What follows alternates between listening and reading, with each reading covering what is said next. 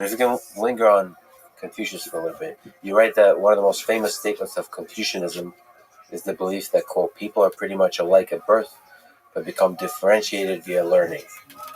So this sets the tradition that China places a high value on education and on meritocracy. Can you speak to this Confucius's idea of education, and how much does it permeate to the China of today? Sure. So there's an optimism to this. There's an optimism in the sense of a ability that people can be good. And when exposed to exemplary figures from the past, they'll want to be like those exemplary figures. So it's a form of education through kind of emulation of models and study of past figures and past texts that were exemplary. And it did have this idea, relatively positive view of human nature and the sort of changeability of humans through education. And I think that shows through in all kinds of things, even the fact that while there were lots of killings by the Chinese Communist Party and other groups, there was often an idea that that people could be remolded potentially. And China was one of the few places where they didn't kill the last emperor. The last emperor, the idea was that he could anybody could be kind of turned into a citizen of this or a subject of this, a good member of this polity through the kind of education. Often it was a very kind of forceful form of education. But I think that's a carryover from the Confucian times. And over time, this Confucian idea led to the creation of one of the early great civil service exams, an idea that bureaucracy should be run not by people who were born into the right families, but ones who had shown their ability to master these really intensive kind of exams. And the exams were things that could make or break your career, a bit like at some points in the American past, passing a bar exam, a really intensive thing, could set you on the road to a good career. In China, you had the civil service exam tradition. So I think this kind of emphasis on education and on valuing of scholarly pursuits, but then Chinese leaders throughout history, including up to Mao and Xi Jinping, have also found scholars to be tremendously difficult to control.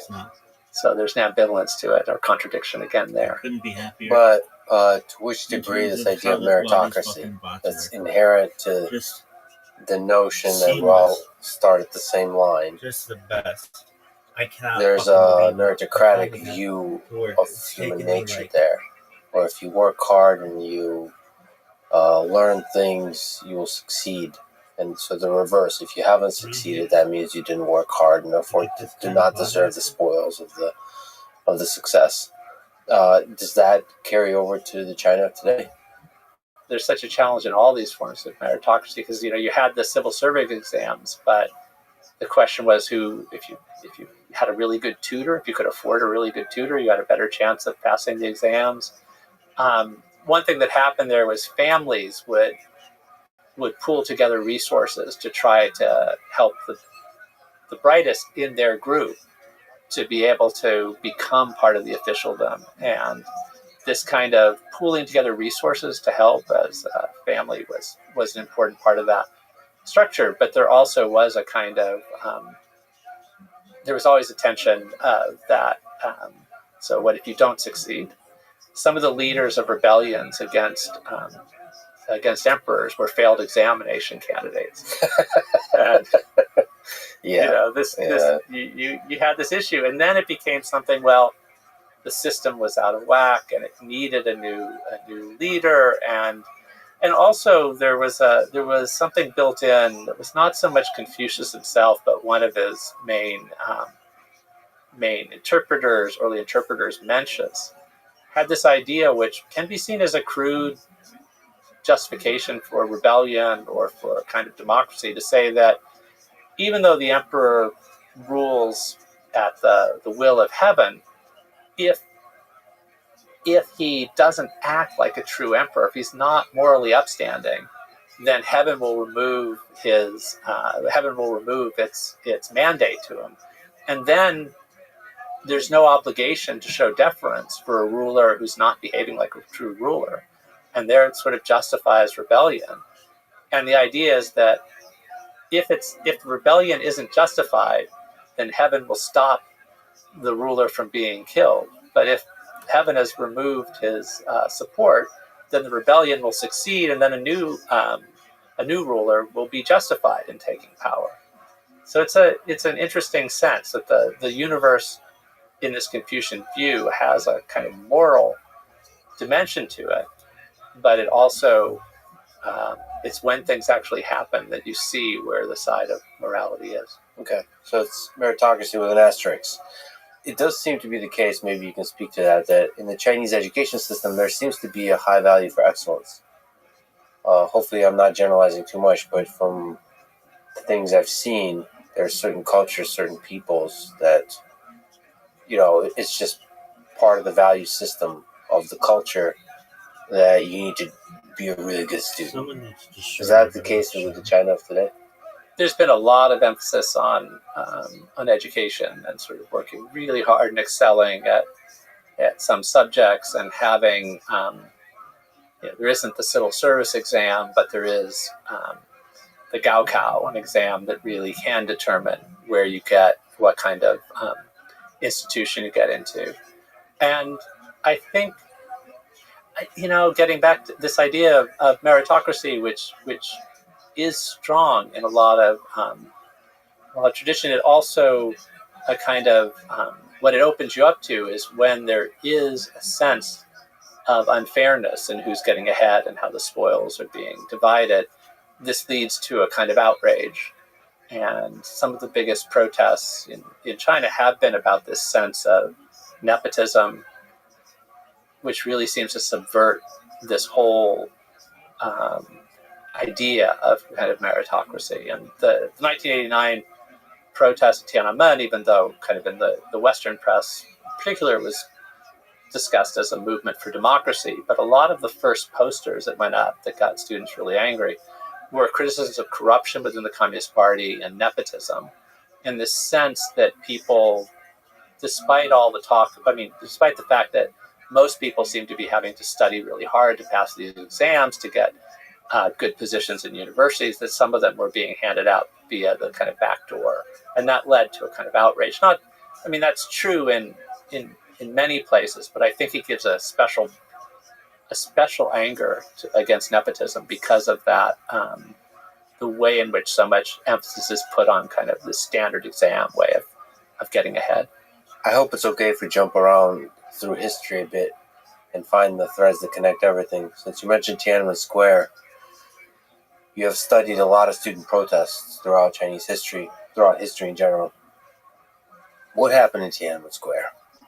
So in 1989, this massive movement took place. The story of it's largely suppressed within China and largely misunderstood in other places, in part because it happened around the same time that communism was unraveling and ending in the former Soviet bloc. So I think it's often conflated with what was going on there. And so I think one of the key things to know about the protests in 1989 was that they were an effort to get the Communist Party in China to do a better job of living up to its own stated ideals, and to try to support the trend within the party toward a kind of liberalizing and opening up form that had taken shape after Mao's death. And in a sense, the student generation of 89, and I was there in 86 when there were some sort of warm-up protests, there was a kind of frustration with what they felt was a half-assed version of what they were talking about. That the government was saying, the party was saying, we believe in reforming and opening up, we need to liberalize, we need to give people more control of their fate.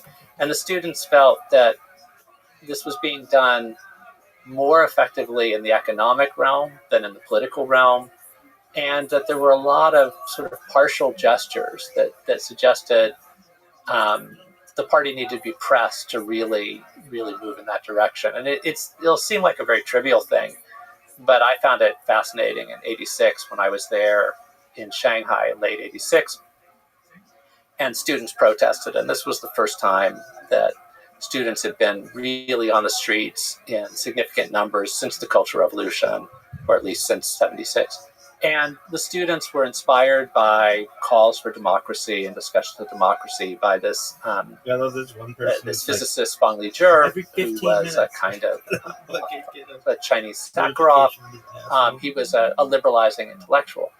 But one of the things that students in Shanghai, where some of the most intense protests of that year took place, were frustrated about was a rock concert, of all things, that Jan and Dean, the American surf rock band, which was kind of like the Beach Boys, only not as big. And they were touring China. It was the first time in Shanghai that there'd been a rock concert. And the students were really excited about this because this fit in with what they thought the Communist Party was moving toward, was letting them be more part of the world.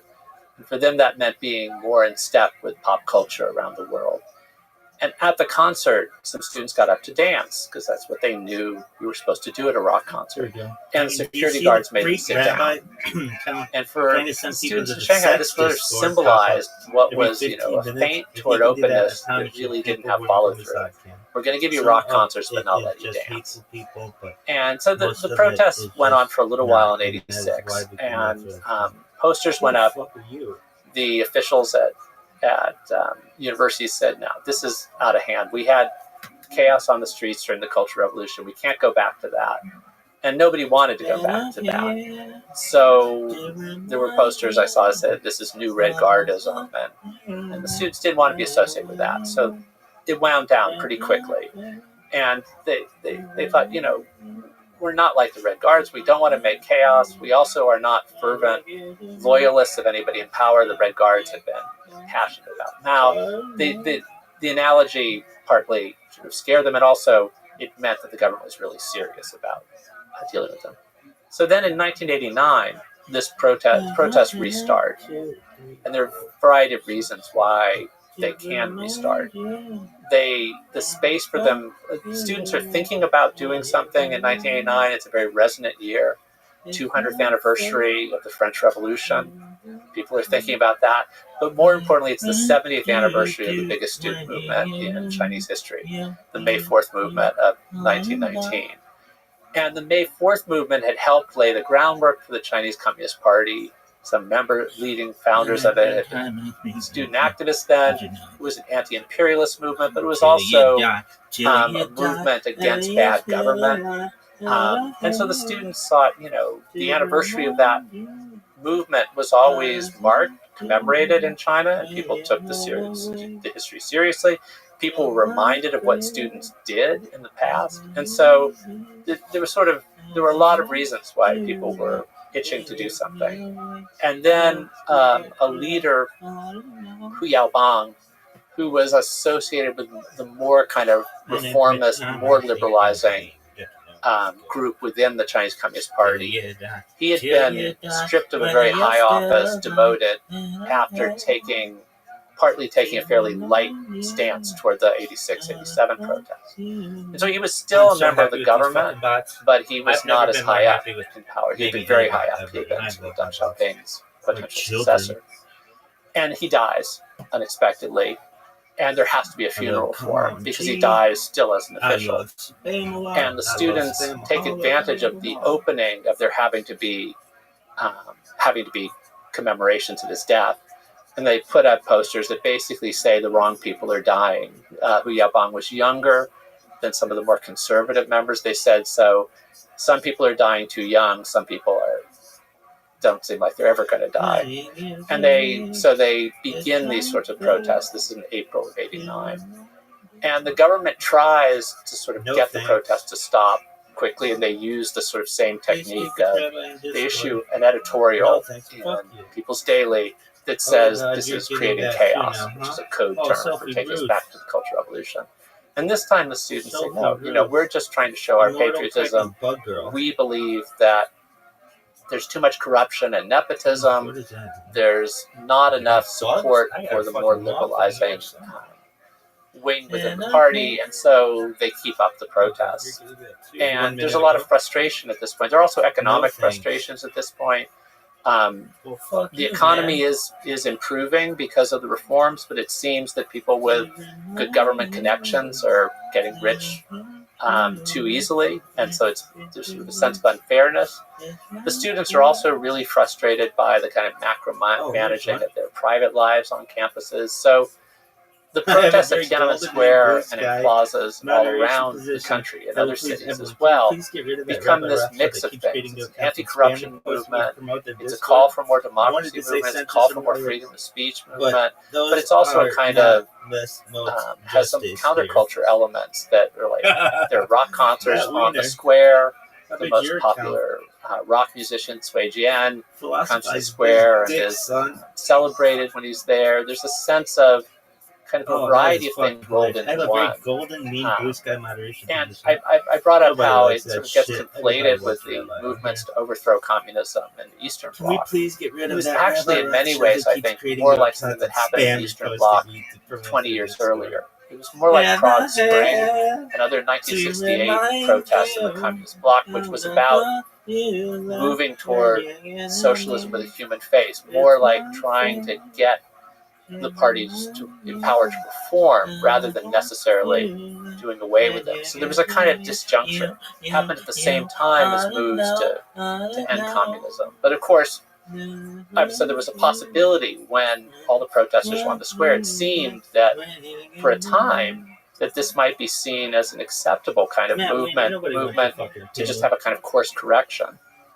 But then there's also an internal struggle within the Communist Party leadership, and clearly the people who are more political conservatives, even if they believe in economic reform, are clearly getting the upper hand, and this is not going to be tolerated. And the students stay on the square when signals are given to try to get them out. Students from around the country are pouring into Beijing to join this movement. They don't want to end the movement when they've just arrived, so it's actually one thing that keeps it going is new participants are coming from the provinces, and even if some moderates want to leave the square, people want to stay, and then workers start joining in the movement as well and form an independent labor union.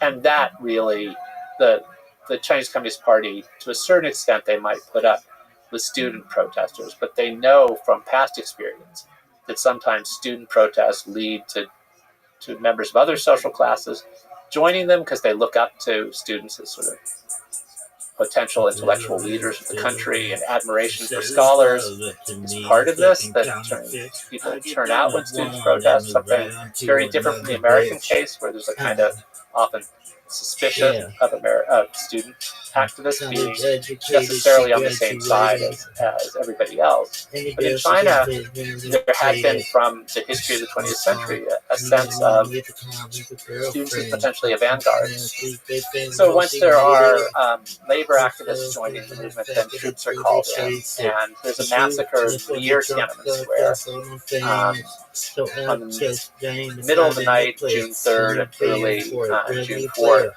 And the army just moves in and begins behaving very much like an army of occupation, which is something the People's Liberation Army is supposed to be the one that saves China from foreign aggression, and they're acting like an invading force. So this is where famously the tanks roll in. The tanks roll in, and I think also we have that famous image of the man standing in front of the tank, that's a banned image within China, and I really think the reason why it's so considered so toxic by the regime is because it just shows the People's Liberation Army looking like an invading force, not like a stabilizing force. Can we talk about that?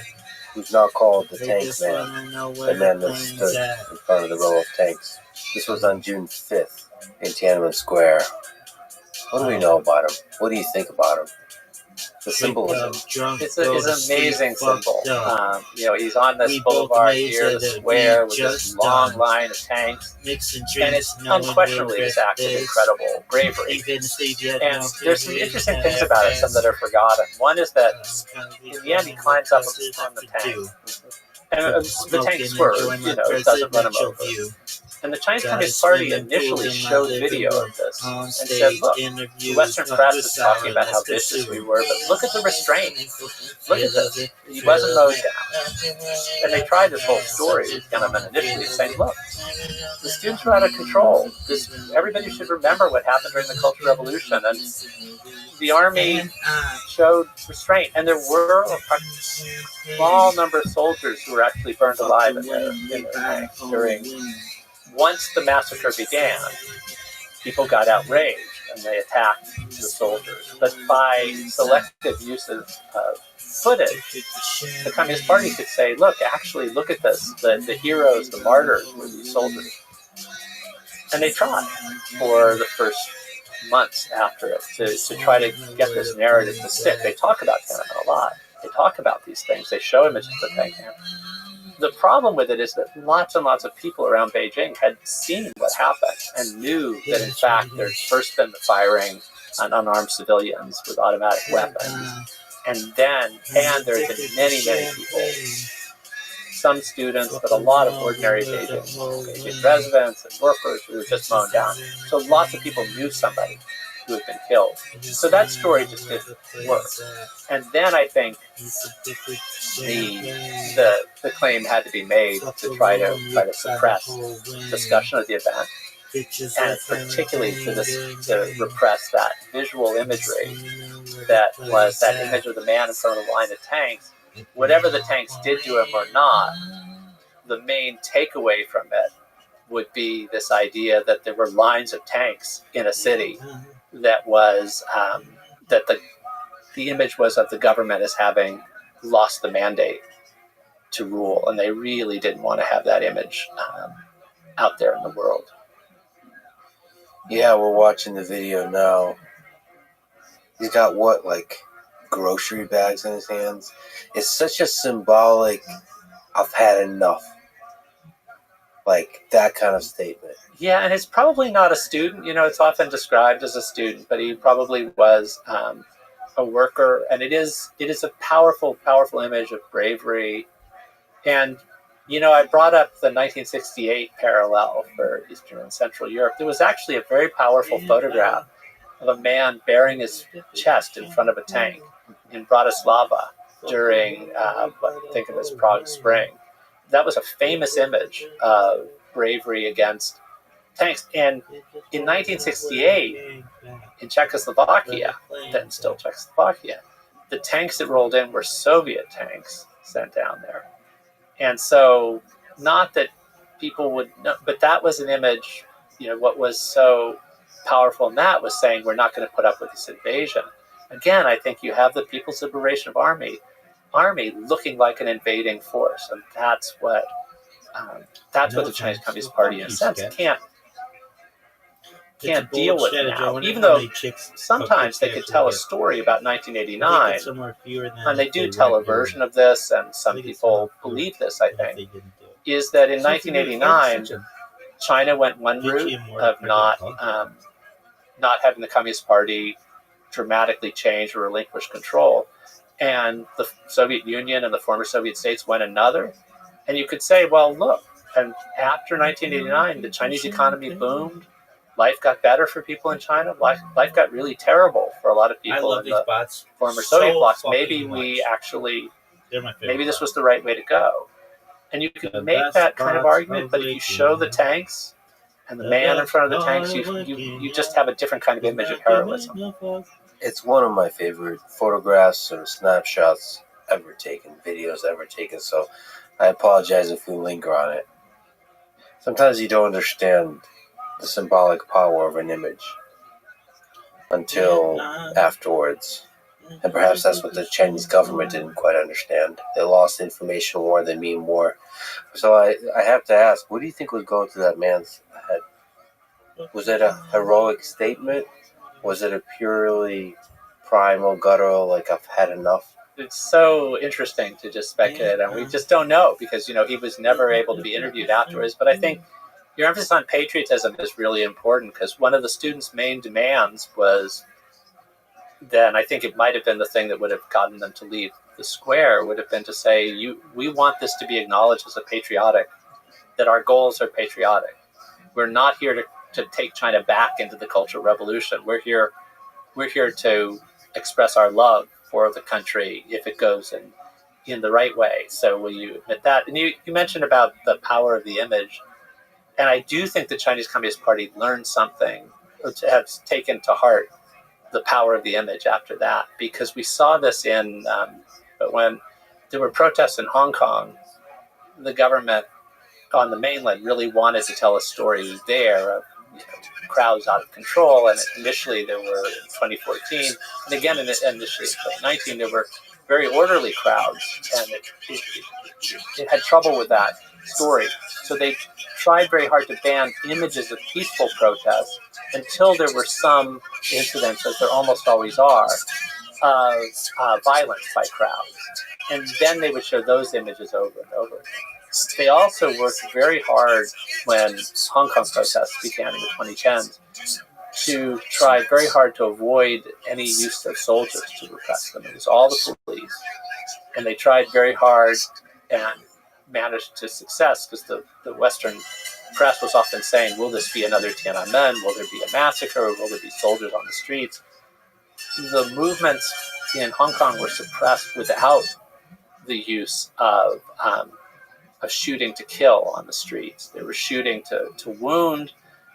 There was beanbag shot. There were rubber bullets. There was enormous amounts of tear gas. There's even tear gas let fly inside subway stations in 2019. And all these things are really brutalizing, but they don't make the kind of images that sear in the mind the way something like the Tiananmen tank man image, or the image of a Vietnamese woman being burned by napalm, young woman that became another of the iconic images during Vietnam War. Those images really can have an extraordinary power. And I think the Chinese Communist Party is now aware of that. There are no really gripping, there are very few photographs allowed of the Xinjiang extra-legal detention camps. There are very little there is an awareness of how much power a photograph of a certain type can have. So nobody knows what happened to the tank man. No. What do you think happened to the tank man? I assume he was killed. Killed. I assume he was just disappeared.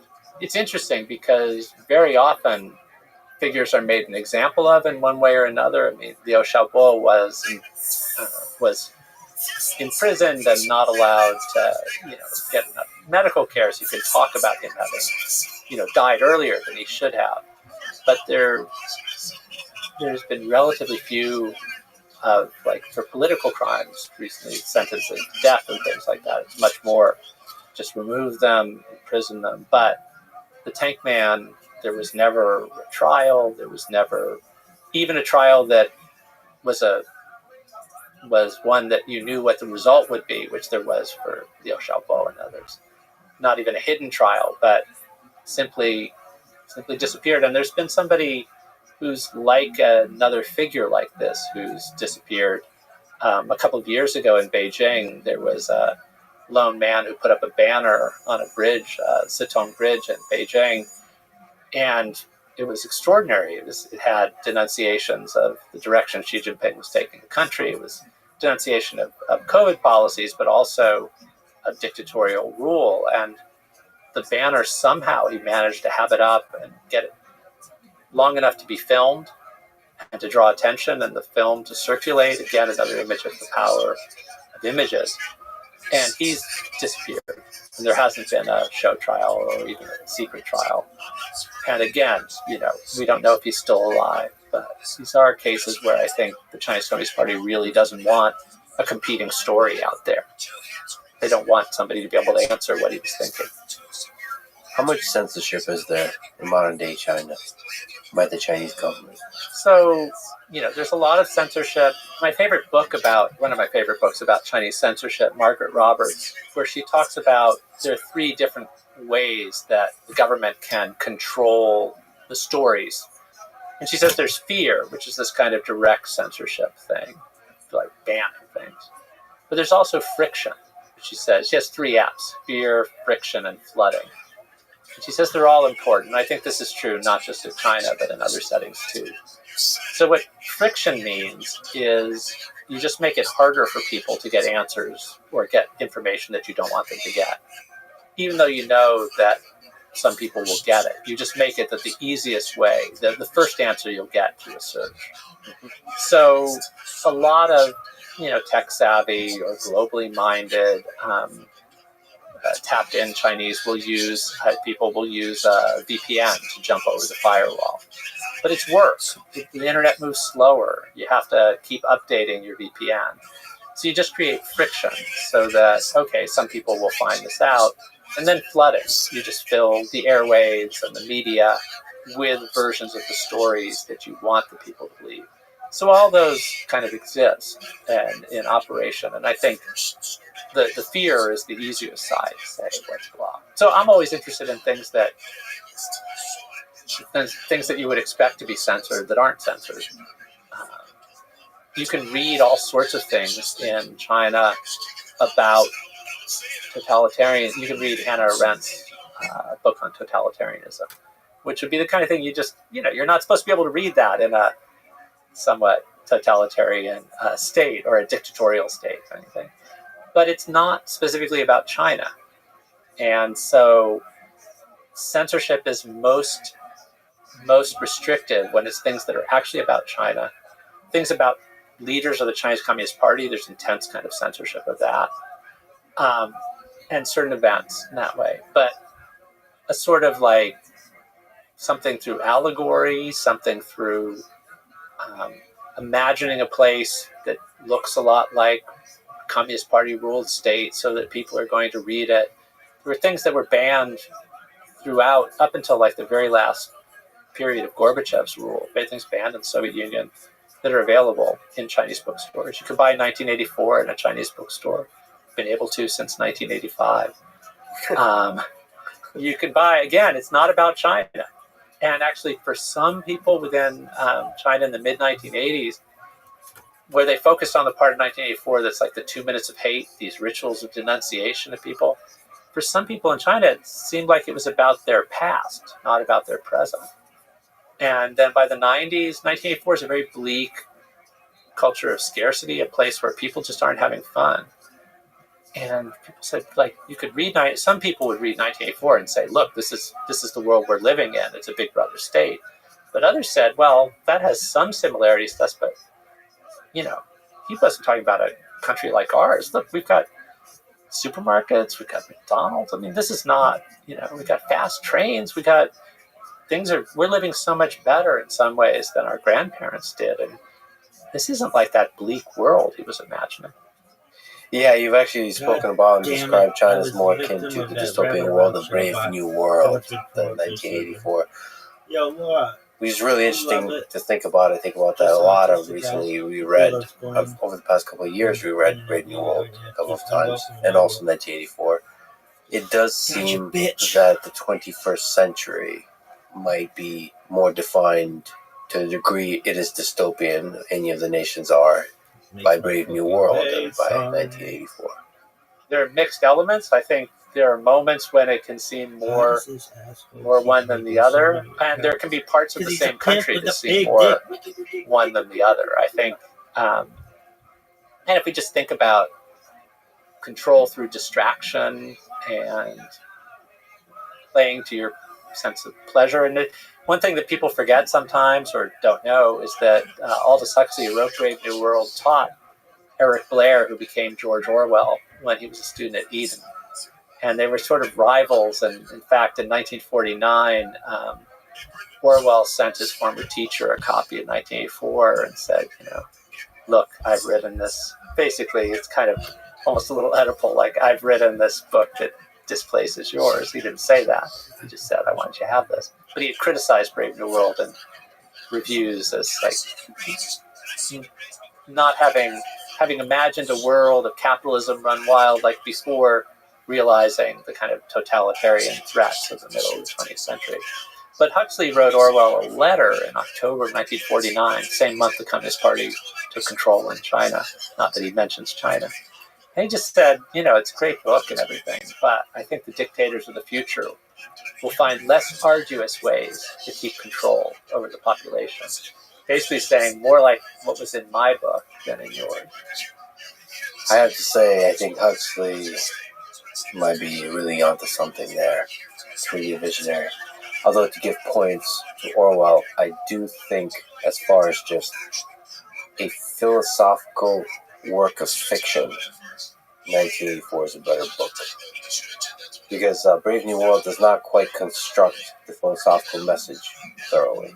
Because 1984 contains many very clearly, very poetically defined elements of a totalitarian regime. Oh, and the dissection of language is just so amazing. No, I think you've got a point there, and I went back and reread Brave New World, and it's fascinating, but it's very messy. Yeah, I think there's a clarity to Orwell's 1984. There's a clarity to Margaret Atwood's The Handmaid's Tale. Similarly, the construction of the elements, and she was a big fan of both 1984 and Brave New World. So there's a way they go forward.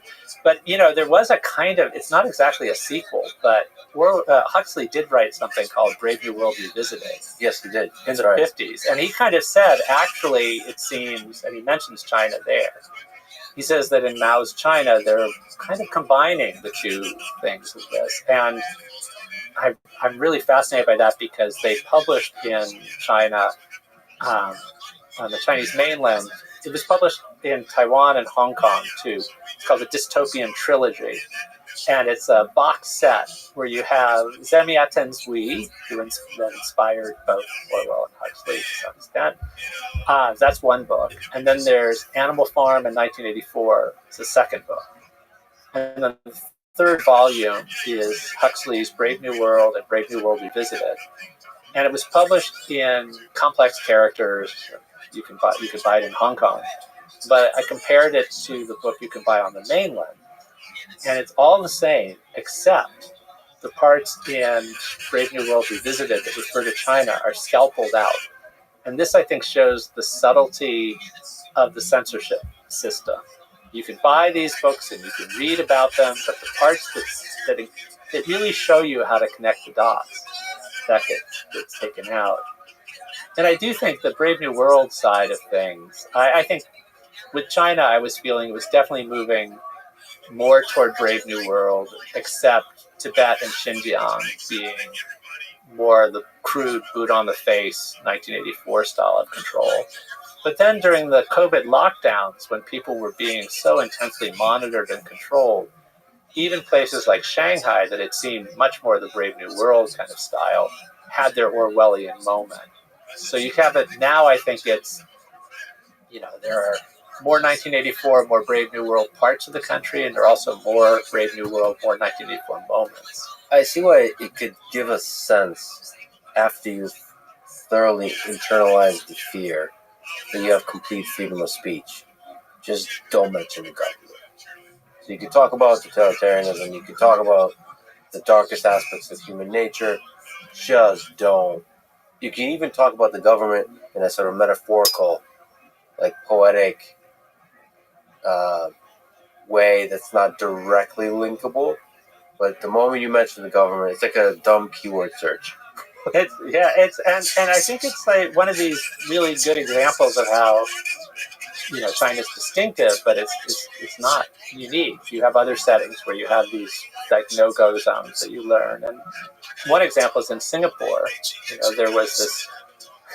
So National University of Singapore has a world-class history department, but no Singapore historian in it. Nobody who focuses on the history of Singapore, because it's incredibly wide-ranging what you can do, analyze. But when you're actually talking about the family that's been most powerful in Singapore, then it gets to be touchy.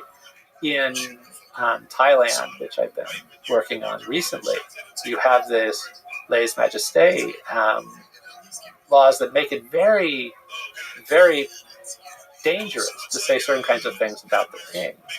And so you, in all of these settings, you have to figure out ways to work around. And there's a way in which you can, say, at the Foreign Correspondence Clubs in different parts of Asia, you can have an event that's about the country won over, that you can say basically anything you want, but when it gets to the things in the place where you are,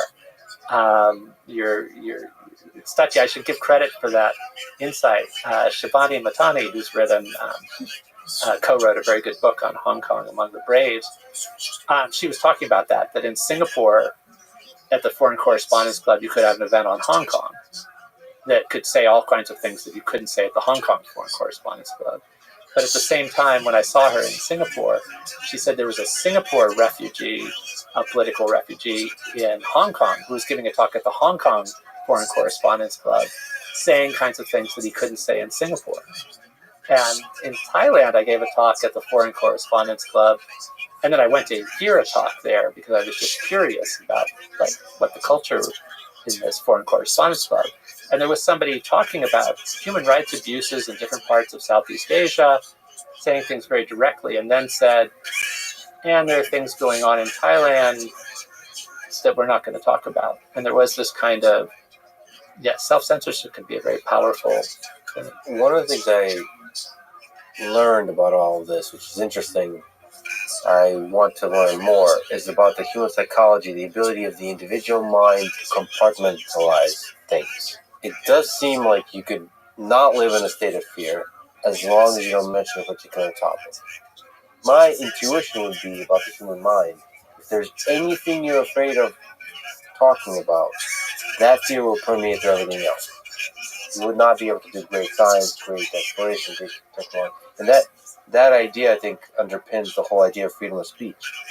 Why you don't want, in the United States, you don't want to censor any, even dangerous speech, because that will permeate everything else. You won't be able to have great scientists, you won't be able to have great journalists, you won't be able to have, I don't know. And I'm obviously biased towards America, and I think you do need to have that full-on freedom of speech. But this is an interesting case study. And that's actually something that you speak about, that Mao, if he were alive today and visited China, would be quite surprised. You give the Nanjing bookstore as an example. Can you just speak to this? If Mao visited China, let's go with that thought experiment. What would he recognize? What would he be surprised by?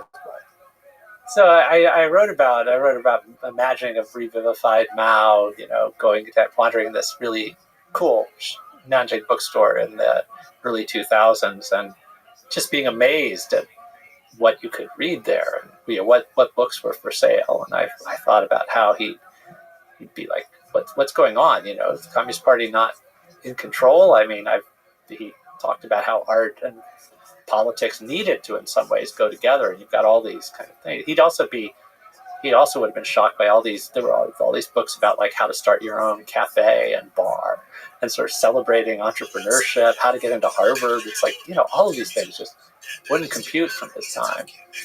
Although I said he would actually maybe make him nostalgia for the time of his youth in the 1910s. He was a participant in the May 4th movement, which was a time of reading all over the world, looking for the best ideas circulating. So you might say, well, the teenage me would have really, really loved this. So some of the coolest bookstores, the things that I just was amazed could exist in the early 2000s. So you can still read, you can still buy copies of 1984, and you can still get some of these other things. But that was a time when more and more of those things were being translated fresh. I'm not sure you get permission to translate some of those things now. There's more of a sense of caution. And when some of those bookstores would also then hold events that would talk about the kinds of ideas that then take them to the next level and talk about the applicability to the situation in China, some of those bookstores have closed or have had to become kind of really shadows of what they were. And one of the best ones, not the one I wrote about in Nanjing, but a similar one, a Shanghai one, which was literally an underground bookstore. It was in a metro station. And it had really freewheeling discussions of liberal ideas in the early 2000s and early 2010s. But then it just got less and less space to operate under Xi Jinping when things started narrowing. And it then had to close in Shanghai. And it's just been reopened in DC as JF Books. And it's becoming this really interesting cultural hub. And I'm really delighted. It's where I'm going to hold the launch for my next book when it comes out in June, this book on the Milk Tea Alliance, about struggles for change across East and Southeast Asia, including in places that are worried about the kind of rising influence of Beijing. And it seems just perfect to be holding it in the kind of place that can't exist in Shanghai. So places like that, they stopped being able to exist on the mainland, then they could still exist in Hong Kong. That close up, it just didn't feel like it could continue operating and tightening control there. And it's reopened in upstate New York. So you have this phenomenon of bookstores. There's also a few bookstores called the Nowhere Bookstores that opened in Chiang Mai and Taipei and The Hague. And I heard one is going to open is open in Japan too. My sometime collaborator, Amy Hawkins, who covers China for The Guardian, wrote a great piece late last year about this overseas bookstore phenomenon, sort of carrying on the conversations that people thought they might be able to have in China and then couldn't, and imagine someday being able to hold in China, but maybe soon. So first of all, boy, do I love America. And second of all, it makes me really sad because there's a very large number of incredible people in China, incredible minds. And maybe I'm romantic about this, but books is a catalyst for their minds to flourish. And without that... So I guess maybe this is a good time to mention something that I do think about, and sometimes people will think because of censorship and that, there's an idea of sort of brainwashing within China population control. And I periodically will get students from the mainland, and I have a lot of students from the mainland in my classes. I teach Chinese history, and I feel like, okay, now I'm contradicting the version of the past that's been drumbeat into them. But I'll still get students who are incredible free thinkers who have come through that system, and it just doesn't hold, or there are limits to it. And this is kind of, some of them are people who just got curious by something, and it is a porous system. Even, it's more porous than in North Korea, things like that. So there are, even if there's that like fear, friction, and flooding, which, Roberts talks about, that ends up keeping lots of people on the same page as the government, there's still people who take the time to go over the firewall or get intrigued, or they see an image sent by a friend of theirs on social media, will share them something on WeChat that it doesn't get picked up by the censors, but they look at it carefully and they say, oh, well, wait a minute, that contradicts what the government's official line is. So there's still ways in which that, creativity and freedom of thinking persists. That's really beautiful to hear. Fundamentally, the human spirit is curious and wants to understand. And it's some, especially the young people, as we mentioned, are suspicious of authority in the best kind of way, and so they're always asking kinds of questions. But we always have the young person inside us, always asking, that maybe I'm being lied to in all these kinds of ways. But still, it's sad because there is, if you're not deliberately doing that, if there's not a spark of possibility that comes before you as just a regular citizen of China, you might never really ask, maybe there's a whole different perspective on world history. To be fair, I think the United States is often guilty of this very United States-centric view of history. It's similar with Europe. Europe is a very Europe-centric history. I often enjoy talking to people from different backgrounds, from different parts of the world, talking to them about World War II. Because it's clear that the emphasis, you've read certain chapters of the story a lot of times and not the other chapters of the story. The Western Front in Europe and the Eastern Front in Europe, and then Japan and China's role in World War II and the history around that before and after World War II of China is not often talked about in the United States. And I'm sure, if I can venture a guess, that the opposite is true in China. I certainly know the opposite was true in the Soviet Union and even in Europe that directly experienced France, Great Britain, Germany, Italy. They all have very different ways of speaking and thinking and reading about World War II. And the same goes across all of history and all of culture. So, yes, it's always good to sort of question the mainstream narrative in your country and looking outside. It's just harder to do in China based on all the reasons you mentioned. And if I can, I just want to give a shout out. Thank you. I'll look at her work, Margaret Roberts, the fear, the friction, the flooding. Her ideas, I can already tell there's a lot of brilliance here. Fear, this is the most traditional form involving overt threats and punishments for accessing and sharing sensitive information. However, Roberts finds that fear-based censorship is used selectively, mainly targeting high-profile individuals such as journalists or activists. For the average citizen, the risk of punishment is relatively low, and fear alone is not the main deterrent. She goes on to describe the friction and the flooding. The friction is a tax on information access. And flooding is less visible than fear or friction, but is a powerful tool for shaping the information environment. Flooding one scares me more and more. Flooding one is the brave new world.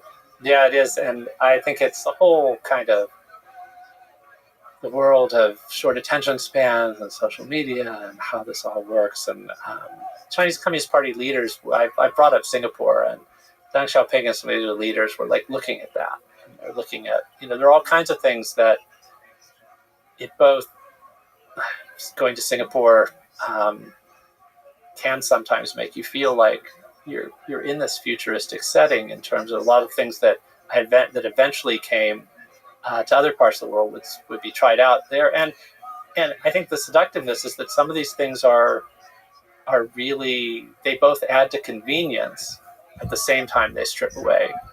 They're collecting information about you, which can be also something that can make your life easier at the same time it's stripping you away of, we talked about the siloing of information and targeting of ads and targeting of news. And so two things come to mind to mention. One is Christina Larson, a very bright journalist, a friend of mine, now working on other things, but was working in China, and she wrote about this in MIT Technology Review. She said you need to think about China as having the best as well as the worst internet experience in the world. And, you think about it you think of the worst is easy, the Great Firewall, you try to search for what happened. You search for the tank man, you won't get it. You search for information about Dalai Lama, and you get all these lies about him. Search for things about Xinjiang, and it makes it seem like it's a place where people are happy rather than massive extra-legal detention camps and where your life can be ruined by things you have no control over. But she said, on other ways, when it comes to consumer playing to your pleasures and things, it was really advanced. A lot of things that then come marketplace are tried out there and in massive numbers. And I remember around the time that I had read that, I was in Shanghai and somebody was explaining it to me. They were talking about going out to eat. I said, oh, we've got such and such. And I said, oh, that's like Yelp. I said, well, yeah, but Yelp just tells you the overall rating for a restaurant over time. We've got one that can tell you which part of the restaurant you want to sit in because there's a waiter that's in a really bad mood, and people have posted enough information to do this. Or, what the best dish there is in the last week. forget about these sort of slow and you had a lot of things, that were like, okay, you smart city and controlled, you can learn things about ease of movement. And Singapore had some of these things tested too. You had way before you go into an underground parking lot now in the U.S. and you find out whether there are any empty spaces on a floor. That was something that was years before in Singapore, and you used money less often there because you had a kind of transponder that would automatically pay for your parking and things, and it was something that can be very seductive. So the other line besides best and worst internet I always like is William Gibson, who wrote one of the other important dystopian novels of the present, Neuromancer. He wrote a rare, nonfiction piece about Singapore where he referred to it as Disneyland with the death penalty. And, there are times when I shouldn't laugh there. but it's a powerful, Yeah. he's not welcomed in Singapore, let's just say. But he talked about how when he wanted to he went to Japan a lot in the 1980s, at a time when Japan was a place where you sort of got a sense of what the future might hold. So the dark side of this is the surveillance state at its worst, which we see in Xinjiang and places. And there, again, it may seem like I'm just obsessed with science fiction, and there it really is Minority Report. It's this kind of like, you do certain kinds of behaviors, and we're seeing this other places too. We're seeing versions of it in the U.S. as well, where it's like, oh, we can tell from a pattern that you're the kind of person who might do X. And so in Xinjiang, when they were starting to round people up, there's this great book by a Uyghur poet. He talks about how people were just starting to disappear off the streets, and they were being accused of being radicalized and being potential terrorists. And the cues could be something like somebody giving up smoking or not drinking alcohol, because that was seen as something that sometimes went along becoming more devoted to Islam and more devoted to something, a particular version of it. So he talked about how a group of the poets, when they would writers, would they get together, they would, whether or not any of them drank, they would make sure there was a bottle of alcohol on their table, because it was simply a way of trying to stay ahead of this system of looking for these kind of clues. So you really have this dark side of Xinjiang is this example, and Tibet also, with incredible tight control. And there's more of that kind of push on personal life in other parts of China as well.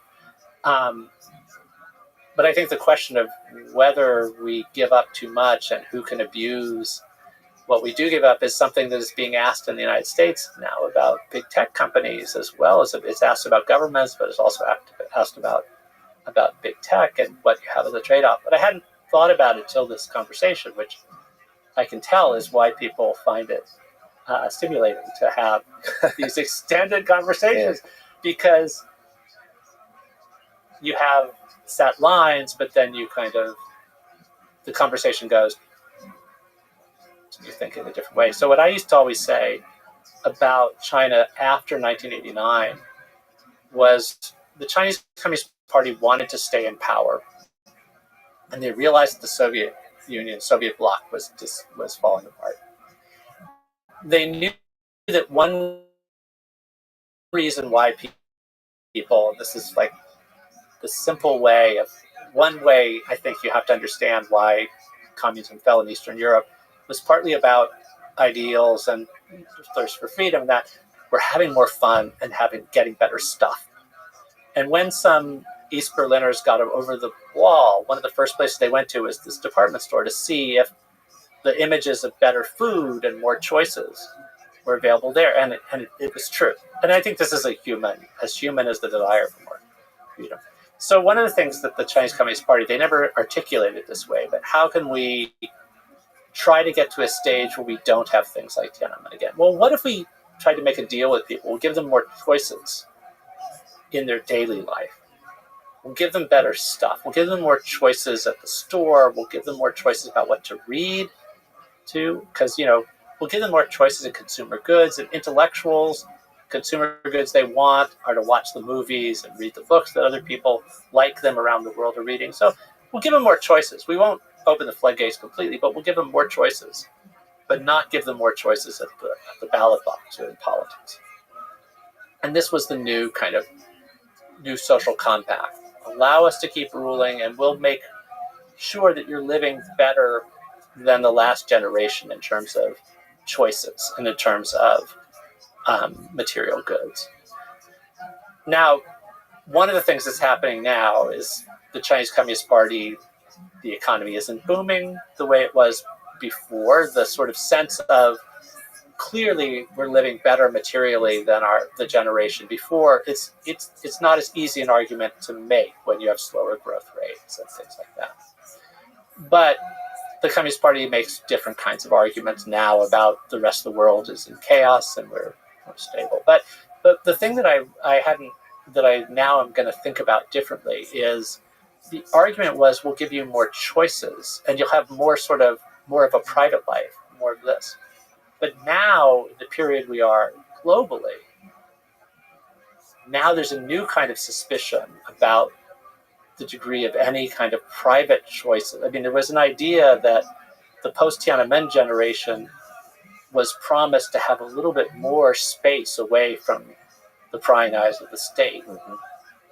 And now, globally, we worry about the prying eyes of whether it's the state or whether it's tech companies. It's a different moment. What does it mean to say you have more choices? It's almost like you have two knobs. One is 1984 and one is Brave New World. At first they turned up the Brave New World, more choices.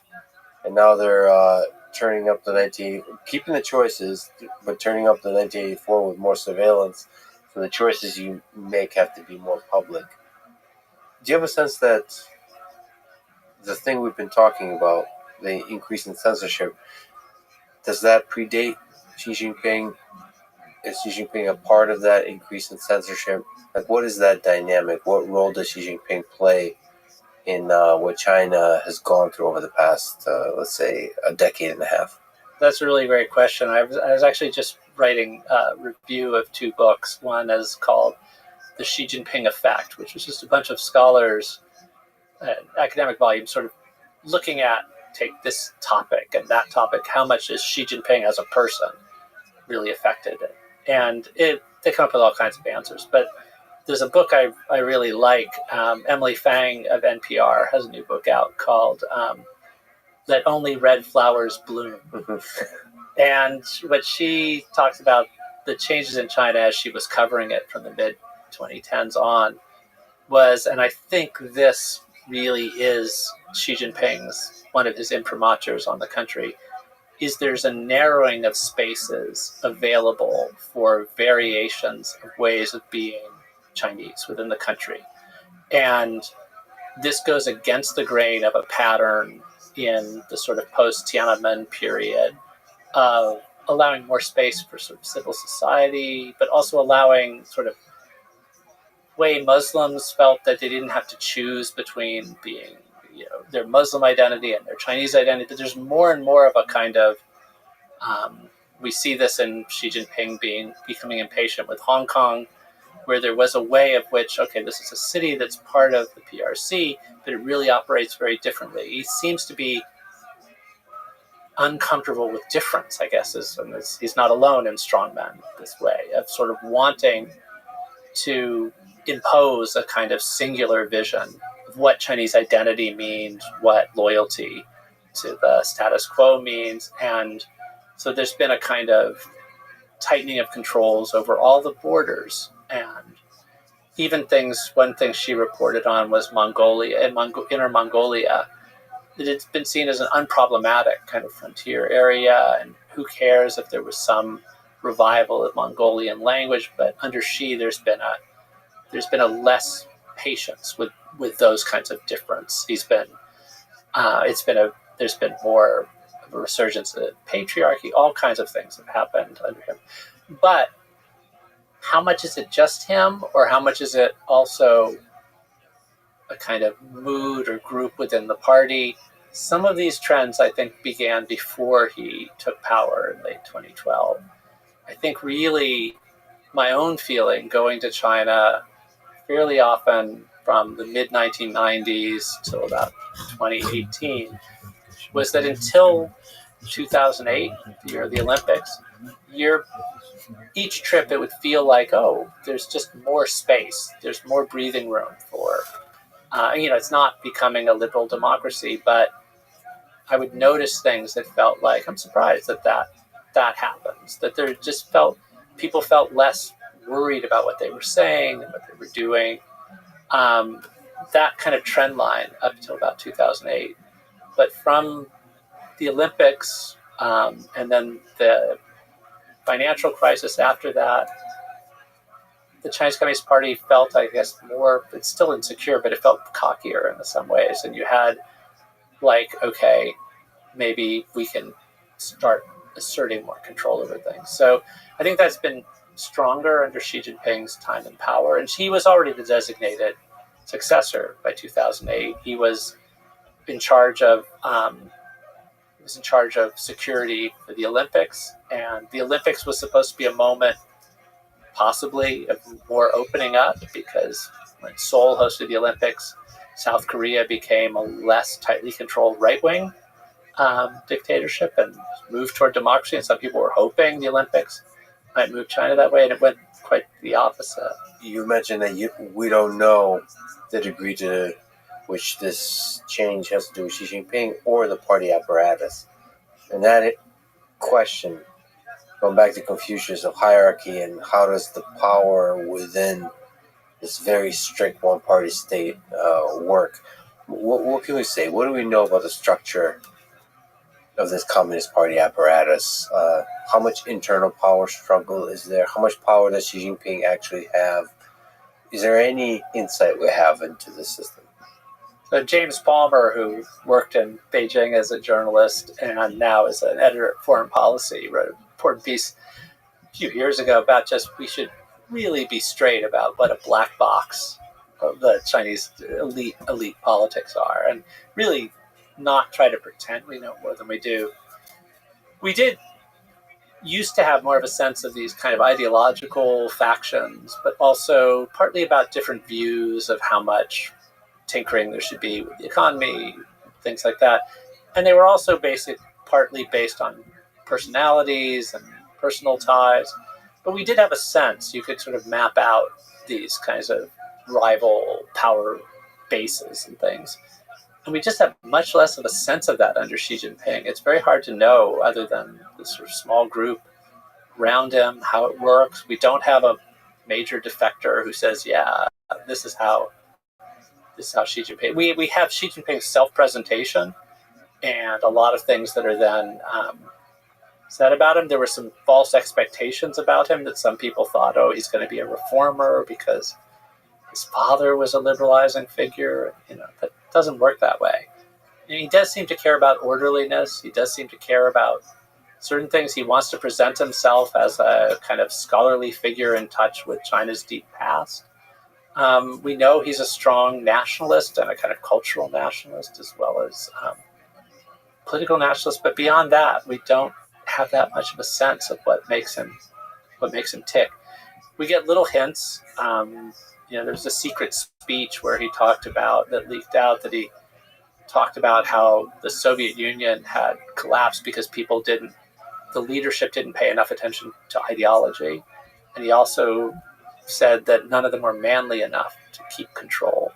So I imagine if he and Putin ever have a kind of heart-to-heart conversation, it's one thing they'd find to agree on is this sort of distaste for Gorbachev. This feeling that Gorbachev was the wrong way to do things. Not manly enough? Yeah, not strong enough about, really keeping control. And, for Putin, it would be that it led to the Soviet Union, to the loss of an empire. But for Xi Jinping, there is a bit of being haunted by what happened in the Soviet Union. And I'm not going to be the leader who sees the diminishment of this landmass that was, in a sense, rebuilt over time for Mao and Deng Xiaoping. You have the story, a very powerful story about the Chinese past that the Chinese Communist Party makes a lot out of. but that Chiang Kai-shek, the Nationalist Party, who was Mao's great rival, also made a lot out of, and that has a partial basis in fact, was that from the middle of the 19th century to the middle of the 20th century, China, which had been a strong force in the world, got bullied and nibbled away at by foreign powers. And it's important to realize there are elements of that story that are very true. And the answer they had is that under my watch, that's not going to happen. And the reason why my party deserves to rule is because it can reassert China's place in the world. And both the Nationalist Party and the Communist Party predicated themselves on this kind of nationalistic story of being in a position to prevent that from happening again. This is a bit of a tricky question, but is it safe for journalists, for folks who write excellent books about the topic, to travel to China? I think there are all kinds of different things about safety or not. I think until recently, at least, the people who were most vulnerable were people of Chinese descent, people originally from China who had gone abroad and coming back, or even people who were Chinese Americans who went there. There was a higher sort of expectation that they should be on board. So you had early cases. My friend Melissa Chan was an early person kicked out when she was working for Al Jazeera and reporting on Xinjiang. So that's one kind of person who was vulnerable because of this expectation that they should be somehow more loyal. Another kind of person who was vulnerable, or in this case, more likely to be blocked from China, the Communist Party is particularly concerned about people from outside of China who are amplifying the voices. Kicking ass, taking names, Don. We are 43 minutes away from a brand new Kill Tony. Everybody's pumped for it. You gonna watch? Absolutely. What's good in your neck of the woods, son? No, I'm not really doing anything. I'm just kind of bored, Absolutely. You slanging dick like it's going out of style? No. All right, why not? I don't really like swing my dick around. I don't really date much. Okay, hey, that happens. What else, dog? Not really.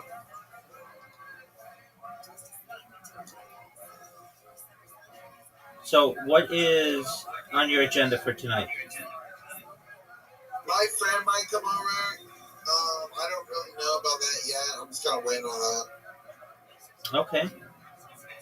What are you guys going to do? We'll sit around and talk, catch up, stuff like that. Very cool. All right. Well, it's exciting over here. What's new on Discord? Not too much. I don't have any drama or anything like that. Especially because I don't think in similar servers, although so it's mutual server we have. I don't have to eat today, but not too much. All right. Well, what has been dramatic recently? Discord or in general? In life, baby. I don't know. I just feel like playing video games and smoking weed and doing my thing. Absolutely. What kind of video games? Mostly Fallout New Vegas and Oblivion and Kingdom Come Deliverance 2 on a lesser note. I don't know if like those bots, but... All right, is that fun? Oblivion Remastered is really fun. Fallout New Vegas is very fun. Dog, you know what happens 365 days from today? What? Grand Theft Auto 6 launches. Oh my god, you're right. That's a really big deal. Yeah, dude, we're doing a countdown. 365 days. Are you excited for it? Not particularly. I know they're going back to Vice City. I'm not really I don't know. I don't really have many thoughts about it. I think it'll be interesting regardless. Dog, I'm just going to put this out there for you and the entire world. I think I was the best Vice City player in the history of mankind. I got 100% completion, which is really difficult to do. Yeah, that's dope. Right. There were some missions that were like, there's this one paramedic mission that was just so difficult to do for 100%, but I got it. Um, I love that game so much. The soundtrack to that game, in my opinion, it's the best soundtrack to any game in global history. It's You mean the radio? The radio is the soundtrack. Well, all of the songs. So like they had Michael Jackson. Yeah, the radio is the radio. Yeah, they playlist. Yeah. They had Michael Jackson's Billie Jean. I remember when that song came on, it was like, how the fuck did they get the rights to Michael Jackson? You know, I don't know. That is a very good question. And not just that, but like arguably his biggest song. It was huge. And then they had like every 80s song ever. You know, like every, but like Miami Vice kind of vibe. I knew the map like the back of my hand. I even back in the day, like people. Okay, so it was on PlayStation 2, and the PlayStation 2 is about yay big, and then they made this television. I don't even want to call it a television, but like an LCD monitor that you could buy. It was more than the PlayStation. You put it on top, and it would flip open. It was almost like a laptop, and you could play on that. And I used to like take it and travel with it. I would play that game so much. I love that game. It might be my favorite game of all time, even though it's not like the biggest one. The soundtrack alone was, I could listen to that soundtrack. It was just unbelievable. It was like, just, it had everything on it. So I loved it. So I'm excited for Vice City. I've seen some, I'm in like the subreddits. I've seen some hints at what they're going to do. It can go one of two ways. I mean, obviously, it could be an island map, or it could be a peninsula map. But there's an issue that occurs with a peninsula map, which is this: how do you stop somebody from continuing going on land? Like, imagine. Well, they have invisible walls. Exactly, or some kind of fog. So there's a way to do that. I don't think they're. I think they're more creative than just having somebody hit an invisible wall. They also could have you.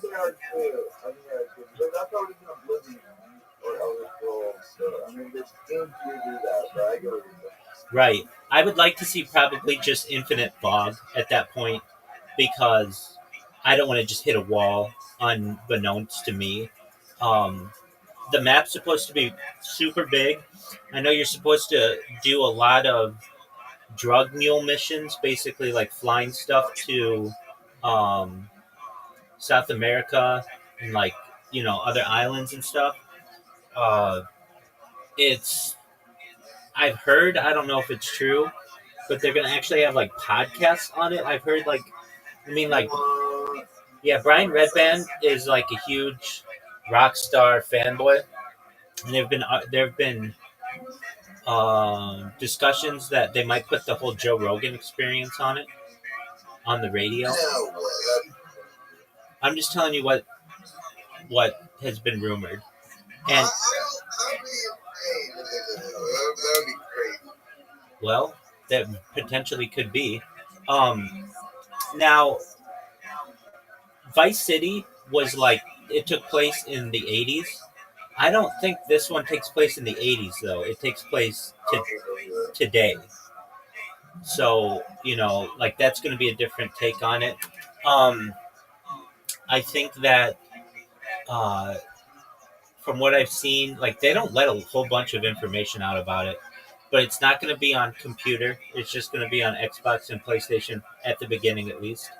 And, like, I mean, I literally buy consoles when Grand Theft Auto comes out. I don't buy them any other time because they're just not that interesting to me. But when they have a Grand Theft Auto that comes out, it's big time. I remember when Grand Theft Auto San Andreas they did Liberty City, which was like not really emphasized that much. I mean, it was cool.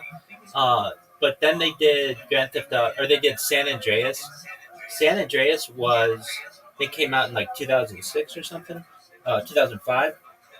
That was a big game and very cool. Then they did Liberty City, which was fine. Then they did Grand Theft Auto 5, which has just been a phenomenon.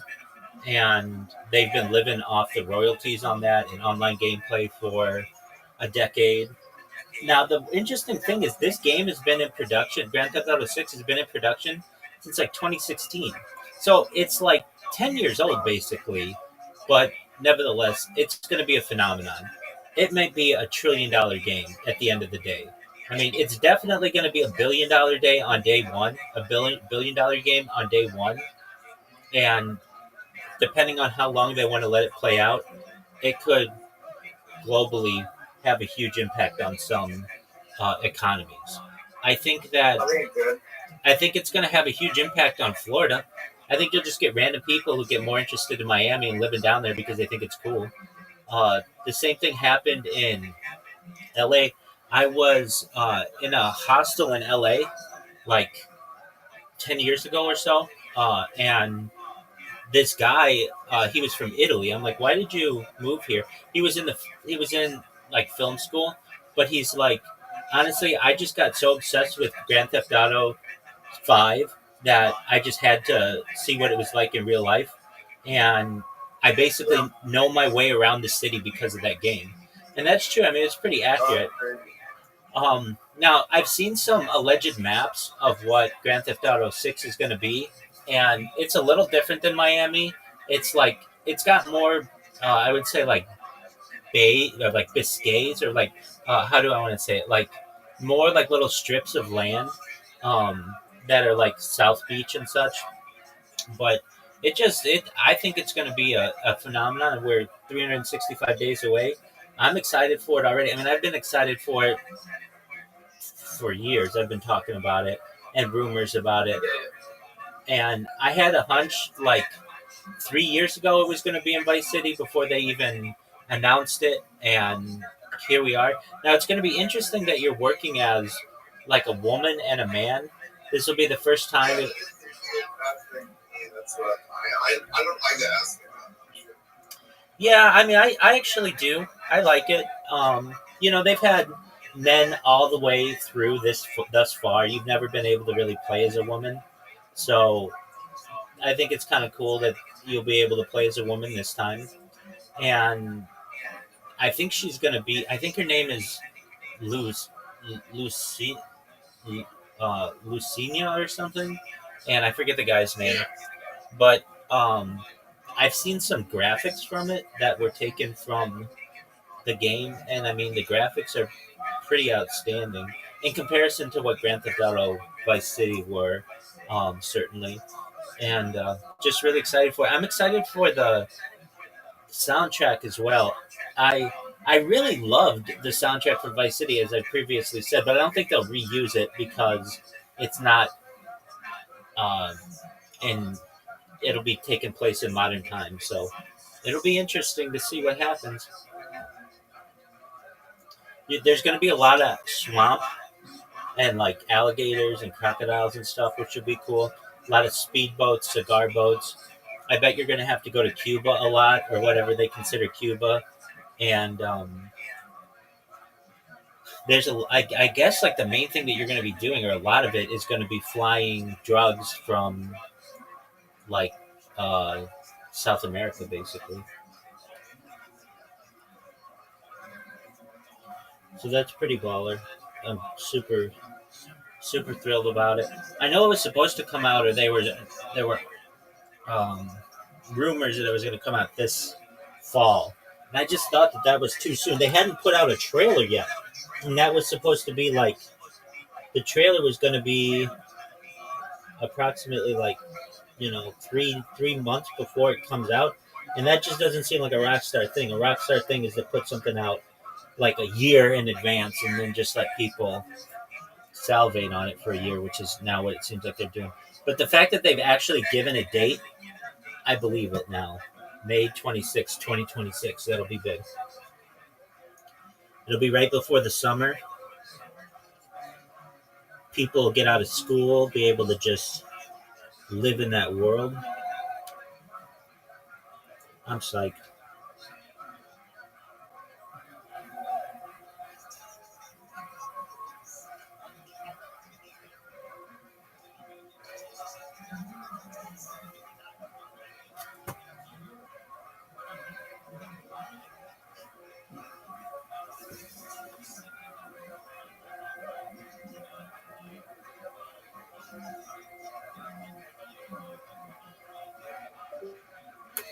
All right, Wink, that was fun. Of people within China or exiles from China who the government would like to silence. So the Dalai Lama, you had scholars who worked on Tibet and had connections to the Dalai Lama, were early people to have trouble going to the PRC. Then scholars who worked on Xinjiang and were connected to Uyghurs. But there also were people who were sort of personally connected to dissidents or exiles who would amplify their voices or translate their work, would promote them. That then it wasn't about necessarily danger if you got in China, but you were more likely to be denied a visa if you were the kind of person who was doing that. So I wrote critical op-eds about the Chinese Communist Party. I published them in some high-profile places. I've written a lot about Tiananmen, read about human rights issues, all that, and I kept getting visas to go to China. I testified to a Congressional Executive Joint Committee on China about the Tiananmen protests on the 25th anniversary of it, and some people said, oh, that's the kind of thing that would lead to you not getting a visa. I got a visa right after that. Now I think it might be different. Now some of these expectations have been changed. There have been people who've been very surprisingly gotten in trouble. These two Canadians who were clearly, it was a kind of tit for tat, partly because of tech maven's relative being held in Canada, so it was kind of there. It was also not picking a fight with Americans, but there were certain kinds of things that you could map out what was the riskiest thing to do. And so I went in the 2010s, having written, forcefully about Tiananmen, and I didn't feel dangerous. I mean, I felt there was an awareness in some cases of what, if I was giving a public talk, there was awareness of what it was. There was sometimes you didn't want to get your host who had brought you to a university in trouble by saying something that would get them in trouble. I think it was often that you were more vulnerable if you were within China or you were connected to China in different ways. For me, it's been confusing these last few years. I wrote one piece about this, about I'm not going to any part of the PRC for the time being. But I always thought that Hong Kong was a place that I'd be free to go, even if things got difficult. I didn't get a visa for the mainland. You didn't need a visa for Hong Kong. But with Hong Kong, with the mainland, I had kept a kind of distance from the dissidents that I was writing about. With Hong Kong, I felt that these rules kind of didn't apply, and I was more connected to them, more friends with some of them. And then with this crackdown that's come on Hong Kong, and there are exiles from Hong Kong who have bounties on their heads. And so now I feel that, it's not necessarily that anything would happen to me if I went to Hong Kong, but I feel I would be very closely watched. And so I wouldn't want to meet with some of my friends there who aren't this high profile. So I don't want to go to a place where I would feel that I was toxic in some way. Right. One, you're walking on eggshells, and two, you can get others in trouble. That kind of dynamic is complicated. So it's fascinating that Hong Kong is now part of that calculus. So I've gotten a chance to speak to a bunch of world leaders. Do you think it's possible that I would be able to do an interview with Xi Jinping? If you do, I would be very pleased, because I could watch that interview and get some insights about Xi, which have been very hard to get. I mean, they're really difficult. There have been very few discussions. He doesn't give press conferences. There's a variety of things, and this is different from some of his predecessors.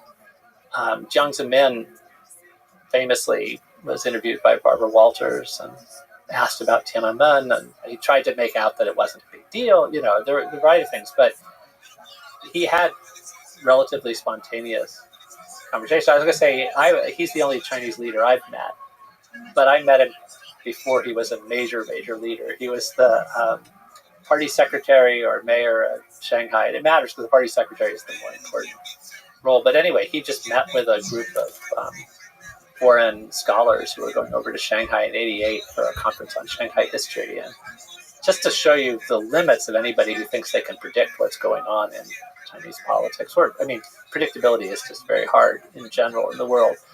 But I think the consensus among us, and these were some of the most knowledgeable foreign scholars on China, this was somebody who really had probably topped out because he was meeting with us. He must not be heading anywhere up. And then after Tiananmen, he becomes the top leader in China. But he had a kind of, you could pick things out from being in a room. He liked to kind of show off his kind of cosmopolitanism.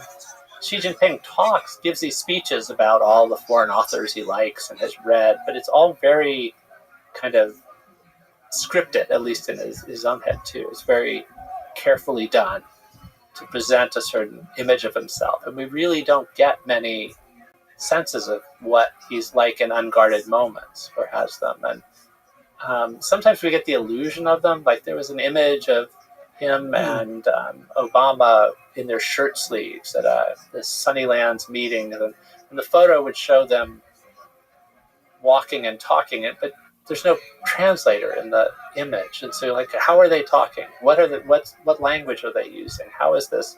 Or is it just a kind of, there are exchanges with top leaders, and Trump will say they're friends, or these kinds of things, or there's a language of Xi Jinping can talk about somebody or some country being friend, but we don't have a sense of these kinds of the what makes him tick as a person. So maybe you should ask him about Ernest Hemingway and see if he really gets excited about him, because in the kind of generic things he talks about all these, you can feel him sort of ticking things off about, oh yes, I'm glad to be in England, the country of Shakespeare, and this, and he goes off these set things. But Hemingway, there's some sense that he had some special feeling, which fits in with some of the macho side that would be. Interestingly, he doesn't mention Orwell as one of his favorite British authors as much. He says he likes Victor Hugo a lot. Mm-hmm. And that became a little tricky because Do You Hear the People Sing from Les Miserables became one of the protest songs in Hong Kong. And how do you get in this position where and actually Victor Hugo is a rare Western author who's had a pretty steadily positive image in China, even under periods of criticism of, like all Western authors, problematic, because Victor Hugo famously wrote a statement denouncing the European destruction of the old summer palace in Beijing in 1860, the end of the Second Opium War. He said, how can we claim to be civilized when we've destroyed one of the great creations of civilization? So that kind of made him a kind of long-term friend to the Chinese nation. Mark Twain has had a pretty good reputation because he was a critic of American imperialism. So, but anyway, I think if you do get to talk to Xi Jinping, talk to him about Ernest Hemingway and Victor Hugo, and I'll be curious to see if those were the ones who really resonated. One of the things, and it's a strange thing that I've become aware of, having spoken with world leaders, I'm distinctly aware that there's a real possibility that the black box we mentioned, that the Communist Party of China will listen to the words I'm saying now. And so I have to wonder how much that affects my possible tourist-like trip to China. Because there's a difference between sort of an influencer that does fun things, plays video games, and goes over to China, and somebody that actually covers China to some degree, whether critical or supportive or nuanced or any kind of way, in the full spectrum of ideas you can have about China, including Chinese history, whether that's going to be seen carefully, analyzed carefully, and have repercussions when you travel. And because of the black box nature, And because it's, for me personally, just a culture that's very different than anything I'm familiar with, it makes me a bit nervous. It's certainly gotten harder for journalists to operate in China. That there was a way in which now journalists will look back to the early 2000s, and it was really quite extraordinary what they could do. Well, you have a lot of listeners. I mean, I think there isn't that tight a watching of what an academic writes about the Chinese Communist Party, but there are certain things that clearly are kind of tightly policed, and one is discussions of the private life of Chinese leaders and their families, and issues of kind of really following money trails for corruption and things like that. So there was the case of the Hong Kong booksellers who were kidnapped, and one of them is still in a Chinese prison. He would be a good example as Gui Minhai, the kind of person who was vulnerable. He was born in China. He was actually he is a Swedish citizen, and he was spirited out of Thailand into the mainland.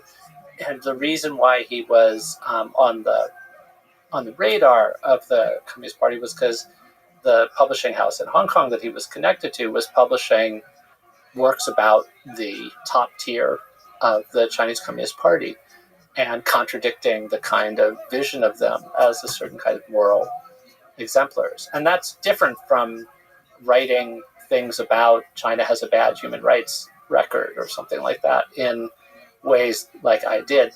These were books that were exposés, sort of some of them kind of gossipy and lightly sourced, some of them much more serious, but they were about something that the Communist Party leadership wants to make a no-go zone.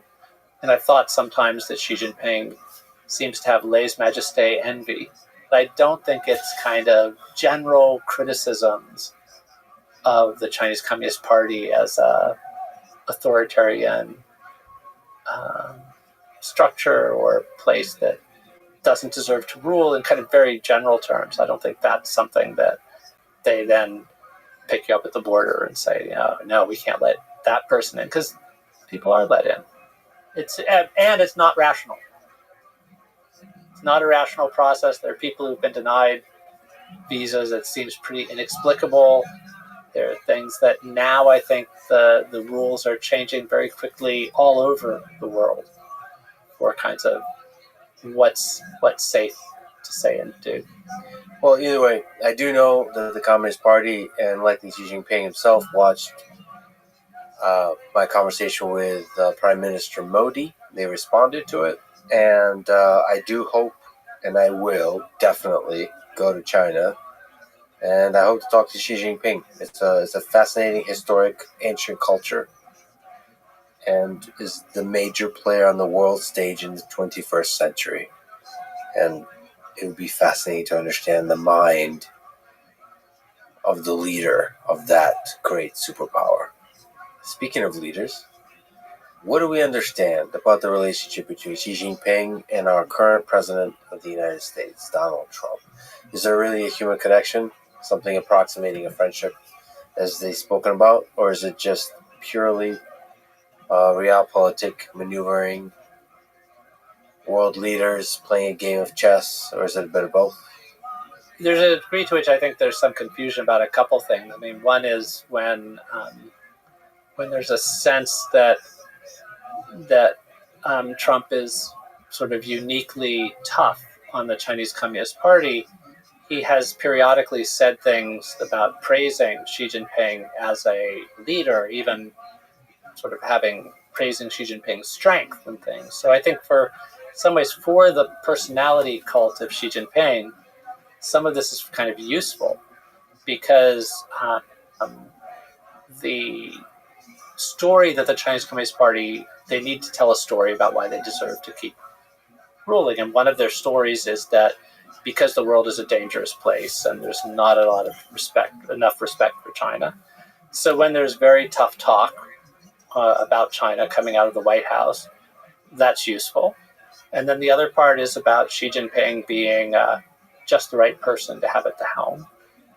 And when there are discussions, when there's praise for him and his showing toughness, that also works well. So I think the argument among at least some China specialists is to say the Chinese Communist Party likes predictability, and Xi Jinping seems to like predictability in particular. And Donald Trump clearly isn't a predictable figure. So there might be a way in which this is unsettling. But I think the other part of it is the Chinese Communist Party wants, under Xi Jinping wants to gain more allies around the world, to be seen with more respect around the world. And at the moment, he's in a position where he can present himself as an orderly, thoughtful, gradualist figure.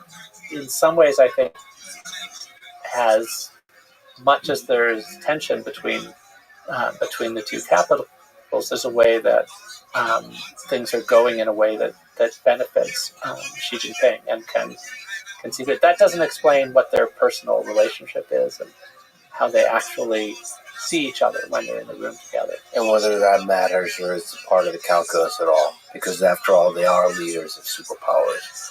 I think for Trump, it matters. Personal relationships matter. But of course, we see a lot. We know a lot about Donald Trump. We know a lot about the White House.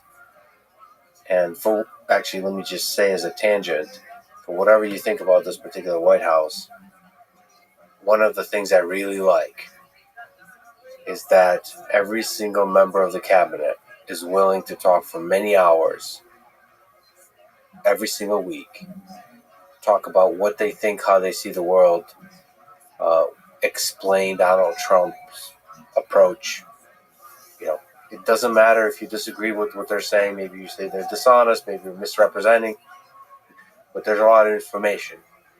That's something we don't have with China. And as a fan of history, for me, and as a fan of sort of deep political analysis of the world, it makes me sad because it's a very asymmetrical amount of information. But anyway, let me, if I can, lay out this particular complexity we're in now, this trade war between U.S. and China. Now, you're not an economist. In fact, so you think deeply about history of peoples and history of China. You think about culture, you think about protests and the movements and so on. And there's some degree to which this trade war is less about the economics. Now, that layer is also very important, and we could discuss it. But there's also a deeply cultural standoff almost happening here, which would be interesting. So in April, as people know, Trump escalated a trade war with China using tariffs, raising them on Chinese imports to 145%. Xi Jinping then responded by raising tariffs on U.S. goods to 125% and suspending exports on certain rare earth minerals and magnets to the U.S. The Chinese government also indicated it would limit the import of Hollywood films and restricted certain American companies from operating in China. Now, after that, Xi Jinping broke silence on April 11th and again on April 14th, and since, basically saying that China is not backing down, and positioned himself and China as the, quote, responsible superpower that promotes, as you were saying, that promotes sort of the reasonable multilateral global trading framework and a stable global supply chain. He said, quote, for over 70 years, China's progress has been built on self-reliance and hard work, never on handouts from others, and it remains unafraid of any unjust oppression. Also, he said, there are no winners in a trade war, and going against the world will only lead to self-isolation. This was all said as part of a tour of Southeast Asia, and he was calling on China and the European Union to defend international rules opposing, quote, unilateral bullying.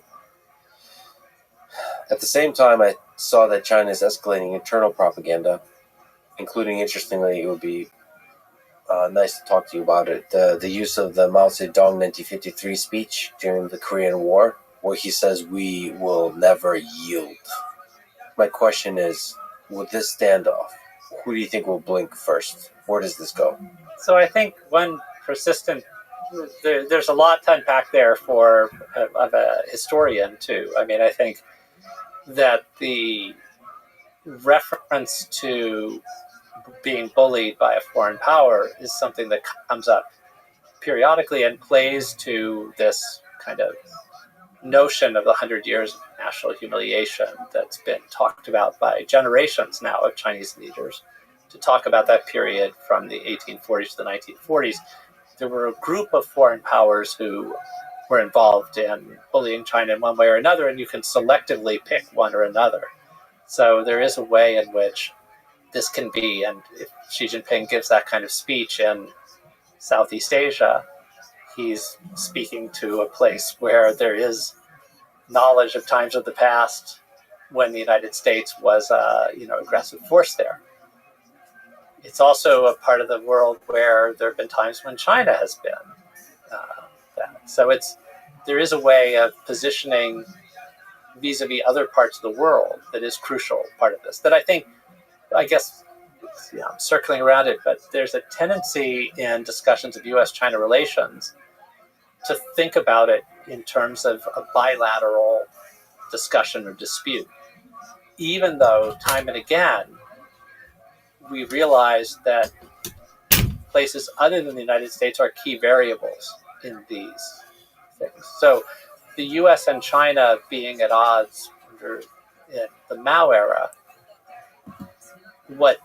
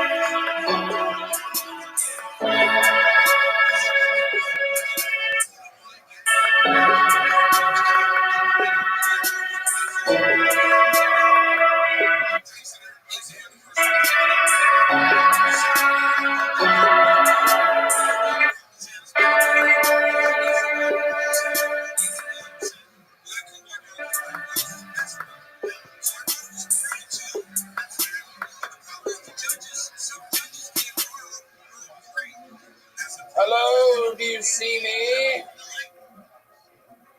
England, London, it's me, the young king, here with the Prime Minister, Brian Redman, inviting you to the lovely O2 Arena for one night only,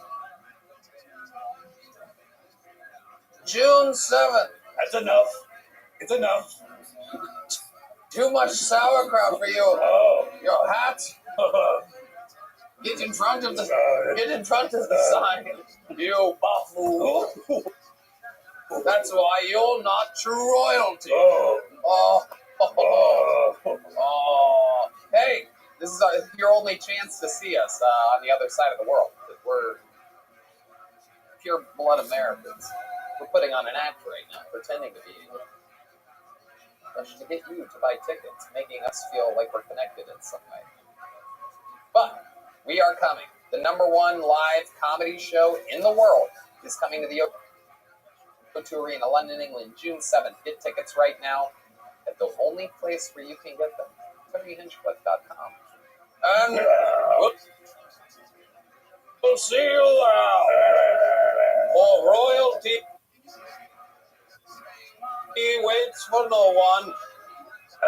Somebody put on some Elton John. Oh, You too? ho.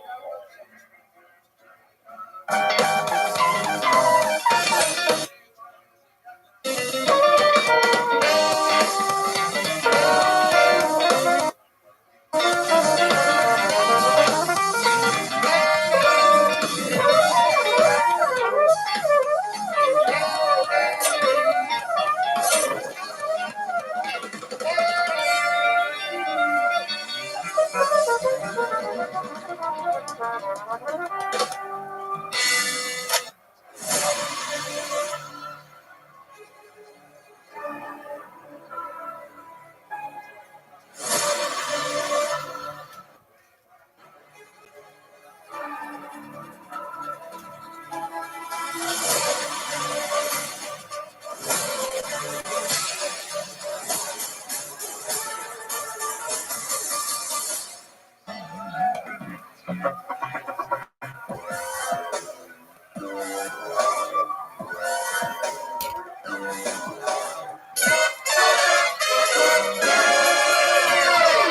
this is Rabbi coming live from the comedy mothership here in Austin, Texas, for a brand new episode of Kill Tony. Get up for Tony Hitchcock!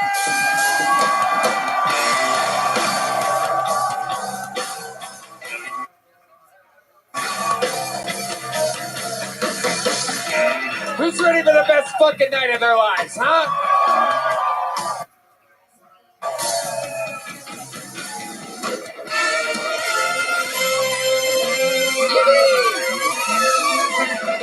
Make some noise for Great Great Band, everybody. And make some noise for the best damn band in the land. There you go. That feels about right.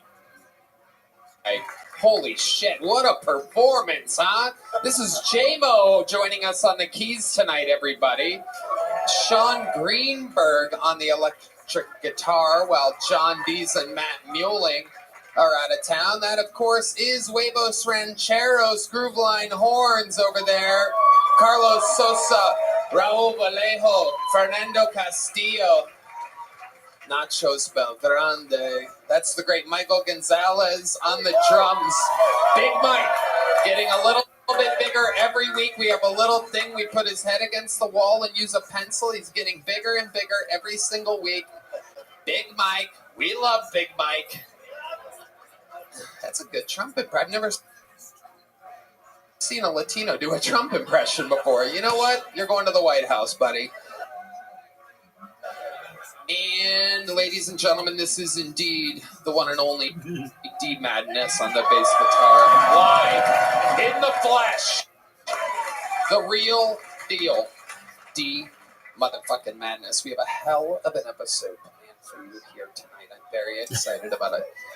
Before it gets started, here's a little bit more from the amazing sponsors that made it all possible.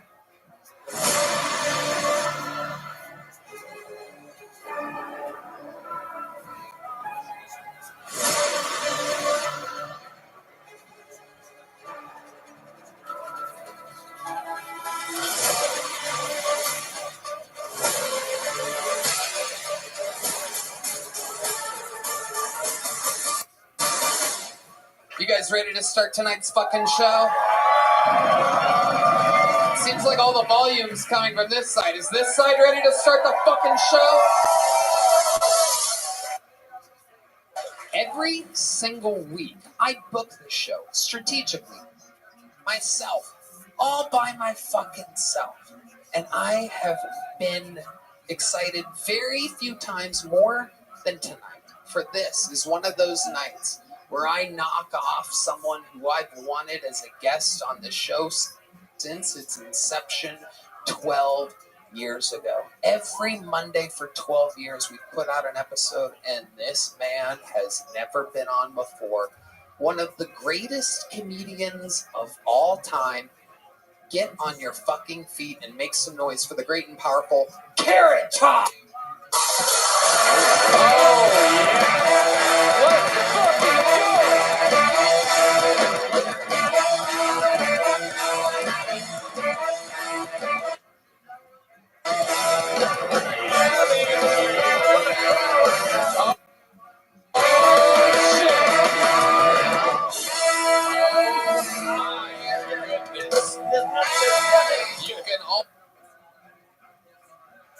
There's nothing worse than an intro. This is the best guy in the world, and you eat shit. But we'll see. Thanks for having me, man. This is so beautiful. We're going to have this mine. I have two mics. That's how important I am. Absolutely. They don't want to miss one word. I've got two. One man, two mics. And one lighter. Absolutely. What a hot crowd. You look good. It's dark. I can't see anybody, but you look good. You look fantastic. I look fucking great, actually. I know. We were talking before the show. He's been working in Vegas for 30 years. He's been doing comedy for 40 plus years, Now they're ladies and starting to gentlemen. look Look at this shit. fucking guy. Yeah, thank you. Turns out Thank you. That's a great hair. That's a good hair. That's good hair right there. we're going to have a lot of fun tonight, Carrot Top. I'm so happy that you're here. Over 200 innocent souls signed up for the opportunity to get pulled out of this wild little bucket where anything can happen. The whole show's improvised. I'm going to let Rip Taylor's act. Yeah, just a bunch Young of people don't know confettis. that. Yeah, nobody remembers that at all. It's Rip look Taylor. at that. Shit, that might have been the guy. That's destiny right Shit, there. that was the guy that was going to come up. Look at that. I love this guy. Let's just do it. Yeah, let's go with that one. I'll let you pick the second one since I was going to anyway. This fear and loathing looking fucking guy right there. I love it. That'll be bucket hole number 2. These people already. And I'm excited for you to see the show Carrot Top. When I pull a name out of a bucket, that means these people that had no idea they were going on stage get 60 seconds uninterrupted. You know their time is up and you hear the sound of a kitten. That means they have to wrap it up, then or else they bring out the angry West Hollywood Bear. And then that interrupts them. And I conducted an interview, and we all talk about their lives together. They go from being a comedian to a guest on a podcast in absolutely no time at all. Stars are made, idiots are discovered here on this bucket, and they'll be getting feedback from the great Carrot Top tonight. Shit. Yeah, really. Okay. Just what they want advice from me. Yeah. It's going to be great. And kicking off the show, one of our greatest golden ticket winners in the history of the show, doing a brand new minute. Make some goddamn noise for the one and only Martin Phillips, everybody. Yeah.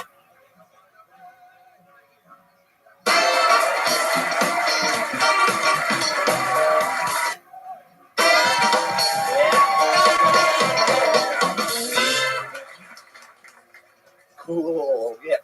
Okay. Mother's Day just happened. I celebrate Mother's Day by impregnating women. I'm spreading holiday cheer. And you don't want to know what I do for Father's Day. I went to Canada and this Canadian guy told me he came down here, went to a gun range. It was so overwhelmed from shooting a gun, he cried. And I just thought, man, it's going to be so easy to take over this country. Oh my God. Dude, sit down before you hurt yourself. Stick to hockey. I used a gun. I did not cry. The person I shot cried. Okay. Thank you.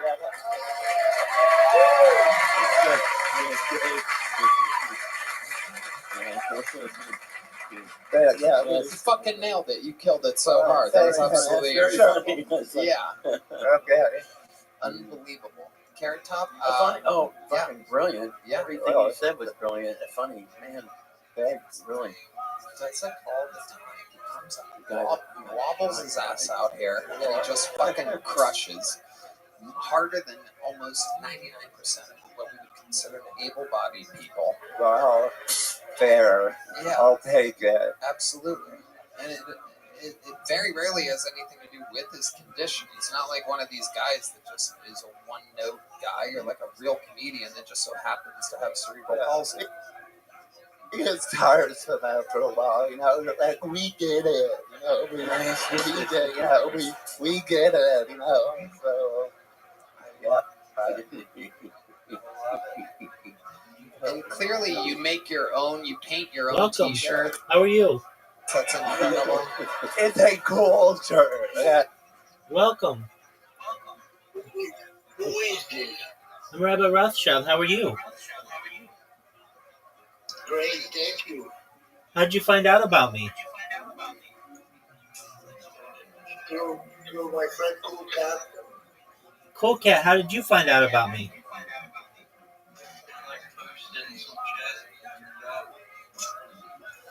Was it Blue Sky? Will you send me $1 million?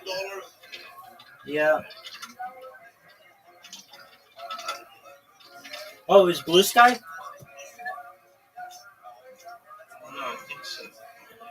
Excellent. Do you mind if I tell you about myself? Yes. I'm Rabbi Rothschild. I stream my life 24 hours a day, 7 days a week, 365 days a year for world peace. Cool Cat or Big Lumps, have you ever seen the movie The Truman Show or the television show Big Brother? Yes. Excellent. Times. Excellent. Oh, well, very cool. Well, that's what I do. I'm essentially on camera all the time. I do it for world peace. I don't want war anymore anywhere in the world. I've been doing so for more than 3.5 years, going back to the pandemic. We've seen the death of a queen, the birth of AI, the coronation of a king, and everything in between. I'm someone who thinks that we may be able to solve world hunger in the future, and I'm an advocate for ending world hunger through the use of technology, such as agricultural drones, floating greenhouses, saltwater greenhouses, things like vertical farming, hydroponics, and cloud seeding. I'm an advocate for ending world thirst. I'm sponsored by cryptocurrency. It's known as Harry Potter Obama Sonic 10 Inu. I know that's a lot of words, but one of the things that we do is we build wells in developing nations such as Nigeria to help people there. I also am an advocate for the Lifestyle program, but most importantly, I'm an advocate for desalination technology, pumping Earth's seawater onto land to make it drinkable. I talk about some other things that aren't normally discussed in society, things like anti-gravity, antimatter, faster than light, communication, faster than light travel, things like alien disclosure and quantum computing, cryptocurrency, things like de-extinction technology. People don't know this, but the first successful de-extinction took place in 2003 with the Pyrenean ibex, which was a goat that was located in northern Spain, southern France. Fast forward to the year 2021, a company out of Dallas, Texas is founded known as Colossal Bioscientific. They've made it their goal that within the next 3 years or by 2028 to reintroduce the woolly mammoth into the Arctic Circle utilizing Asian elephants, which I just think is a mind-blowing goal. Then they also want to reintroduce the Tasmanian tiger, followed by the dodo bird. If you may have seen recently, they made some news with their de-extinction of a type of dire wolf, which I think is just a really cool project. Uh, I talk about other things that may be of benefit to you. I know that Big Lump said that they want $2 million or something like that. Perhaps in the future, I may actually be able to make that happen. And here's how. According to The Economist magazine, data is Earth's number one resource, more valuable than food, water, gold, air, petroleum, everything. In fact, in 2018, data overtook petroleum as Earth's number one resource, and I have more data archived than any person ever. So what does that mean? That means that Big Lumps and Cool Cat, I may be a very influential person someday, and if that happens, I'm going to make all your dreams come true. And that's recorded. I am going to give you all the money that you need to be able to help your friends and your family, to be able to live life comfortably if you're not already, to have generational wealth if you don't already have it, and to be able to start charities of your own, to be able to help the world, and philanthropic organizations to help humanity. I also want to help you, if you want, to be able to live longer. Now, this is all with your consent, but there's a type of technology known as life extension technology that may be of benefit to you. In the future, you may be able to afford oxygen therapy, human growth hormone, stem cells, cryonics, cryogenics, things like perhaps nootropics and ambrosia therapy, cold shock therapy, to be able to increase your average life expectancy that was previously about age 80 to age 100 or 120. But you may eventually say, Rabbi, I'm 120 years old and my body's starting to break down. What's the next plan? Again, this is with your consent. If you want to just die a normal age, you absolutely can. But the next type of technology is known as mind uploading technology, which, with your consent, we scan your brain into a computer like a CAT scan or an MRI, knowing where every atom is in your central nervous system and your peripheral nervous system, for later download as an android, an avatar, a cyborg, a cybernetic being, a clone of yourself, a robot, an ethereal being, whatever you want to be.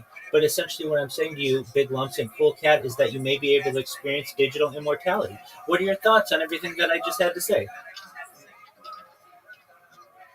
I love it. I think you are the new Jesus Christ. Oh, you're so sweet.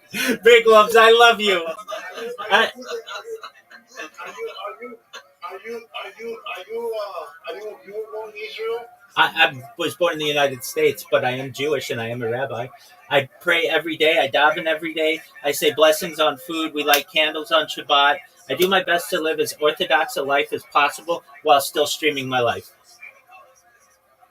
He said, I used to work for the Illuminati. I'm from the deep state government. Very cool, man. Well, I'm the head of it. Yeah. So we want to hear it. Oh, you watch. You watch. Data's Earth's #1 resource. What? Data's Earth's #1 resource, and I have more data online than any person ever. So they are just warming up the chair for me. No.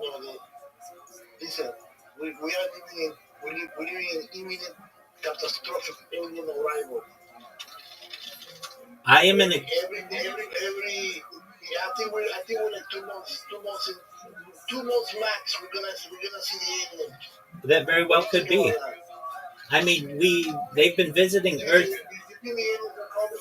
I think they're already here. They've been visiting Earth for thousands of years. You said it. This place is like the Truman Show. It's like this is some kind of colony. Yes, It's you're like exactly right. It's not a piece of land. You're exactly right, Big Lumps. It's like we were seated here, like a zoo. Right, exactly. Exactly. Yeah, 100%. There's probably billions of copies of this place. That could be. I mean, with as big as the universe is, I'm in agreement with you. Yeah. 100%. It's a process. It's a normal process. But, absolutely. I mean, yeah, the only problem with the world is technology. We don't have a full replicator, and we don't have teleportation, and we don't have a machine that could cure any disease. That's the only problem with the world. What is the actual problem with the world? We get old and we die. It's a cycle. I think it's all about to end. I'm in agreement with you. Big Lumps, I think you're exactly right.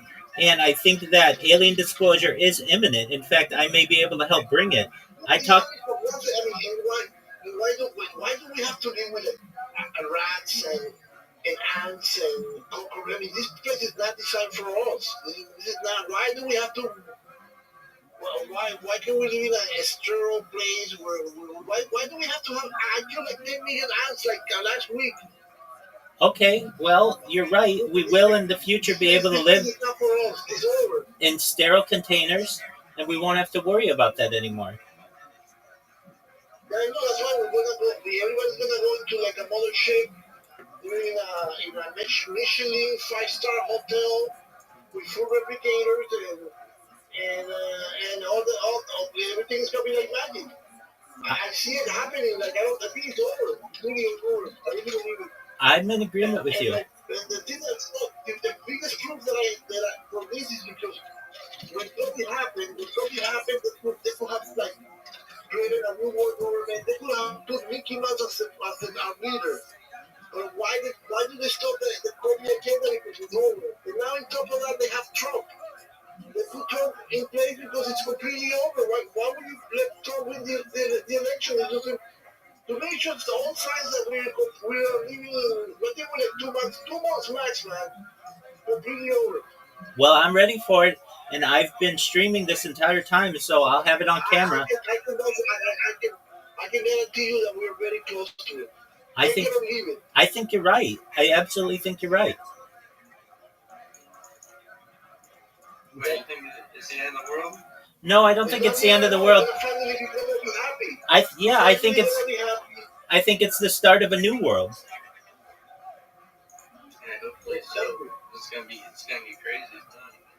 Agreed. So, Cool Cat, did you get spammed by one of my bots on Blue Sky?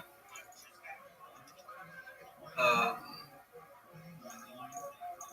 I was just pasting with the server. Just clicked on it. Oh, very cool. So, did you find me from another Discord server? Yeah, just joined up. Okay. Well, very cool. Well, I'm just watching Kill Tony right now, enjoying life. Feel free to watch. It's a new, it's a premiere tonight. They've got Carrot Top on. They just started. So, do you know what Kill Tony is? It's the largest. I'm curious. Have you had like any alien or paranormal experience like, with aliens or UFOs? Have you seen a UFO before? Yeah, just one time, and it was a what's known as a plasma ball, and it flew over my car as I was on my way to work, and I reported it to MUFON, the Mutual UFO Network, actually on stream, and that's the only time. But yeah, it's a very common occurrence. Yeah, I actually never had an experience. I saw some lights once um, in a red dot, um, and I never actually seen a UFO or an alien. Never. I always wanted to, and Have you done DMT? I have not. I've always wanted to. Me either. That probably doesn't really do much. Oh, I think it does. I think it's probably one of the most impressive drugs that you can have from people who have done it. No, there's a guy. Have you seen this guy that he's taking so much DMT, and then one day he's just like pointing a laser while he was hiding DMT, and he see like he actually see that a code like he thinks we're in a computer, we're in a matrix, because he can point a laser anywhere anywhere and he can see a code. So he's saying that we're in a simulation because we can see the actual code of the matrix and shit. Have you seen this? I've seen similar things where people shoot a laser pointer in the air, and they're like aliens that go to it. Well, this guy said that if you do DMT and you point a laser anywhere in space, anywhere in your room, in your hands, you're gonna see code. And this is a big movement. It's on the internet. Okay. He discovered it because he did so much DMT that he said that he actually can see the code now of the matrix. That's wild. It's crazy. I'm in agreement with you. But I believe this kind of stuff is all coming out. All this shit is coming out because it's over. It's like the CIA would have fucking called this guy when, like, this happened last year, and why the CIA doesn't go and grab this guy and tell him you can tell him through the pin. You can have, and he's Jew too. He's a Jew guy. He's a Russian Jew guy. Okay. And he's a very smart guy, very autistic, you know. And why the CIA doesn't grab this kid and go, look, bro, when you're trying to do, you're trying to like, you know, it's like the government doesn't try anymore because they know it's completely over. That's another proof right there. A guy like that or a guy like you, they will already come to you and say, look, man, you can't just be telling people about this shit. That's the way I see it. You could very well be right. I found out about it too. I found out about him through Fortune. I went to Fortune looking to some threads. Okay. And there's this guy that, what the fuck? And then I look at his videos. He's a YouTube channel. Every day he's streaming about this shit. About, if you smoke DMT, you can see the actual the code of the matrix. That's wild. And what about the flat Earth? You want to do this flat? No. Why not? There are ways to prove that it's not. If you go in low Earth orbit, you can see its curvature. You can see its curvature actually on the surface. No. I mean, the Earth is flat because we're in a simulation. Okay. That's why the Earth is flat. Okay, that's fine. There are ways to prove this. Archimedes proved this. You can actually see the curvature of the Earth from different, very flat areas. You can. Why there's no colonization of space? The moon. Why, there should be McDonald's Motel 6 in the moon right now. Wait.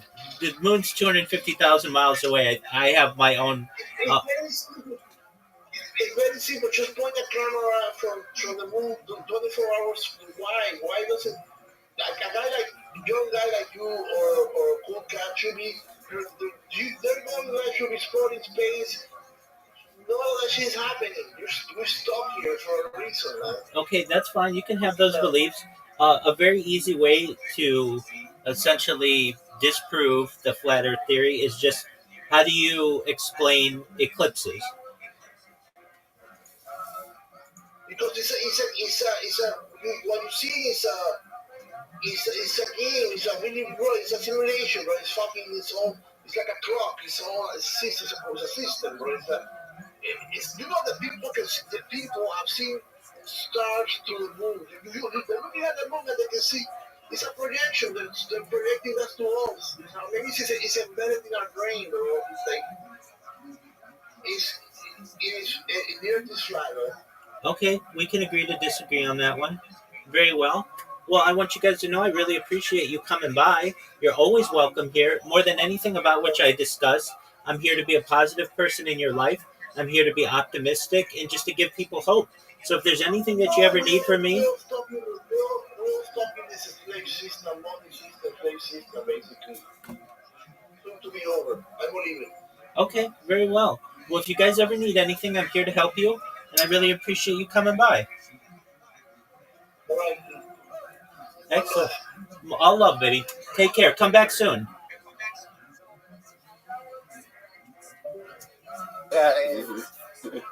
We were all black all the time. Any other color. No, You're really trying to make people think you're not gay.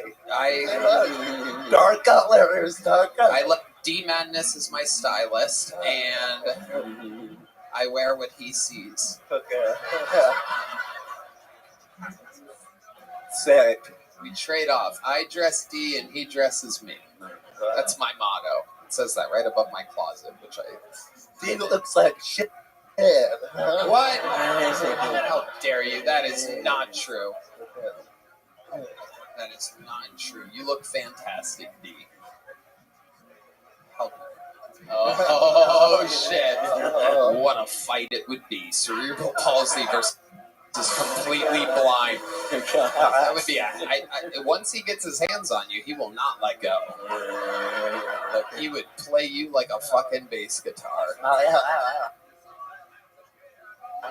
My mom wanted me to correct you that I have non-serious dystrophy. So she said, she calls you Kill Tony. She goes, tell Kill Tony you have mustard.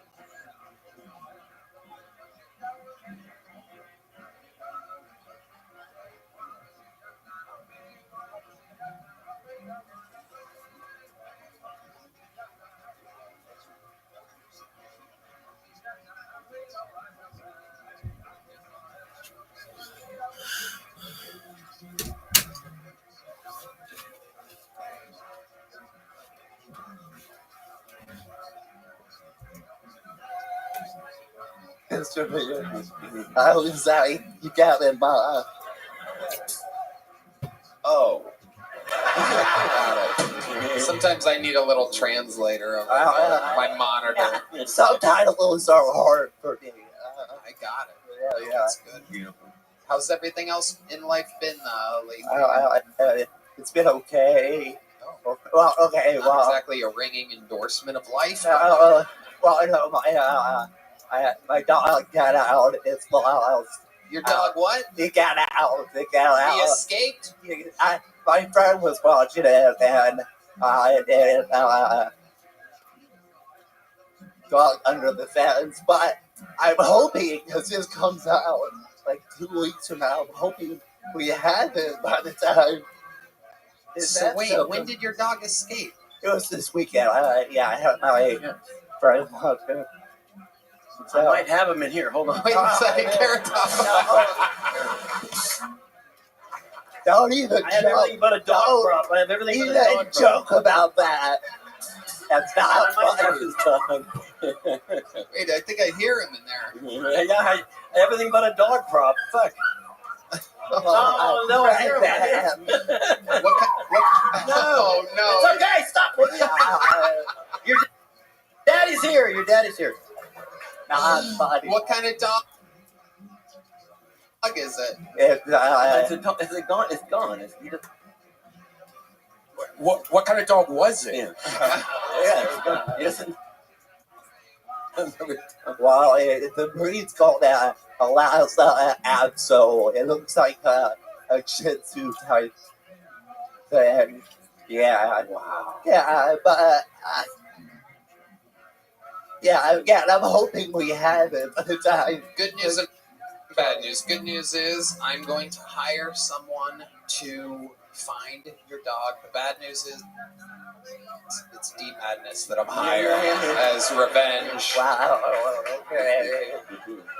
Sweet Wow. revenge. Will be Deep Madnesses. I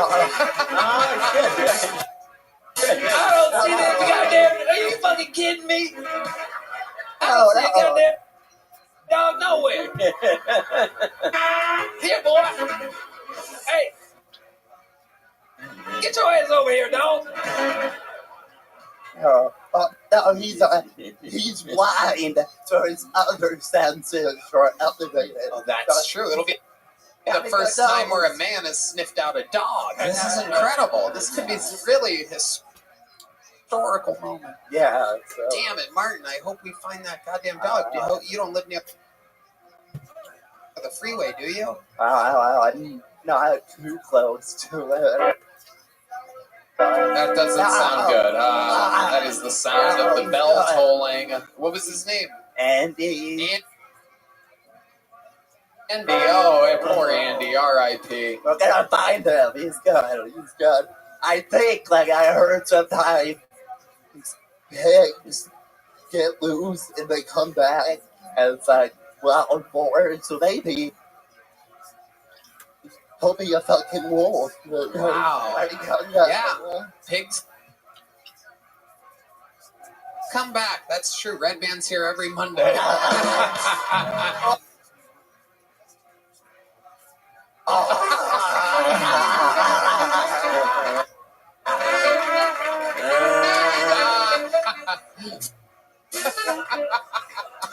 It's so good.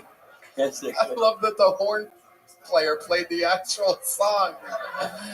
Oh, unbelievable. Martin, you are the fucking man. Way to get tonight's show started. We love you. Unbelievable. Truly one of the greatest golden ticket winners in the history of the show. Oh, great. That is the golden boy himself, Martin Phillips. And this is the part where shit gets crazy, Carrot Top, because this is when we go to the buckets. We're gonna. He was funny after his set. Oh yeah. Oh, it's amazing. He's a star. Now we're going to the bucket now. So we're meeting somebody. They had no idea 5 minutes ago that they were going on stage. They're going up after Martin Phillips. Make some noise. This is Kyle Roberts, everyone. A minute uninterrupted from Kyle Roberts. Hello. I went to the dentist the other day. I found out that I still have a baby tooth. They did an x-ray. There's an adult tooth that's trapped in my gums. That hasn't come down yet. I also have a huge cock still in my stomach doesn't drop, so I'm hoping 2025 is my year. I don't know if anyone here likes a finger.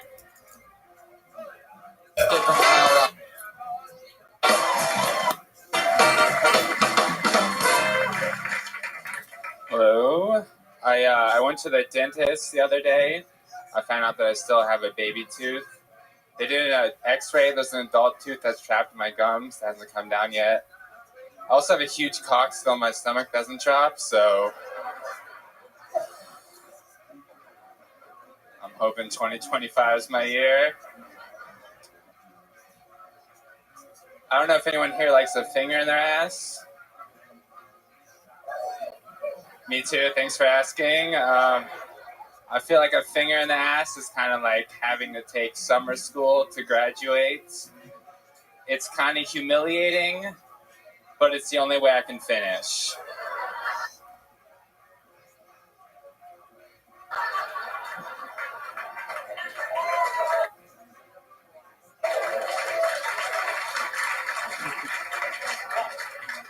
Not good at dirty talk. I realized that recently. I'm not good at dirty talk.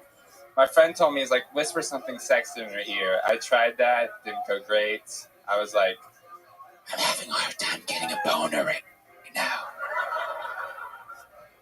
Where's your clit? Wake up. All right.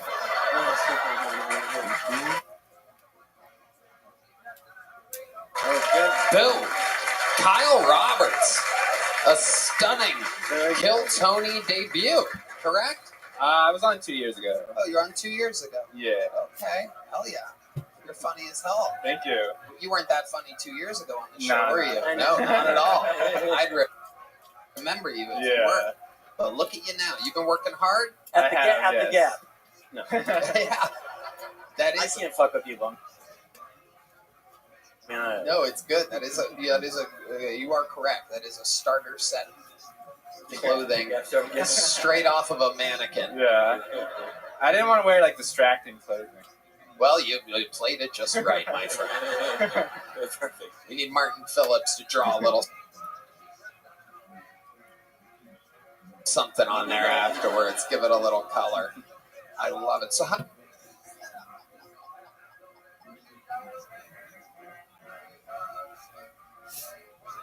how long have you been doing stand-up? 5 years now. 5 years. Where at all of it? I started in Dallas. I moved here about almost 3 years ago now. Awesome. What do you do for work?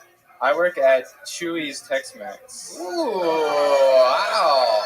The crowd goes wild for Chewy's Tex-Mex. You're a waiter there? I am, yes. Okay. You doing good? You working a lot of shifts? Yeah, I usually work doubles Friday, Saturday, and on the shows, and then a couple other You work days. mostly lunches so that your nights are free to do stand. Yeah, I try to. Yeah, That's fun. it's a lot of fun. We have some new items in the menu now. Tell us about the new items on the menu. We brought back pork. We haven't had pork in a while. We Pork? have a macho burrito that has guacamole inside and does hatch green chili sauce on the outside. Oh my god, it's fucking amazing. Green chili rice is back. I work with a macho pork burrito every week. It's a Red Band. Wow, I hit your shoulder and pubes started flying up in the air. Look at that. Little souvenir for you, sir. You look like it looked like a great pube. It could have been yours to begin with. Look at this fucking guy right here. You visiting from New York? Dallas. Oh, okay. Well, geez, I guess I'm an asshole. No, why would you say that? I'm from Dallas. This fucking guy. You look like a mobster. What do you do for work? Architect. Wow. Look at him. Yeah, he's got a look. An architect. I need to do something. Yeah. Well, here we go. No. Because he works there. Where were you working? Chewy something? Chewy's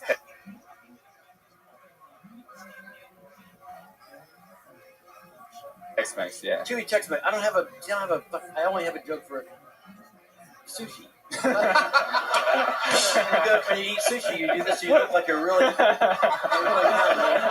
Look at that guy going with his chopsticks. But I was hoping it was going to be now I can't turn it off.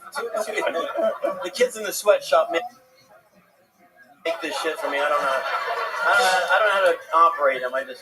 They build them. I come up with them and they build them. But look at that. That took engineering, fucker. Look at that shit. That is My dad worked at NASA. This is what I got from.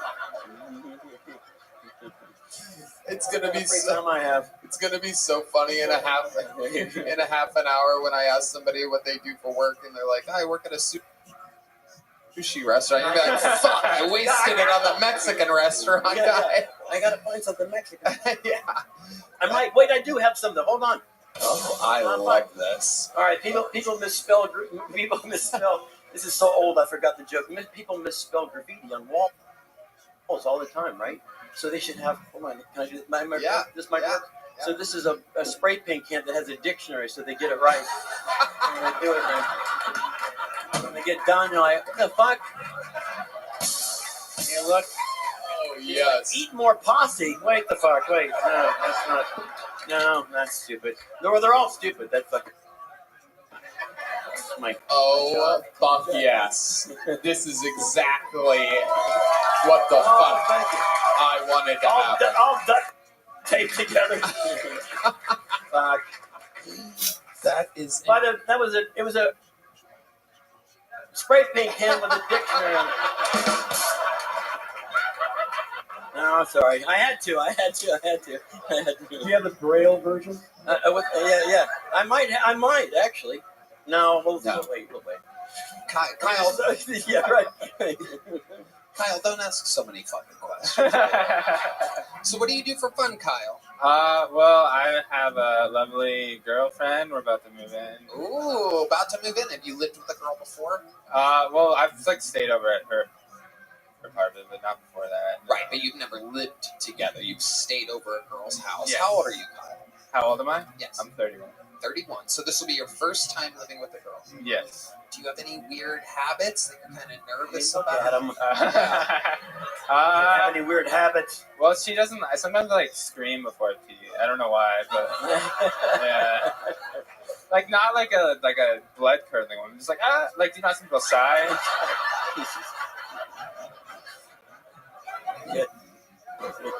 You scream before you pee? Yeah. Jesus. Wow. In pain or just for fun?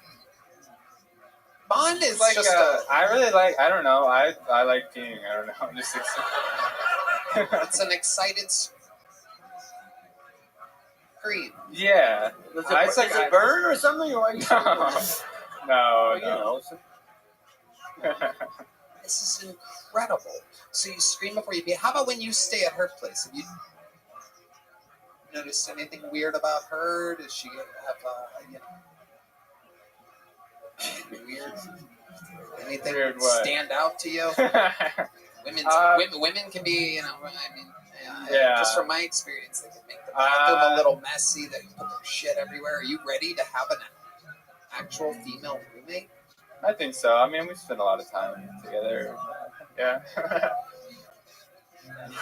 Is she alive? As far The as way I you're know, answering these questions she's at is very Chewy's right now. suspicious. We she spend works a lot of time together. She pretty much does whatever I want her to do.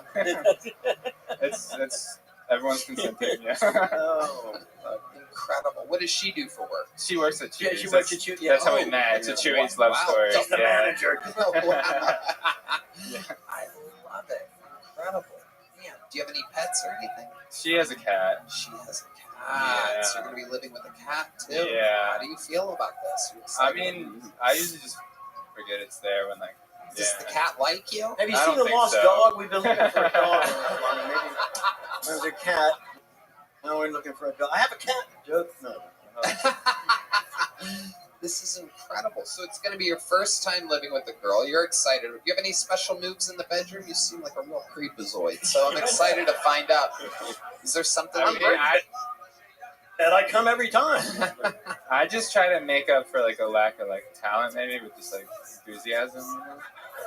Yeah, if you scream before you pee, I can't imagine what you do before you come. Right? Imagine if it comes, Fuck. He probably. I'm saying this sound effect guy running. He needs you in the room when he's. Okay, I'm out. Yeah. Oh. Yeah. Right. What would it be? What would the What sound would the be? big right for you come? Oh. Okay, all right. Kyle Roberts, a hell of a performance. Yeah. Fucking fantastic. Very funny. Loved having you on the Secret Show Thursday. Wow, there you go. He's booked. Here's a big joke book. Kyle Roberts. Awesome, man. I realized that I have an open wound on my hand from playing drums a little bit earlier. Oh, we have matching open wounds. Blood Brothers. Oh, it's the lovely Heidi. Very much. Oh, my goodness.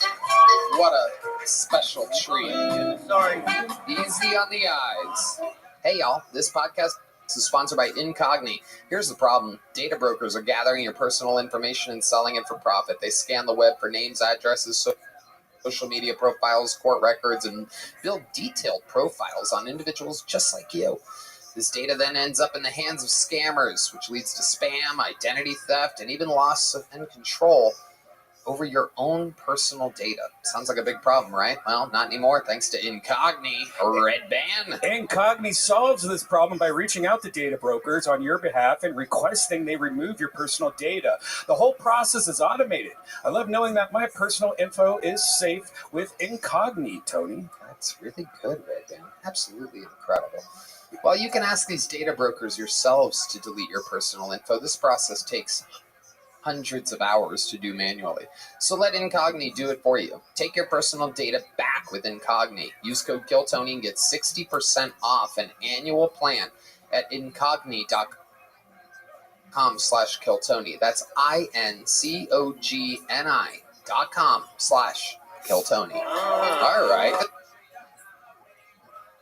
This looks like a new name coming out of the bucket, so we're going to meet them all together. Make some noise for Jackson Rock, everyone. It's time for Jackson Rock.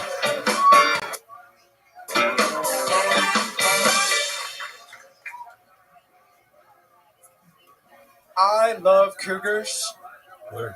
and cougars love me. Word. Give it up for the cougars, y'all.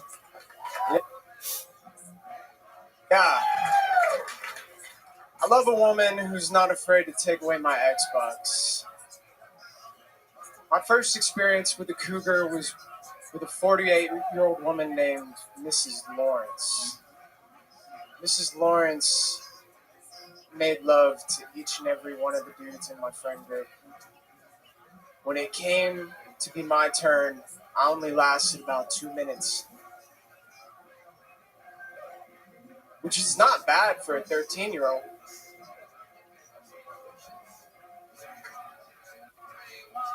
When her son found out, he was so jealous. Now, I'm just going to say what's on everyone's mind. The homeless people in Austin, not all of them, but some of them, I would have sex with. Thank you.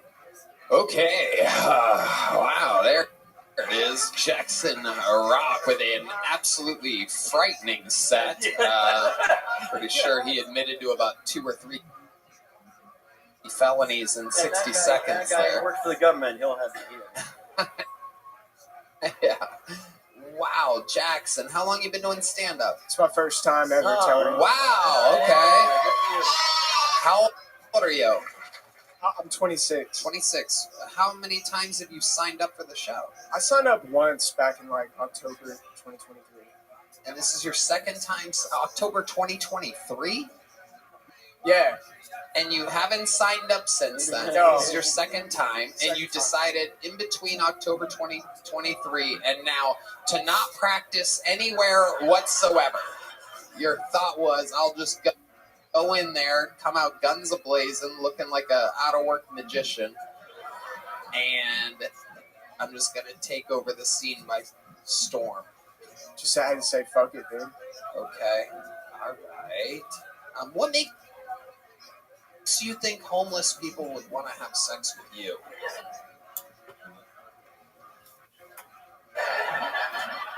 They I tend to never have considered that. really good sense of humor. I got a home. Oh, have you good? We don't know that for a fact. Do you have a home, Jackson? I do have a home. What is it like? Well, actually, I'm crashing on a couch right now because my lease just ended. No, listen. My lease just ended, but I'm looking for a new place, a new roommate situation. So you're homeless. Took us a long time to get there. We went around and around and around. Turns out you are just as homeless as a homeless person. I'm finding out about myself right now. Tony. Indeed. So, what's your plan? What do you do for work? I do a couple of things. Service industry, and then I also do solo Solo guitar. gigs? Yeah, like playing guitar, playing a mix of covers and originals. Oh my goodness. Really? And you make money doing that? Yeah, I had one yesterday. You made money yesterday? Yeah, man. Where at?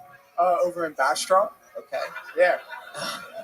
The locals are cracking up right now. Bastrop! That is, for those of you that don't know, around the world, Bastrop is about, 45 minutes away? About 30. Yeah, sure.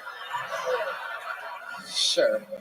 On the bird scooter that you're driving, I'm guessing it's 45. Yes. Oh my goodness. And you're out there, they hired you for that gig? Yeah, man. And you go by the name Jackson Rock? Jackson Rock. What place did you perform at in Bastrop? It's a place called Grace's. Grace. Yeah. And how did it go? How many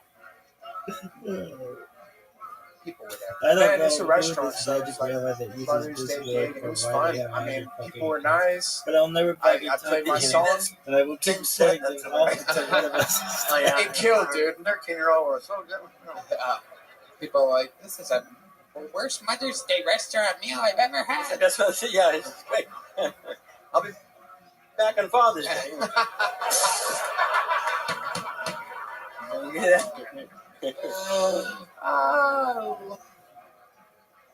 Love it, Jackson. What's your like best original? You think? What's the name of that? What's it about? I have one that a lot of people like called Jim Beam. Jim Beam. Yeah. And that's about drinking Jim Beam. It's about a homosexual relationship with Jim Beam. I love this idea. I love this idea. Sean Greenberg. Is there any? Wait, we have an actual. Is that thing tuned? It is. Okay, Heidi, can you bring out the Kill Tony official guitar? I want to see. Oh, look, she was ready. You know, she is as smart as she is stunning. A lot of people wouldn't guess that. A lot of people that just watch the show would probably guess she's a real fucking bag of rocks. But I'm telling you, she's a genius. She has the best spirit. She's fun to hang out with. She's always listening, paying attention. She's got a big cup. She's a big, beautiful, giant cup. Oh, shit, look. Rick Springfield, everybody. All right, so you're going to sing it and you're going to play it, right? And you're sure it's an original, right? Because we can't set up the YouTube algorithm music thing, or else we have to pay whoever the fuck actually wrote the song that you're doing. Okay. You got it? I got it. You nervous? It's just like playing at Gracie's in Bastrop, except there's just another few more million people watching. Give us a spotlight, Keno. And here he is, making his Kill Tony music debut with his hit song, all the way from Bastrop. This is Jackson Rock playing Jim Beam. There's a man who always treats me right. He holds my doors, he never snores, he helps me sleep at night. There's a man who changed my life the first time that he kissed my lips. He never bit, he's always in my dreams. His name is Jim Beam. He's all been a friend of me. I never seen him lying cheap or California streets. We spent the night in jail. His name is Jim Beam. He's all been a friend of me. Never seen him lying cheap or California street. He always pays my bill and buys me weed. All right, Jackson Rock. Turns out you're a fucking musician, Jackson. Solid ending. Yeah, That was great, man. absolutely. You're also gay, Jackson. I don't know if you noticed that. No, I'm not. Yeah, huh? And I No, I'm would know. not. I'm not. It's like what's the old comedy? It's just it's a tendency. It's a tendency. It's not gay. It's a tendency. It's not a gay. Once you're, it's not my joke. It's not my joke. It's Louis C.K.'s joke. Once it's sucking a cock. He's like, it's something about that, and then he says, once you've got your hand on it, you're committed. It's a fucking. It's a cock in your mouth. Jackson, you say you're not gay, but let me ask you this. What's the gayest thing you've ever done, Jackson? I spooned with one of my homies one time. Okay. I love that. That's very honest. It was a very quick answer. I love that. What was the circumstances of the spooning? You guys were just in the mood? We were just bowling, just hanging out, and You were what? we're just hanging out. What'd you say the Bowling. first Bowling? Bowling. Bowling? I'm from Atlanta. It's like Atlanta slang. What does that mean, bowling? Like balling, but chilling, but Oh, you're gay. Between Yeah. bowling, I'm getting word from the officials it's a mixture of bowling and bowling. It's bowling. after review of the play. Can I do my? I have a joke. I have a prop. Oh, let's go. It's a mousetrap to get gay mice. See? It's classic. It's classic. I mean, oh, fuck, that's a classic. You're awesome. Yeah.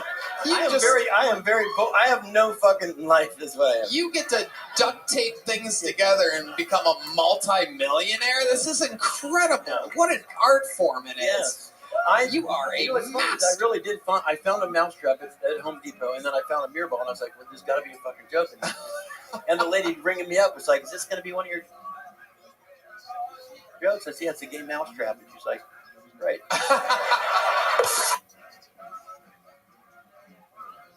I said, "It's gonna fucking kill. It's gonna be great. Great on. It's gonna be great." So fucking cool. Right.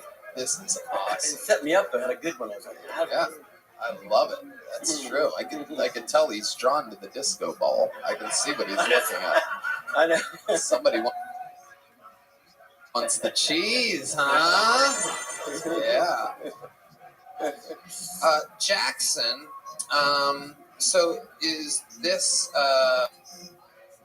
what you want to do? Is stand up something you want to do, or did you just want to come on Kill Tony one? I just had to. I feel like it should be a rite of passage, you know. So, What do you mean exactly? I don't know. I moved here, and I'm a fan of the show, and it scared the shit out of me to sign up, and I like to do things that scare me. So Right, like hook up with a woman. You're too quick. I was ready. Well, Jackson, congratulations. Here's a little joke book. You're awesome. You did it. The lovely Heidi's gonna help you with that guitar. I just saw his penis go flaccid when he looked at Heidi. His penis went extra soft. Oh shit! Look at this little sneaky cholo trying to go to the bathroom. Look at this fucking guy. Look at you, dude. I love it. All right. Oh man, We're having fun. This is fun. How about a hand for Carrot Top? We're having fucking fun here tonight. Already fucking making his claim for possible guest of the year 2025 halfway through the show. Make some noise for your next bucket pull. It's Molly McGee, everybody. Molly McGee.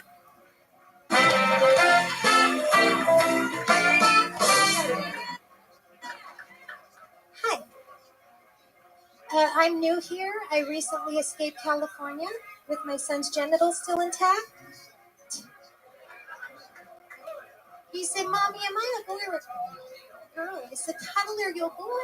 You're a cowboy. Pew, pew, pack of shit, moving to Texas." I will love my child no matter what. But if he's trans, I'll say the same thing about his penis I say every time he wants me to get him a puppy. You're going to have to keep it and take care of it till it's fully grown. Then you could decide if it's not cute anymore and you want to get rid of it. I'll support that. He's not trans though, he's just regular autistic.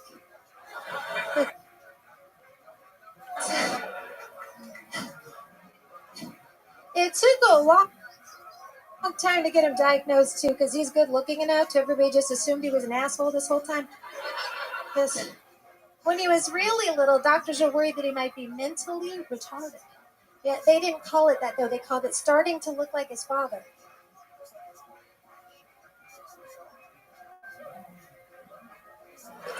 It was only because they were both bald and chubby and drank from a bottle till they shit and piss themselves. My son grew out of it. Thank you. Wow. Molly McGee, welcome. That was a fantastic set. Hell yeah. What did you just say? We don't get to know who the guest is, do we? And this is the iconic Eric. Tony, are you saying hi to me? I think you said, is it Tony, right?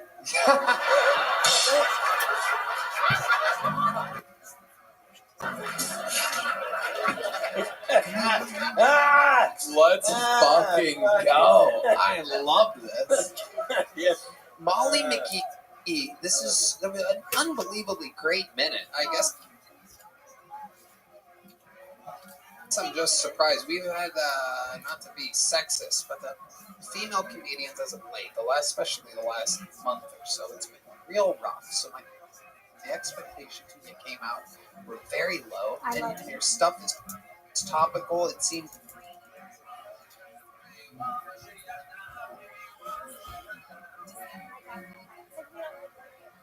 We don't get to know who the guest is, do we?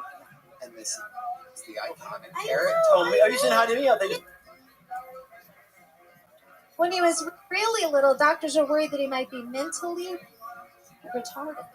Yeah, they didn't call it that though, they called it starting to look like his father. It was only because they were both bald and chubby and drank from a bottle till they shit and piss themselves. My son grew out of it. And take care of it till it's fully grown. Then you could decide if it's not cute anymore and you want to get rid of it. I'll support that. He's not trans though, he's just regular autistic.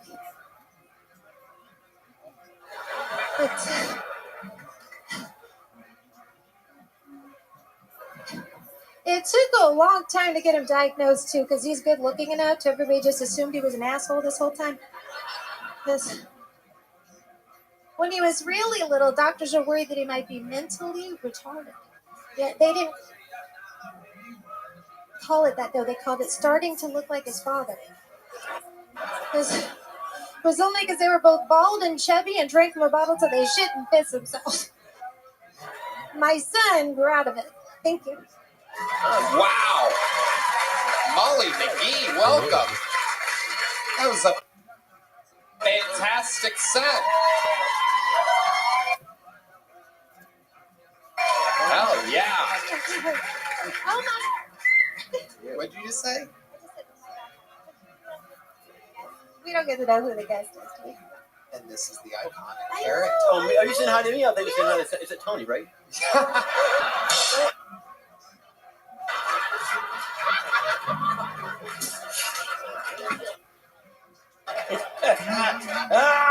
Let's fucking go. I love this. Yes. Molly McGee, this is an unbelievably great minute. I guess I'm just surprised. We've had, not to be sexist, but the female comedians as of late, especially the last month or so, it's been real rough. So my expectations when you came out were very low, and your stuff is topical. It seems real to you. Is that all kind of true? Absolutely true. That's well done, okay. I'm a woman, see it. Yeah. What's your name again? I'm looking for another. Yeah, good. I have another gay joke somewhere in here. It's a good one. It's a good one. Sorry, do your. Molly, how long you been on stand-up? 8 years. years. Well, 4, and then I took 4 years off and I moved back. In California? Yes. Well, Northern? yeah, in the Central Valley, Okay. Stockton. Yes.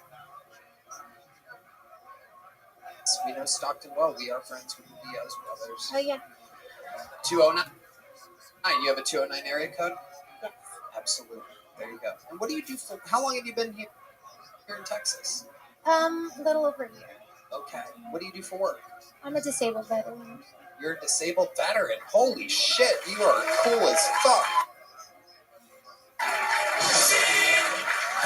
No, Red You're Band. welcome.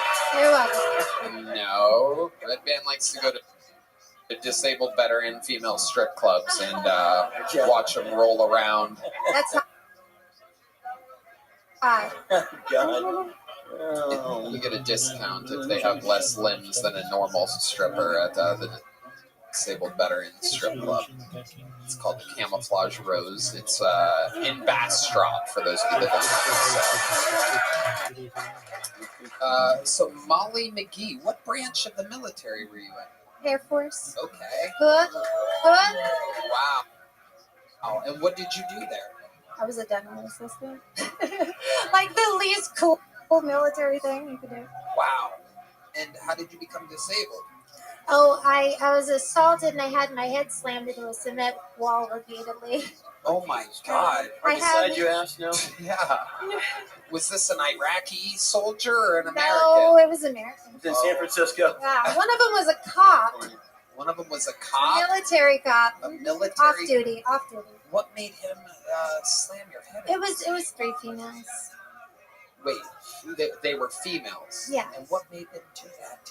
Can I ask that? Is that a crazy question? Well, It's an improvised show. okay, well they started it, Nice. Okay, I love this. but I went for it. I But bet you did. yeah, I did pretty good. I mean, other than the permanent brain damage and amnesia disorder, I mean, you should have seen the other guy. You know, What was the second thing? Amnesia? amnesia disorder. What is that? What exactly? How does She that doesn't affect remember doing what her joke she did. I don't remember the question. No. you?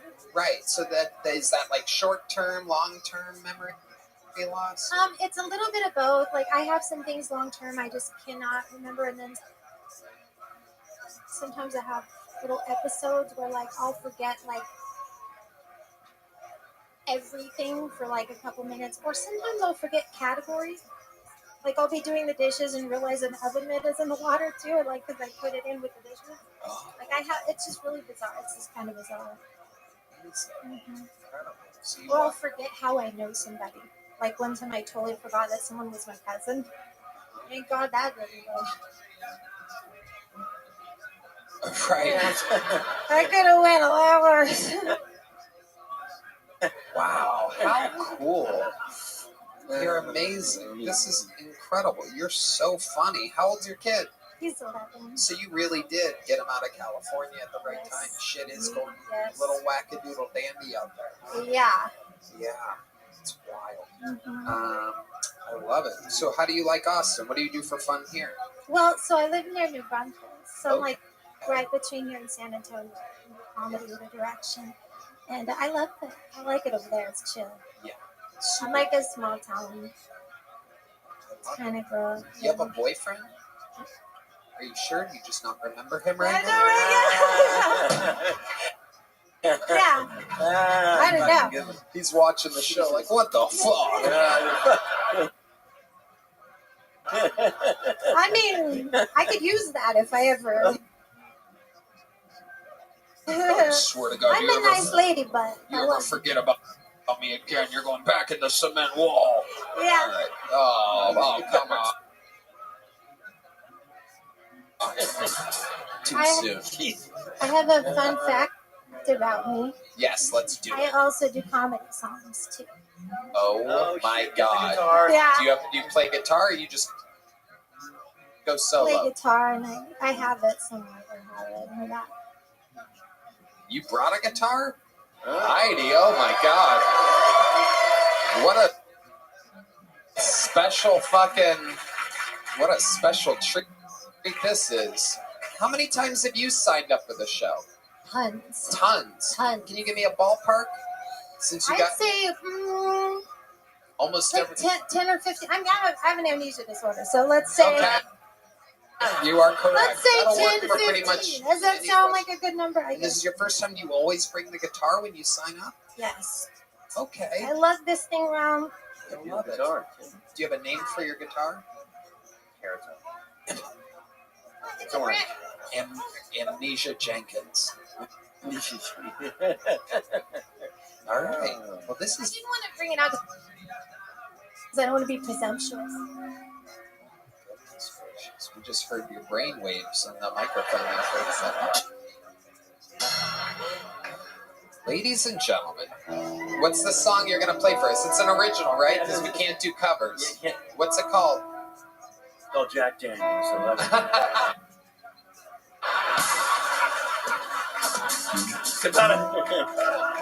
You set me up.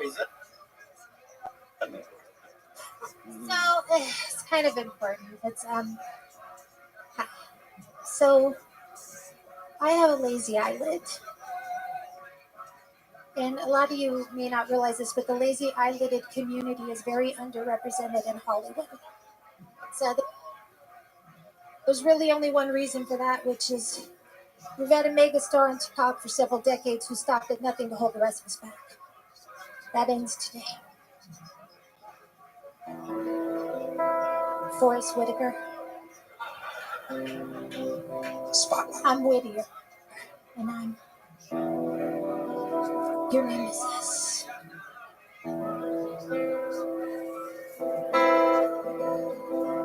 Forrest Whitaker. When I was a little girl, I used to get bullied for having a lazy eyelid. They called me Quasimodo, Sloth from Goonies, Rocky after the fight. And I used to cry the whole way home, and then I'd be happy because I turned on the TV and there was my hero, Lisa Left Eye from TLC. She used to celebrate having a lazy eyelid, but then she died of unnatural and unexpected circumstances. Rest in peace. Legally, I'm not saying Forrest Whitaker had things to do with it. I'm just saying it's pretty freaking convenient. Forrest Whitaker, you think we didn't notice that Biggie Smalls was part of the lazy eyelid community? Was.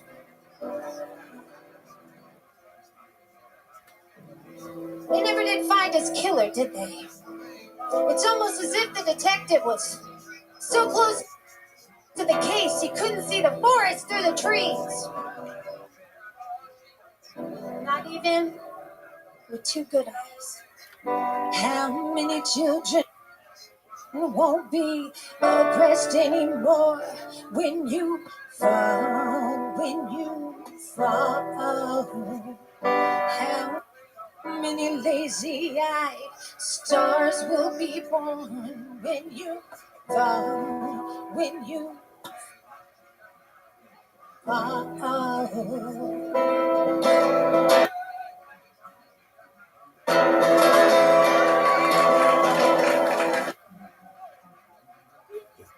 Forrest Whitaker, you had the chance to show the world it's not just you. There's more of us out here. We're talented. We can do things. Instead, he's out here acting like y'all need him to normalize normal eyes. Also known as atypical. And Forrest Whitaker, seen you waltzing around the Star Wars universe in Rogue One, trying to send us a message that you're gonna be the only one in the future with a lazy eyelid. Clearly, he wants total annihilation. But not on my watch. It's a long song. Not even with two good eyes. How many children won't be oppressed anymore when you fall, when you How many lazy eyes stars will be born when you fall? I'm your nemesis. Your move, Forrest Whitaker. Your move. Wow. Molly McGee.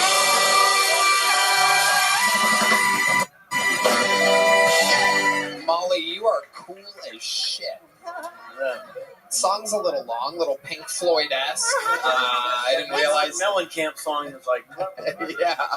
She was like, shine on you crazy eyelids over here. It's like a 14-minute long fucking. I know. Starts slow, goes back to the chorus Forrest twice. Whitaker's passed, by the way. Yeah. If a song falls in the Forrest Whitaker, all right. In my defense, that was after several decades of oppression. So that's a long I song. get it. You think your eyelids are lazy? You should see D. Madness's actual eyeballs. They are the laziest eyeballs. They've done nothing his entire Thank you. life. That song's called "Run Forrest Run." Just so everybody. Amazing. You are such a cool person. I love your style, Molly McGee. You're leaving here with the big joke books. Write another minute. Come up, sign up again, okay? There you go. She caught it. Molly McGee, everybody. How fun. Great 2 musical guests in a row. Plowing through it. Oh wait, it's time for a prop. Here we go. Let's do it. Carrot Top's got a little All right, something here we go. for All right, us. when you go to a bar, right? When you go to a bar, you can't see who you're hitting on, right? Because it's dark. So it's a beer that has a light built into it. You kind of scope it out before you. And look, and there's 2 jokes. Look, it's a Bud Light. Ah, fuck! Oh. Look at that shit. That wrote itself. Bud Light. Maybe it's another one. This is Hold on. amazing. I don't know if you guys all smoked the same pot that I This did is a tonight. dumb one. But This is a dumb one. This is a pacifier for ugly babies. But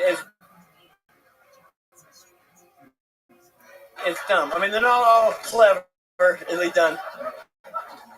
Oh, polished shit. You know how much it costs to fly this shit here, too, by the way? Seriously. They had to go through it. Like, what the fuck is a dildo on the thing? I'm like, it's Carrot Top. That's okay. that is They really go through it. This shit. Yeah. I'm like, it's a gay mousetrap. Have you run into problems? I guess you're mostly in Vegas, but like, has that ever been an issue flying with your wild stuff? Yeah, I was going with people too young to remember Regis and Kathy Lee, and I was doing the show, and I was on a flight. And this is great, same exact trunk. It has flowers all over it, and I'm on this trunk, a plane. I said, "Hello, I'm doing this live show. Could you make sure the trunk gets it on? Because I'm going to go live like tonight." And they said, "Oh no, we got it. We do it." And we get on the plane. I look out the window. It's like 4 in the morning. I see this trunk going on the bed of another airplane. Oh And I'm like, "Oh fuck!" And I said, "That's my shit." And they go, "No." I said, "Well, unless Donnie and Marie are on the other fucking flight." There's like a box full of fucking shit. So they got it. They got it for me just in time. Just in time to do, on Regis and Kathy Lee, a plate for bulimics. I mean, Oh my God. You can eat and A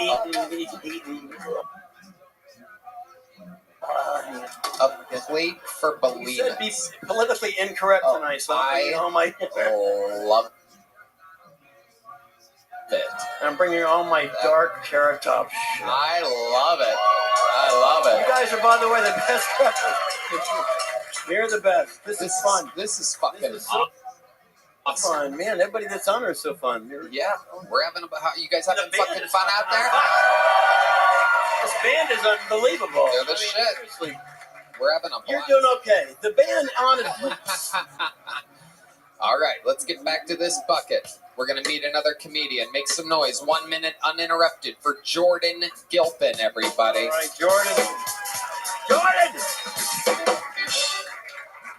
Hey, everybody. I know you're thinking, and yes, it's true. I do have bicycles on my wall in my living room as art decoration. Yes, I do. I recently took a 23andMe and found out I'm 25% gay. That's right. I had a gay grandpa.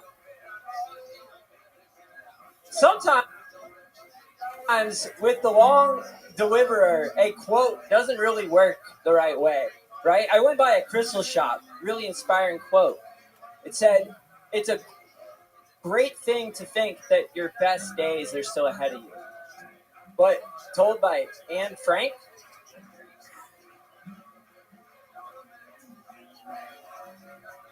maybe they were talking about reincarnation. Guys, it's kind of weird. Family, yeah, that's right. They're crystals, right? They can see the future, but they can't Google the past. Yeah. My sister's in a throuple with my Jesus. with my I like that one guy throuple. yeah, that's right. That's right. In a throuple with her husband and my mom. Yeah, she came to visit once 8 years ago, and she's still there doing the laundry and raising the kids. All right, Jordan Gilpin. Went a little too long there. I like the first joke, but I would have said, what do you say, 25% gay? And you pause and say, okay, 90. You know, something like, because, I mean, Gilligan, come on. Yeah. This is an incredible No, but getup. that was funny. Fucking love it. I have those same shorts. Yeah. I feel bad. I really have the same legs. We have the same legs. Look at that. Except I shave mine, so makes my dick look leaner. Right? Jordan, it is quite the outfit. I'm glad you took a break from renting tourist kayaks to come do stand-up here tonight. How long have you been doing stand-up comedy? Seriously, for 4 months, and I've been riding for about 1.5 years. Okay, so you wrote for You're clearing the room. Look. Yeah. It's a good job. People are going in. Rickles did that, you know. Stick around. So, Jordan, what do you do for work? I work at a Please say barbecue rent place. kayaks. Oh, What is it? I work at a barbecue restaurant. Okay. Yeah. You want to give them a shout out? What barbecue I restaurant? work at Franklin. Okay. Yeah, that is one of the bigger ones here. What do you do at the barbecue restaurant? So I was hired as a cutter, but I haven't got there yet. It's a very strenuous training process when you work for one of the most famous barbecue places in the world. How long have you worked there without getting to cut? Hired as a cutter? Haven't gotten to cut the meats? Yeah, haven't got there with a yet. knife? Yeah, I haven't touched a knife since I started. It was March 1st, I think, was my first day. Yeah. Wow. You know, OJ So 2.5 got months that ago. job. By the way. Yeah. First day. First day. They get Yeah. So what do they have you doing? If you were hired as a cutter and you haven't gotten to cut the meats yet, what exactly are you doing at work? Yeah, so the first 2 weeks, I was what they call the line position. So you talk to everybody in line and ask them what you want, and you tally their meat numbers. Have you been there? Michael, Yeah. relax over there. Can we keep them over here? Jesus Christ, what do you have in your own side conversations? Where you're cracking up at the number thing. Relax over there, Mike. Yeah, so I call it the glorified Chick-fil-A person. Yeah, because you're going down the line, you're like expectation manager. And so once you sell your 20 pounds of turkey for the day, nobody else you can't guarantee turkey.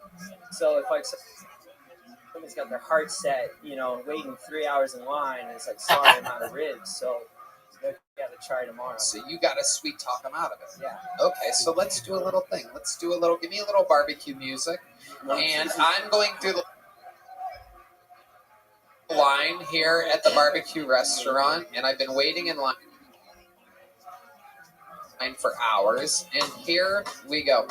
God, I love the barbecue music here. Oh, I'm finally up in line. Oh, hey, how are you? Can I get some food? Hi. Yeah, welcome to Franklin, guys. Have you ever been here before? No. Cool. So let me tell you. So I got brisket available. We have our pork spare ribs. We have pulled pork. We have turkey, and we have our house sausage and our house peanut cheddar sausage. I'm in the mood for ribs. Do you have ribs? I do have ribs. Oh, wait, you're supposed to be out of ribs. I want to find out what it's like when you're out of something. I'm sorry.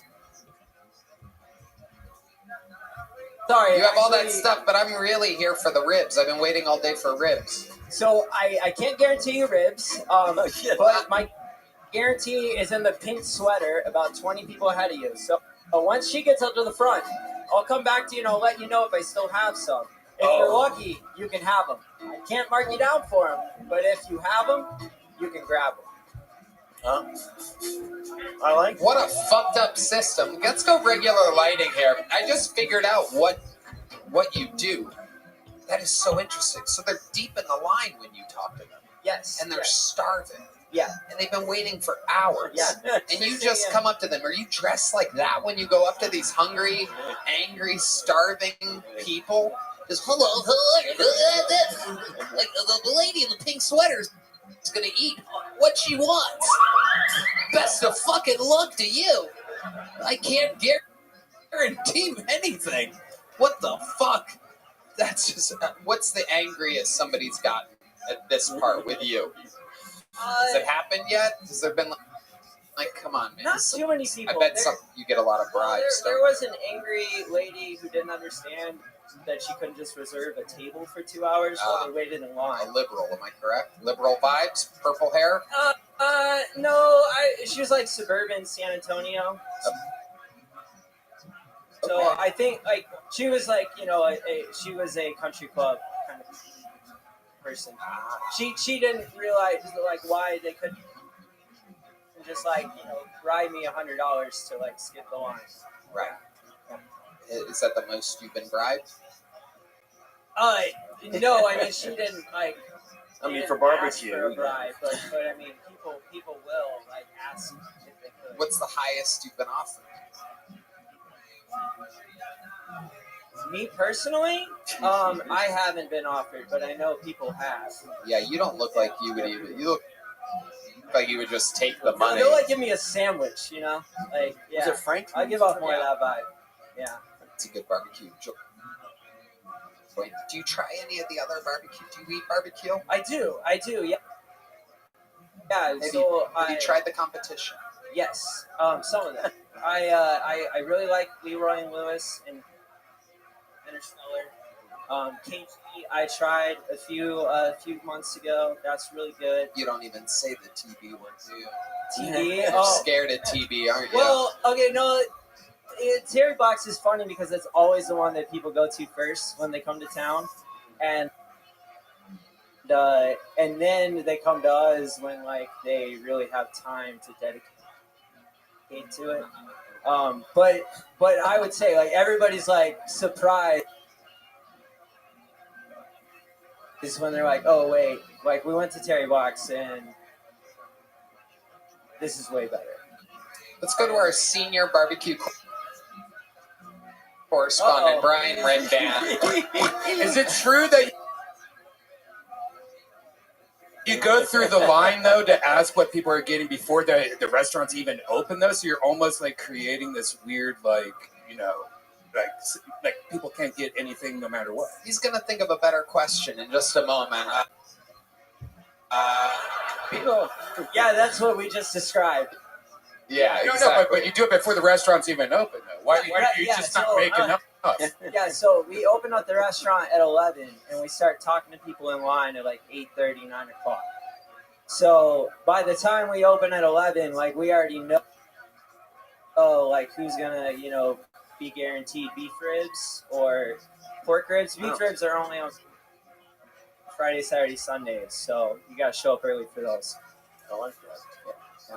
It's a business. When we were comics, we'd order Domino's, right? And then we'd order Pizza Hut. We'd make both people eat their other thing. We'd film Pizza Hut eating Domino's. Eating pizza. And they were like, no, we can't do that. We'd videotape them and they got fired from eating. Literally. They wouldn't. eat the competition. I eat the competition. Incredible. Wait, I have something for this. Hold on. Oh, okay. I love this.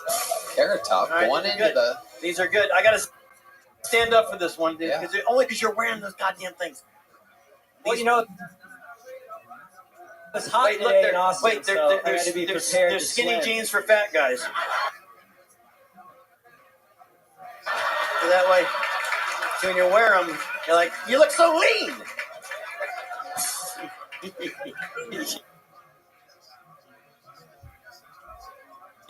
fucking retarded, isn't it?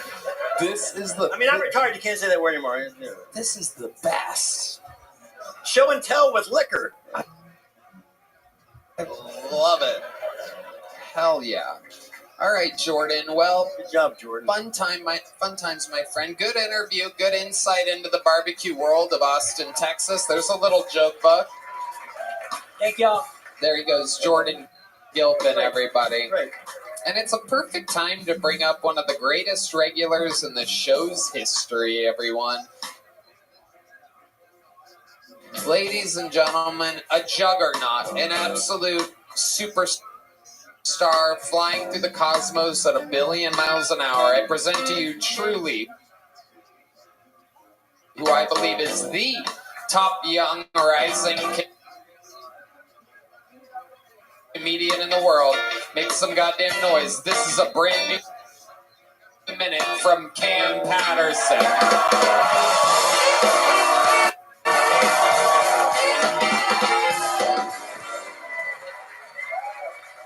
Yeah. Real shit. I have it's weird, but I have one gay friend. One. Only one. I think if you're a straight man and you have more than one gay friend, nigga, you gay. That's what I think. I think they plotting on you and they gonna get you in a dark room and fuck you in the ass. That's what I feel like. That's what's gonna happen, brother. Watch your bumper. They on your ass, nigga, literally. They gonna put a dick in it. And I got one gay friend. I got one. I grew up with him my whole life. His name is Tyrone. I'm not gonna say his last name. I gotta do stuff. His name is Tyrone Jones. And Tyrone, he lived 2 doors down from me my whole life. And when he came out as gay, it made me upset. Now listen, I wasn't angry because he was gay. I was angry because we did things together that 2 men should not do, but one of them is gay. We did a lot together. We played basketball together. We played football together. Me and Tyrone fucked the bitch together. You understand me?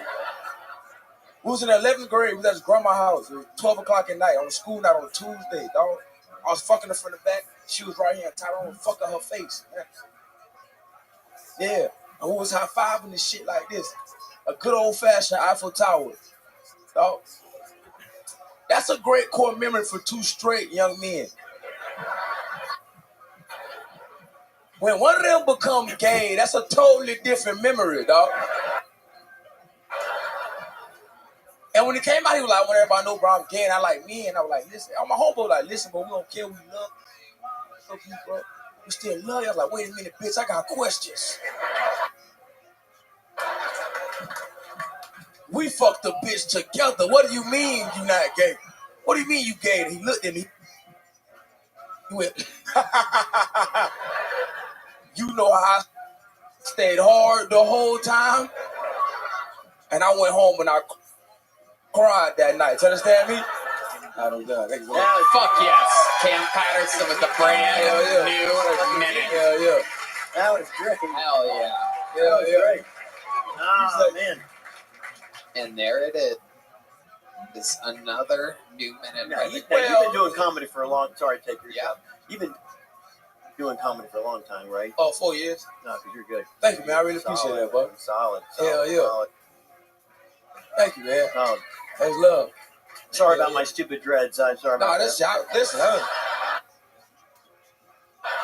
He'll stop me like, what the fuck? I'm trying. I fuck with them, nigga. They not.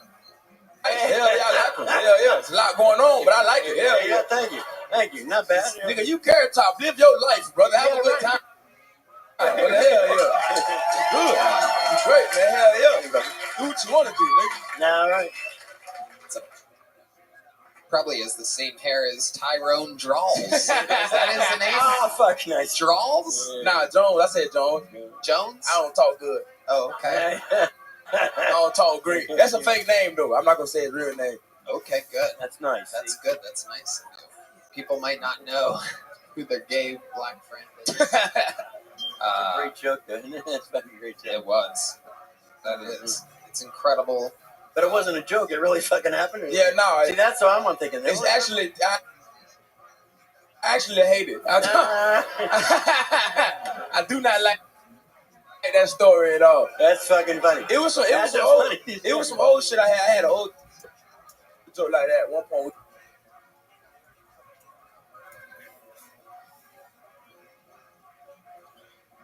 Thank you, man. Yeah, no, that's love. Sorry about my stupid dreads. I'm sorry about that. This He'll stop me. Like, what the fuck? Sorry.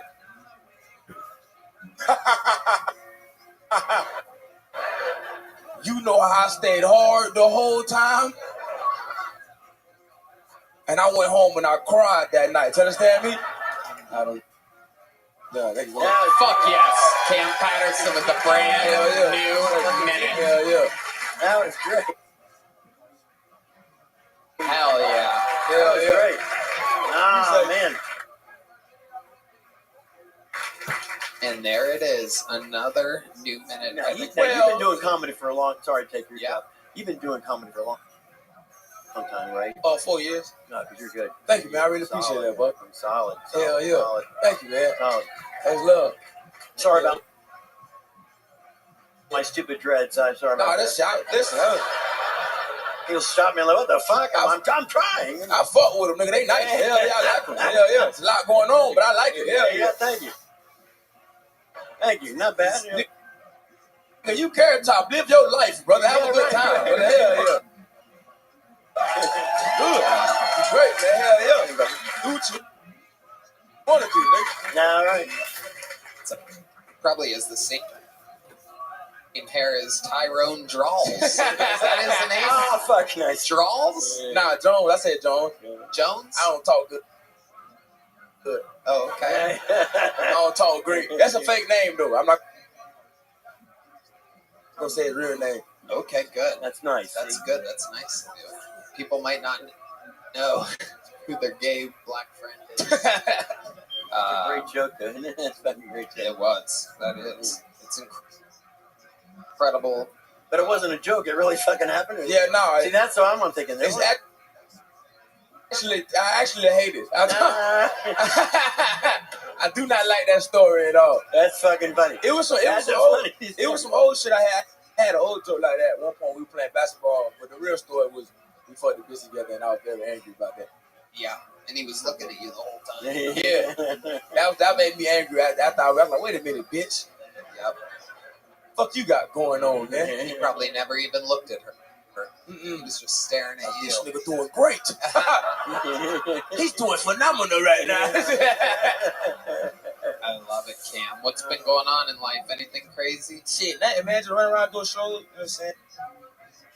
Yeah, on the road, having a good time. I was on a movie set recently, and I got there a little early. It was like on the beach. It was like we had food and shit, and it was a police officer that was like on the beach, like watching this set, and I was getting food, and he came back and was like, "Hey man, stop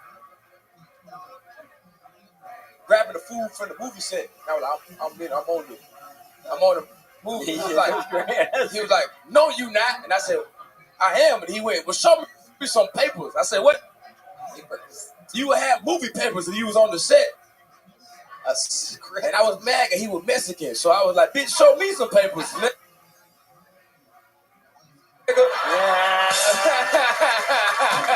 Show me some goddamn papers, you dirty bitch. Fucking great. Oh, shit. Oh, man. That was brilliant. Shit pissed me off. He cool though. He a good guy though. He cool now. We're good. And it felt work. I had watermelon in my hand. I was like, it was bad. It was a bad look for all my people. It looked terrible for all black people around the country. Though. It looked really bad. All those options that are on a movie set that you could possibly eat. You just had a plate of watermelon? They were good, bro. I ain't gonna hold you. It feel weird being black. I like watermelon, but it's like, damn, like, I can't really eat it in public like that.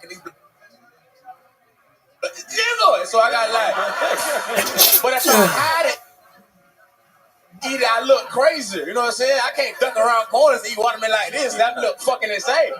So I got to eat it in public, but it's like, eat it, nigga!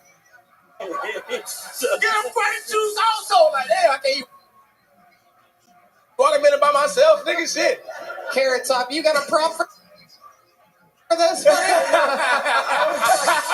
was hoping I did. Like, you can't top that. Fucking brilliant.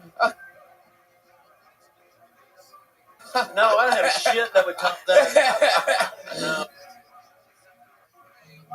Oh, that's amazing. Oh, Jesus. Amazing. I have another gay joke. Hold on. Oh, we love that. This is one's good. in memory of Tyrone. It's a hold on, fuck. It's a piggy bank for gay guys. Hey, that gay the fuck, dog. That's you with the playing basketball. Here we go. I love it. You're funny. Hey, you too. Cam, you're a fucking superstar. We're going to get back to the bucket. He's done it again, folks. That's it. Right in the middle of his show. Great. Superstar.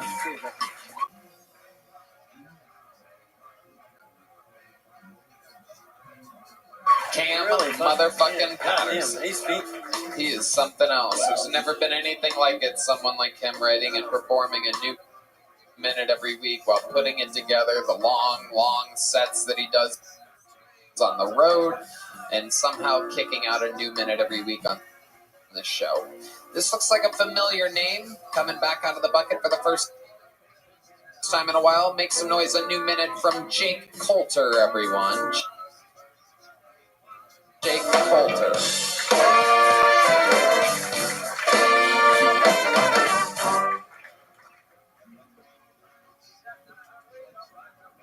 So, did anybody else used to think that bestiality was illegal? Because that's how you create supreme beings? Like,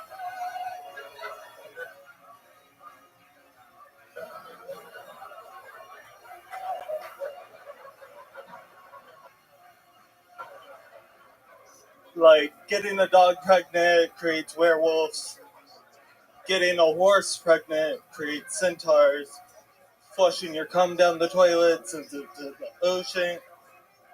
Or sends it to the ocean. Getting fish pregnant, creating mermaids. Pussy ungoable and white trash. So the second I realized I was attracted to every mermaid I've seen on TV, I was like, yep, those gotta be my daughters.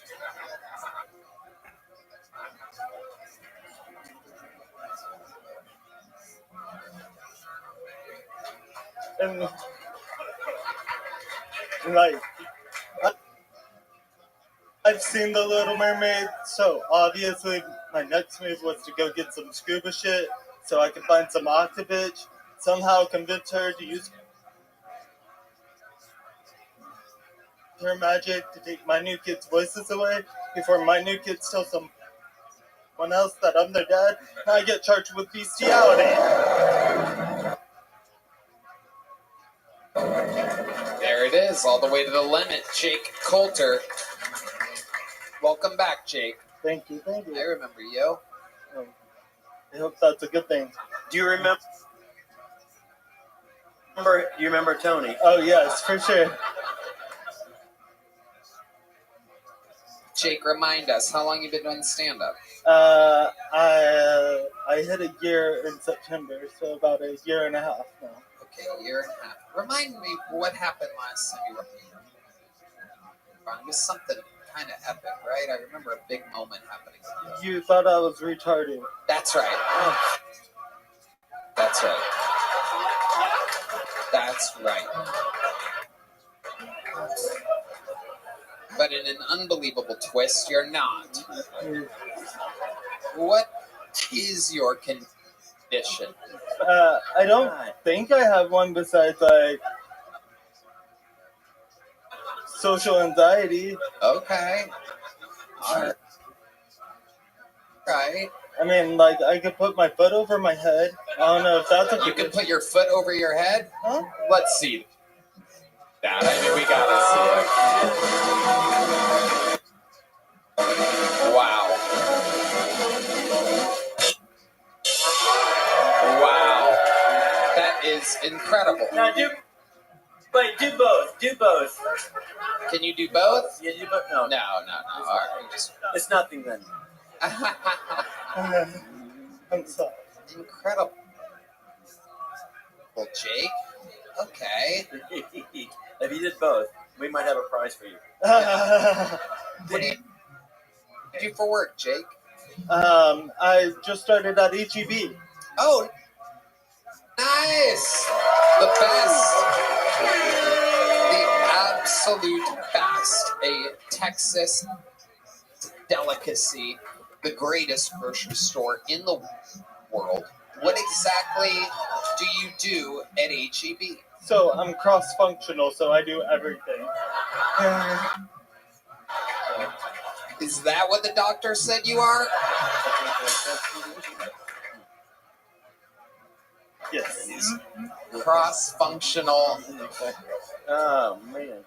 Wow. And what is it that you find yourself doing the most at HEB with all of these functions that you can do? Well, I just got through orientation, so next I'm going to be a bagger on Wednesday. Wow. That's incredible.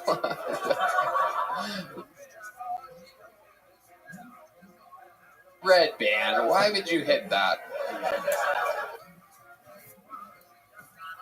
Only once. It was so perfect. You should hit it again.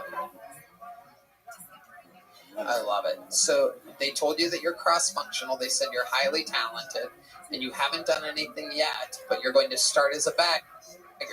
So they think you're retarded too. This is very exciting that I'm not the only one. I know a lot of you, when you heard the retarded thing, you're like, oh, Tony. But it turns out I have the same opinion as HEB's human resource people. Incredible. We feel that you're in the spectrum of all the jobs that you can do here at HEB. That's going to be great. We're going to start you at bagging and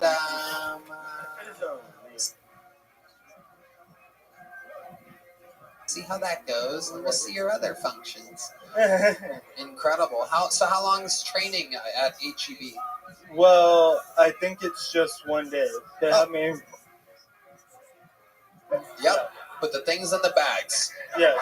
Don't put the bread in first. Don't put the eggs in first. Everything else is fair game. Try to keep it evenly balanced, and then put the bread and the eggs on top of that stuff. Right. Yep. I was confused by that. Oh no. Oh boy, you're in big trouble, buddy. You're in big trouble. Wait, what did Tony say again? The eggs in first? Oh fuck. Yeah. Oh no. Oh, it's okay. Next week I'm gonna be in the tortilleria. What the fuck is that supposed to mean? I don't know. It's what my schedule says.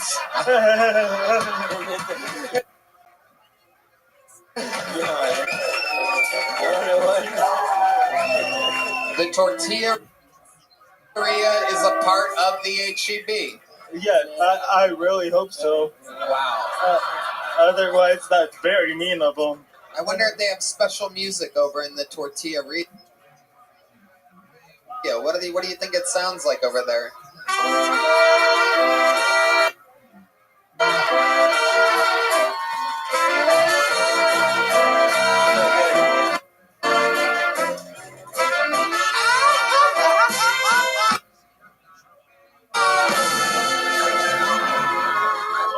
Wow. Unbelievable. The best damn band in the land. Featuring Grooveline Horns, a.k.a. Huevos Rancheros. This is so exciting. What else? They have the tortilleria. What else is there? Tell us more. Do you have your schedule on your phone there? Yeah, it's in the back. Let's get his phone unlocked. I need the lovely Heidi to unlock his phone. I want to know all the special sections of the HEB. I guess I could ask Red Band, but The tortilla place, they make their own tortillas every day. Fresh tortillas, best tortillas in the city. HEB, for those of you listening to around the world, I know you're hearing the crowd go crazy. You've heard it come up before, but I mean, there really is no describing how unbelievably, I mean, it's beyond, it makes Whole Foods look like a goddamn fucking Goodwill. It is incredible. Have you been? You've been physically there. Let's pull up this training schedule. You're gonna get fired before you start. Yeah. Just to let you know. I'm just kidding. HEB loves us. We have a mutual relationship. We perform at the HEB Center every New Year's Eve. Why am I getting a text? What does it say? It's from him. I don't know. Okay. What do we got here? Can I look at it? All right, perfect. Let's see what we got here. This is very exciting. Oh, welcome to training at HEB. LOL, Tuesday, no shifts. Wednesday, training. Thursday, no shifts. Friday, no shifts. It doesn't. You have no shifts. Oh, here we go. All right, here we go. Thursday, May 22nd. You shall start at 6 a.m. and work until 2:30 at the Tortilleria. Friday off. Saturday off. Sunday, 9:15 to 4 p.m. Bagger. Wow. It starts big. The next week, no shifts whatsoever. That's pretty much it. You got here. We're off to a good start. Which is perfect because that's when this episode comes out, and it makes sense. It's like they already know. All right. Yeah. You're very excited about it. I love it. How old are you, Jake? I'm 26. 26. You're just adorable, Jake. I gotta tell you, what do you do for fun when you're not? I have a 155-pound Great Dane. You have a 155-pound Great Dane. Yes. This is incredible. And you sure you still have it? Dogs have been getting loose lately. Yeah, there's a lot of. Yeah, no, I keep a camera on him. I love it. Very good. You lose that fucking thing, seriously. Yeah. The other guy earlier could lose a dog. It was probably that. Yeah, exactly. Yeah, tiny dog. How long have you had? Is he here? No, unfortunately. Just come out and play the drums. Right. What's the Great Dane's name? Z. Z. Yes. Okay. What did you name him Z? I don't know. Everything was taken. Yeah. I was trying to be different. Okay. Very cool. Seemed easy to I've spell. got something for you. Hold on. Oh, yes. So this is fun. When you go to someone's house for a house party, you bring this and you leave it on their table. And the next morning they're like, what the fuck was doing below at our house? That is awesome. I love it. I was going to give it to you, but I got to fly this shit back to Vegas. I can't. I got to show tomorrow night. I love it. Well, Jake, congratulations. You already have a big joke book? Yes, sir. Yes, you do. So keep filling it up. There he goes. Jake Coulter, everyone. We're going to keep flying through it here. Jake, put that mic back where you found it there on that X real quick. There he goes. Jake Coulter. Oh, yeah, all right. I guess that's good enough, Jake. Shake. There's going to be bread on the bottom of those bags. There we go. Ready? Yeah, All right, absolutely. We gotta do a better prop. So this is all for the women here. When you go to the bar at night, you bring your purse. You can decide what guy to bring home at the end of the night. Oh my goodness! Look at that. So these hoes love it. Look at these hoes. It takes a lot to satisfy their gaping vaginas. These three right here have an insatiable appetite for number 3, I do believe it was. That was like a glory hole joke, I think. Oh, I love it. It's incredible. This is so fucking awesome. All right, your next bucket. Well, ladies and gentlemen, we know this young man. He's a young legend around these parts. One of the great mothership door guys. You've seen him before. He won an appearance on the New Year's Eve show at the HEB Center just this past year. This is, I believe, his first time since then. Make some noise for the next appearance of Law Ogre, everyone. It's Law Ogre. Yo. So most people don't know this about me, but I'm in the Guinness Book of World Records. Yeah, my city had a hot dog eating contest. And I was the first person ever to yell gay 1,000 times.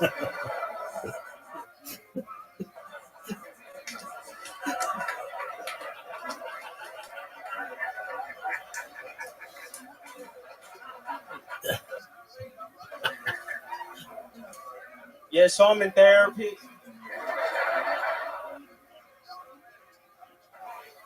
Yeah, my therapist made me delete all the phone applications that give me anxiety. Yeah, so long, Bank of America.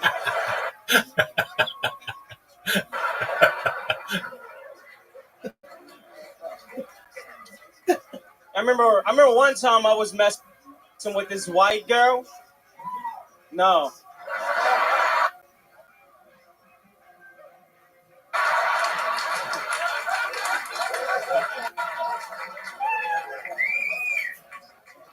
Yeah, one time I was messing with this white girl that wanted to say nigga during sex.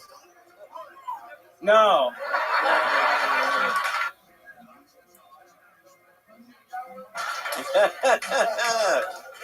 Unbelievable. Law Ogre, one of the great door guys here at the mothership, which are all professional stand-up comedians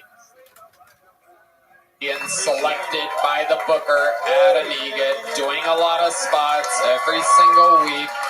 These are the people. This is the future right here, Carrot Top. What up, bro? He's on a crew? Yeah, here at the mothership. My crew fucking's not funny. Seriously, you're fucking funny. Yeah, my crew. I don't let them look at me. You let them look at you. Yeah, they're a lot. They'll look at me. Except for D Madness, he never looks at me. You can look at me. You can look at me. Salah is so fucking funny, unbelievable. I love how present you are, the acknowledging of the dumb white bitch in the middle of the room. So good. Sad. Perfect timing. That's what it's all about, is having stuff to talk about, but being light on your feet in the moment. Absolutely perfect. So good. Yeah. You know what? Now as a prop guy, sorry. Now the first thing you walked out, I'm thinking, oh fuck. I'm surprised you didn't when you had the mic stand. You said, look, I know I'm exactly almost the same height as the mic stand. That would be a funny opening joke. No, leave it where it was, where you're right about the same height. When it was up there, you say, huh? Like, I'm fucking almost as tired. I'll stick with props. I'll stick with my props. I just saw Mike and you the same height as the mic, and I said, that's a good joke. Yeah, I try to shy away from the hype shit. Yeah.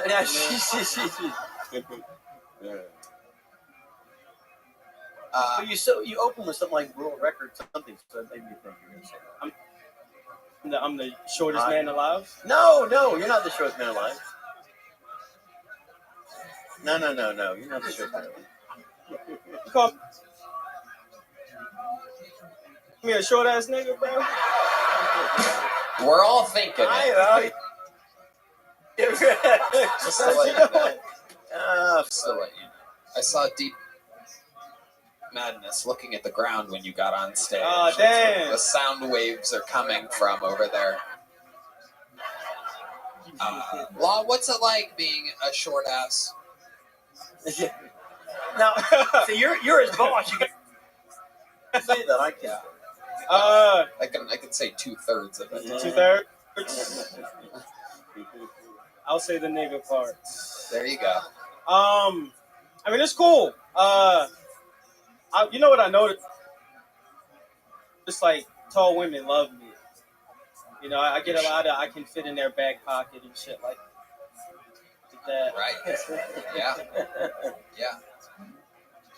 You could fit in this purse and also probably be a number 3, I'm guessing, at the same time, which is a very rare treat. Yeah. There you go. You have that and that. It's made for Oh damn! Are you measuring girth? What is that? Yeah, you are correct. Yeah. You figured it out. That's a girth joke. It's not a length joke. That's a girth. That's true. Jesus Christ. Which one is it though? Which one is it? I'm not asking your girth. I'm saying that prop was about girth. Not the length. It was about big old fucking dick. Okay. Which the ladies said they loved earlier. Hell yeah. Now that you're here, they're like, well, you probably Fucks with it, bro. Fucks with it. Yeah. You ever heard of white people, white redheads, fucking white people. White. You sound like me. Yeah, what redheads have? Is that true? Yes. That's why my hair is purple and green and blue and green. I'm not redhead. I love it. Law, so what you been doing for fun? Yeah, fucking tall bitches. Is that true? Yeah, I got a shorty right now. She's like 6'1". Whoa. Nice. Do you guys go out in public together? Oh yeah, man. I climb trees, bro. Wow. Nice. Oh, Big Mike Gonzalez excited over there. Another. Let's go. So you're the spinner. I've never heard of a man spin. There you go. What's a spinner? There you go, Red Band. There you go. Okay, so where did you meet this 6'1" behemoth? The bookstore. The bookstore. That's where you go to pick up the bitches. Yeah, that or Michael's Arts and Crafts. Oh, very smart. Very smart. You are a smart cookie. And what's your approach at the bookstore? Do you do the thing where like you're on the other side of the bookshelf and when they take a book you're like hello, like that or something crazy? Yeah, Ghostbusters style. Nah. I try to do like some stupid ass pickup line. You know, I'll be like, why haven't I seen you before? All right, that's because I've been in prison. Oh, okay, yeah, that's a good pickup line. I bet that works on all the good-hearted women. Yeah, no, it bombs pretty often. Yeah, it doesn't work. Yeah. I like the bookstore. I just like the bookstore. What does the 6'1" woman do for a living, Mom? She's she just got her doctorate, so she's a teacher. Oh, like a professor. She's a professor. Yeah. Wow. What is she teaching? history. Which what you are, right? To her, yeah. No, I mean Yeah. to her. No, not you. To her, your history. To her, You're not history. To her, you're right. He's history to her. You got it. You got it. She's history. I don't know. Fuck. The way off on a bad thing. I like the height joke. I thought it was fun. Wait, I got one. Hold on. Fuck. Oh no. Oh yeah. Oh no, I really do. This is great. Fuck. It's a hanger for. It's a hanger for a midget. I mean, that is fucking timing, right? You're gonna get that to me? If I had something in the middle of the interview that I could cut him up, fucking I had it. It was in Comedy Gold. It was just sitting there like, pull me out of the truck. You made that yourself? No, I make all this shit. Oh yeah, bro. I've got nothing else to do. I literally, everything has duct tape and yeah. I can't believe you have a hanger for a short person. You can't say midget, you're a short person. So perfect. Damn. Law, you need Went to Radio Shack and got a fucking thing. Oh my god. That's how old that joke was, right? When they had an aerial. Absolutely. Law, anything else crazy we should know about you before moving on? Before he kills me. Yeah. Oh yeah. I've been doing this thing. Have you heard of it? It's called semen retention. Called what? Semen retention. It's like when you like choose not to ejaculate. Oh, I'm not into that. Yeah. You gotta hold it all in. You hold it all exactly. in. Call it curdling, right? You curdle it. Yeah, what the fucking disgusting, headband. Settle down. Oh my god. Red Band's the nastiest encyclopedia. Really is. And I'm here next to him every week. Jesus Christ. He always has a term for everything disgusting in the world. Curdling. Yeah, curdling's crazy. So, why are you doing this? And how does the 6'1" woman like that? That doesn't seem fun for her at all. Yo, it's like cheat. Like, you know what I mean? Like, you gotta, keep the energy inside you. And so, like, I just choose not to do it, not to bust. Fuck that. You gotta. Yeah. You got it. I'm holding nothing back. Fuck, we're gonna go a month without coming. No, we're not. What's the longest you've gone without releasing the many children between your legs? I would probably say, I think it's 97 days. 97 days. Oh my god. Wait a second. Damn. Stop. Hold on. Swear to God. Full I stop. swear to God. Stop. Everybody just went, holy fuck. Yeah. What the fuck do you mean? Went, holy fuck. You didn't hook up with somebody? You didn't jerk off for 97 days? Yeah. Well, what happened at the end of 97 days? You have to just get a new place after that? Jesus fucking Christ. That's like when a fire extinguisher explodes or something. Yeah. It's gonna. Yes.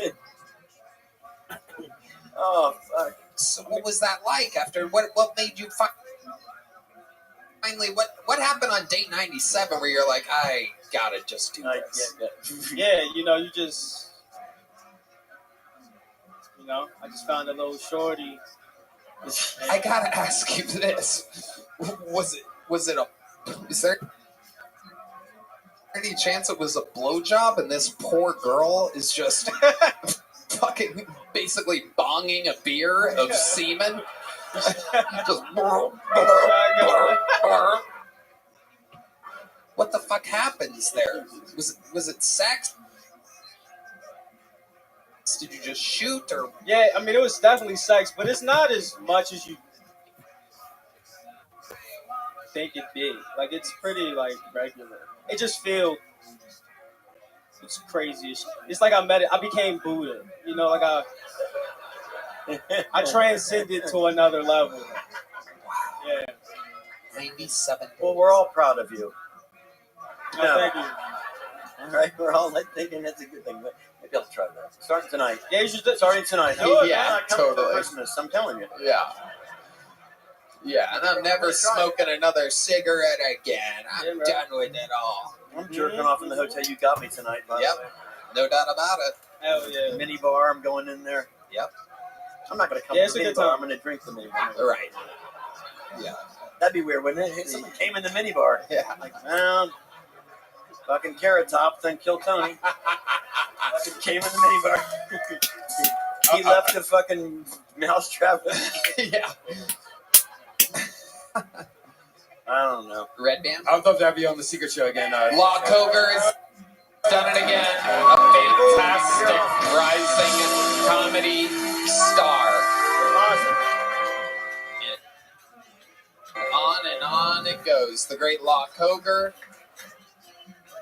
And we are on to our next bucket poll. It is a one-word name. Those are always shockingly interesting, we find, in the 12 years of this show. So let's see if this one keeps the tradition alive. Make some noise for Shino. Shino. Here's Shino, everybody.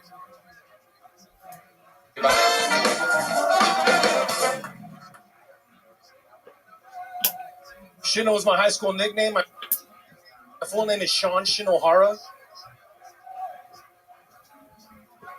My father, Masanori Shinohara, was born and raised in the largest city on planet Earth. Largest, arguably the most interesting city on the face of the planet. Anybody know what city I'm talking about? Any anime fans? Hi, domo! Tokyo, Japan. And can I take a second to appreciate the fact that if you had just stayed in Tokyo, I'd be fully Japanese right now, and not this half-Mexican abomination. And what, I'm in construction? No. If I was born in Tokyo, I would have been like a computer programmer or Pokemon designer or samurai. Yeah, those are all real applications in Tokyo. Those are all real applications. Interviews are free. Fuck around. Right now. You might wind up Lord of the Shogunate, like Lord Toranaga. My Shogun fans. But no, he didn't stay. He didn't stay. When he was 25 years old, he moved from the largest, arguably most interesting city on the face of the planet, right? To where, right? To Corpus Christi, Texas. Corpus Christi, Texas. You know what's in Corpus? You know what's in Corpus, huh? A whole bunch of Mexicans. A whole slew of Mexicans. And eventually, right? Eventually, he knocked up some Mexican, my mom or whatever. Otosan! Nazu watashi o mizutate no desu ka? Alright, the bear has joined the chat. Hello, Shino. Am I saying that correctly? Shino, yeah. That's good. Shino. Hi. It's good. It's good. I had great hair till you showed up. Doc, it's good hair. Kirita! Wow! I love the reveal when the comedians. It's me, Reba McIntyre. Good to see you. She's let herself go. Oh my God! Oh my looks God! Like she should hydrate. Yeah. I love it. Shino, welcome to the Shino. How long have you been doing stand-up? Just started, Tony. That's hilarious. When you say you just started, what do you mean? I moved on Halloween to Austin to do this, man. On Halloween? Mm-hmm. It's been 23 Mondays, Tony. It's been 25 Tonys, because sometimes you have two in one day. Okay. So you have counted. Very good. I got the bracelets at home. Here you are. You finally made it, and that's the minute that you had prepared. You had 23 weeks to possibly come up with more of something different, and that's what you did. It's good. We know who you are. You're definitely half Japanese, half Mexican. You love rice of all kinds. What do you do for work? I'm unemployed. You're unemployed? Yeah. How do you survive? I worked a lot before I came here. I was just like, I'm gonna come to Austin. I'm I worked a lot. I was going to save up and What? Save up, save money. You saved up. What did you do to I do construction. Okay. What type of construction? I'm a glazer. I do commercial glass installation. Okay. I'm on the side of a building 85 floors up on a swing stage. Oh, shit. Wow, that is incredible. Man, stuff. And how much money did you save up to move to Austin? Enough to buy a construction shirt. Leave him alone. Yeah. It's enough. And, actually, you know what? I have started driving for Uber. I was running low on. Let's go back to my original question. All right. How much money did you save? Like 10 grand, and then So you saved 10 grand. That was Halloween. And I was like, you know what? It's going to take me 2 months to get on Kyoto. Money. No, it's been a long time. Okay, so you saved 10 grand and that was Halloween, right? Yes. So you've just been blowing through that since you got here? No. You know, I have savings. I'm 45 years old, Tony. I graduated from Texas A&M 20 years ago, bro. Again, that's one of the local regular audience members cracking up. He laughs at the funniest things. There's something about saying that you graduated from Texas A&M 20 years ago really got him. So you saved a bunch of money. What do you spend your money on, Shino? I don't spend money, man. What's your living situation? Okay. Hey, I moved here to an Airbnb, right? I rented the master bedroom. It has its own bathroom, right? And then, like, after the first month, I was like, hey, bro, let's go off. Let's forget about Airbnb. Let's just do our own thing. So I'm just renting a room in this house. No, Tony.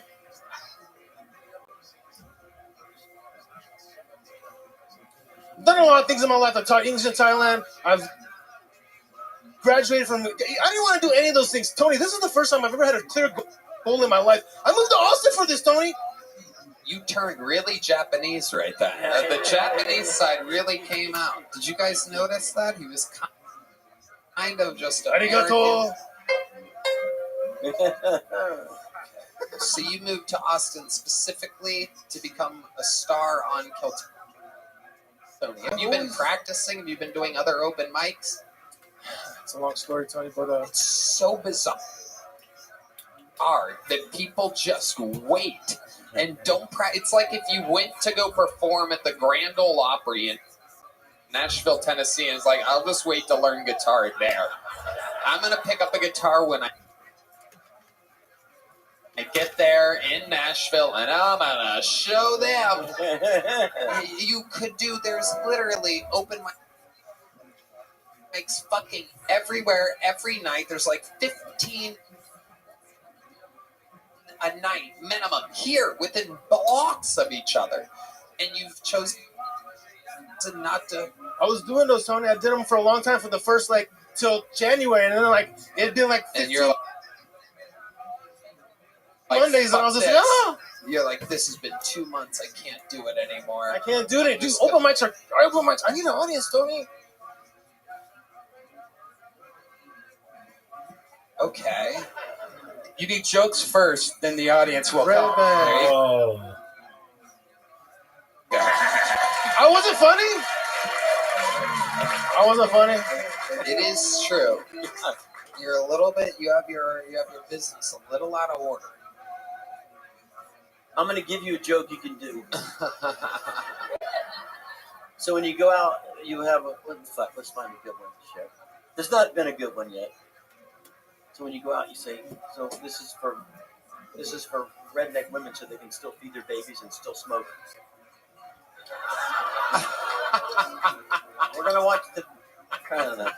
We're going to watch The Price is Right. So the kids... Oh, fuck.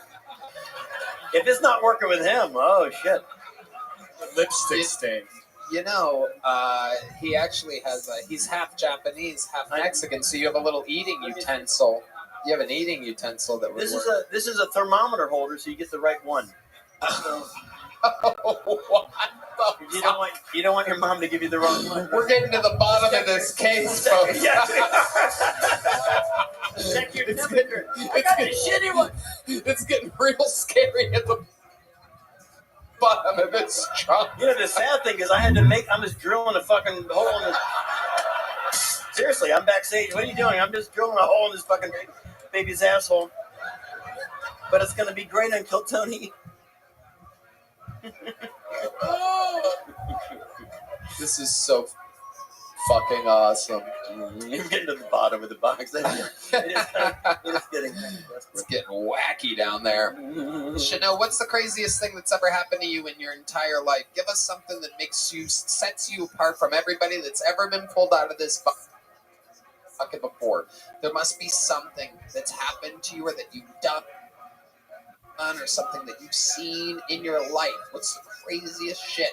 You're a guest on a podcast right now. Your stand-up part sucked, and you can save it all right now. Okay, well, like I said, I taught English in Thailand, but that wasn't the most craziest things I said. I've been in prison twice in Texas. What? Yeah, man. What did you say? You've been to what? Prison twice? Yeah. For what? Drinking and driving. What comedians get, Both times? Wait, yeah, you just we're say young professionals just trying to get home. Hold on, there's so much happening. Yeah. You just related to comedians by saying that we get caught drinking and driving a lot? Not these days, because there's Uber and stuff. But my last DW was 11 years ago, so, you know what I'm saying?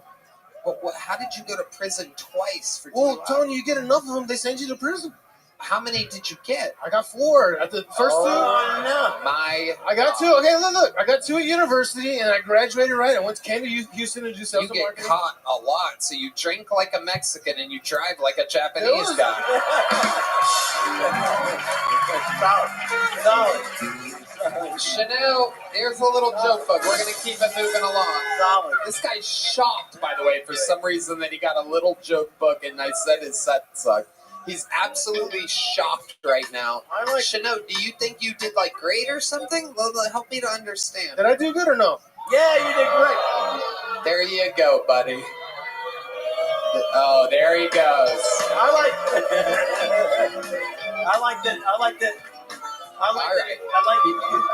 Hey, Heidi. The ginger palate cleanser of this show. I like that he said all comedians. That was the best part. Comedians that get drinking. Yeah, you know us comedians always getting about drinking and driving. Put something I drink. All comedians put the. You gotta put the pudding. All right. This looks like a fun name. Put your hands together for Kimberly Coaster, everybody. Kimberly Coaster. That was funny. That was so goddamn funny. You drive like a jet.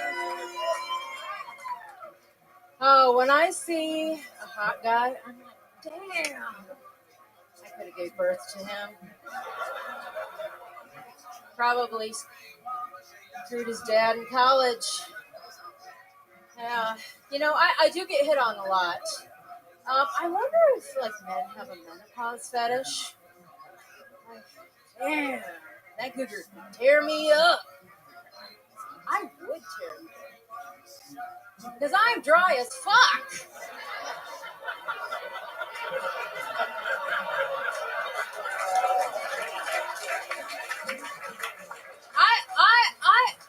You would have more pleasure rubbing your wiener on a cheese grater. I spread my knees, tumbleweeds roll out. Last guy came up coughing, and they sent a canary into the cavern. He's dead. It's all dead inside. Fucking amazing, Kimberly. Thank you. So good. Again, I don't want to seem like I'm hating on the women. It is so rare that we get a funny female bucket pull. I don't know if it's ever really happened before where we've had 2 hilarious women pulled out of the bucket. Oh, thank you. Very funny.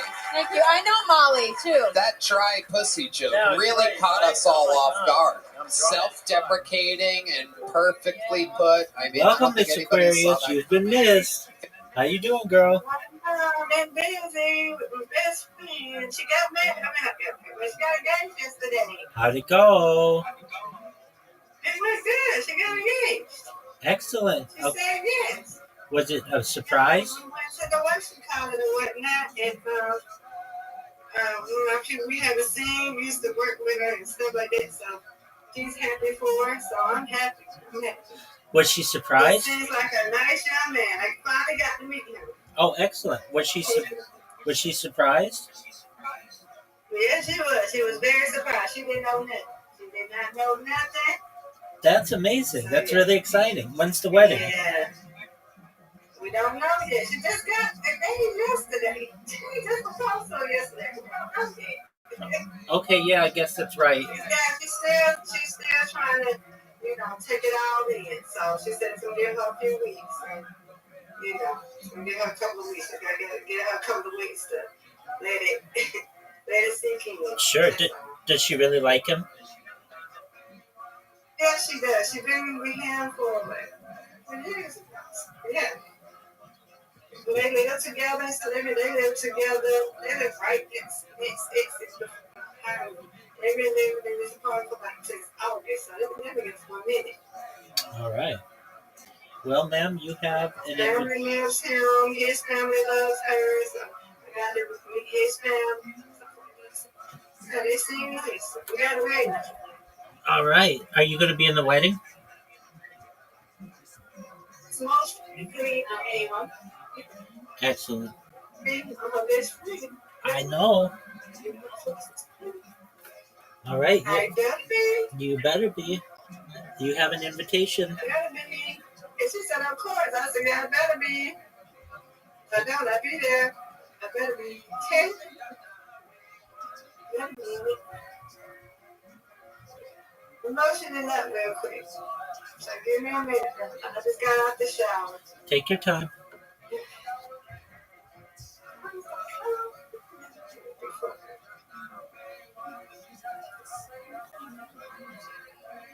She was surprised and stuff like that. Yeah, she didn't know nothing. She just thought she was just going to have a birthday dinner and stuff like that. She didn't know if the birthday brunch or she was like, birthday brunch. I'm 32 now. She said, hey, she didn't know nothing. She didn't know nothing. Stopped. That's the best kind of surprise. Has she been married before? No, she's married too. This is her first husband. Beautiful. Yeah. Well, that's going to be fun. Oh, I'd be thrilled. The girl and her fiance cousin was like, yeah, that's your best friend for the concert, girl. And she done started up and tell her this and her top up to me, you started me crying. And then tell her to cry, y'all will cry. It was my best friend. She said, yes, I sure am. That's wonderful. Of course, I used to do that.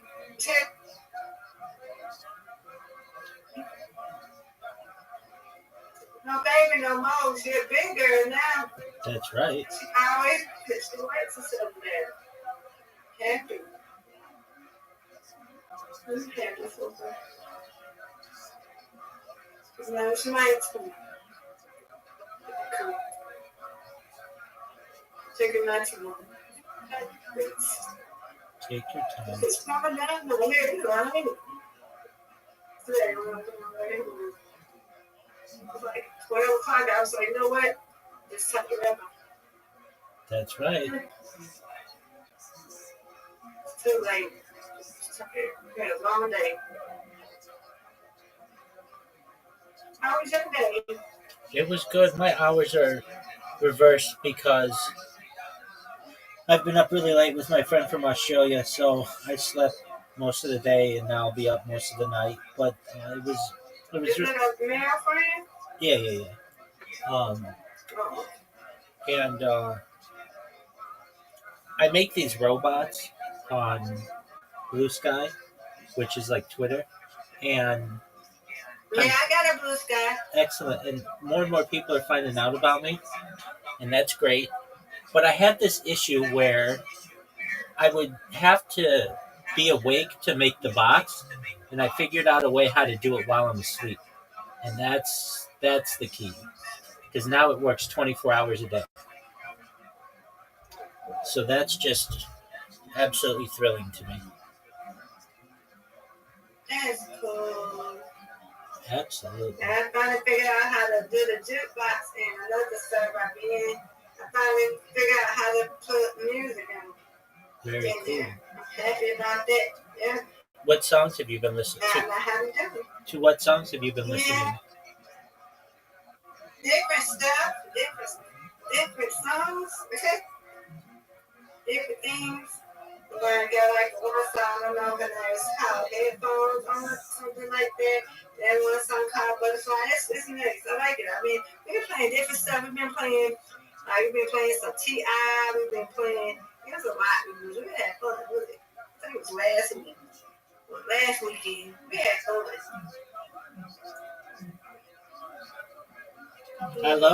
I love T.I. I love the T.I. King album especially. I love the ATL album. Those are great. Yeah, he's nice in real life. He's real nice in real life. Oh, I used to work at the airport. I met him. Well, I met him at the skating rink I used to work at, and not Cascade. It's another one. I got to meet him, and he's real nice. Very cool. Then he knew who I was at the airport when I was working. I was talking to somebody, and then he tapped me on my shoulder, and I looked. So that's T.I. I guess he knew who I was, and he tapped me on my shoulder. Wow, that's cool. And that's when he come in with he don't come in with Tiny, I'll speak to him. But if you go with Tiny, come in with Tiny, I'll speak to him. Some people are different. Right. Hey, significant others. And he's nice.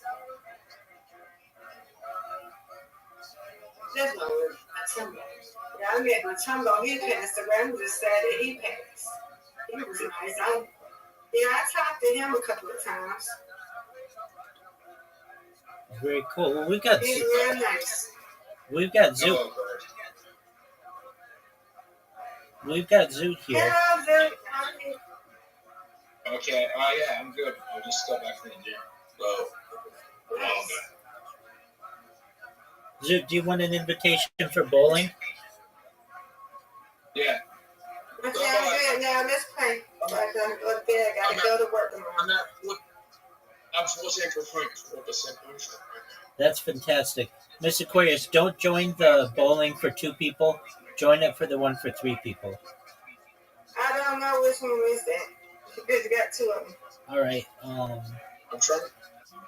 It's the more recent one. I don't even know which one that is. All right. Well, look at your invitation, and it should be the top one. See, okay, this one is for 2 people. That's the wrong one. Take that one out. Okay, hold on. Take that off. Okay, this one. Nope. This one. Nope. Both of them are 2. Let's see. We just did one. Let's see. There we go. All right. Come on, Zoot. You what? Zoot, you take too long for us. Go. For real. Go, Zoot.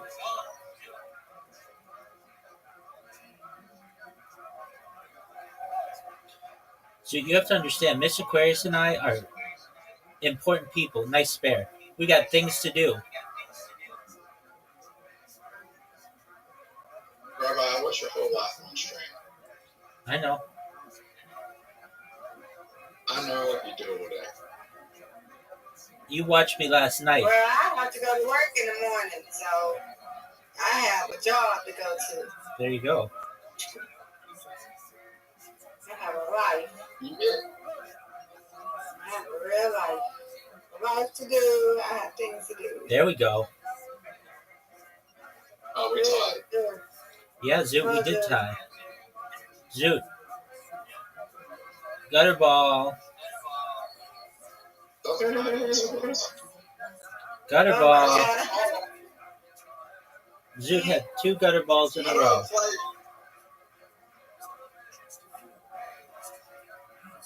There you go, Miss Aquarius. Aquarius is fucking big in one show. Doesn't surprise me. You got to know how to play. Nice spare, Miss Aquarius. Thank you. You're welcome. You and him may have to practice how I did it. Me and him practice. on each other. Yeah, you strike. Let's go. Yep. Moses. Yeah, you and him may have to practice together. Yep.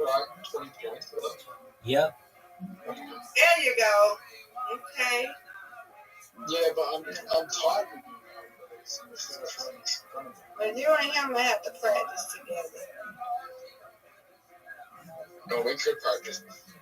Hey, Rabbi, I'm as bad as bowling as you was at darts the first time. Maybe I should practice. So you know I'm an expert and I'm better than you at darts now.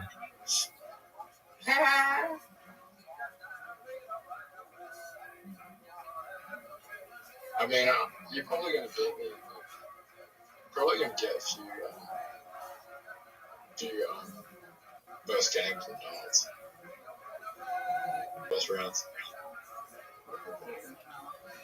Rabbi's killing it. He has not missed. He has more strikes and spares. That's correct. Muslim, come on. I don't know what you got going on. You might need to switch fingers or what, but you need to practice a little bit more, sweetie. Hilarious. Real. Gonna have to come on, do better now. Oh, Miss Aquarius at 55. I'm using the wrong finger. What finger do you guys use? It's a good question. Use any finger that's gonna make you comfortable. I use my pointer finger. I use my thumb.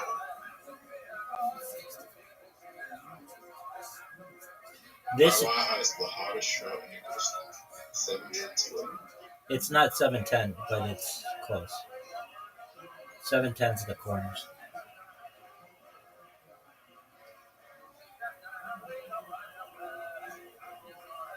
But need a strike. That's fair. Dude, how are you so bad? Dude, you're good at the other games. Terrible. What happened? The last shot wasn't terrible. It wasn't great. Yeah, that was a good shot. Miss Aquarius has the lead. That's okay. All right. I need. He got it. Rabbi got it. Maybe. I need one pin. Okay. If Rabbi misses a pin, He won. We win, I win. That's right. All right. Zoot. Miss Aquarius. Reload.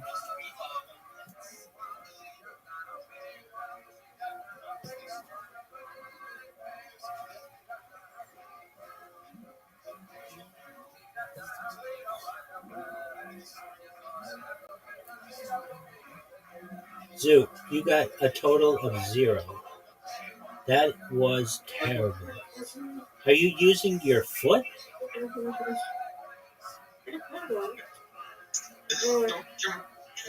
we play with bumpers on? Yeah, exactly. That's what you need, Zoot. Is there a way you can set bumpers on? No, I wish there were.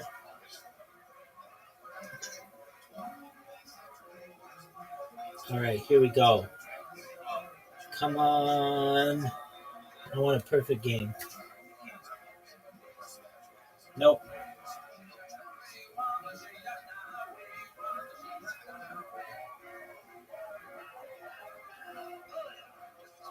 Boo!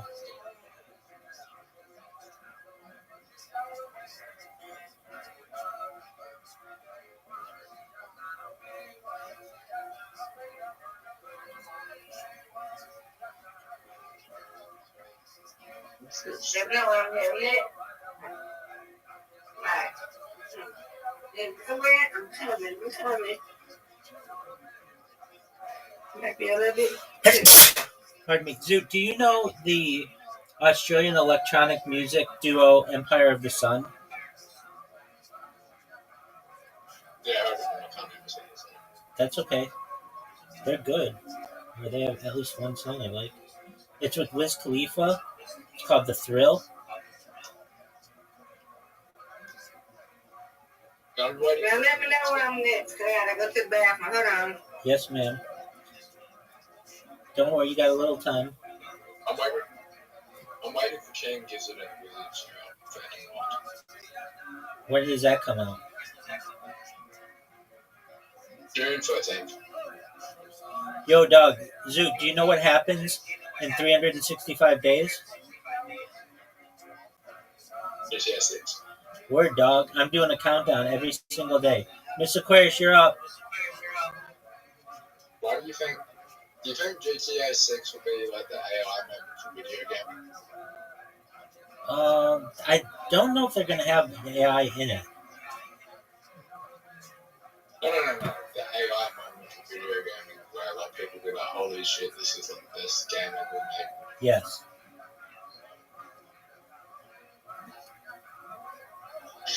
I don't know, like $2 billion for a game just seems a bit like, this game better be good. If it's shit, then it's like, holy shit. Dude, they're going to make $1 billion in the first 24 hours of this game. Maybe $2 billion. I don't know. Oh, for sure. They did it in the last one. They made $1 billion in at least the first week of the last one.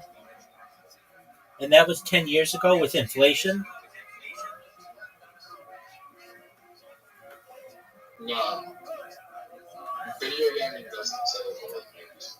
Dude, this one does. This one is it's not just a video game. It's a cultural revolution. Here's the problem where GTA 6 comes in. It's an 18 plus game. That doesn't matter. There are 12-year-old people who are going to be playing that game. I know, but if it wasn't an 18 plus game, it would sell like 10 times the amount. I played GTA 3 when I was under 18. If you want it, you'll get your hands on it. But also, Good one, Miss Aquarius. Thank you. Lilo and Stitch was made 350 million, and Rabbi Weekend with $100 million budget. That was also like 20 years ago. 25 years ago. No, the recent Lilo and Stitch. Oh, okay. The game or the movie? Nice spare. The movie. Thank you. You're welcome. The movie made $100 million. The movie made $300 million, $100 million budget, $350 million budget. And it's expected to get $1 billion in gross. Yay! Maybe I win. All right, y'all. Gotta go bed. All right, Miss Aquarius. Sweet dreams. Zoot, you ready to lose in darts? Yeah. Oh, Rabbi, I'm winning the lottery. Oh, yeah, I forgot. I gave $5 to a home. Zoot, I did really badly. Holy shit, you did really bad. Oh, nice double 20. I nearly did well. Yeah, but you got it on that last one.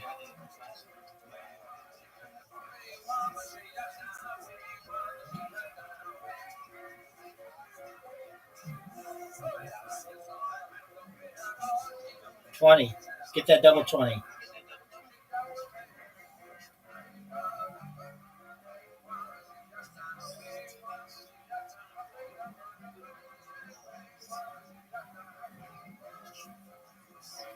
What a checkout. Wow. Zoot, got a 20. Checked out. Oh, we're going into a playoff right away. Oh, Zoot, I give up. Is it so? Yeah.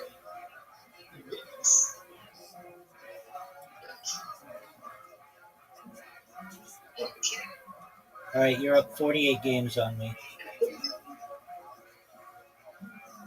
6 weeks. So on Thursday, I'll be 6 weeks into gym and calorie deficit. All right. And then in 2 weeks, I'm going to start bulking. Triple 20.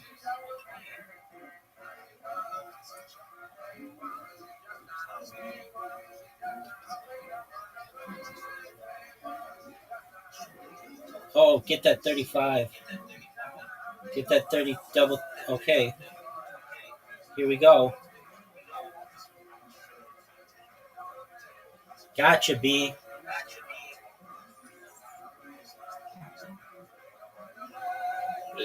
You're up 47 games. So yeah, I got it. Rabbi. Yo, pimp. I want the world to start eating healthy. All right, baby. Why? That's something you should be. You should be feeling as a pro-lifer as well. Dude, I just had a perfect game. Oh, you did too? In a weird way. I had a double 20, a 25, and a triple 12. You weren't even trying to do that. No, I was not. Well, I tried to get the triple. Are you sick? I tried to get the triple 12.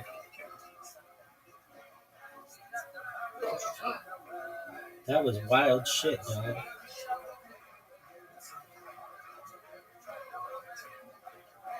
Yeah, you should be also trying to get people to eat healthy. I just want to be able to feed people first, and with the right medications, they can lose as much weight as they want. So that's not a big concern. It's not about weight. Yeah, it is.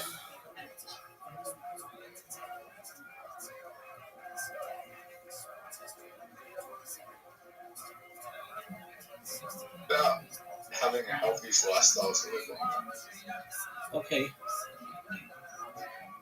Nice You're saying with checkout. right medication, you'll be able to eat whatever you want and have the right sick on it. Yeah. It's known as Wegovy and the other one. They're like all over the news in the United States. I don't know if I trust that. Okay, well, it's really big in Hollywood, dog.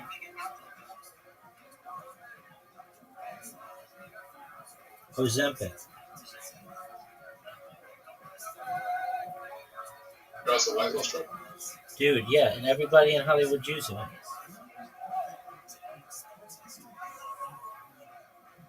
That's how I think your girlfriend lost her weight. No. For sure, dog.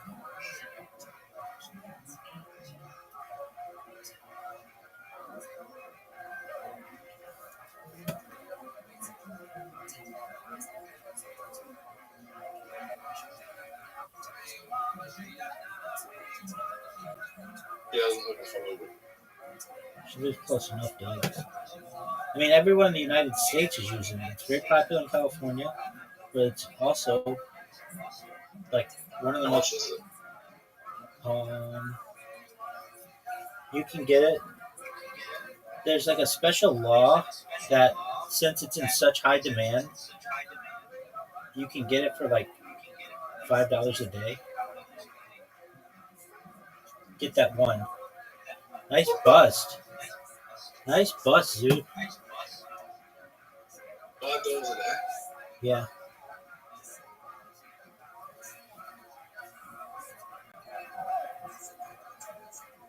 Do you need a subscription? Prescription? Yeah, but they make it really easy to get it, like over the phone.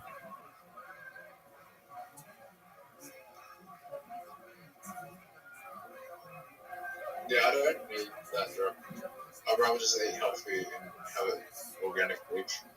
There's that drug called sex. All right, cool story. It makes you not hungry, and so like everybody's losing weight on it.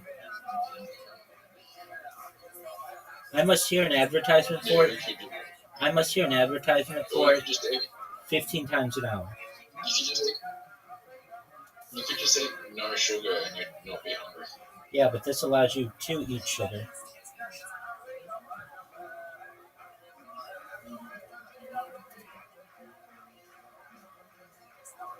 And sugar is like one of the worst drugs on earth. Cool story, dude.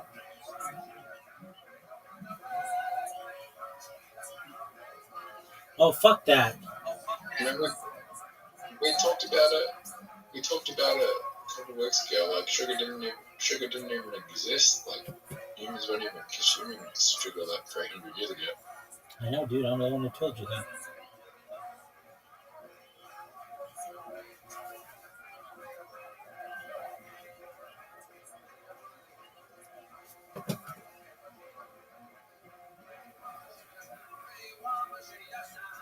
Wow. Oh, dude, I almost fucking had a perfect game, Zoot. But I fucked up. I'm actually starting to think I was lied to the whole lot, and I think nicotine is healthier than most food. Yeah, dog, it's a nootropic. It's good for your brain.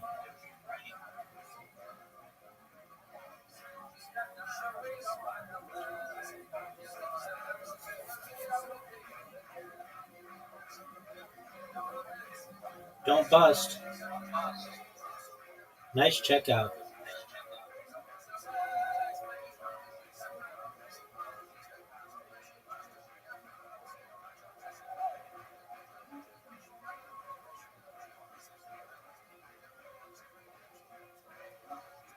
It's just the way that people consume nicotine, especially tailored made cigarettes. Or just cigarettes aren't good for you in general. Because of the carcinogens.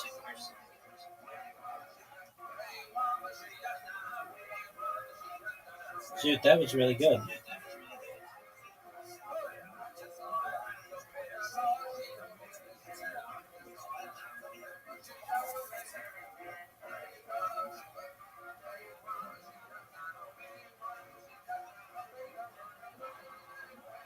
Oh, fuck. What?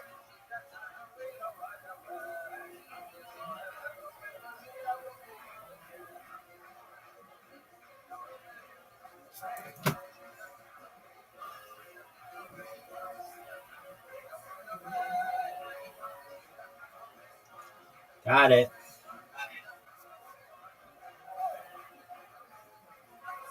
That's what I'm talking about, Zoo.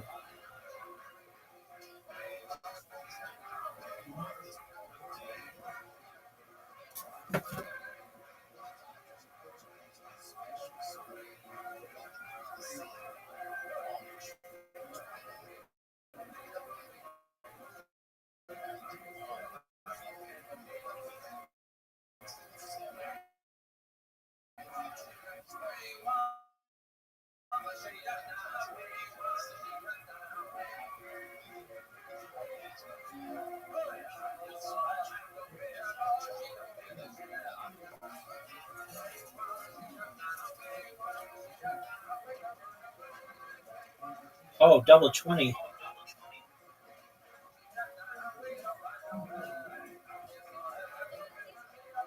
Fuck that bus, dude.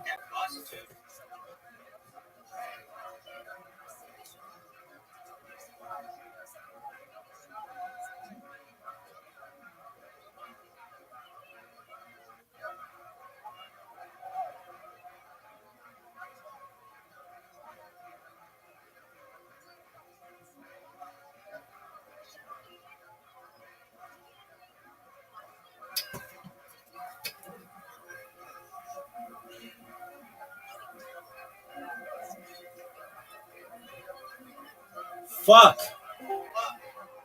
Welcome.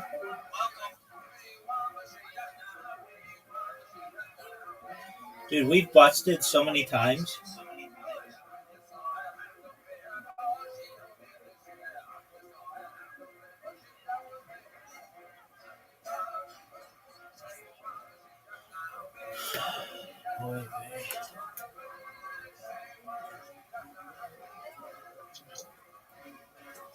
Oh, Zoo, get that 5.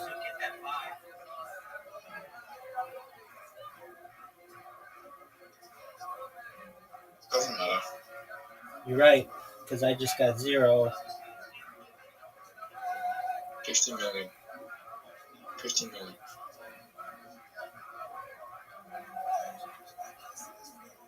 Rabbi. Yo, pimp.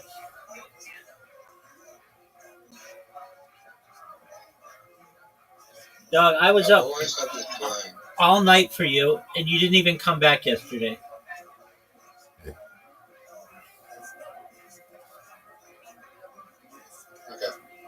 I've always had this feeling that I'm going to be lottery. And I feel like tonight's not. Cool story, bro. Oh, dude, I got a double 20 and a triple 20.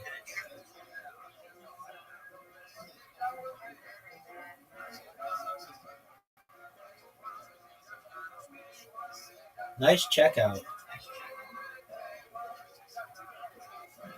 I actually posted the combinations on Twitter, and when I win, everyone's going to be like, holy shit, I could have had those numbers tonight, but I missed it. Cool story, big dog.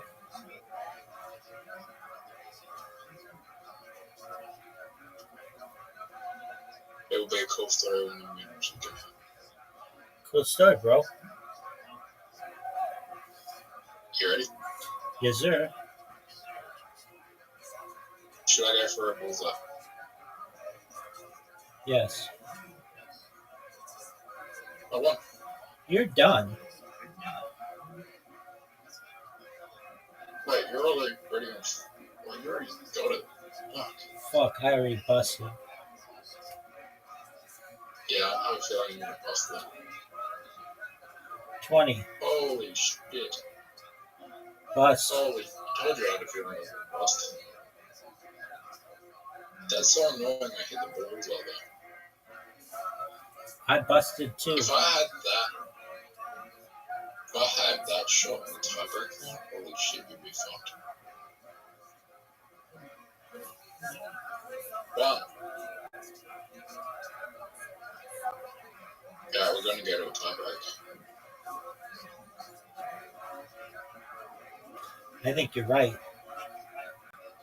Bust. Oh, dude, that was a tough break. I hit it where it needed to be. Just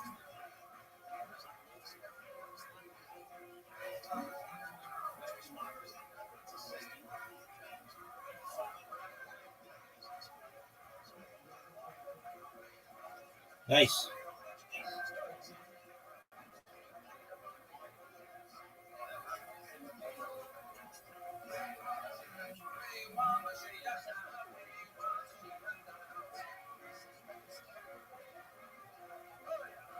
$20. 25.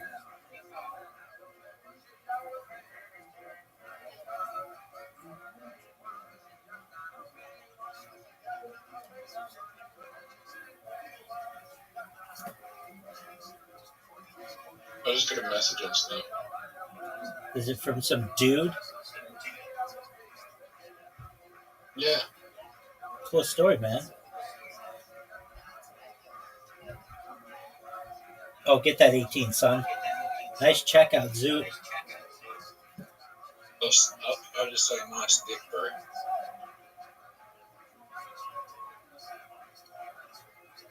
You got somebody, a dude who sent you a penis picture? Bye, whatever. Ew. I love how you just said that. Oh, every day, bro. Like it's a common occurrence.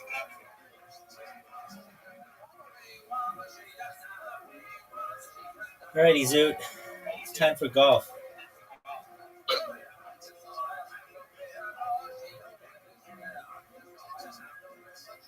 I have white dicks for breakfast. Do you ever get any chicks who send you pictures? Aside from your girlfriend? What? Are there any chicks who ever send you pictures aside from your girlfriend? Yeah. Just random titty pics? Yeah. Randomly?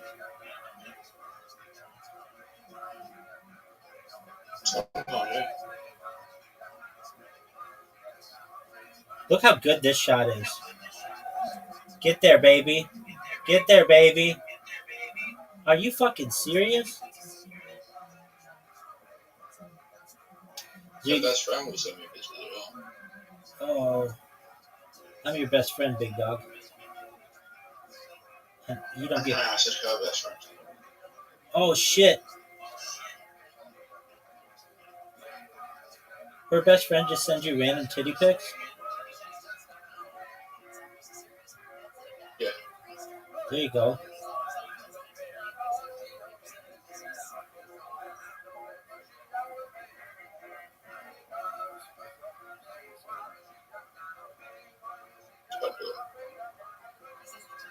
Dude, fuck you, man.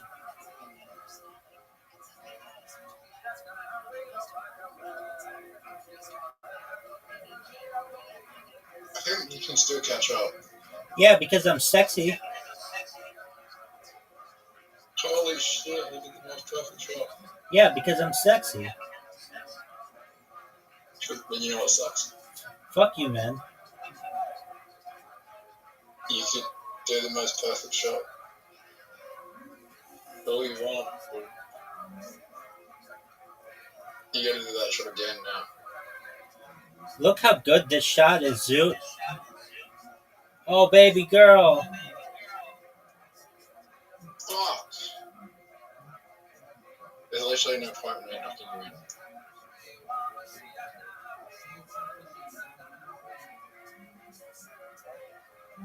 If I were you, I would have knocked me in. No, because then I wouldn't have been able to do it. We're gonna tie regardless of what I did. Regardless, we tied. What a good comeback So I do you had. know the percent? What You know a, the percentage to do it in one shot? what a good comeback I had.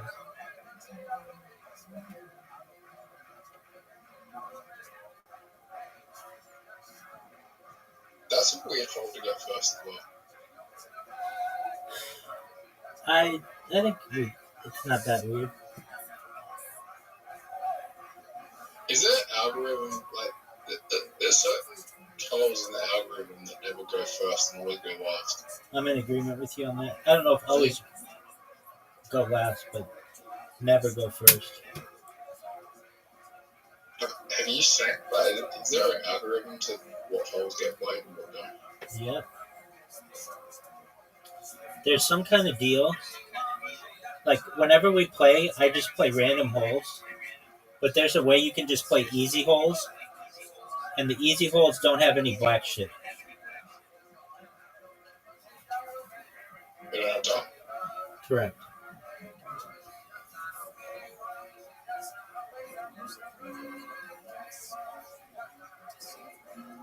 I don't think there's such thing as easy. Oh, for sure, dog. Easy hole.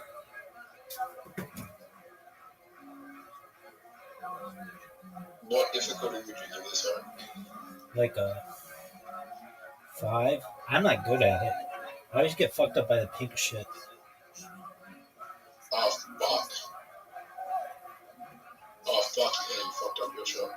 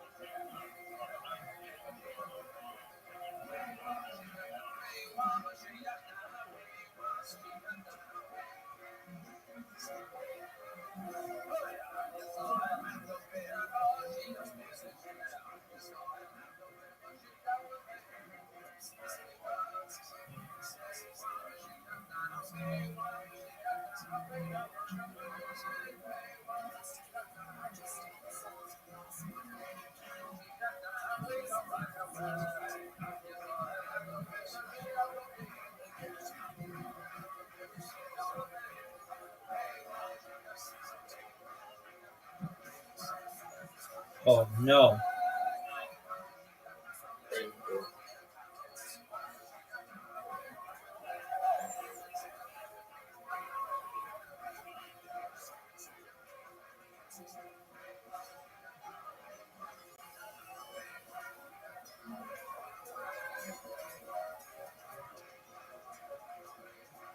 That was a dirty shot.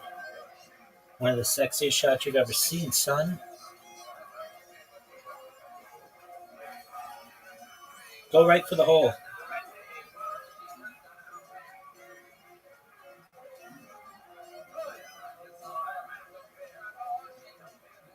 There you go. Too far to the right.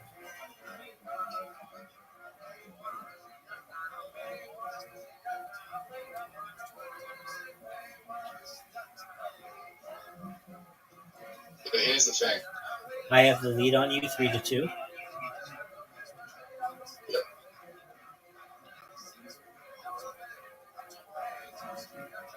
This is a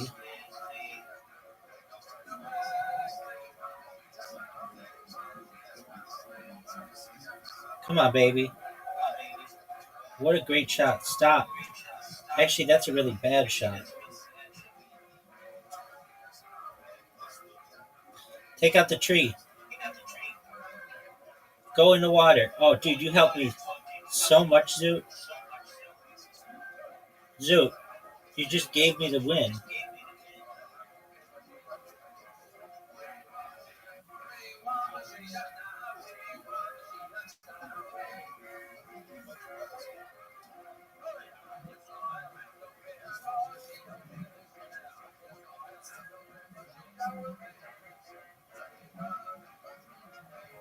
I'm going to make this.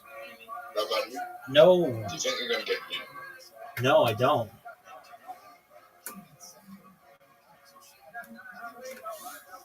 I'm dirty on this hole, though. If you don't make it, I always fuck you up.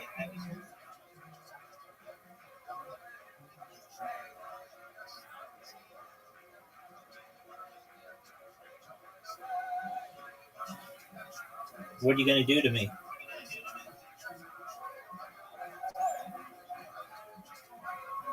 Kangaroo? Thanks, baby. That's my 1,001 first win.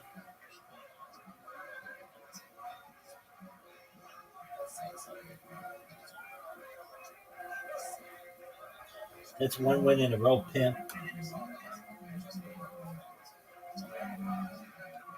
So remember that time you had an invitation and you accepted it instead of looking at dick pics on Snapchat?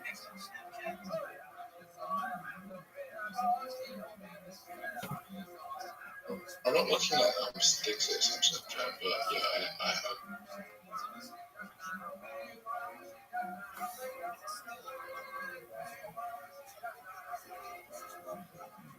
Look at this shot. Zoot!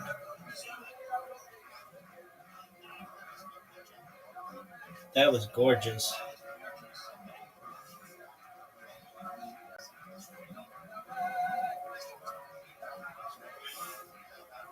Zoot, go. Nice job. Come on, baby, get through. Kangaroo. Are you proud of your shot? I would be. That's a good shot. That was a good shot. Are you proud of your shot? Right now? Yes. For sure, dog. Do you see how good my shot is?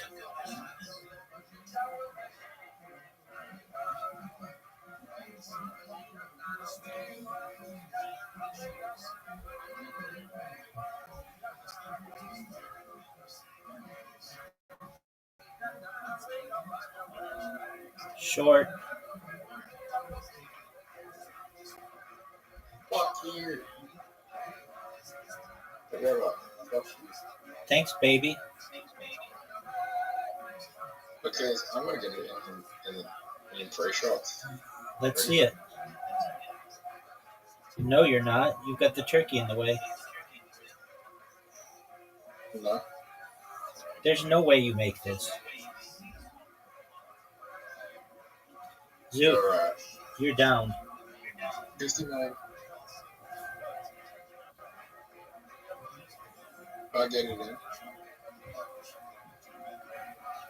Oh, what a hole in one. Dude, how'd you like that shot? Dude, fuck you, man. That was beautiful.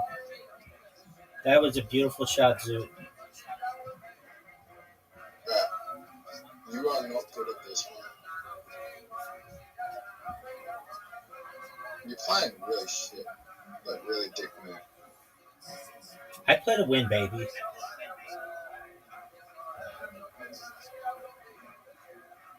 By the way. Oh, dude. You got behind the chicken. Oh, that was a good shot. That was a good shot.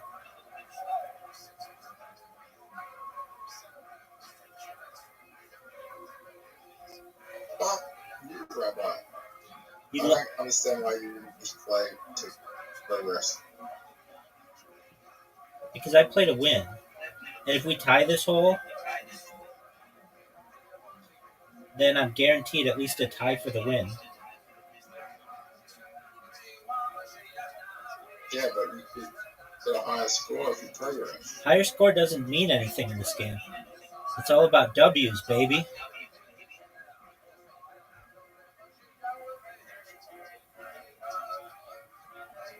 That was the most annoying game I've ever seen anyone play. You're welcome. Obviously, you've never played me on a find-a-hole. Obviously, you've never played with me on a find-a-hole.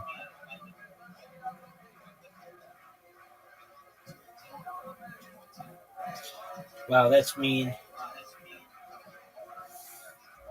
I'm not going to send you dick pics on Snapchat. Good. No, that's what you want. That's why you're on there. That's why you keep checking Snapchat. Zoot, you know this is my hole. You've never beaten me on this hole. And I've won like 50 times in a row we've played this hole. So I got some of the hottest girls on Snapchat. Dude, I stay away from it because there are underage people on it. Oh, they're not underage. You don't know that. I 100% do. No, you 100% don't.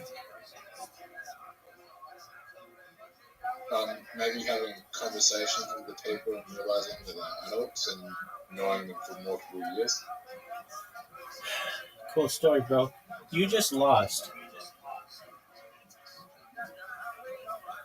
Zoo. Did you know you just lost?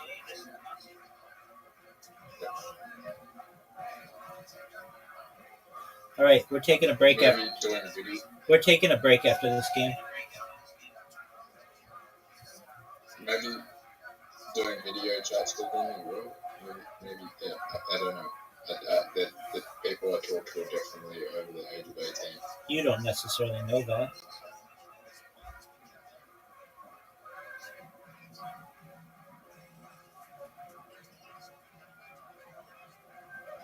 So I've known this girl for 5 years, so you're telling me that she's 17? Because when I was talking to her when she was 12, she's like got the maturity of a 30-year-old. No, I'm not saying that you're a chick. I'm just saying there are a lot of chicks on Snapchat who aren't 18 who say that they're 18.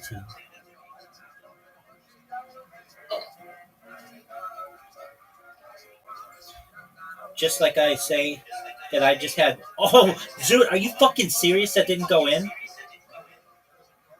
Thank you. Thank you. Thank you. Thank you. Thank you, Zoot. Zoot, we're taking a break after this game, but I want you to come back. I love when you come back. You awoke me today.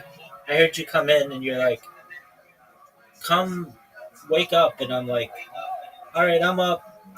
And then you left. Zoot, look at this shot. Zoot. That was impressive. All right, Zoot, you need the biggest comeback in the history of the game right now.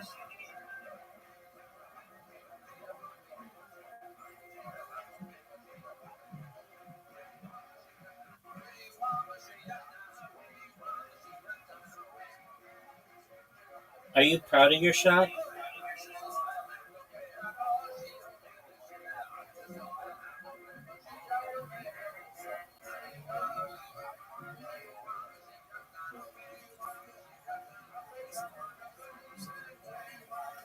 Hit my ball.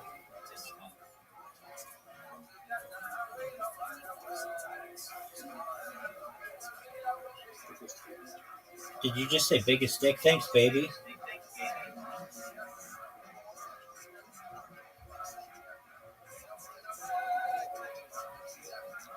Dude, that was garbage. I hate this hole.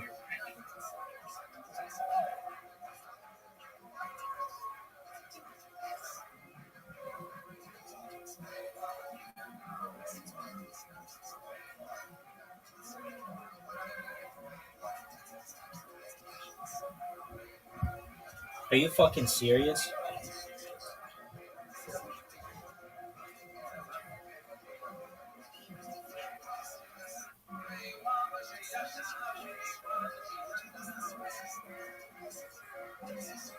You're welcome, baby.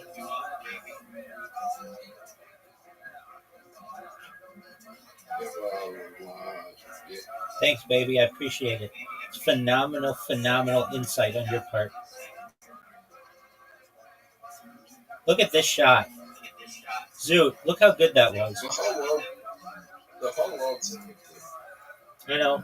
And it's bigger than most men on Earth.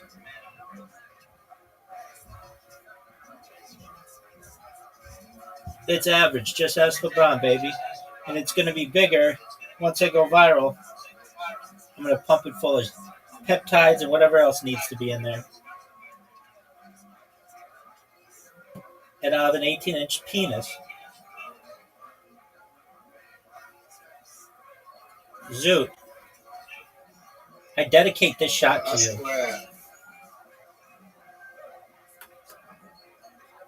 When I was like 16, 17, I don't know, I woke up one day and like I was going through some like hormone stuff and my penis, my dick was like unusually large. Like, I'm talking like, it was like fucking 4 inches bigger than it usually is.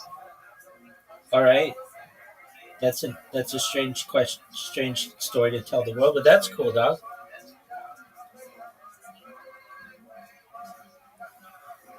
Obviously, because I was a child and taking fucking photos, but it was just fucking weird.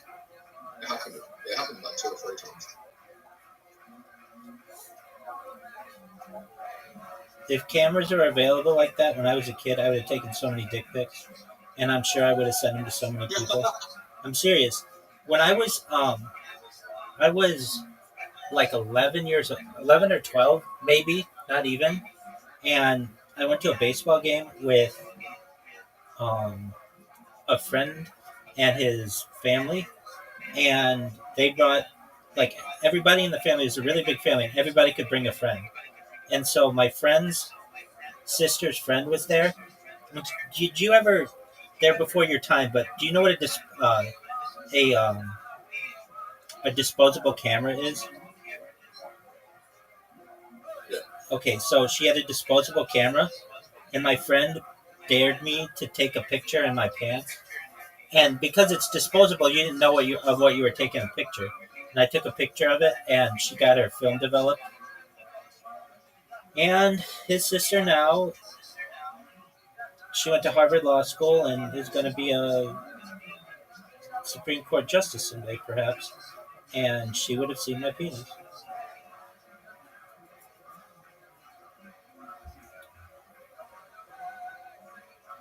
Zoot, you got trashed.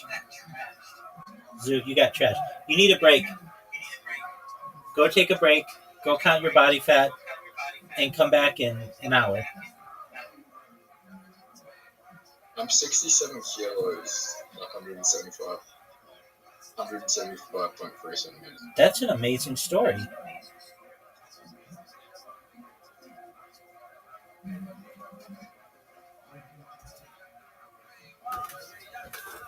Fantastic. How long you been on stand-up? 4 years. Awesome. Where at? I started in Denver. I just moved to Austin in January. Congratulations. Thank you moved you. here for stand-up comedy?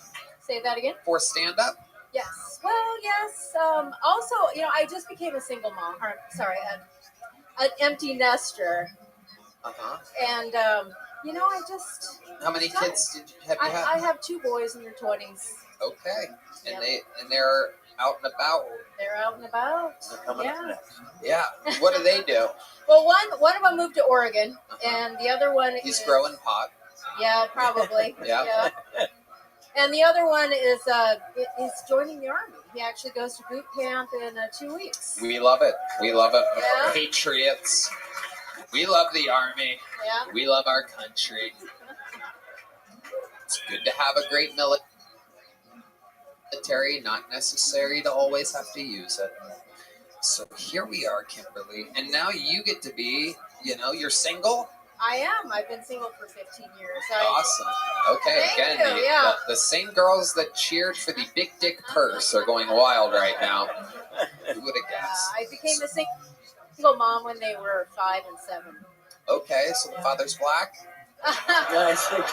I'm sorry, Carrot Top. There's parts where Carrot Top has to duck down so that he doesn't lose his residency in Vegas.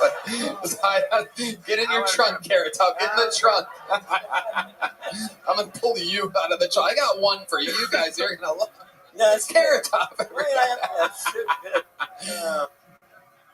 I love it. We're having fun here. He's Mexican. Oh, okay. Yeah, that's close. That was close. Close. Yeah, that's one level. All right. So Kimberly, Kimberly, I love it. What's your date? How do you date? What's your situation? Because you seem like a little fucking. You seem like you got a little feistiness, a little horniness to you. You seem like a real fucking. You seem like you have a little fire behind those eyes. Well, I don't know. I used to date a lot, but I had this 6-month rule when kids were little. I would only date someone for 6 months before I let them meet my kids. Makes sense. In that 6 months, I was like, I'm not really my kids. So I had a lot of 6-month relationships. Did you meet the guy early that didn't come for a year and a half? Right? I missed that one. The guy that earlier said he didn't come for like 2 years. Oh, yeah. Like curdling? Yeah. Okay, right. So gross. So none of these guys that you've been with since the baby daddy, or the baby padre, I guess we would say. Is that the right word? Yep, good job.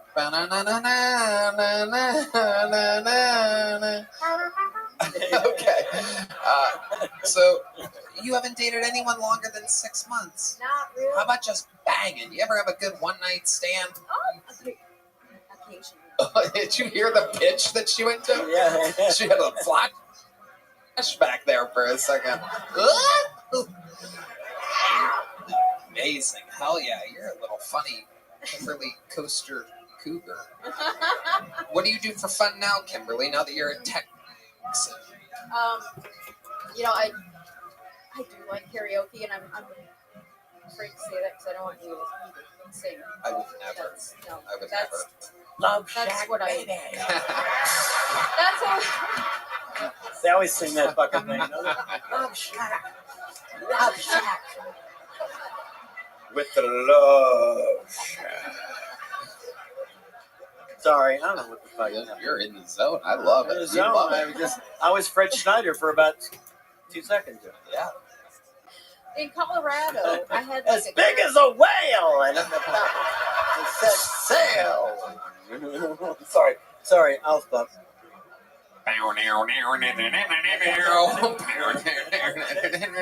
Fuck. All right. So, what were you saying there? Oh, in Colorado, like I had a karaoke group.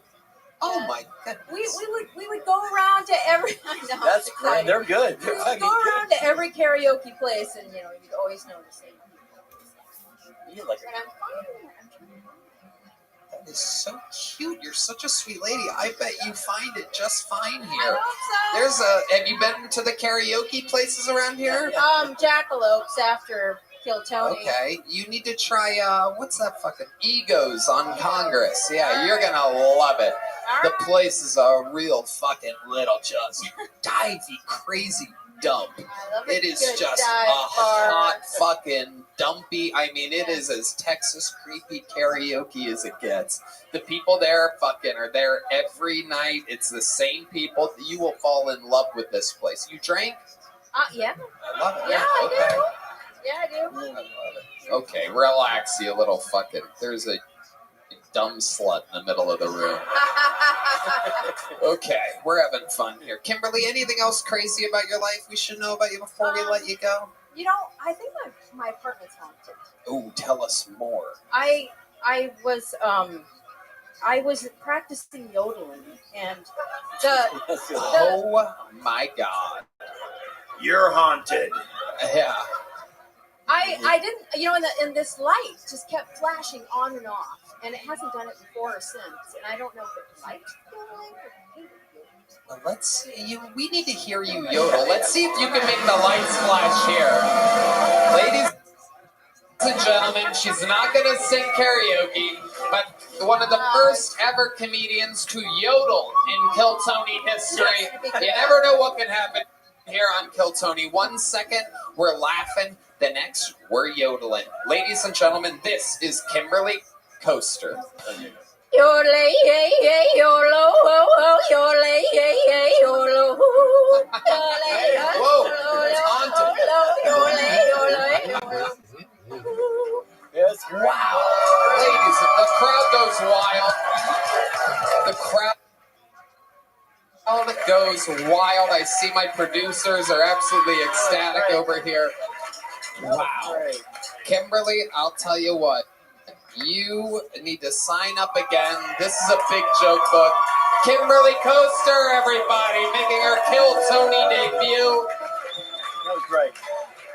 So much fun. Let's get to one more bucket pull. We'll make it fast because we're in overtime now. It's an extra long, fun episode. How about one more time for Carrot Top? We're having fucking fun here tonight.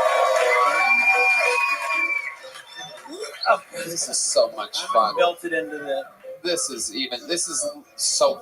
literally better than I even expected it to be. I thought it would be this much fun, but it's literally better. It'd be a lot better, actually. I gotta be honest. Ladies and gentlemen, your final bucket full of the night goes by the name of Charlie Mack, everyone. Charlie Mack. Oh, shit. Fuck yeah. Make some noise one more time for Charlie Mack, everyone. Great. So much fun. Okay, Austin, I see you. I just moved to Austin, and this place is amazingly terrifying. No, I've been scared since I got here. I ain't know nothing about this area. They gave me a ride. I said, where we going? They said, this 6th Street. I said, no, I know Gotham City when I see Gotham City. No, 6th Street is dangerous out here. I seen somebody get robbed while he was robbing somebody else.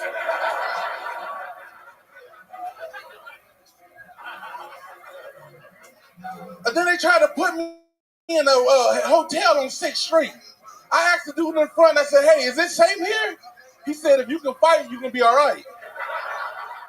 Crazy. Oh, you guys are just so brave to sit in the front. No, I'm just saying that because my last show, I fell off the stage. Took out the whole front. I don't know why y'all laughing. The way my body built, I bounce.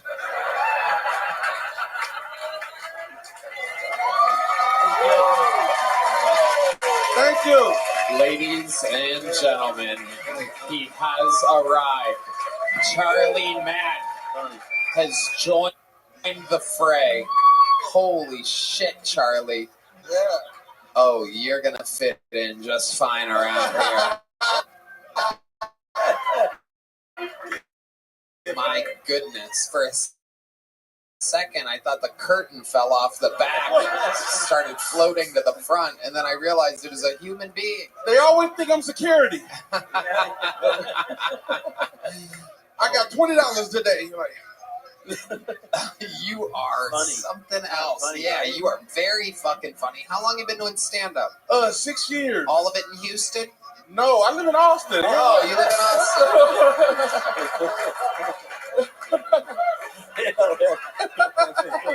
Austin. So how long have you lived in Atlanta? Atlanta? If you're going to pick a black city, at least pick mine. I'm from Chicago. Yeah! All right. That makes sense. You look like both a bull and a bear, so this is perfect. So I'm gonna let you live. Absolutely incredible. I didn't realize Chicago had a black bean.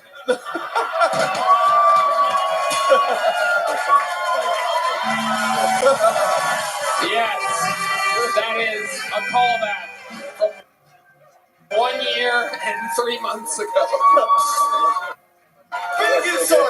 That's right. And still, the reigning, defending knower of the bean is me. Not a day goes by where I don't hear about this fucking bean moment. And finally, it comes back for a joke. I didn't even know the joke, but it was funny. Someone was here, they said they saw the bean in Chicago. I said, what the fuck's the bean? The crowd fucking freaked out at me. Turns out I was the only person in the world that had somehow, even though I've been to Chicago 100 times, never saw the bean, never heard of the bean. It just completely avoided me my entire fucking life. Anytime anybody talked about the bean, I wasn't in the room. I've never seen it. I've never heard of it. Now I see it every fucking day. It's in the news every day. People tag me and shit. I get sent emails about the bean. The Empire State Building, the actual Empire State Building, DM'd me. It has an account just like we love that you don't know the bean.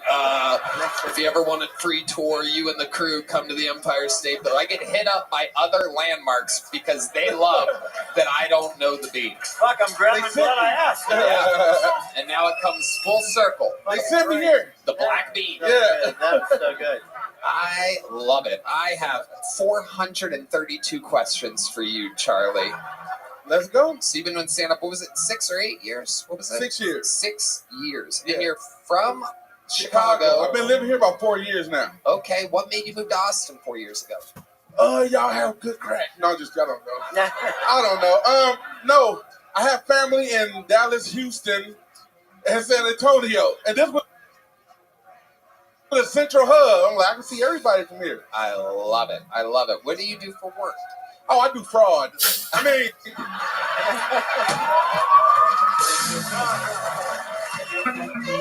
He's good. I didn't mean to say that out loud. I'm in sales. Oh, shit. Yeah, fuck. You're funny. Fucking funny. Very funny. Do you really do sales? No, I do comedy full time. Okay, perfect. That makes sense. I can see that. How many times have you signed up for the show? Like, this is my 4th time. Okay. Thank goodness we got you out of Yeah, I was like, what, do y'all not see my name? Charlie Mack. Yes. Yeah, Big Mac. Did you say Big Mac or Big Bag? Both would apply here. That's what my daughter calls me. I love it. Yeah, she remade Dora the Explorer song. I come in, she go, Big Back, Big Back. Everybody hide your snacks is Big Back, Big.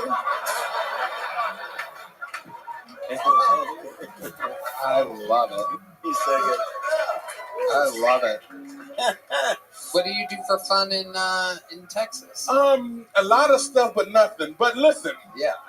I'm an author, and I actually brought books for y'all. I make children's books for adults. You make what books for adults? Children's books for adults. Oh, I love this. Yeah, and I brought you guys some. Okay. Can y'all bring the books out? Hi.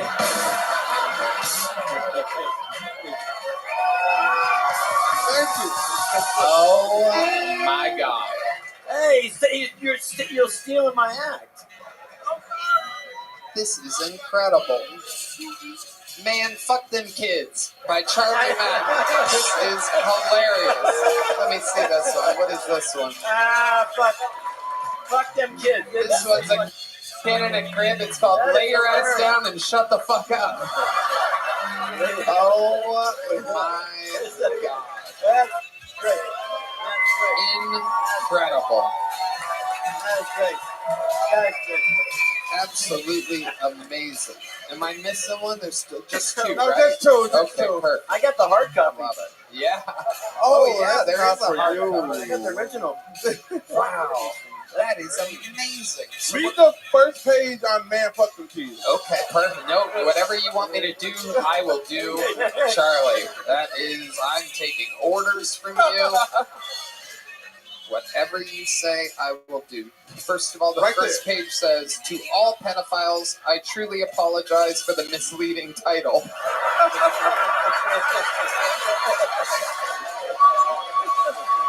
Wow. Charlie fucking man. That is so fucking good. That is so good.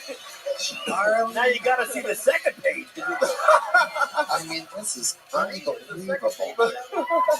I'm gonna read it. You start with that. I'm just gonna read it. It's gotta be great, right? I don't These know. kids How to read though. I gotcha. These kids are, look, see, it's adorable. It's like actual pictures of kids, and it says, "These kids are bad as fuck. Parents aren't whooping ass enough. If you're slow, you should know. I'm here to catch you up. Grab a belt, grab a switch, or even grab a shoe. And if they start acting bad, you should know just what to do." Good. Parents nowadays, they are soft as baby shit. Just know I'm beating ass if you let me babysit. That's so good.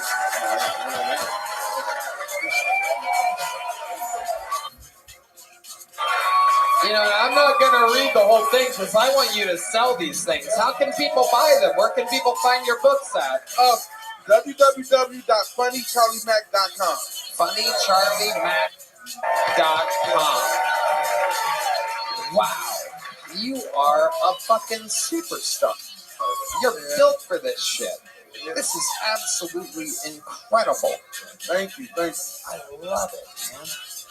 That's so cool. What else do you do? What do you do for fun? I work out, believe it or not. Really? It's not a joke. What do you do? Run the jewels? I just lost 160 pounds, Tony. Oh my god. Oh my god. I was actually, this isn't a joke, but I was hypnotized and I went vegan. Yeah. Wait a second. Yes. Yes. My friend Hypno Goddess, she's a comedian and a hypnotist, and she hypnotized me. I woke up 3 months later in her basement with no kidney. But listen.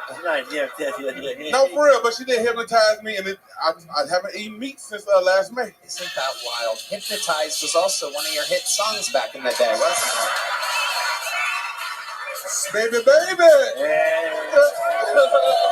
It was all a dream. I used to eat nothing but ice cream. Look at you now, Charlie Mac. Have you eaten some of the local cuisine around here? Have you been to like Terry Blackest or anything like that? Is that a real place? I heard the word black. I don't know. Like, yeah. Oh, no, I haven't. Okay. We're going to get you that. I make a lot of my own stuff. Really? Yeah, I just buy from HEB.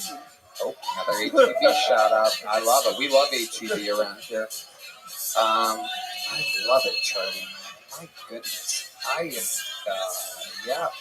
What the fuck am I supposed to do with you, Charlie? We already have a David Lucas, but I mean, you are fun.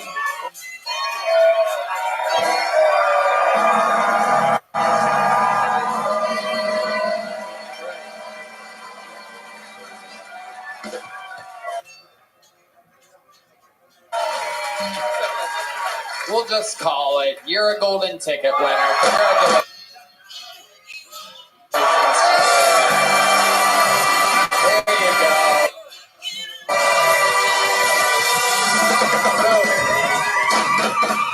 So, joining the exclusive club of wildly successful comedians, you will now be famous.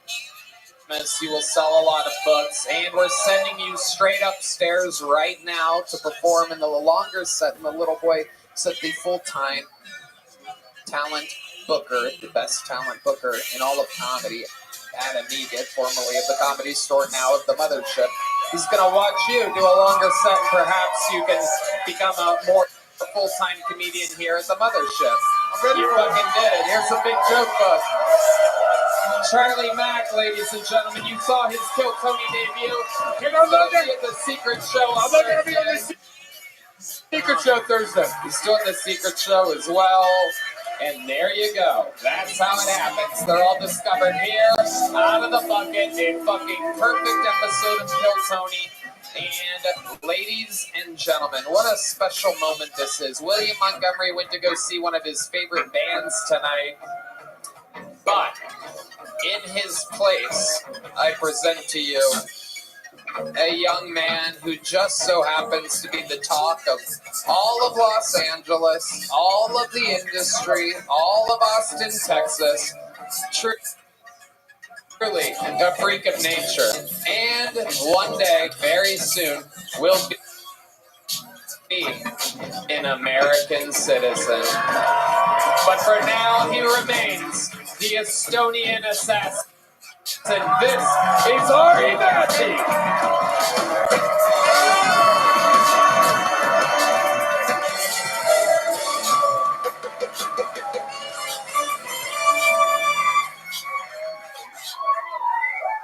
What's up?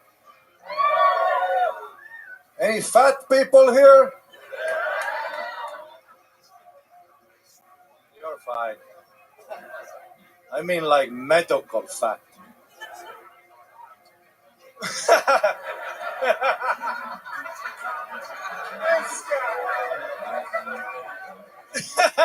He was fucking fat.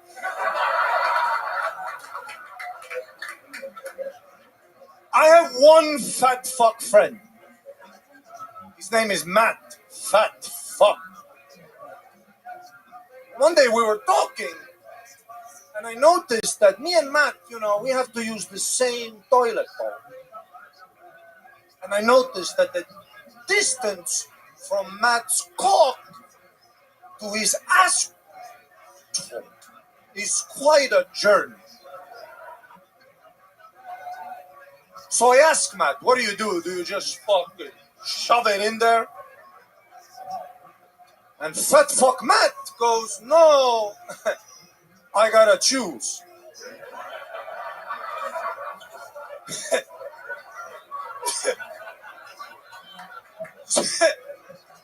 So I asked Matt, okay, so if you go poopy, does it sometimes happen that piss flies out too onto the floor and shit? Matt looks at me, he goes, oh yeah, all the time. That's what I respect about Matt. That even though he's cleaning up his own piss, he's like, fucking worth it.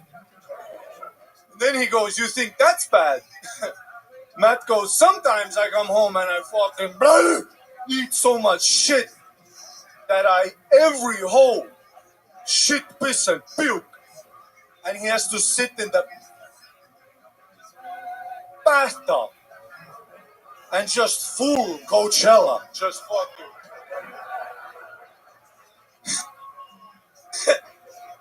Now that should be the McDonald's commercial. Fuck the hot yoga girl with a burger. Oh my God, Macca's. Put my fat fuck friend Matt in the tub of his own shit, piss, and puke, and let the camera pan out. And he just looks at the camera. Ba-da-ba-ba-ba. Still loving it. Thank you so much.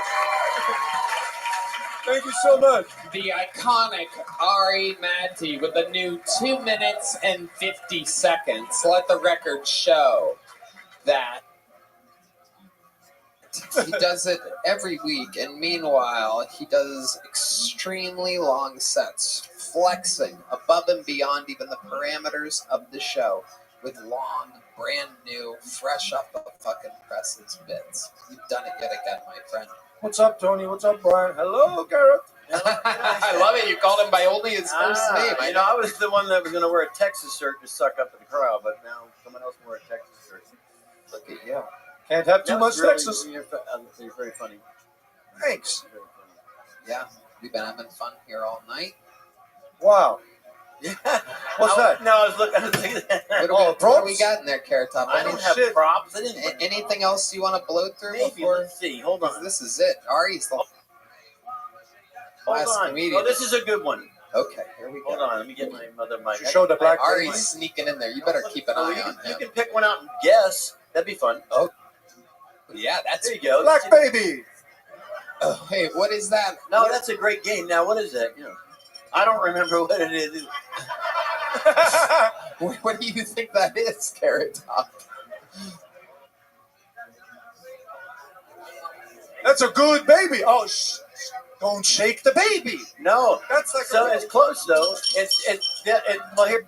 I think it's fucking. Here, let it. Yeah, that would have been better than what I would have done. Give it back to Carrot. No, I just say it's just the way you can also make a drink and shut your kid up. Let's fucking shut the.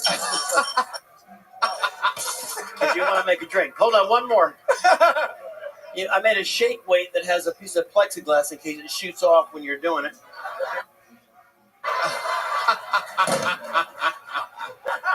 Wait, it's got a better ending. Hold on. Then I made one for Asian guys. I want to offend everybody. That's the whole key. This is so awesome. Oh my God! Right? Look at that shit. And I'm making. Oh fuck! Yeah, I've been canceled. No, you have not. No, this I've is just been timeout. I've been timeout. No, this is the second coming. Trust me. Take it from me. Getting canceled is a huge boost. You can be done. You Don't can be tell them. I don't want them to find out. I don't want the mainstream to find out. But getting canceled is like a Yeah. So I should hope we should be canceled. I should be done. I should be finished. Yeah.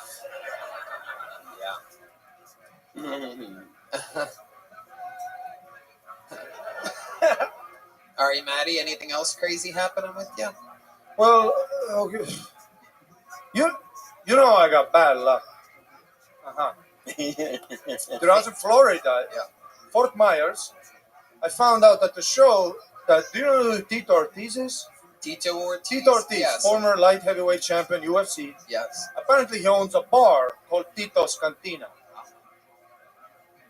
And the person from Florida tells me, if you drive past this bar and you see a white Rolls Royce outside, that means Tito's in the building. I drive past, Rolls Royce is there. I go to the bar, motherfucking Tito. Tito and 3 people, they're watching the UFC. So I sit down, find out they have a raffle. Raffle! I love a raffle. You know what a raffle is? You win shit. Welcome. There's How are 3 you? other people at the bar. I'm gonna win this fucking raffle. Joey Crypto. How you living, pimp? What's good, son? How's life treating you?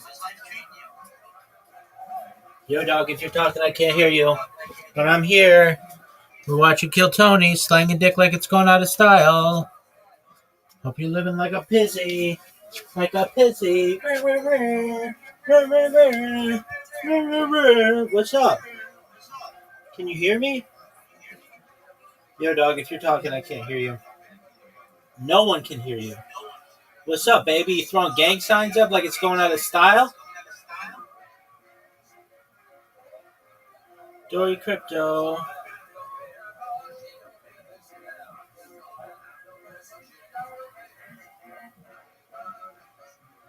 All right, baby. Well, we'll continue. I go to Tito! Tito! What's the prize? He goes, it's a bottle of vodka. I'm like, okay. Then he goes, but the final prize after the pay-per-view's over, a championship belt. Wow. And I see this fucking belt, and I love belts. Listen, I love belts. I love belts. I love belts. See your belt. I'm with you. Okay. I'm with you. But it's a big, like, champion belt, you know. I never won in MMA. I'm 0-3, so I need a fucking belt. Me and a belt. I need that belt. 3 people at the bar, raffle, belt, championship. So I go, okay, how much the ticket? He goes, $10 a raffle. 1 ticket. It's a no-brainer. I go, give me 30. Yeah. He goes, what? I go, give me 40. So I got I bought I got 40 fucking raffle tickets. I spread them out in my bar. 3 other fucks. I'm getting this belt. I spread them out at the bar. I take a selfie to my friends. I'm like, oh my god, I'm gonna be a champion. You know. I'm playing high-fiving Tito. Hell yeah. So then, first round they pull the vodka. Of course I win the vodka. I have all the fucking tickets. Yeah. I'm guessing a bottle of Tito's. Yeah. And fuck the vodka. I just spray it out. I don't have carry on anyway. I want the belt. Exactly. Dude, my flight is at 4 a.m. We wait till 2 a.m. for the final raffle. Those people leave. There's one guy sleeping at the bar. And my 40 fucking tickets. Tito puts his hand in the bucket. Guess what? The guy wins. Nah, fuck. Literally, they wake him up. Oh my god. They put the belt on him. $400. Dude, fuck you. I didn't even get a picture with Tito. Dude, today Tito posts our champ at Tito's Cantina last night. Takes a picture with the retard. He goes, everyone had a great night. Oh, did they? Where's my fucking belt? I didn't even get a t-shirt. Look, this is me and my raffles. Yeah, that is a lot of things. This is me and my fucking raffles. We're gonna put it on the screen in the YouTube version. You have to send those to Red Band. That is so fucking fun. Is it a scam? They have one belt they use every week, I bet. Yeah. That's why the guy's sleeping. Fucking He's just Tito. chilling. He's just gotta be there. And they put the belt back up again. Oh my god, look at that idiot. Oh my god. Yeah, dude, I would look. Dude, imagine today. Oh, that would have been great.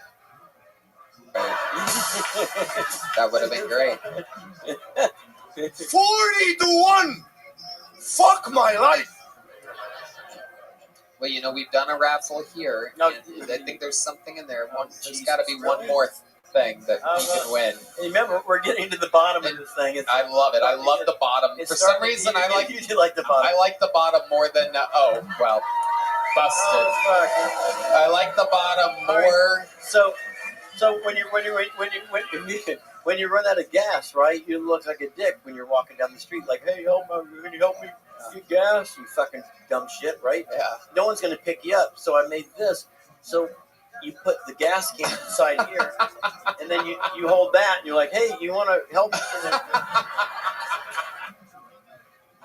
Then they help you. He's got. I'm just trying to get Budweiser to be a sponsor. Yeah, that's brilliant. That was the only reason. Brilliant. Well, I already have Budweiser. That's amazing. You guys, honestly, and I'm not just saying this shit. Yeah. You guys are a fucking awesome crowd. We had so much fun with you. I can't imagine. I really can't thank you for having me more. This has been Kill Tony, brought to you by Talkspace, Shopify, Tacovas, and ZipRecruiter. One more time for the great Ari Maddie. All right. Future American citizen and UFC championship belt holder. The great Ryan J.E. Belt has an amazing drawing that's in, as always, every week while we are here. He draws our guests. That's an on-the-spot painting of Carrot Top. Holy shit. And let's see what the local artist Chris Rogers drew over there. Oh, it's Chris Rogers drawing Chris Rogers. I love it. Oh, my God. You're really good at drawing yourself, Chris. You nailed that. You know your face very well. Amazing. Chris Rogers art. He's in the lobby slinging merch and whatnot. Guys, catch him at Luxor, a residency of over 30 years, 40 plus years as a comedian. How loud can this place get one more time for the great Carrot Top, everybody? Come on. Unbelievably stunning performance. We love it. Carrot Top has joined Love Shack, baby! the Kill Tony universe. Thank you to Talkspace, Shopify, Tacovas, and ZipRecruiter. What an unbelievable show. One more time, congratulations to Charlie Mack, another Golden Ticket winner, is joining our extraordinarily large family, and he's an extraordinarily large man. Red Band. Check out the Sunset Strip, ATX.com. Love you guys. We're doing a lot of stuff, people. Madison Square Garden. I'm doing stand-up there with the Killers of Kiltony, a rare absolute super union where me and the superstars of the show doing stand-up together. And, of course, Madison Square Garden Night 2 in August. We have it both nights. One night of stand-up comedy where I headline with my new, unbelievably, I mean, I just have to say it's so well written and so well performed, this new hour that I'm doing. And Kiltony the next night, a new annual tradition, Madison Square Garden and Kiltony coming together. I love you guys. Thank you all so much. God bless this audience and God bless the United States of America. Thank you. Good night.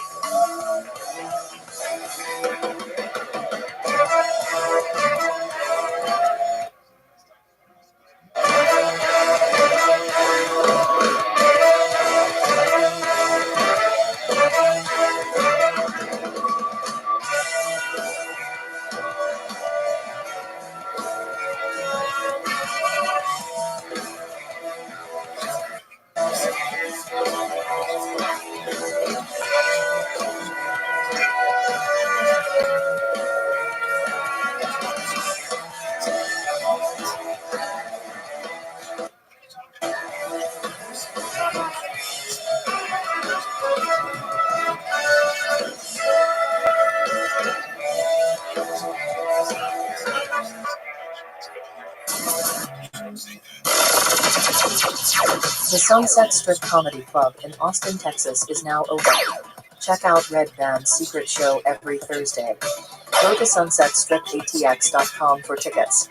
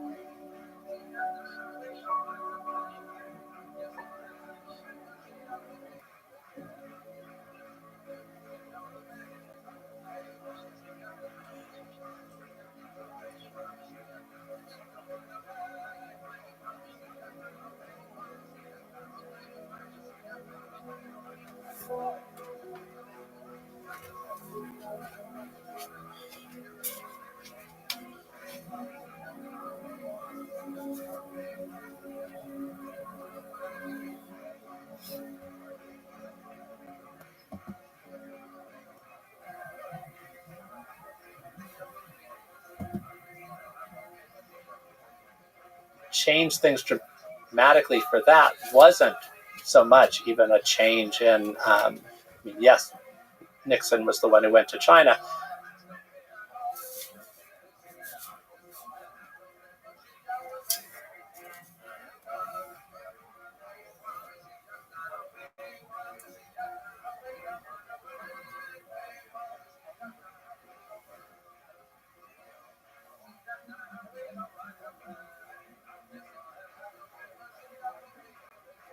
But what made it possible for Nixon to go to China was that the Sino-Soviet split happened. That actually it was tensions between China and the Soviet Union that altered equations for the United States and China. And I happened to be in China in 1999 when NATO bombs hit the Chinese embassy in Belgrade and 3 Chinese citizens died. And there was tremendous discontent about that, anger about that within China. And there were some rare protests that the government allowed to happen, but students were worked up about it, and there were protests outside the American embassy and the British embassy. And that happened, and then in 2001, there was a spy plane incident that happened. And so there was a lot of discussion that the next decade was going to see US-China tensions being the major force in the world. 9/11 happened. It was a dramatic reset for the trajectory that the US and China were on, which is these are 2 totally different things, the Sino-Soviet split and 9/11. But in both cases, no matter how careful you were at parsing what was likely to be the next 5 years for US-China relations, get dramatically changed by something that happened that wasn't the US and China. And in the current situation, the trade war, I know that it will be very important that China can try to increase sales of consumer products to Europe. This is something that Europe's view about the United States is changing right now. These are all kinds of variables that are outside of simply Washington and Beijing as being the 2 actors. And sometimes Beijing can't control what's happening outside, and sometimes Washington can't. And so I guess this is simply saying that when you're trying to keep the eye on the ball, it matters a lot what India's relationship to China and the United States is. So all of these are happening there. So I think that's it, that it's both tremendously important what's going on between China and the United States, but it's important to remember that they're not the only players in this dynamic. Also, on top of this, how much cultural will is there to sort of not surrender to bullying? How much of that is there? So, like you said, this century of humiliation, both for Xi Jinping and the Chinese populace, like willingness to go through some short-term pain to not be humiliated. The story that's been intensively told about the past is something that provides the possibility for this to matter a lot. That is something that's just so it's so much a part of the legitimating story of the Chinese Communist Party. And then you have to look at, are there things that are happening that aid the Chinese Communist Party's story? So the rise of what can seem like or is anti-Chinese sentiment within the United States can feed that propaganda story. And so certainly, during COVID, there was a way that if you're the Chinese Communist Party and you're saying we get a disproportionate amount of blame for whatever happens in the world, then if there were things you could point to in the foreign media or from foreign governments, then that helped you. So I think, there is a setup here where certainly for Xi Jinping, I think the desire to not be seen weak is crucial. Sometimes I wonder how much of these leaders operate on pure ego, because politically and on a human level, they don't want to come off as losers in a standoff, versus coming to a economic win-win for both nations.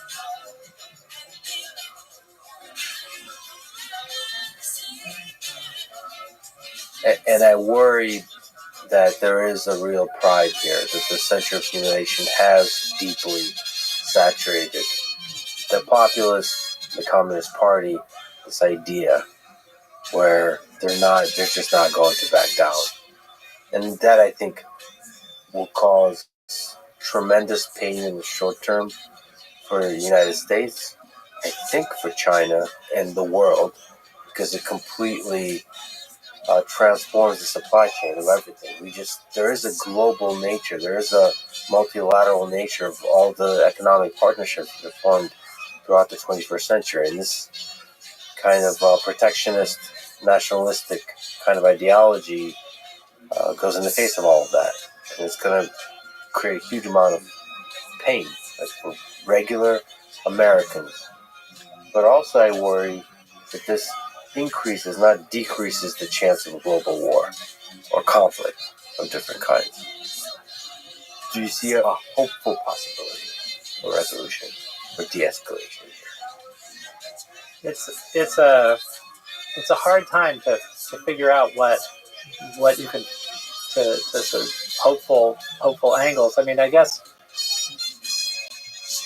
what's hard to even balance these things out. So one of the things that I've thought about when you talk about rising chances of war, that often Taiwan comes to mind with China. And one of the things that I've thought of is that for Xi Jinping, that military action against Taiwan would be increased by a sense of desperation, a sense of losing popularity, or a sense of not having a good story to tell about why he and the party to sort of lead. So then there's a kind of way of playing to the nationalist sentiments of some part of the population. So then, in a sense, it's hopeful that I think in some ways right now Xi Jinping is not looking desperate in the eyes of the world. You know, if he can focus on potentially being seen more positively in other parts of the world by seeming like a kind of force for stability, seen as somebody who's supporting rather than challenging some elements of the global order, that might lessen the chances of a rash action toward Taiwan that would be a kind of desperation move. The complicated thing here is that if he gives in, he can come off as the responsible person who cares about the world, or he can come off weak. Yo, come to my Discord. He doesn't give in and even escalates the tariff. I think he said no more escalation on the China front. Then he comes off strong, but also the equally unreasonable person Just a who moment. doesn't care about it. Can you repeat that, big man?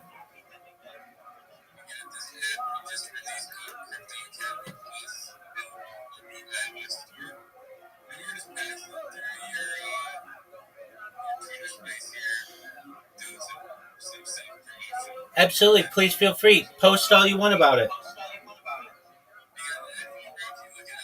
Yeah, I can. Just one moment.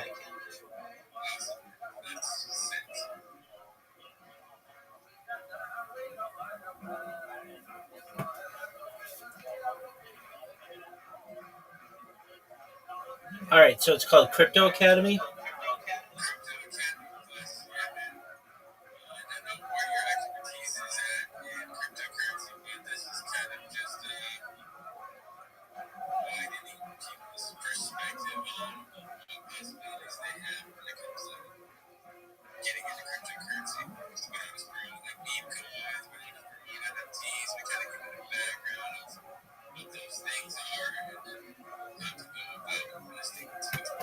Dog, this is phenomenal. Whenever anybody comes in and they don't know anything about crypto, I tell them to download it. Yes, sir. Yes, I did. It's really nice. I'm sponsored by cryptocurrency. It's known as Harry Potter Obama Sonic 10 Inu. I've been live streaming in their Telegram for more than 2 years and live on YouTube for more than 3.5 years. I have more data online than any person in global history. It's like a real life Truman Show. Have you ever seen the Truman Show or the television show Big Brother? All right. Well, I'm live on 18 different YouTube streams simultaneously, 24 hours a day, 7 days a week, 365 days a year. I stream my life for world peace. You can find out anything that you want about me. I mean, I'm an open book. I basically talk about ending world hunger through the use of technology, such as agricultural drones, floating greenhouses, saltwater greenhouses, hydroponics, things like vertical farming and cloud seeding. I help end world thirst. Again, I'm sponsored by a cryptocurrency. It's worth about $100 million. And one thing that we do is we build wells in developing nations such as Nigeria. I'm also an advocate for the LifeStar program, but most importantly, desalination technology, where we pump earth seawater onto land to make it drinkable. I'm a major advocate for crypto. I'm really well known in many different communities, but specifically Harry Potter, Obama, Sonic, Teninu. The ticker's Bitcoin. Have you ever heard of it? Yeah. Yeah, it's a different one, though. It's Harry Potter, Obama, Sonic, Teninu. No. Harry Potter, Obama, Sonic, Teninu. It's one of the most popular meme coins. It's been around for 2 years.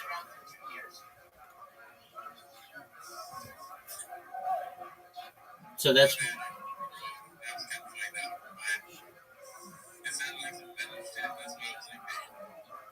Yeah, no, that does. Make sure to post in the chat, and also you can pin to the top a link to your app.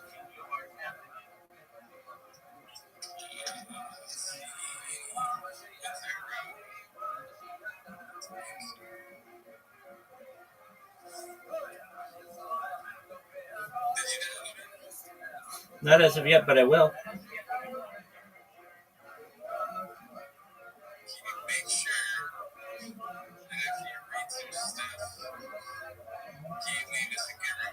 Most certainly.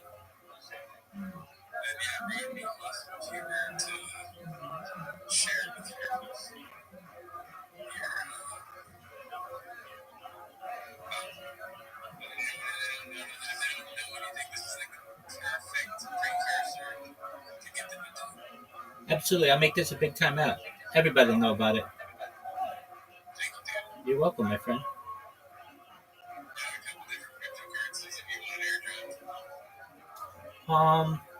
I'm okay for now. I appreciate that. I really do, but just as of right now, I'm certainly promoting cryptocurrency, but I'm not even looking for airdrops right now. I appreciate it, though.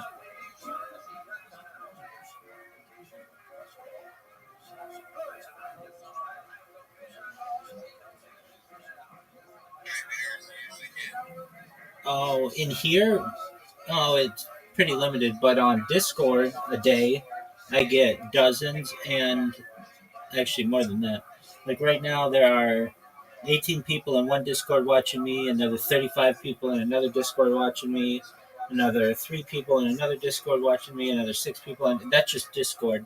Then on YouTube, I don't know, probably a couple hundred people a day, and on Twitch, another couple hundred, and then on Telegram, like 50. That's a per day, and then on Rumble, another like 65.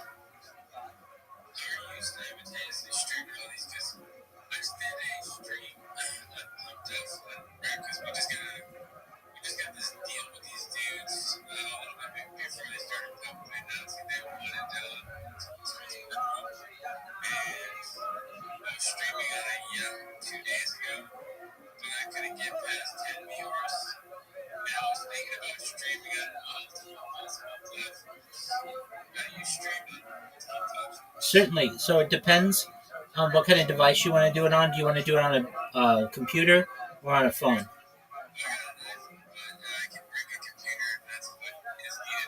Yeah, that's the easiest way. So, do you know what OBS Studio is?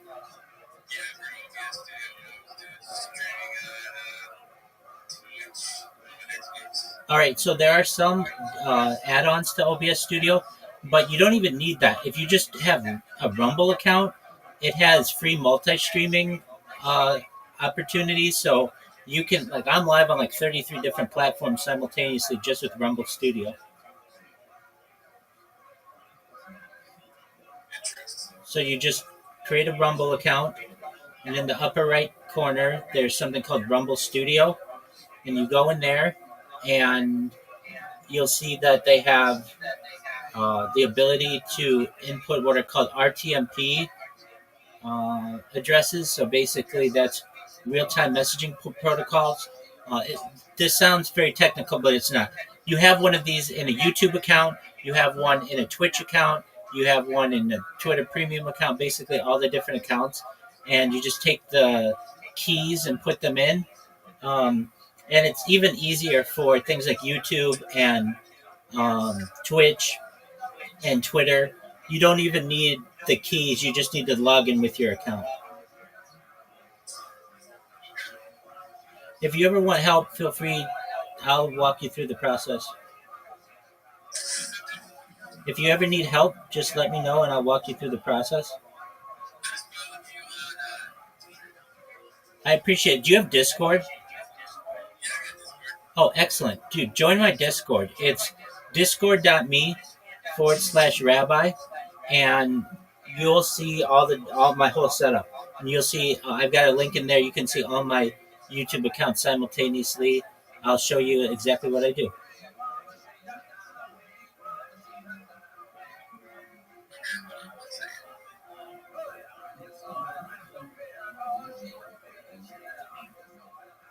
Do you know who Lex Friedman is?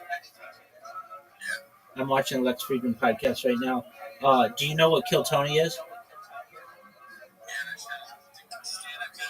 Yep, I just watched the premiere of the most recent one. They had Carrot Top on. If you know who that guy is, he's like a prop comic. It was a good episode. Dog, that's what got me hooked. That one was so funny. That one took the cake. When I saw that one, I was like, wow, this is a hilarious show.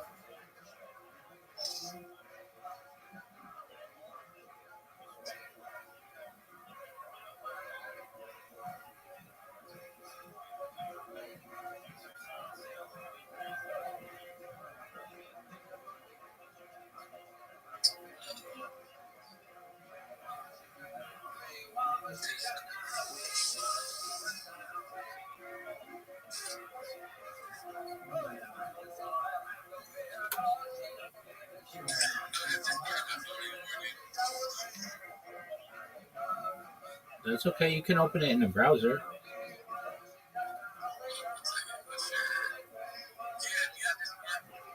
Yeah, sure. Just what's your username? Sure, just one moment.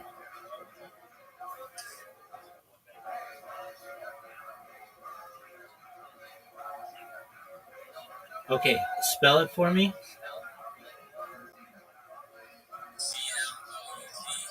Okay.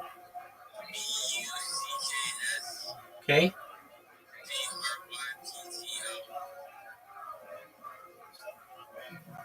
Dripto? Oh, CRY.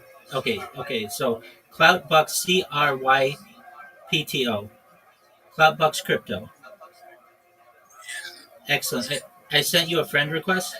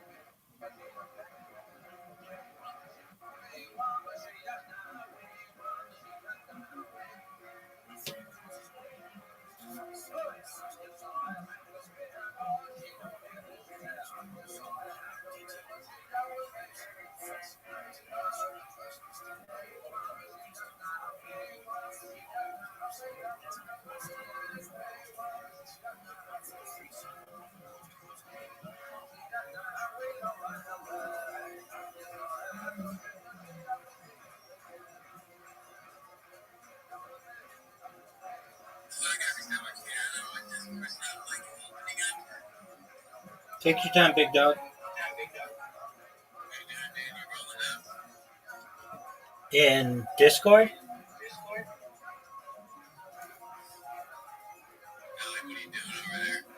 Oh. I actually have friends in Australia, and they kept me up really late last night, so I slept late, and I'm creating robots on a platform known as Blue Sky. It's basically the Twitter alternative, and I spam people with my Discord link and get them in here.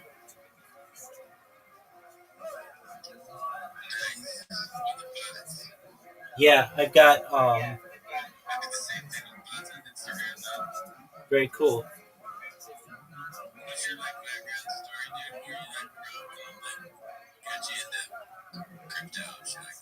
Yeah, well, California, and I originally bought Bitcoin to buy drugs from Amsterdam, to buy LSD specifically. Um, that that got me in the crypto world, and then I'm a certified project management professional and rabbi. So I've launched apps on the App Store and Google Play.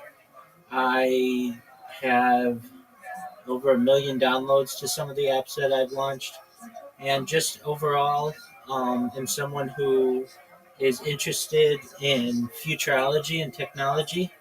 About 3.5 years ago, I started live streaming my life on the internet, like The Truman Show or Big Brother. And I know that the Economist magazine stated in 2018 that data was Earth's #1 resource, specifically human data. And I have more data, specifically human data, archived on the internet than any person ever, which may make me a very influential person someday.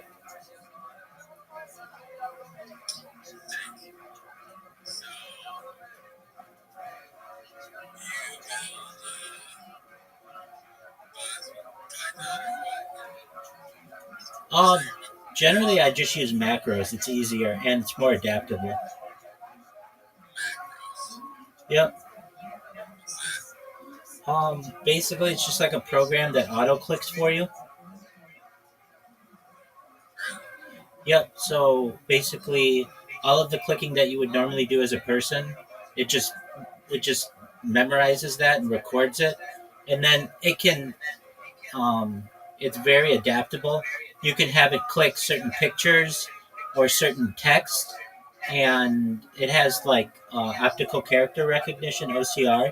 So basically, I've got like kind of two teams of bots.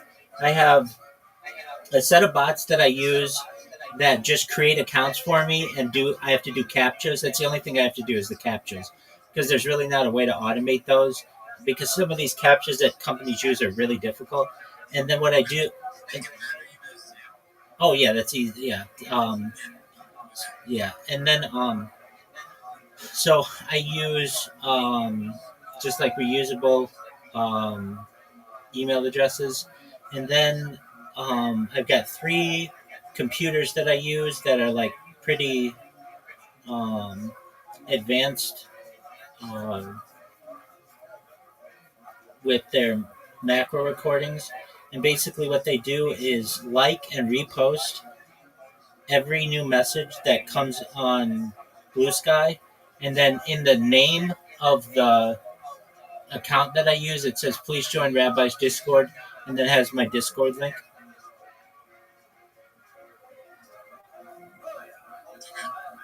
So basically, like, people tweet about me a few times an hour, which is really great. And I just keep putting pressure on the platform. And they ban me, of course, but that's fine. They're just throwaway accounts. So long as I create more accounts than they ban, I'm in good shape. And so right now, like, I've made over 100 YouTube accounts, over 200 Instagram accounts, over 500 Twitch accounts, over 1,000 TikTok accounts, over 2,000 Twitter accounts, over 5,000 Blue Sky accounts, and over 10,000 Kick accounts. So I have more social media than any person ever. I've created more accounts than perhaps any person in global history, and I just use them to get out the word about my project.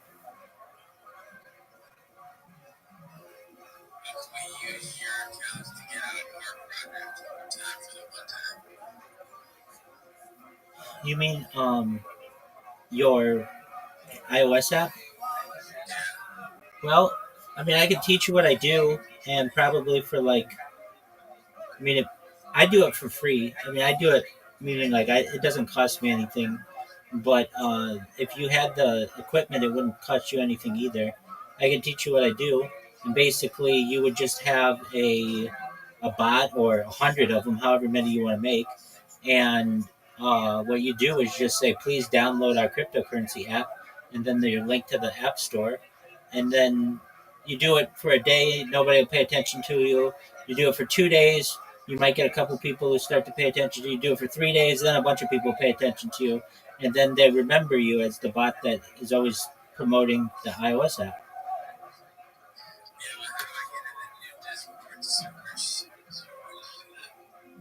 How do you get into a new Discord server?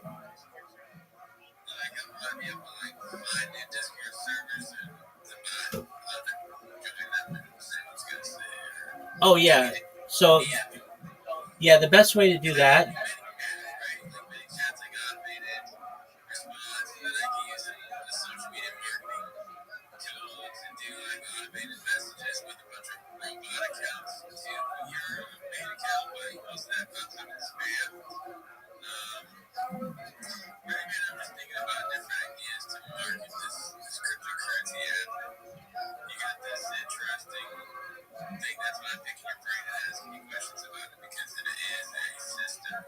Yeah, feel free. Come into the Discord right now, and I'll show you the bots in action.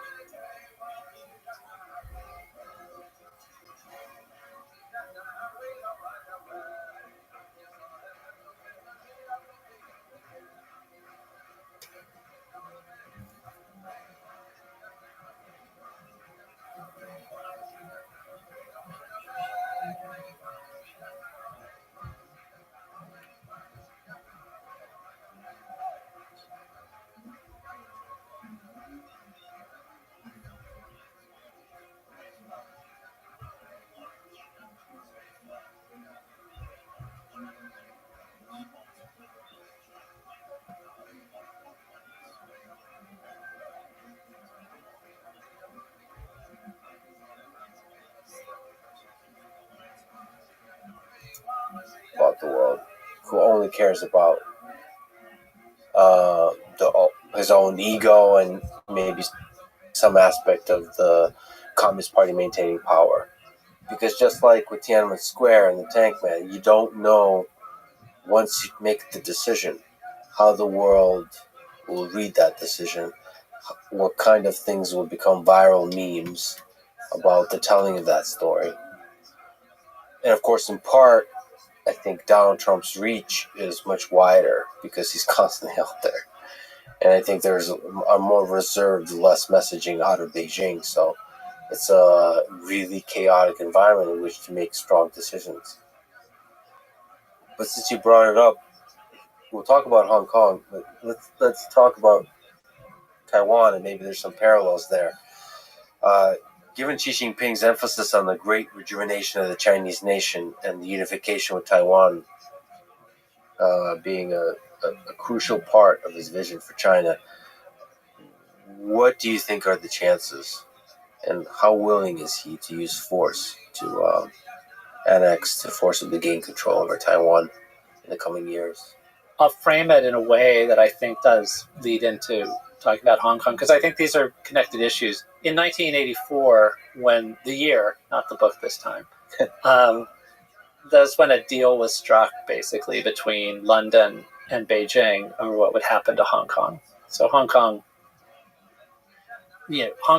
Island became a British colony at the end of the First Opium War, the 1840s, and then Kowloon Peninsula near there became a British colony 1860 after the Second Opium War. But then there was a large amount of territory of what we now think of as Hong Kong, called the New Territories, that became under British control in 1898, but was not a colony. It was a 99-year lease. So 1997 was this kind of expiration date for the lease of this large amount of territory of what we think of as Hong Kong. It's a large amount of territory that the rest of Hong Kong, the Hong Kong Island and Kowloon, depend on for energy, water, and food. So it would have been very hard to just transfer those parts to the People's Republic of China. So a deal needed to be struck of what would happen in 1997. And the deal was about transferring sovereignty of all of Hong Kong, all these parts, to the People's Republic of China. And I carefully say transfer sovereignty, not give it back to the People's Republic of China, because it never belonged to the People's Republic of China. It was part of the Qing Empire, which was a different country, a different state that then, anyway. But this needed to be transferred.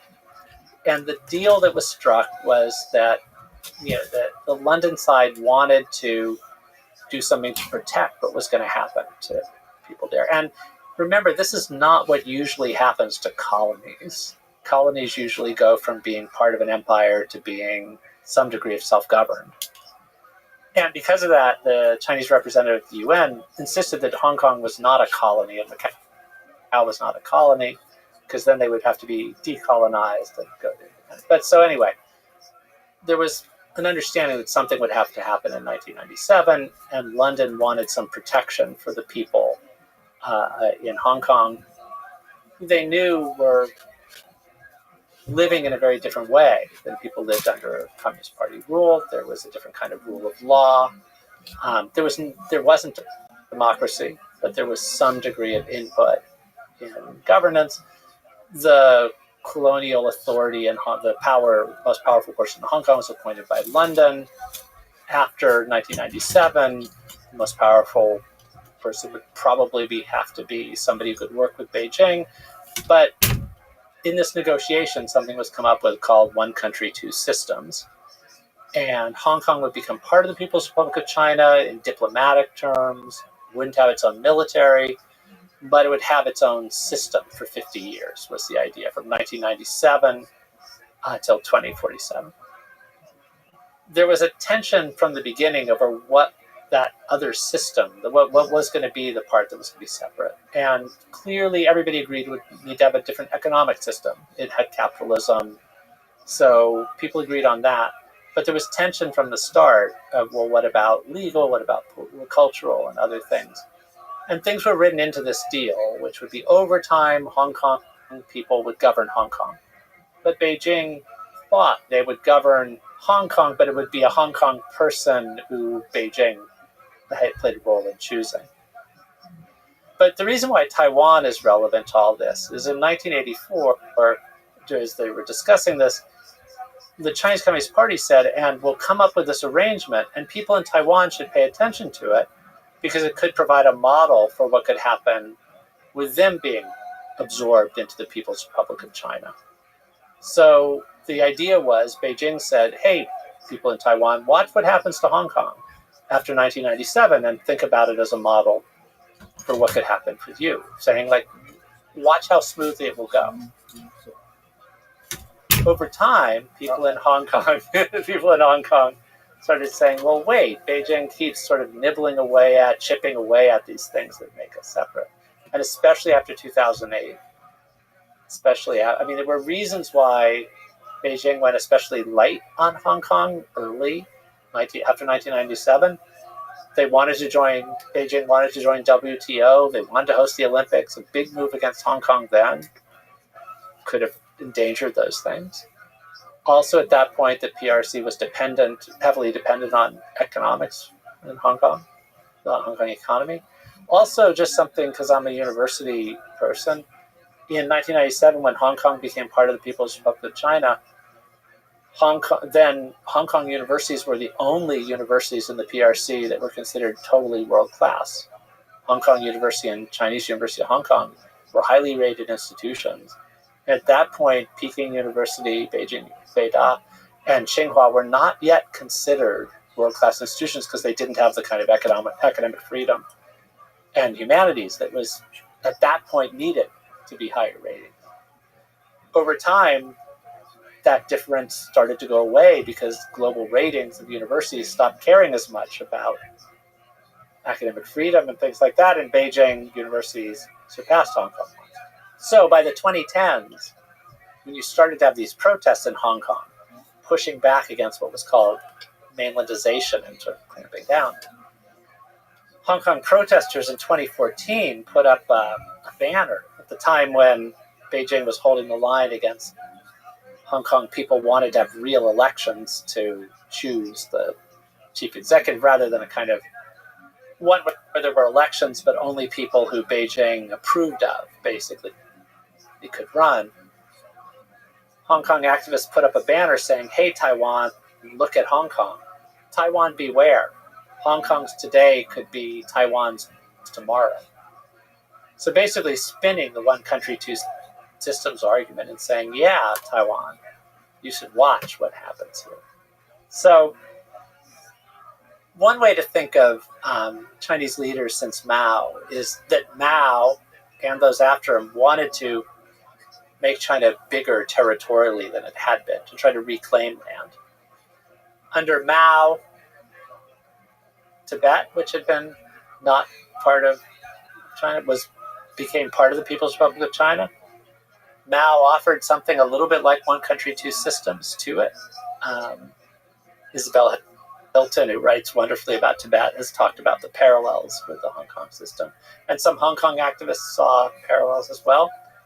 Tibet was supposed to go its own way as part of the People's Republic of China in the 1950s, and then by 1959, the center got restless, tried to interfere more. Local people pushed back against it, and what seemed like it might work out somehow against all odds, explodes. The Dalai Lama goes into exile. Now, the Dalai Lama, who before that had thought maybe he and Mao could work together, that didn't work. Hong Kong, a new version of the experiment happens. It becomes clear in the 2010s that it's not really workable, that the center is less patient, needs Hong Kong less. The Hong Kong people feel it's more of a sort of now or never period to push back. You could say that Deng Xiaoping oversaw the deal that got Hong Kong and Macau to become part of the People's Republic of China. He could point to that, even though he died right before during 1997. But he had achieved that kind of deal. Xi Jinping you could argue he finished the deal of making Hong Kong fully a part of the People's Republic of China doing away with this degree of difference. And you could say that is a stepping stone toward Taiwan, or you could say that in the South China Sea islands build up might be enough for him to put his stamp on having been the kind of leader who expanded Beijing's reach. He probably wants both. I mean, he probably, to the extent, he would like Taiwan to become part of the People's Republic of China, which it has never been. But the hope was it could happen through a kind of more gradual absorption and people in Taiwan being willing to think of that. And yet, in part because of what's happened to places like Hong Kong, there's a stronger sense of Taiwan identity now than there was at an earlier point, and less parties that are more willing to try to negotiate some kind of tighter connection with the PRC are often doing badly in elections there because of this mood. 2047 is 50 years from the 1997 handover that you were talking about with Hong Kong. On top of that, 2049 is 100 years from Mao taking power. It feels like at that moment China could take Taiwan, because it does seem that there's a kind of value for history in China, and they take these dates very seriously. On the other hand, as you have studied, there is some tensions and displeasure and protests, some of the biggest in human history in Hong Kong. And so, put all that together, and so many possible trajectories of human history could happen here. Yeah, I mean, I'm particularly interested in youth movements, and one of the things about, I think, generation is such an important factor. And people know that generation's important, but somehow, sometimes people think that, if you divide people up into economic groups, you divide people up into racial or ethnic class, that somehow is more tangible. But I think with things like the Hong Kong protests, that there was a process of what was seen as mainlandization, of Beijing just moving to make the things that were really distinctive about Hong Kong less distinctive and minimizing the differences. And this process sped up dramatically after the 2019 protests. And there was just, partly with the distraction of COVID and the distraction of the world, there was this imposition of this national security law that basically did away with the differences. And you had some people in the city of an older generation saying, why couldn't they have just been more patient? Why did these protests force the hand of the people in power? But I think that age has a lot to do with it, that if there was this kind of gradual erosion, or there was going to be this process of doing away with the things that made Hong Kong really special and that people loved passionately about it, including this sort of freer press, or just freer associational life and things like that. If you were 17 in 2019 and people were saying by 2047 it will all be gone, or maybe it'll even be gone in 10 years, then you're talking about living most of your life in a Hong Kong that isn't the Hong Kong you really love. Whereas if you were 80, you were like, why not be patient? Why can't they be patient? And people in between had all kinds of things. This is one thing that leads to, often kind of logically, there's a rationality toward younger people being more militant about certain kinds of things. I think we see the same thing with climate change, with climate activism. You're talking about whatever projection is of when things are going to get worse further down. The younger you are, the more of your life is going to live in that scenario, and there's a logic for more of that kind of impatience. There's also a sense of frustration with an older generation not having done enough to sort of resolve issues. These are things with Hong Kong, with climate change, with Thailand, the place that I've been working on lately. One of the slogans in 2020, when there was a push for democracy, was "Let it end with this generation," which again expressed this kind of sense of gradual solutions are fine, but we're carrying more of a burden of what we're going to live with. So in the 2019, also the protests, I mean, some of the things that were being chipped away at by Beijing. In 2012, there was an effort to impose mainland-style patriotic education. It seemed like, well, who cares how civics is taught?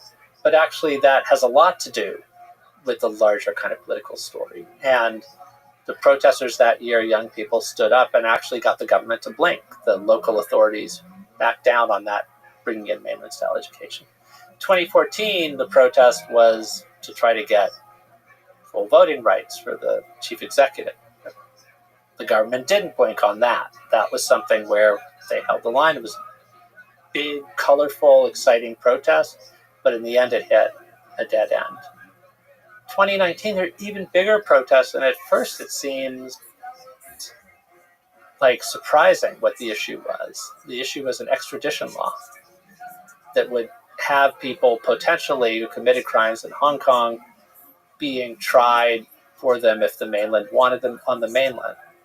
Now the difference, they're really different court systems. Hong Kong never had democracy under the British, but it did have a stronger rule of law and more independent courts that sometimes decided things that went the other way than what the government wanted. And the mainland doesn't have that kind of court system. 98, 99% conviction rate. In Hong Kong, if you're put on trial, if you're arrested even for before 2020, if you were arrested even under a kind of politically related charge, you were out on bail and giving interviews with the press on the mainland that day. Okay. How are you doing? Good. You don't sleep. All day, every day, baby. I'm amazing. Well, how many hours a day you sleep? Like 8. That's normal. I know. I just get to check on you. I'm doing well, baby. Thank you so much for doing so. I appreciate it. I'm glad. Yeah. No, I'm just jumping around rooms. I'll come back later. Sounds good, big dog. Take care. You too. You as well.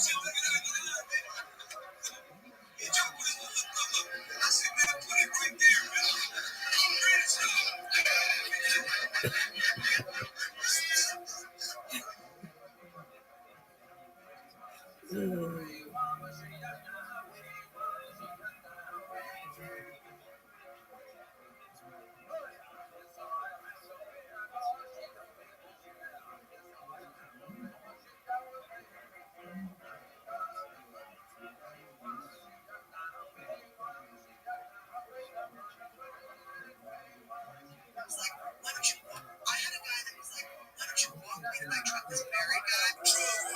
Well, why don't you get me, like, you should walk into my truck. I'm like, so what, I can blow you? Did you try to walk any lemon into your truck? No, it doesn't make sense.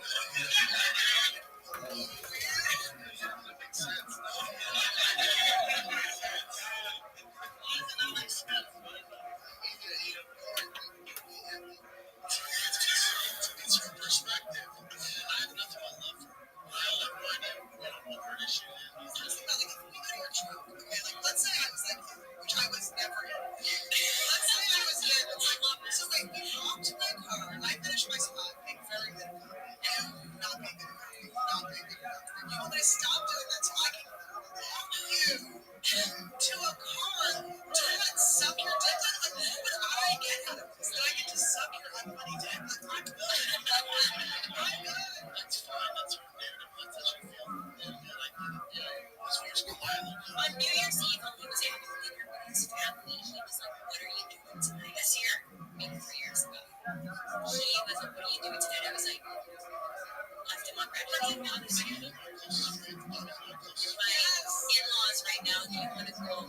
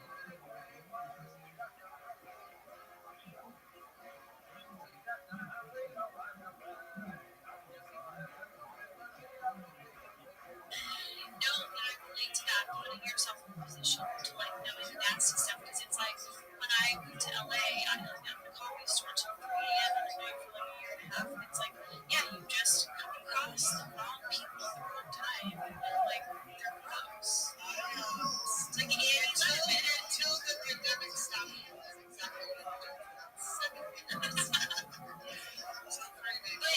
I think I sort of did the same. I used to pride myself in being like the only girl that like dudes would spend hours in. I felt really now I feel really gross because I'm like, man, you're fucking inside. Yeah.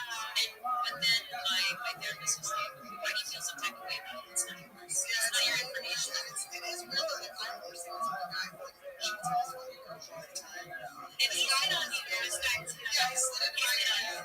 Like slid into my eyes. Yes, and knowing I was going to lie.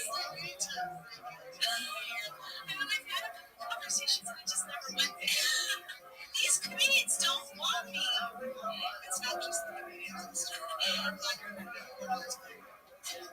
But anyway, so yeah, so I see this guy who's like, and I felt so good. Yeah. But it was just like, I felt like my face was like, oh, and it wasn't like I've done nothing. I rejected this person's advances. I've never like seen anything with anyone else. I just know from when he talks to me that he talks to everyone else like this. And it was just so, I mean, I was just great. I mean, I don't know if it was a joke. Yeah, rich guy. That's what I'm saying. It's like that secondhand, like embarrassment, or that secondhand guilt that shouldn't be guilt, but it's there because you just happen to be like the object of their, like, you know what I mean? And then it's like the trouble you did if you was like on the side. Oh yeah, that was. And it never always never ever.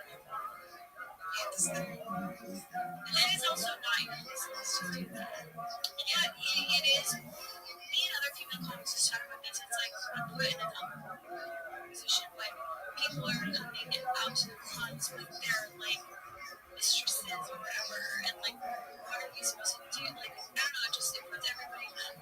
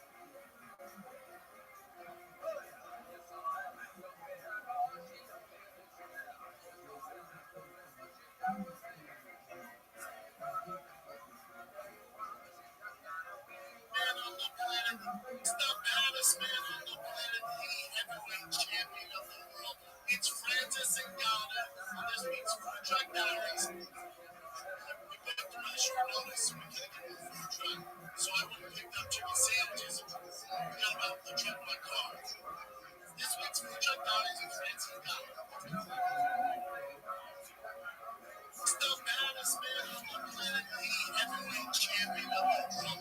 Francis and Gallo on this week's Food Truck Diaries. We booked a really short notice, so we couldn't get a food truck.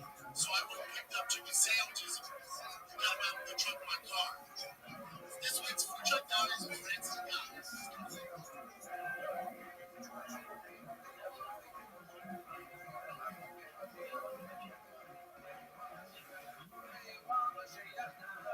What's up, guys? We got a very long and special guest, and he's hungry, so I'm feeding him pasta. I'm talking Francis and Gallo.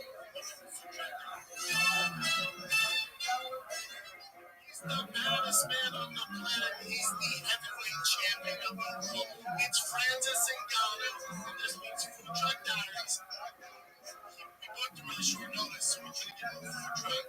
So I went and picked up chicken sandwiches and got them out in the trunk of my car. This week's Food Truck Diaries with Francis and Gallo. My Francis and Gallo Food Truck Diaries because we booked a short notice. Only the food trucks can get on days notice. So I went and picked the food up for you. This is my ride. I think you're going to afford it. I'm starting at this. What's your next deal? You better be. You're fit in it, man. I'm a huge guy and I got you. But I'm going to be in. Some chicken sandwiches to celebrate. Right here. That's tasty. Yeah, I'm downtown this day, so I feel like a gel. That's just a little bit of stuff. Let me feed you the foods inside. It's gonna be tasty. Let's eat. Let's just. Yeah, man, I got you.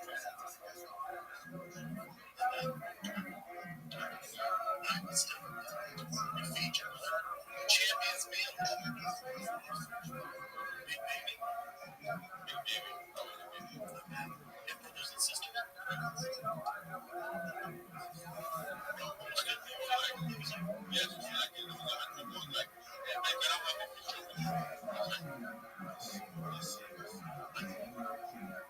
What's up, guys? We got a very large and special guest. It's tasty. We're gonna put it downtown this day, so I feel like a gel. That's just to hold it up. All my stuff. Let me feed you the foods inside. It's gonna be tasty. It's tasty. We're gonna put it downtown this day, so I feel like a gel. That's just to hold it up. All my stuff. Let me feed you the foods inside. It's gonna be tasty.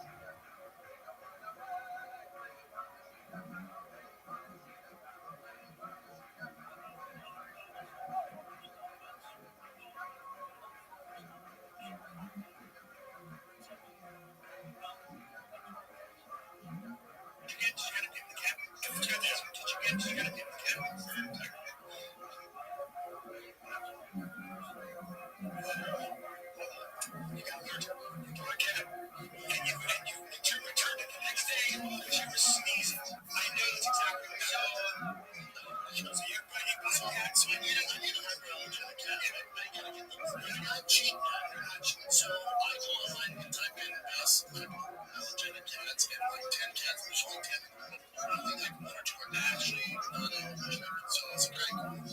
Found the name, put the name in the research. Yeah, they're amazing.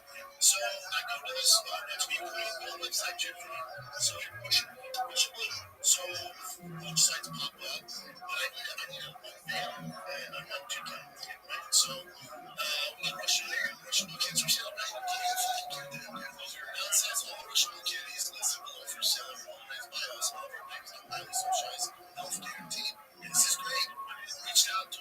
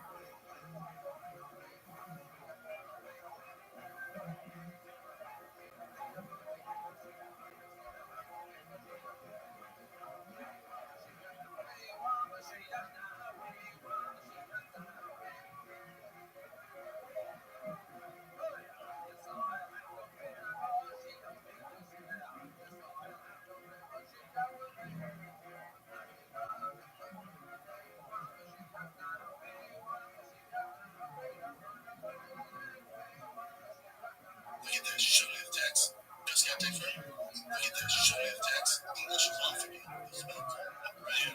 He's saying, we're thinking now, the crap that we're setting up doesn't work. We can freeze it. We need to get this other grade that's $2 grand. Wire's $2 grand, and then when the cat's land, we keep the make all of me to reflect on it. We give your cash back to just a month. So, the clients, I go, and Joe goes, do you, I don't know, some catfish out? You think? So I look online and scan, type in scam. Number one thing is when they go, hey, we need this money for a prank. This is not going to be great. And also, that also a huge red flag. It's a scam. If they say they can send the cat the next day, those cats, you're waiting months for an hypoallergenic cat. Not available. There's no allergies. So you need to wait for a lift. Which is what we're doing now. So you wait for a lift. So first red flag is A, they can send the next day. B, they have to more money. So this is. Yeah, so this is. So I look it up and like scan. See a guy running, go, hey, anybody else get scanned by the website?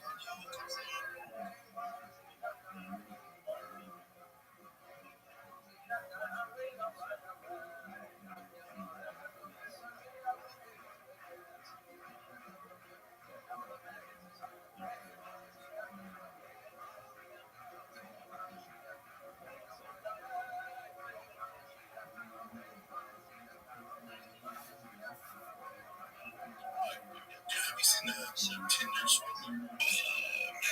It's okay. That guy's still out there. It's okay. I've never seen anything like it. I've never heard of it. Oh, man, there's so many fucking 2020s that are the same way. It happens all day, Bernie. You know, that's something about you sometimes, man. It's like, oh, it just doesn't, he doesn't know where he lives, man. He's living like an alternate universe. You don't think this kind of shit happens every day. It's happening to you right now. Hey, you're ready to go, dude. What I don't get is that the housing on good. He did go to borrow money for 5 months. Yeah, he's right. And they took it. It's like, yeah, so he's telling me, dude, how bad? And some of the girls that gave him millions of dollars, they're hot. I'm like, what the fuck? You're a regular dude. It's weird. It is what he does. He does deal. I'm take it up with the bills. Right. If I got you to believe it, yeah, I don't know. I got Tinder's.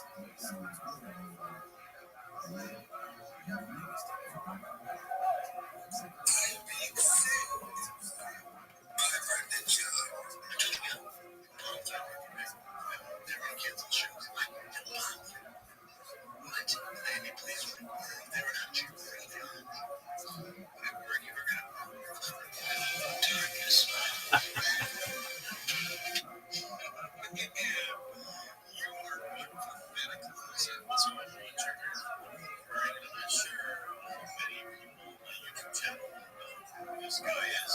I have heard of him. He's a comedian. Sells somewhere between 6 and 8 tickets per show. He's been basically movie by much better comedians. Ryan Callahan. He got basically Joe Rogan. Do you remember the famous interview where Joe was just thrashing him after he had lost a UFC fight? I got nothing against Brandon Shaw. His content isn't for me. I'm sure my content isn't for him either. My interest is purely in his clear misunderstanding of what fair use is. He's using the YouTube DMCA copyright system to take down videos that are making fun of him. I'm not kidding you. Reading into the full story after this quick word from Canada. Huge shout out to this video sponsor, Kamiko. That's right, Kamiko makes Japanese steel kitchen knives using traditional techniques from Japan for 100 years. Japanese technology and expertise have gone into creating the steel knife. This knife that has been meticulously handcrafted from using techniques that date all the way back to the Edo period of Japan. Kamiko only uses steel sourced from mills in Japan. Each knife comes in a beautiful, heavy-duty box. It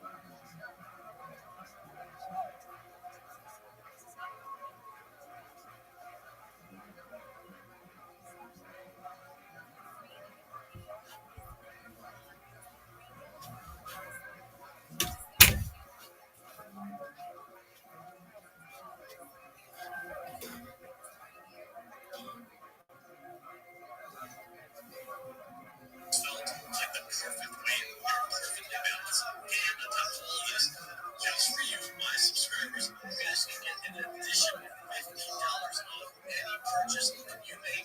Discount code ordering.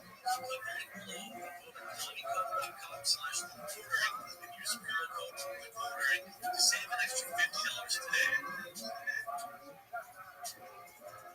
If you don't know who Brendan Schaub is, he is the former UFC fighter, retired UFC fighter, who again was famously retired essentially by Jordan. And it was the time when the UFC expert you take it to bad violence, and that happens. Time is undefeated, so I'm not really bad against him.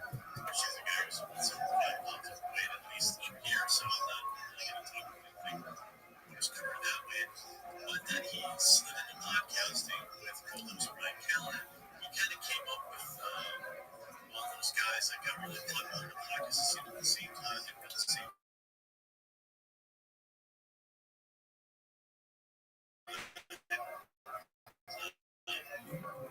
It was entertaining stuff for a while. It seems like everything's kind of cool off. All of these people seem to have had some sort of incident at the same time. It was like conveniently timed where Brian Callen had some cancel culture stuff come up. Obviously, we know with Chris what happened there. Sean, I'm not sure exactly what the situation was, but I did notice that there is a large contingent of people that do not like him for one reason or another. And it's something I can relate to. But anytime you're kind of like, you've got a strong group of fans, you're probably going to have another strong group of anti-fans. And there are a couple of YouTubers who basically cloned on him, doing reaction videos to his podcasts. And now he's suing one of them after abusing the YouTube copyright system to take down videos critical of him. He has decided that he wants to file a lawsuit, which I have all the paperwork here, so we'll go through that.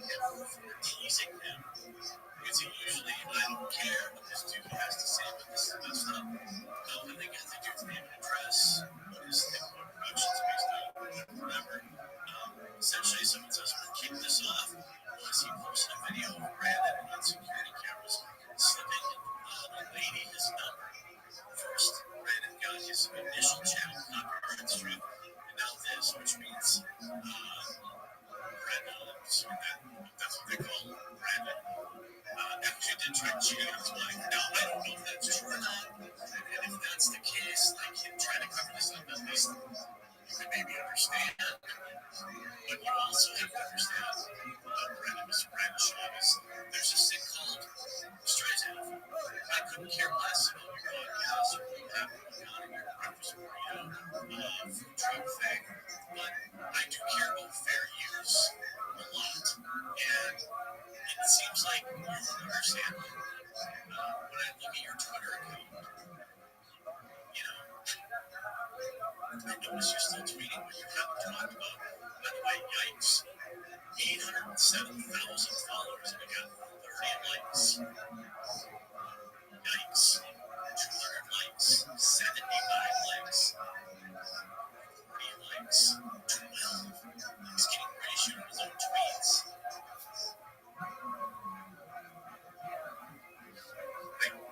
He has 800,000 followers and he's getting 12 likes on his tweets. Like, I don't know, Brendan.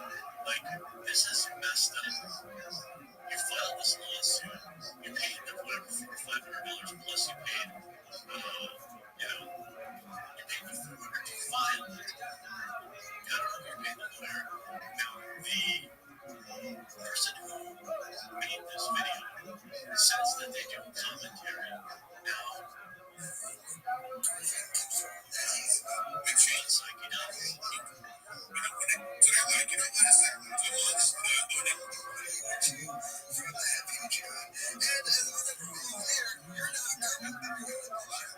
so you can see he plays these clips. He seems to focus on criticizing one of these guys who are good, fine, totally fine. But he seems to do commentary, so I tend to believe that was fair use.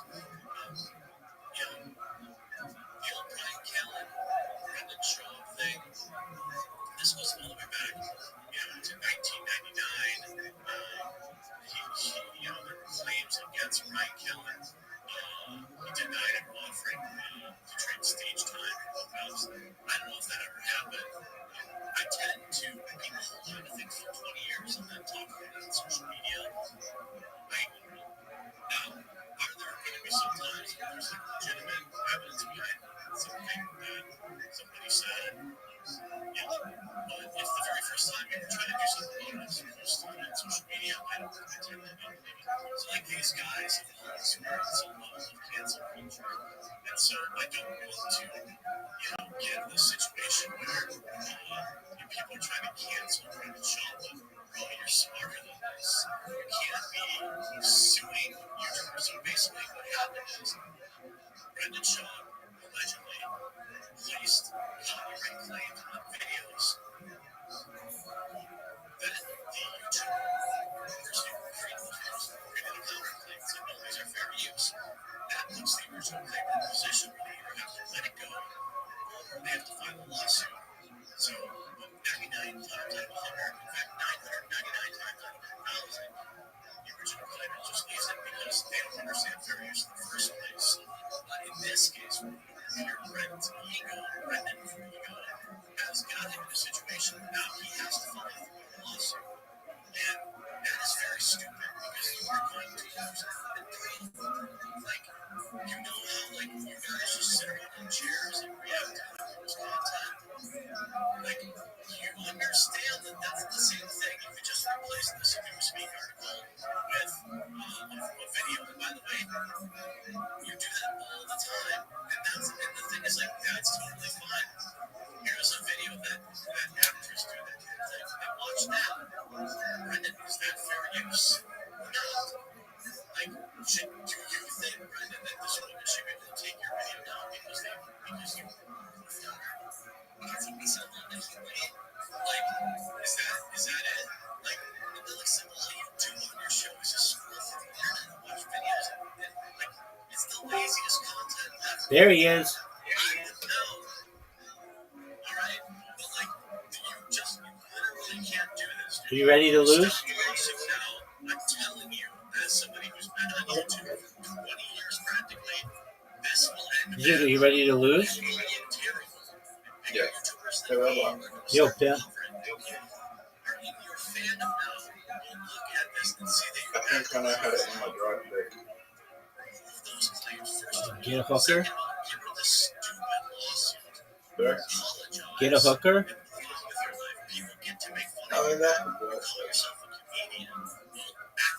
Zoot, did you join the Fighter and the Kids subreddit? I did. Excellent. All right, how are you going to end your dry streak?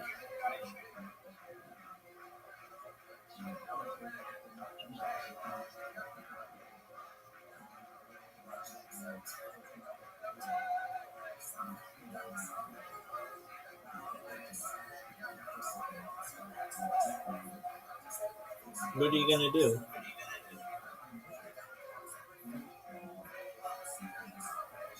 Dude, I fucking hate this boy. How about you get your shit together, bro? Just try.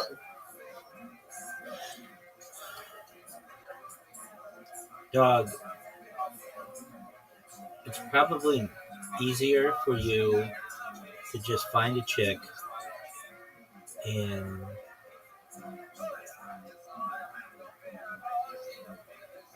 your area. Why? Dude, you haven't done anything that I've told you to do.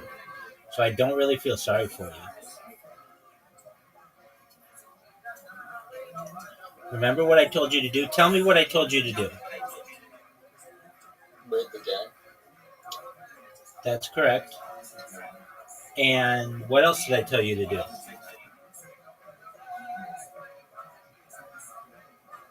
Go, Jim. I actually never said to do that. Good shot. No, I said you need to get professional headshots, or not just headshots, but photos. Did you do that? Yeah, I will. Wait, That's actually my card. you will? I mean, dude, you're over here talking about traveling to go fuck some chick when I told you to do this a month ago.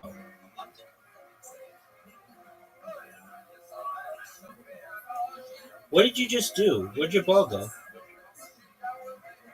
It's in the top. Did you try to knock me in the tar?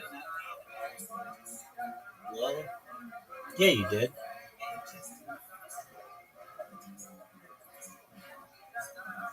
That's what you get, son. So, Zoot, you didn't do anything that I told you to do. You didn't put any of the hobbies that I told you to put on. You didn't even fucking get on any more social media apps. So, you're going to be just as dry in another place as you are wherever the fuck you are, because you're not doing what I told you to do. You said that you have to get, I told you like a month ago, or maybe more than a month ago, you need professional pictures. You're like, that's a good idea. And then you never got them. You fucking went to the gym 18 fucking days in a row or whatever, but didn't get professional pictures. Nobody gives a shit about your... Nobody gives a shit about your body mass index if you look like garbage in your pictures. Okay.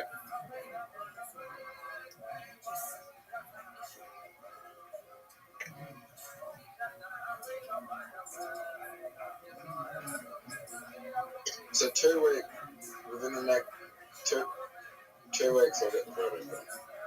All right, I mean, you could get them done in the next 3 days. I don't know why 2 weeks is your deal, but okay. Because I'll hit my goal by 2 weeks. Dog, quit with your bullshit, man. Your goal has nothing to do with it. Some chick is gonna notice the difference. And I mean, it's not even something that is sometimes not even recommended to take a shirtless photo. It can be, but it also makes you look like a pretentious douchebag. Good. I mean, you want to pick up chicks, don't you? Yeah. All right, well, you don't want to look like a douchebag.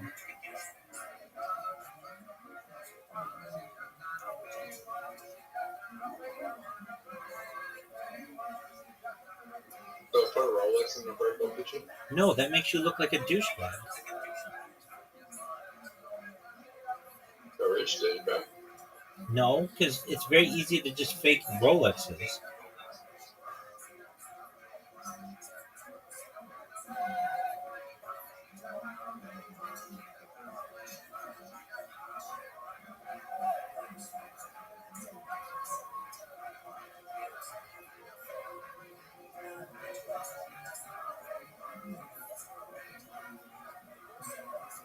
Oh, fuck.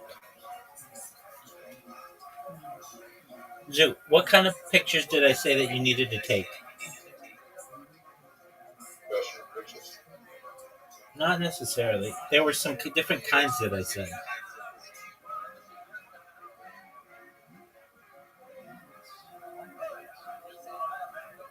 What were they? Rabbi, I'm so distracted right now.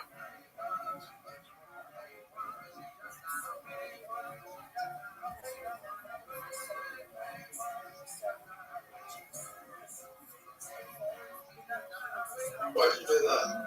Because you did it to me. Holy shit. The most genius shit I've ever seen. I know, that would have been amazing.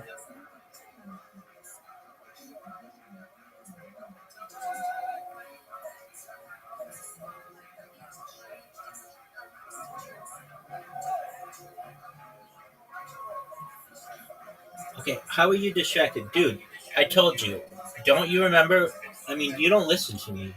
I already know this. You ask me like 50 questions a night, 25 of which you've already asked me. Which is fine. I mean, it's whatever. It keeps me entertained. I told you you needed to take... Yeah, go for it, man. I mean, look at the scoreboard. It doesn't really matter. That was an incredible shot. Not really.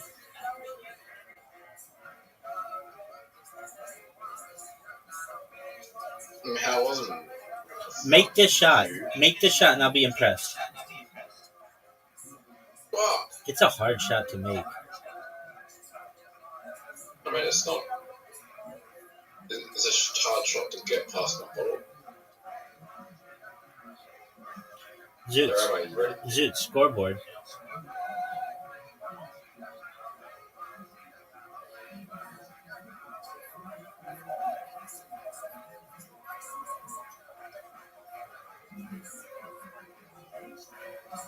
Zoot, scoreboard.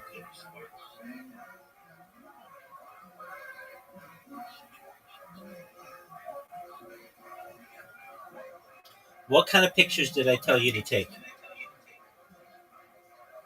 Headshots. No, you're not an actor. Told me to take headshots of my interest. Headshots of your what? Interest. Yeah, but not headshots. Headshots are of your head. I mean, like you should have 5 pictures. Maybe one headshot, one of you doing some kind of activity that's an action activity, one of you, if you can, with an animal. I don't know if this is the best idea, but sometimes they say to have one with your family or friends. I mean, do you have friends? Yeah. All right, so ask a friend, hey, I'm like going to try to get serious on dating websites. Is there any way that, or just use an old picture that you have of you? But I mean, that's not always the best. Rabbi, I need to make money as well. All right. Well, then make money.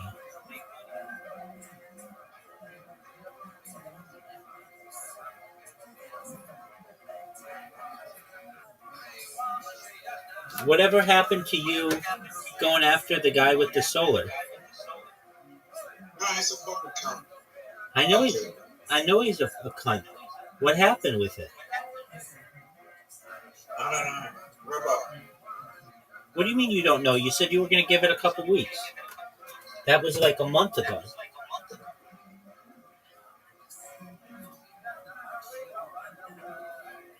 It's taking too long. What do you mean it's taking too long? You went to the Fair Labor Commission. What did they tell you? The fucking report. It's gonna take like 6 months. Yeah. What do you mean, fuck that?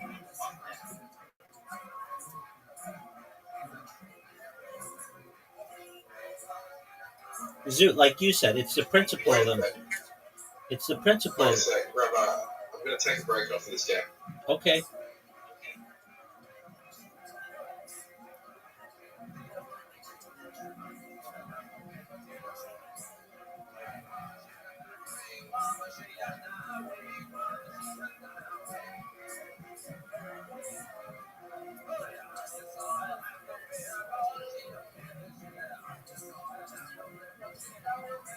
Are you gonna hit the ball, or are you gonna just jerk yourself off the wall?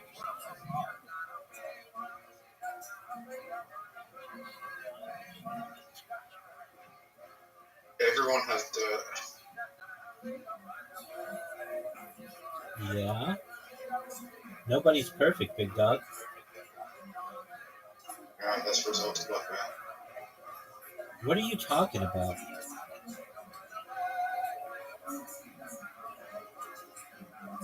Did you win the lottery?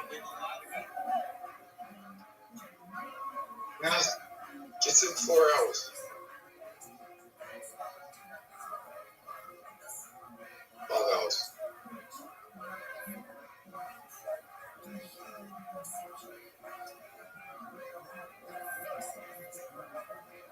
Are you gonna hit the ball?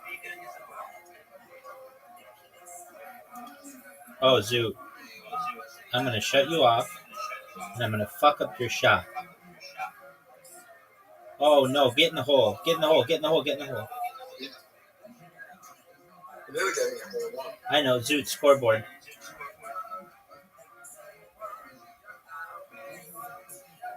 Yeah, I'm only one shot behind you. Just watch me turn it on. You know I'm amazing.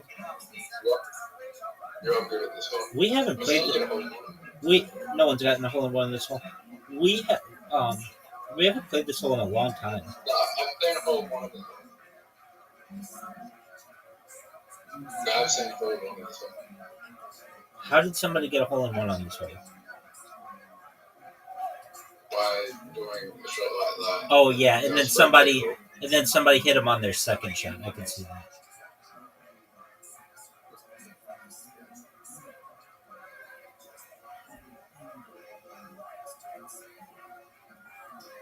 But you can't do it with 2 people. Yeah, you could. Oh wait. Yeah, you could. You need someone to knock out the tree. Oh yeah, you could. Holy shit. What'd you think of that shot? Better than yours. That was a perfect shot. I know, baby. Zoot, it's impossible for you to win. I hate this hole. Remember, I'm taking a break off. Oh, I know. I'm going to play pure defensively against you. It's going to be sick. Wow. I'm not even going to let you get to the second level. Pure defense. You just help me. Dog, pure defense. Because I just made a strategic move here.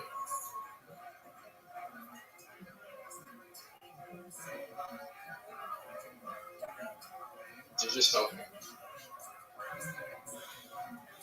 Yeah, it's the best. How did I help you, Zoot? You're not even going to make it in that second level, like I just said. Oh, this is so dickish. Oh, that was almost good. See that chicken?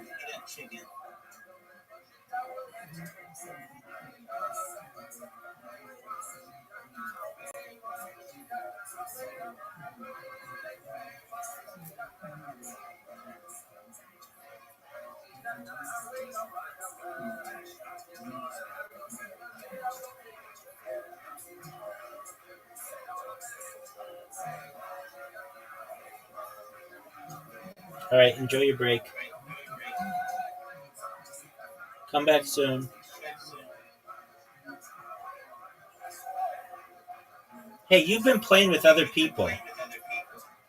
Have you? No, you haven't. No, you haven't. Maybe a little. Not really. You've played with some people. Not this way. Okay. Go take your break.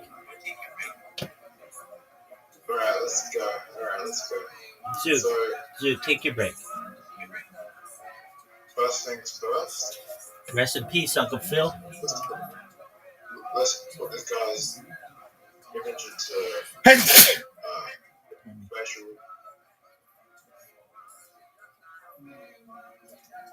I lost all my. Fuck. Oh, I hate this.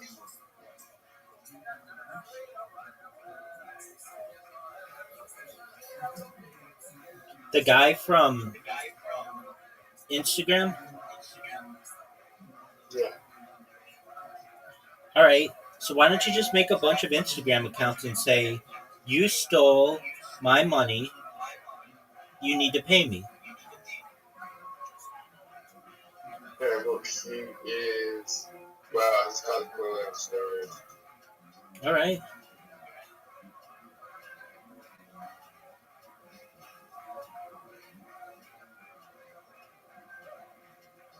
He's on steroids and he doesn't even look good.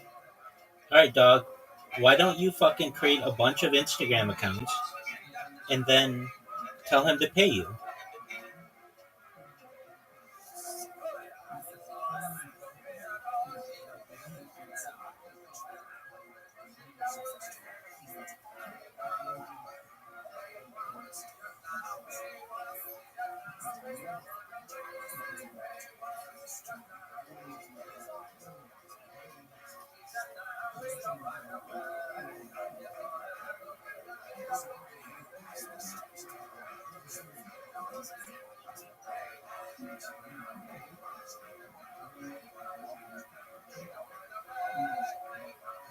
Go investments.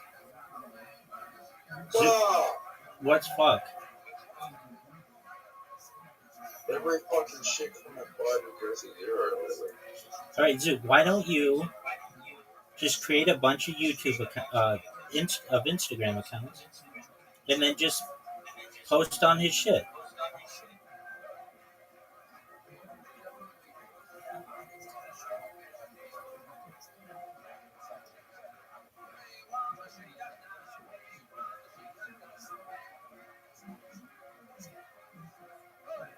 Dude, I asked you a question. Are you going to answer it, or you're just going to sit there? Oh my god.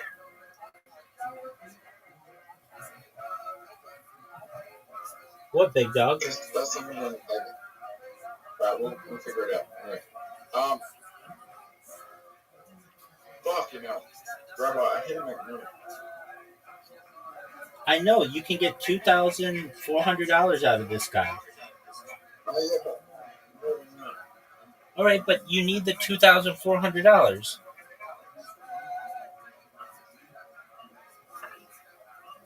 So just create a new Instagram account. oh my god. Rabbi.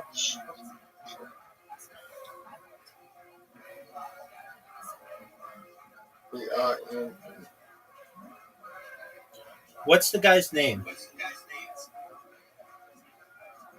What? Well, we're going to see if I can find any dirt on him. Charlie Horn. Okay.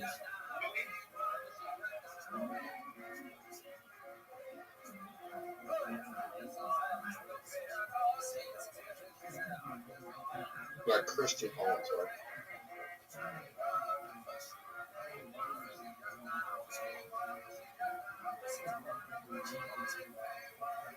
Is he with Schneider Electric?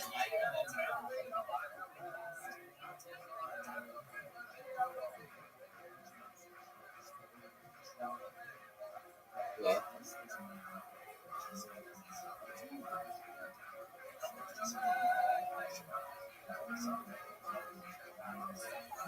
Is he RS Group? No.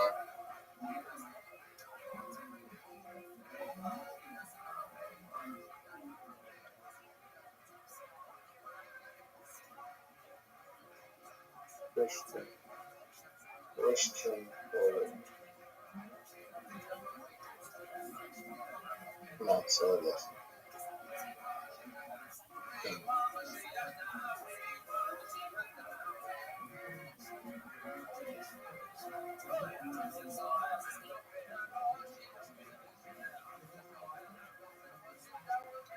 Are you sure he's not with Snyder Electric in the Greater Sydney area?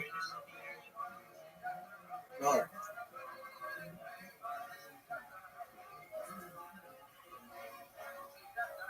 Okay, what's the name of his company? Okay, so Foxhole? alright, small soul.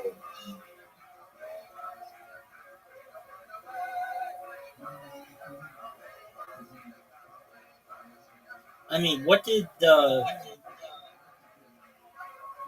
labor board say?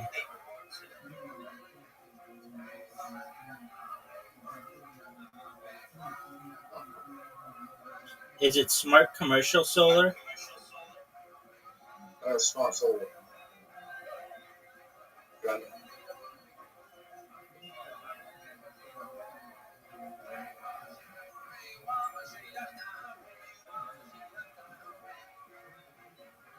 Smart Solar Australia? Yeah, this is it. Found him. I just got him. Alright, so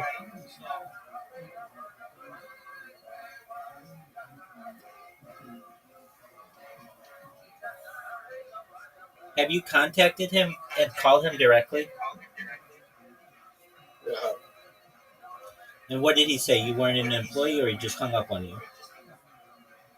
Yeah, so I was waiting for it. Okay, but I mean, you have text messages that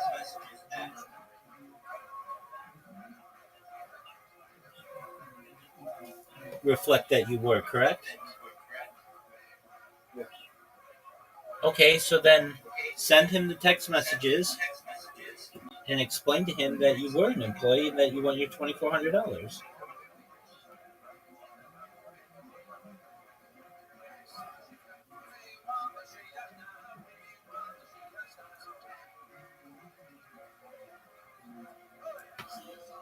If I were you, I'd get a hooker, get that out of the way. Then I would get my pictures, I'd make a really nice profile, do all those things. I would get a real job, and then I'd start dating some dime.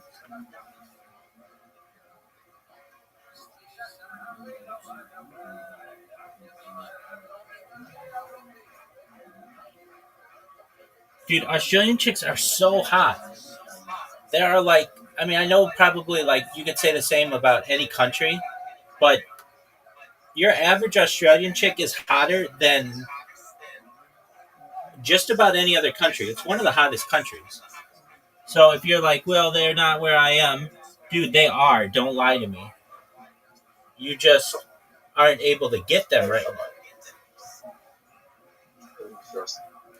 All right, well, I mean, all right, sounds like a plan.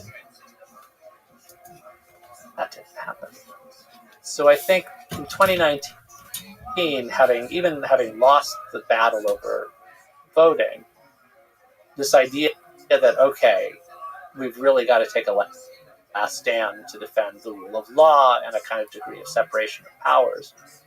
That doesn't sound like a clearly obvious thing for slogans, but it is something that I think we've realized in this country and in other countries as well, is something that can really be definitive about where things are going politically. Well, I should also say, I mean, it's more dramatic than it sounds with extradition because it gives power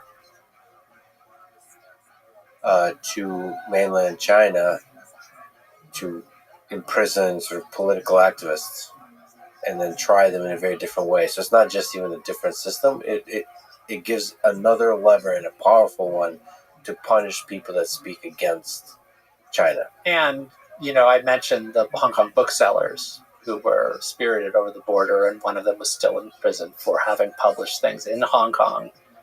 But it was supposed to be okay to publish in Hong Kong, but not on the mainland, and yet they ended up being traced. So yeah, there was a clear sense that if they didn't protest then, would they be able to protest later? So this was one of maybe the biggest protests in history, percentage-wise. Because the reason why I kind of make that claim, because there were 1 million to 2 million people in the biggest protests, and this is a 7.5 million people. So if you think about what that means, it's just enormous. I mean, there were some very daring protests around that period, the Hong Kong ones, and the year after that, there were protests in other places, but protests in Belarus, where again there was very, it's taking big risks in people. But if people have a feeling that it's a kind of last moment, so these were giant, and the protests kept growing, and I think they kept growing in part, and this happens. Why protests grow? It's always hard to figure out. But in the case of Tiananmen and in the case of Hong Kong, 2019. If people feel that the sort of protesters have the moral high ground in one way or another, and what tipped it that way in Hong Kong, I think, was really that the police were using really strong-arm methods, and the government was never apologizing or never saying we need to investigate that. And I think what really kept the protests going was they became a referendum on the right to protest itself. And what I think the government hoped, and what Beijing certainly hoped, was that some of the protesters would start doing militant actions, violent actions that would alienate the populace from the protests. And the protesters did do some of those things, but they tended to attack. Violence was often against property. And when there were occasionally violence against people within the movement would apologize or try to distance themselves from that. Meanwhile, the government was never apologizing or distancing itself from the police. And that created a dynamic where you had these enormous numbers of people who were previously on the fence about things turning up for these protests and leading to them being giant. Even people, and this was a city that sometimes had the misunderstood reputation as being one where people didn't care that much about politics. They just focused on living a good life, but there was a sense that they wouldn't have that possibility if you had a police. And the police used to be really highly respected in Hong Kong, but it lost that. Maybe you could speak to some of the dynamics of this. First of all, you were there in the early days.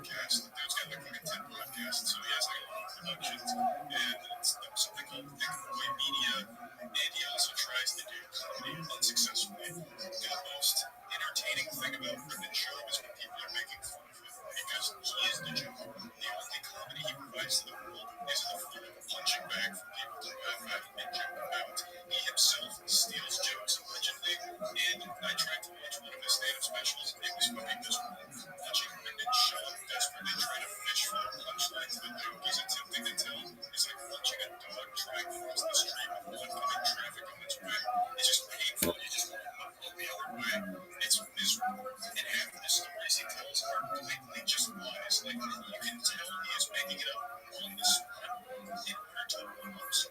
Like I was watching him interact on another podcast, actually one of his podcasts I remember now, but he was talking about Chris D'Elia, and they were talking about being out of gas.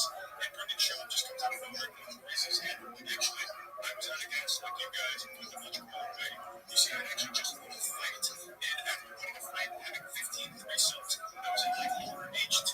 You make sure to specify, right? Like lower H2. And I was running low on gas, and I was like, I can ride this bitch out. But I ran out of gas. So then I had to like Hercules like straight push this home myself all the way to the nearest gas station. And the gas station guy said, didn't I just see you on TV? They need to pay you more. That was his story. Of course, I embellished it a little bit, but the story was, I just want to fight. My brand new car was running out of gas, and then I had to solo push it to a gas station where the gas station guy recognized me, and so they need to pay me more. And obviously it didn't happen. Like, there's like no reality where that ever fucking happened. I wasn't there. I wasn't like tapped into the NSA security cameras nearby or anything. But I can say with high level confidence he made that shit up. And it's just one off every little round time for no reason. Like there's no moral to the story. There's no like good jokes in the story or anything entertaining about it. It's just him being a movie douchebag. If you were so pushing hard with steering it, how did you push this hard and steering all the way to the gas station? How far away were you? There's just no chance. And then just so happens the guy running the gas station was still on TV months before and they mentioned you don't get paid enough. And then everyone clapped. And then you became prompting. Like it just it blows my mind. He's quite literally that frat douchebag and everyone in college that would tell the worst jokes of all time, but no one bothered to stop them because no one cared, no one laughed, no one gave them any attention, but they convinced themselves that they were super entertaining in their own mind, and that is him. That is Brendan Schaub. That is the comedic stylings of this absolute troglodyte. But anyway, so he is currently suing a small YouTuber over jokes that they're making about him. He's very sensitive. Brendan Schaub made like a big tough guy, but he's actually a really soft, insecure man, if you can believe that. So the jokes are his feelings, and he used another company to take down the videos that were criticizing him, joking about him, and the extra step to sue him. Now, I can't show you the video where the YouTubers are going through the lawsuit because he just wouldn't show the full legal document. Because I can't show because that's taken down, and also probably wasn't a good idea to just show the actual legal document. I'm sure there's something in place to say you can't do that, but he was very transparent with Brendan Schaub's legal document that was sent to him. It is a full-blown suing case, from what I can tell. I'm no expert, I'm not a lawyer, I didn't testify or anything, but it does seem like he is going all out to fuck this man gas. I imagine this is supposed to be some kind of scare tactic to frighten this individual, make them stop posting mean things about Brendan. But the YouTuber said that they are going to fight it, they are going to go to court. I think that's great because they need to beat this case. They need to continue to set this precedent across the platform that you cannot use this system like this. This is not okay. This is very clearly an exploitation of the system. This is just a slam dunk victory for the YouTuber being sued because Brendan Schaub has no case. And Brendan Schaub somehow won this. And it actually hurts Brendan Schaub too, because from what I understand, he also reacts to videos and uses clips from that makes it hard to joke and criticize. So if he wins this case, he wins himself too. It's like mutually assured destruction from an absolute goddamn supervillain idiot. It makes no sense. And I don't think anyone around Brendan Schaub is smart enough to tell him how stupid he is. And I'm trying to show you some clips of Brendan Schaub and all of this going on, but I'm not going to take any chances with how fast and loose he's being with the legal system here. So I'm not going to show anything from any of his podcasts or anything he said. But what makes this situation really complicated is the fact that there's no real hero in the story. The YouTuber that's being sued is someone that I wouldn't really root for under normal circumstances. I don't want to mention their name, and I don't want anyone to grasp Brendan Schaub or this YouTuber. I'm not going to mention their name, but I've seen a lot of archived live streams from their channels where a lot of very disturbing shit was happening.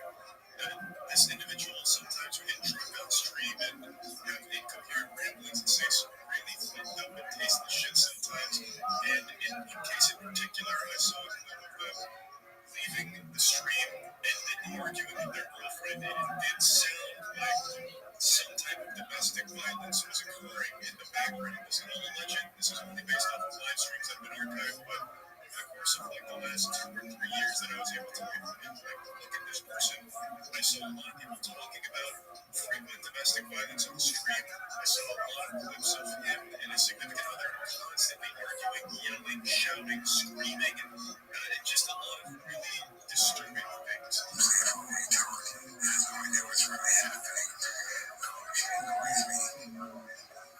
It's a birthday, man.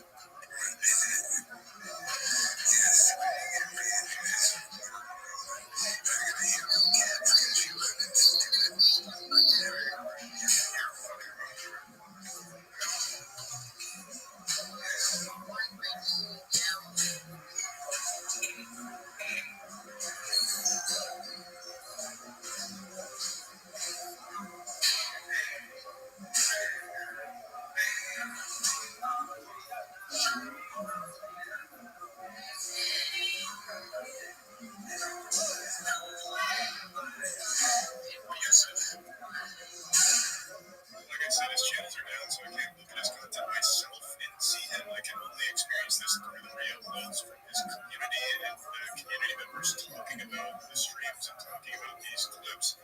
But from what I've seen, it is some pretty fucked up things. I've seen a couple of interviews with him as well as people talking about him, and there's just a lot that is not great, especially that clip where it does sound like he is hitting something or someone. Hopefully that's not the case. Hopefully that's just a complete interpretation of what's happening. But I just wanted to say, from everything I did see on this individual with like the arguing, which happened on stream and in the drunk streams where really not great things were talked about, it's not someone that I would be like super enthusiastic to support. But I do hope they beat the case against Brendan Shaw, because Brendan Shaw is basically assaulting the fucking earth here. As these cases build up, if any of them win with these absolute bogus bullshit claims in court, if any of those win, it sets that legal precedent going forward, which means other equally stupid idiots like Brendan Shaw can abuse the system the same way.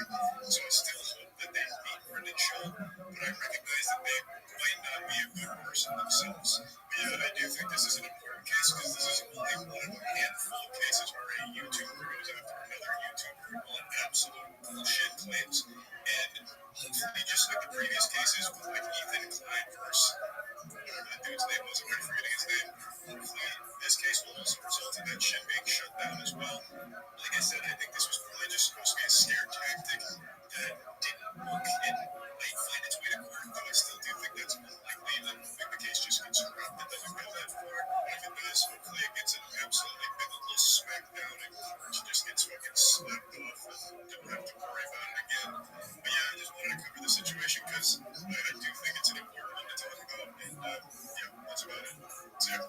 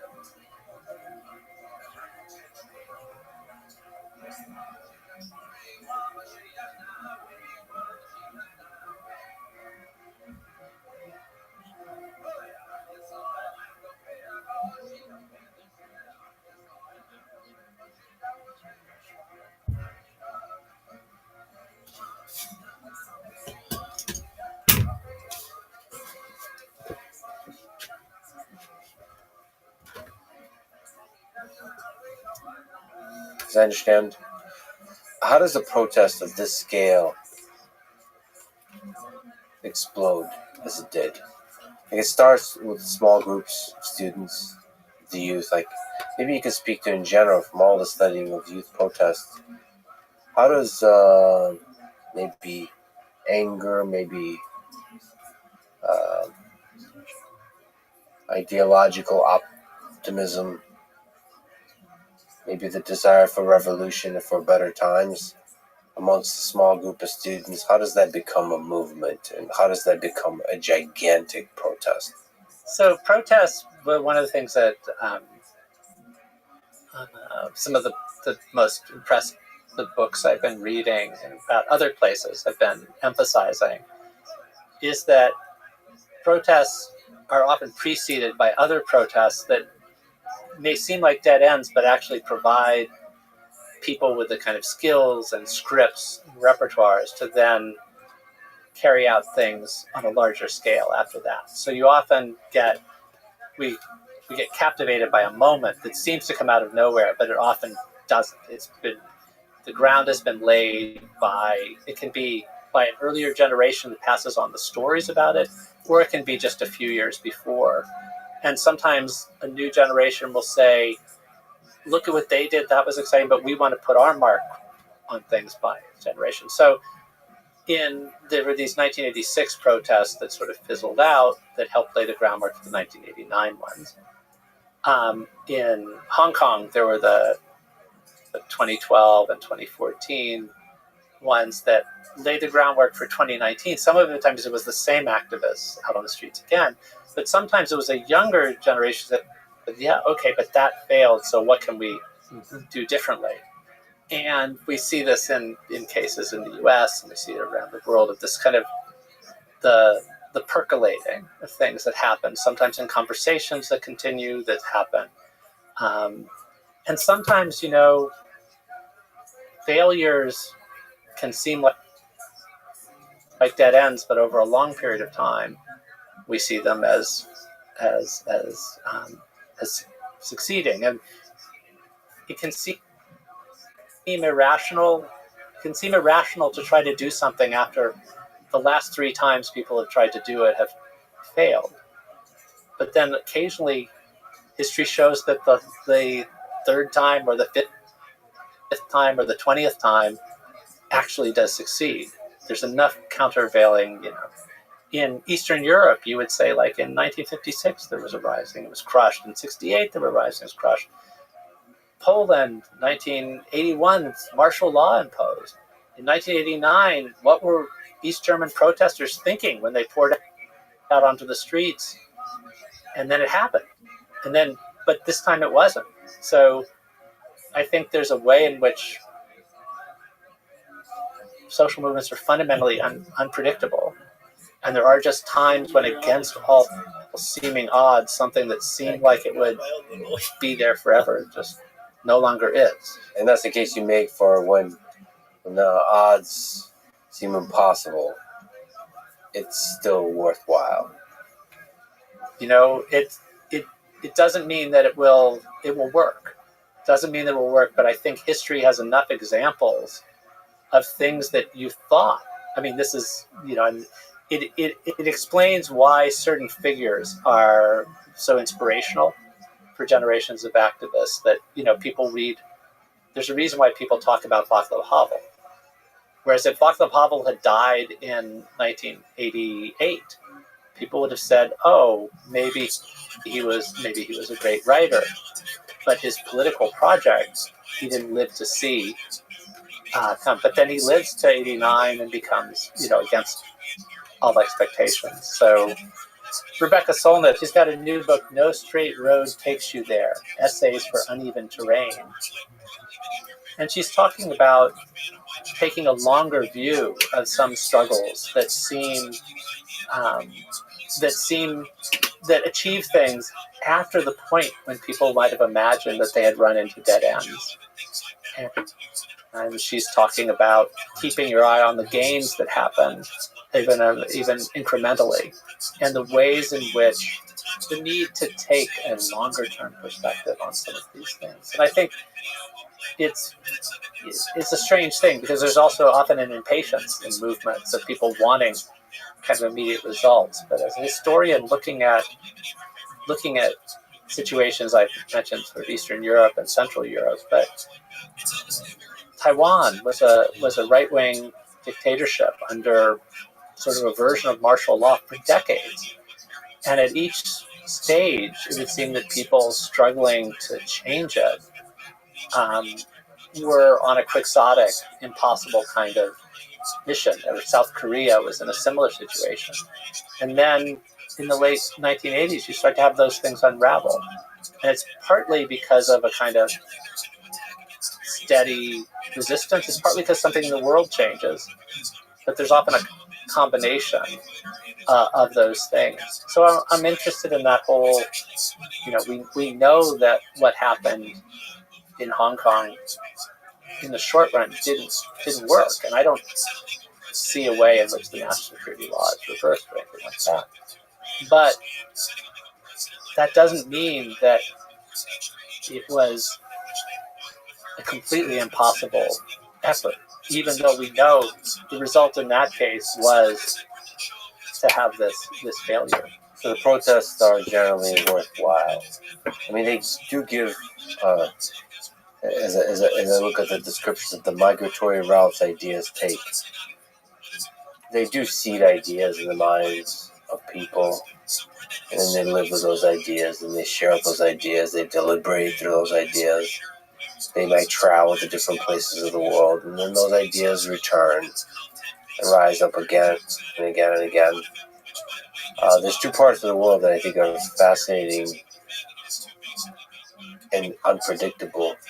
So one is Iran, which the trajectory that place takes might have a completely transformative effect on the Middle East. And then the other one is China, where the protests, whether it's in Taiwan or Hong Kong or maybe other influential parts of China, those ideas percolating up and up again might have a completely transformative effect on the world. So maybe this is another case where, the Chinese Communist Party, leaders in the Chinese Communist Party, they do know about history, they care about history. And one history they know is the Chinese Communist Party was almost destroyed in 1927. I mean, it was, if you were taking odds on what are the chances that this ragtag sort of group that's being pursued by Chiang Kai-shek to try to determine it, and yet over time they somehow managed to ride it out and eventually come to power. There's an awareness of the ways in which the seemingly impossible can happen. It doesn't mean it will. I mean, this is why I think, it's, and one of the really kind of tragic or heartrending things is you can have situations in which movements that seem to be pursuing an impossible end result, they achieve that result. And then after another period, the country goes into another really difficult period, or it seems that the successes are being rolled back.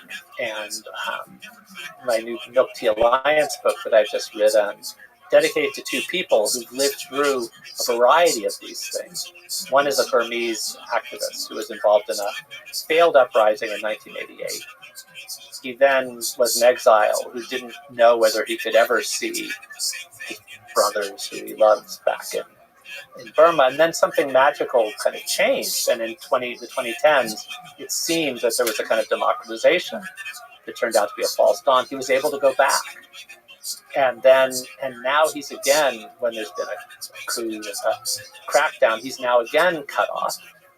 And at one point, I was asking him about his, how he feels about this when he's still trying to sort of raise awareness globally about what's happening in Myanmar. And he said, I feel helpless but not hopeless. I think, how does somebody maintain hope in that?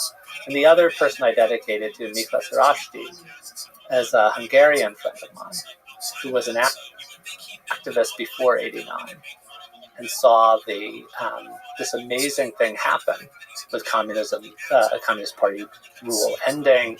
He was part of the process that came, and he was friends with Havel, and Havel there, Poland's changing, and all of this exhilarating moment. but ends up being a critic of Orban and following a tightening of control, of rolling back of many of the things that were victorious then. But this kind of no straight road, that actually there's something about it. It can be disquieting when these unexpected things are blows to where you thought history was going. But history just shows you that history doesn't have a direction. There isn't a straight road.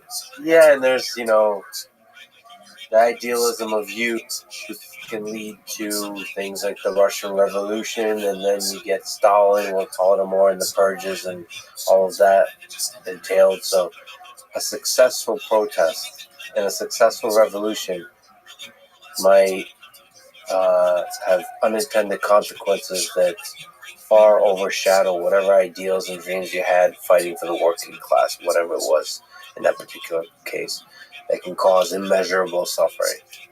So there is no direction to history. There's just some lessons we pick up along the way. We try to, hopefully, help humanity flourish. We barely know what we're doing, and now we have nuclear weapons. And some of it is also, though, sometimes the people who I find really admirable, it's not about trying to create totalistic change, but they focus on trying to do what they can for the things they believe in within constrained circumstances.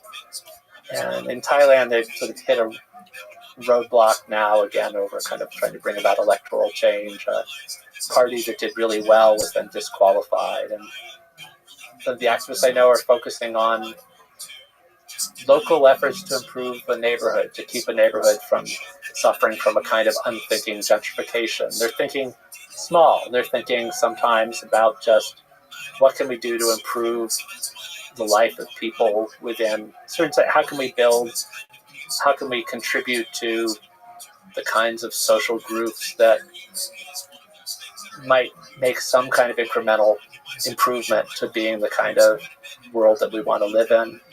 People do that in all kinds of ways.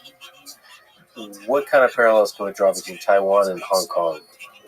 What do you think the people of Taiwan are thinking, looking at Hong Kong? Well, I think the way that things developed in Hong Kong have undermined the kind of trust in any kind of story coming out of Beijing that there's a place within sort of Xi Jinping's version, at least the People's Republic of China, for a place where people live very different kinds of lives. And I think a lot of people in Taiwan feel they're living a very different kind of life on the mainland. So in that way, I think Hong Kong was an important example that way. And there were connections there was a Taiwan protest in 2014 before the big protest in Hong Kong by people who were young people who felt the government then was moving too much toward working together with Beijing. So they've been interconnected stories. And I think we sometimes miss how people within a region are looking at what other people in the region are doing and are taking clues from it about sort of how to agitate for the things they care about, what the risks are, what the dangers are. Of autocrats within different parts of the region, looking at each other too, as well as globally. In part because there's a great dependence in the United States on TSMC, and in that way on Taiwan for different supply chains, for electronics, for semiconductors, for a lot of our economy. There's been a lot of nervousness about Taiwan. What are the chances that there is some brewing military conflict over this question of Taiwan in the coming decades, and how can we avoid it? It's one of these really worrisome issues that there isn't an easy. I think experts who tell you they know what X, Y, and Z about this is are are deluding themselves, probably. There's so many variables. Maybe you could just elaborate the possible clues we have. So, with talking to people in Taiwan and from Taiwan, there are a couple things that are here. One is that daily life in Taiwan is not people waking up each morning, living their life based on the fact that there's in such a perilous kind of predicament, that it's life goes on, and a lot of people are feel very, very fortunate to be in Taiwan. You know, there are many reasons why it seems like a great place to live in many ways. So even though this is hanging, but at the same time, there is an awareness of things that increase precariousness. And there was a lot of concern with the invasion of Ukraine, and watching how the response to that was. And there was a sense of it being analogous. There was a sense that Xi Jinping would be watching the response to Putin and seeing what he would do then. And so then there was a sense of relief, I think, when there was as unified a Western NATO, including the United States, response. And then there's a concern, about the Trump presidency because of Ukraine. At the same time, there are mixed signals. So people are there. I'm sure there are people there who are both saying Trump is going to be tough toward the Chinese Communist Party, and others are going to say, but if he's not as supportive of Ukraine, what does that say for defensive? So they're not the same situations, but all people have, in a sense, sometimes with unknowable situations, is to look at things that have any degree of parallel connections in other places. Do you think Xi Jinping knows what he's going to do in the next 5-10 years with Taiwan? Or is it really like there's a loose historical notion that Taiwan should be part of China with Xi Jinping and the Communist Party? Believe that? That loose idea was accepted. Chiang Kai-shek and Mao both thought that these two places were part of, somehow destined to be the same. It was just, under that period, Chiang Kai-shek thought, how long until I take over the mainland and it all becomes the Republic of China? This is not now something that any leader in Taiwan is believing. There is a degree to which that remains a kind of sense within the Chinese Communist Party leadership as an eventuality. I don't think there's a set plan, in part because I think it is also dependent on what the kind of costs in various realms would be of doing that. I think it still does. I think it's still, one scenario would be possibly a sense of becoming strong enough to not have to worry about consequences.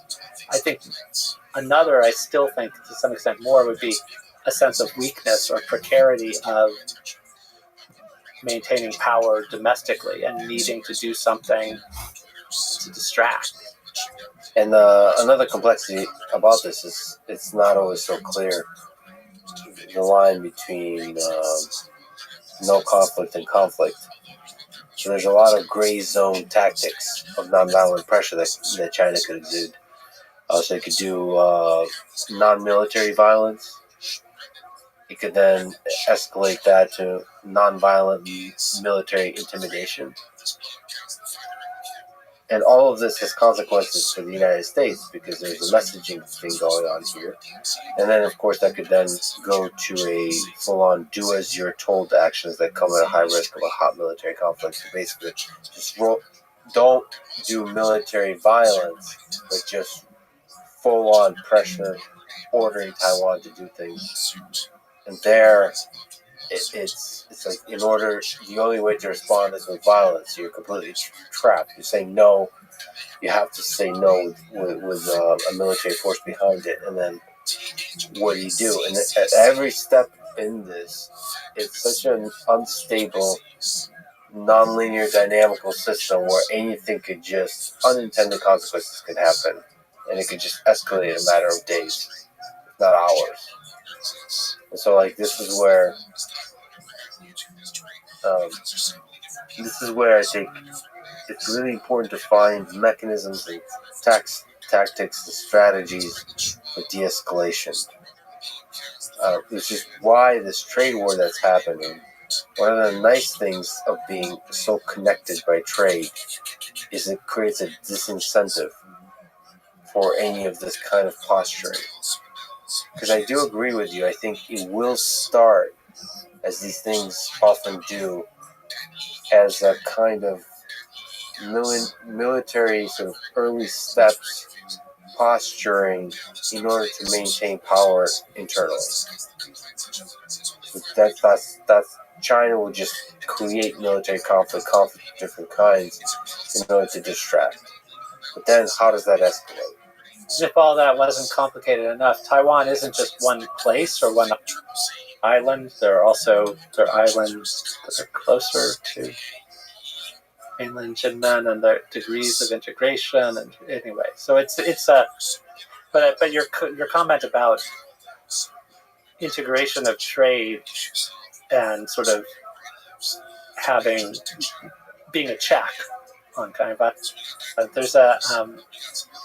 there's a Chinese writer who fascinating guy, Han, who was a race car driver and a filmmaker and a bad boy novelist. Anyway, in his heyday, he was an interesting kind of blogger who was testing the edges of things. And he had this blog post where he was talking about, this was in the early 2000s, he was talking about how China was building the massive Three Gorges Dam project.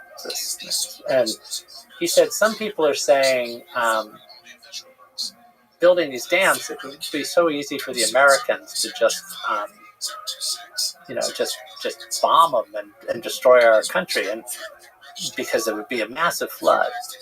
And he said that's really silly. That's a really silly argument, because Americans know that downriver from there, what would be flooded out was the place where their iPhones are built.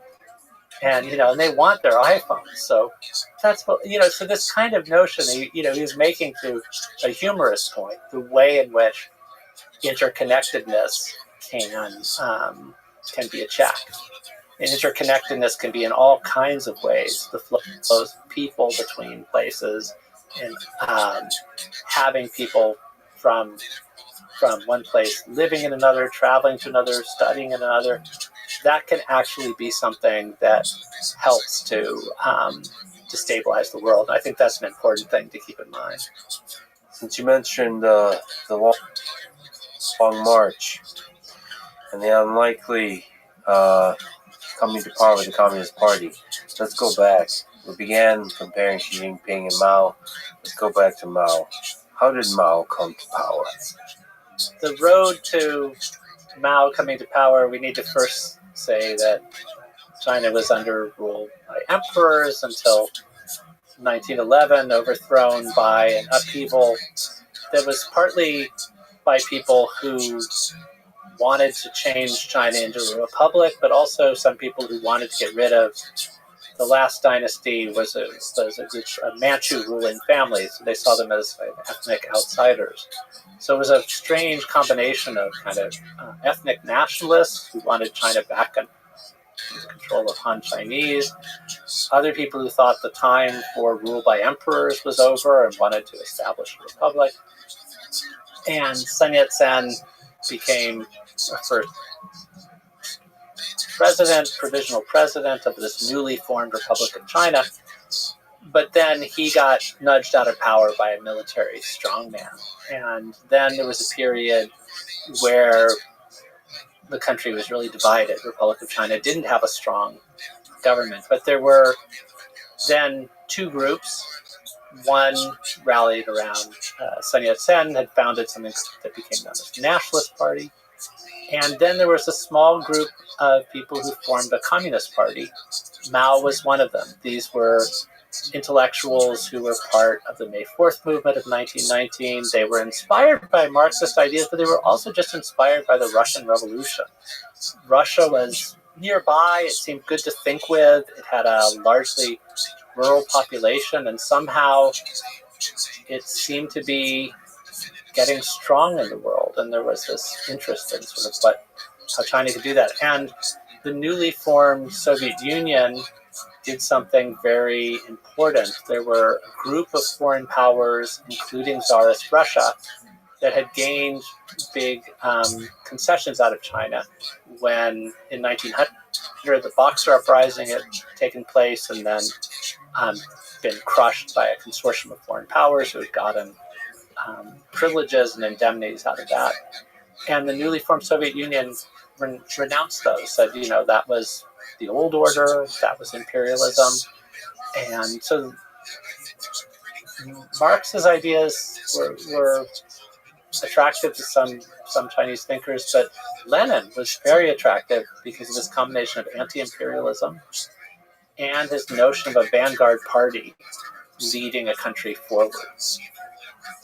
So there was a small communist party, a bigger nationalist party. They were involved in these protests against warlords and against imperialists.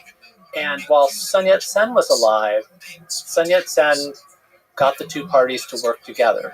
Because Sun Yat-sen wasn't a Marxist, he didn't believe in class struggle, but he admired Lenin and Leninism.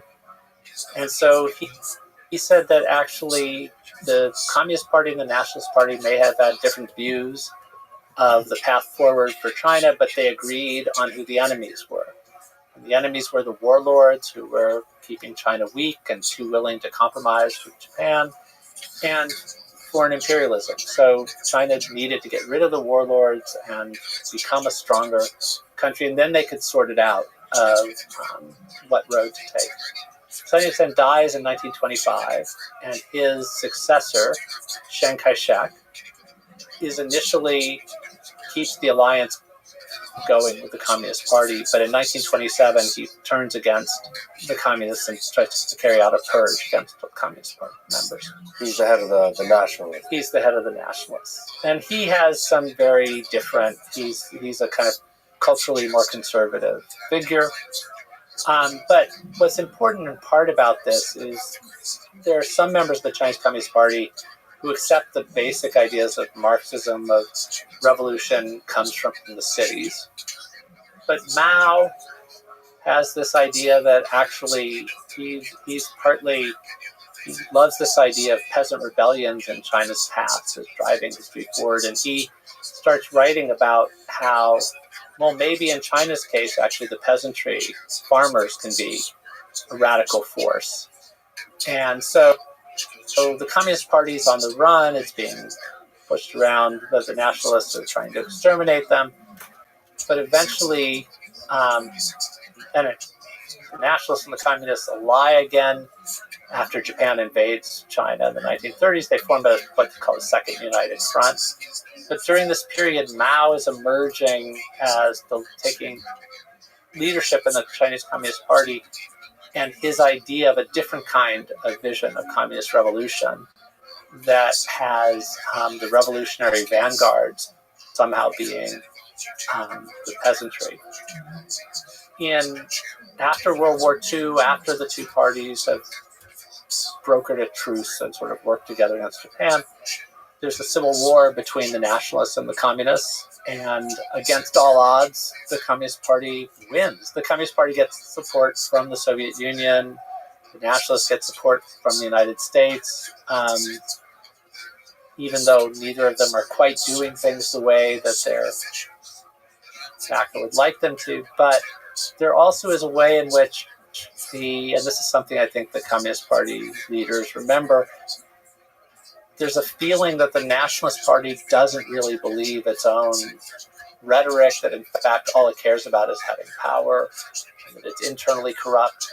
Chiang Kai-shek himself isn't viewed as sort of personally corrupt, but family members, and there's an idea that there's just a small band of people that are benefiting, and there's a kind of disgust with the leader, with the nationalists. The nationalists end up in retreat in Taiwan. That's why Taiwan then becomes the Republic of China.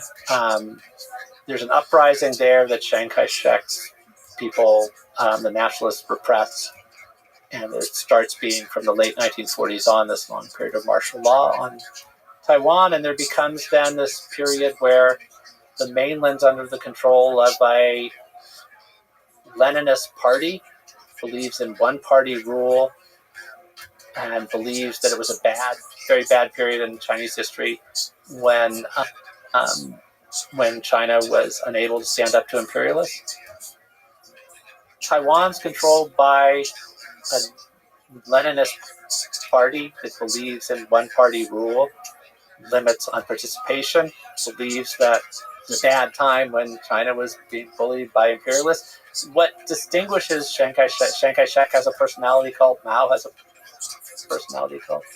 They have a lot in common, but one clear thing that makes them different is Chiang Kai-shek says that what's wrong with the Communist Party is they've abandoned Chinese traditional values of Confucianism. And Mao says that on the nationalists, what's really bad is they are still wedded to these traditional Chinese values of Confucianism. So cycling back to where we began with Mao and Xi, you could actually say Xi Jinping in some ways is like living out the dream that Chiang Kai-shek had of one-party rule and also kind of celebrating Confucianism. Yeah, there's elements, you've spoken about the elements of Chiang Kai-shek and Mao that Xi Jinping kind of combines. You've also mentioned an interesting, if we had, 100 hours to talk about, there's another interesting side of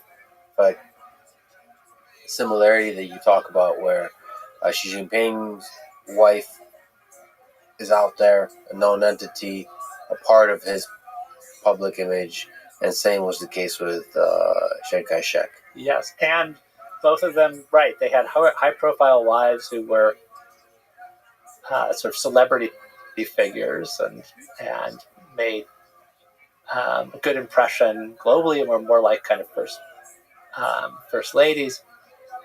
But both Chiang Kai-shek and Xi Jinping oversaw a period of emphasizing more traditional patriarchal values in China.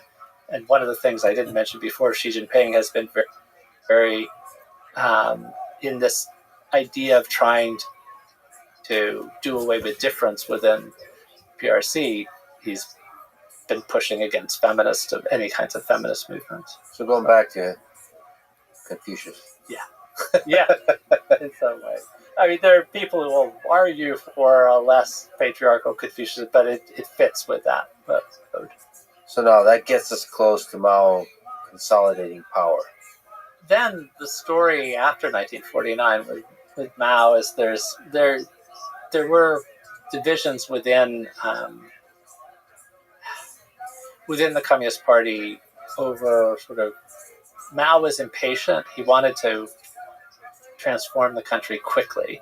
He had a utopian streak. He thought, just as the peasantry could sort of, you didn't have to stick to the traditional pattern of moving slowly to socialism and then to communism. He tried to, the Great Leap Forward was this disastrous policy of his that imagined China outdoing the West in a kind of quick industrialization and move like this. And it was just it just didn't work, and all kinds of things were wrong. And that would be we'd need a whole other session to do the Great Leap Forward and the Cultural Revolution. But one of the simple ways to think about it is Mao made these kind of disastrous moves and then was partially sidelined and then wanted to get back power. And there was this struggle between people who are more gradualists, more let's try to work more kind of rationally, and the more utopian side with Mao. And both the Great Leap Forward and then later the Cultural Revolution were Mao's efforts to do things dramatically, even at the risk of chaos, even at the risk of undoing a lot of the kind of slow building of state building going on. And then there were other figures who were more concerned with kind of incremental moves. And then after Mao's death, one of those figures, Deng Xiaoping, ends up being the next long-term paramount leader. He led to decades of economic progress. His economic reforms led to record-breaking growth for China and so on. But I gotta linger on the Great Leap Forward a bit, enough to understand modern-day China.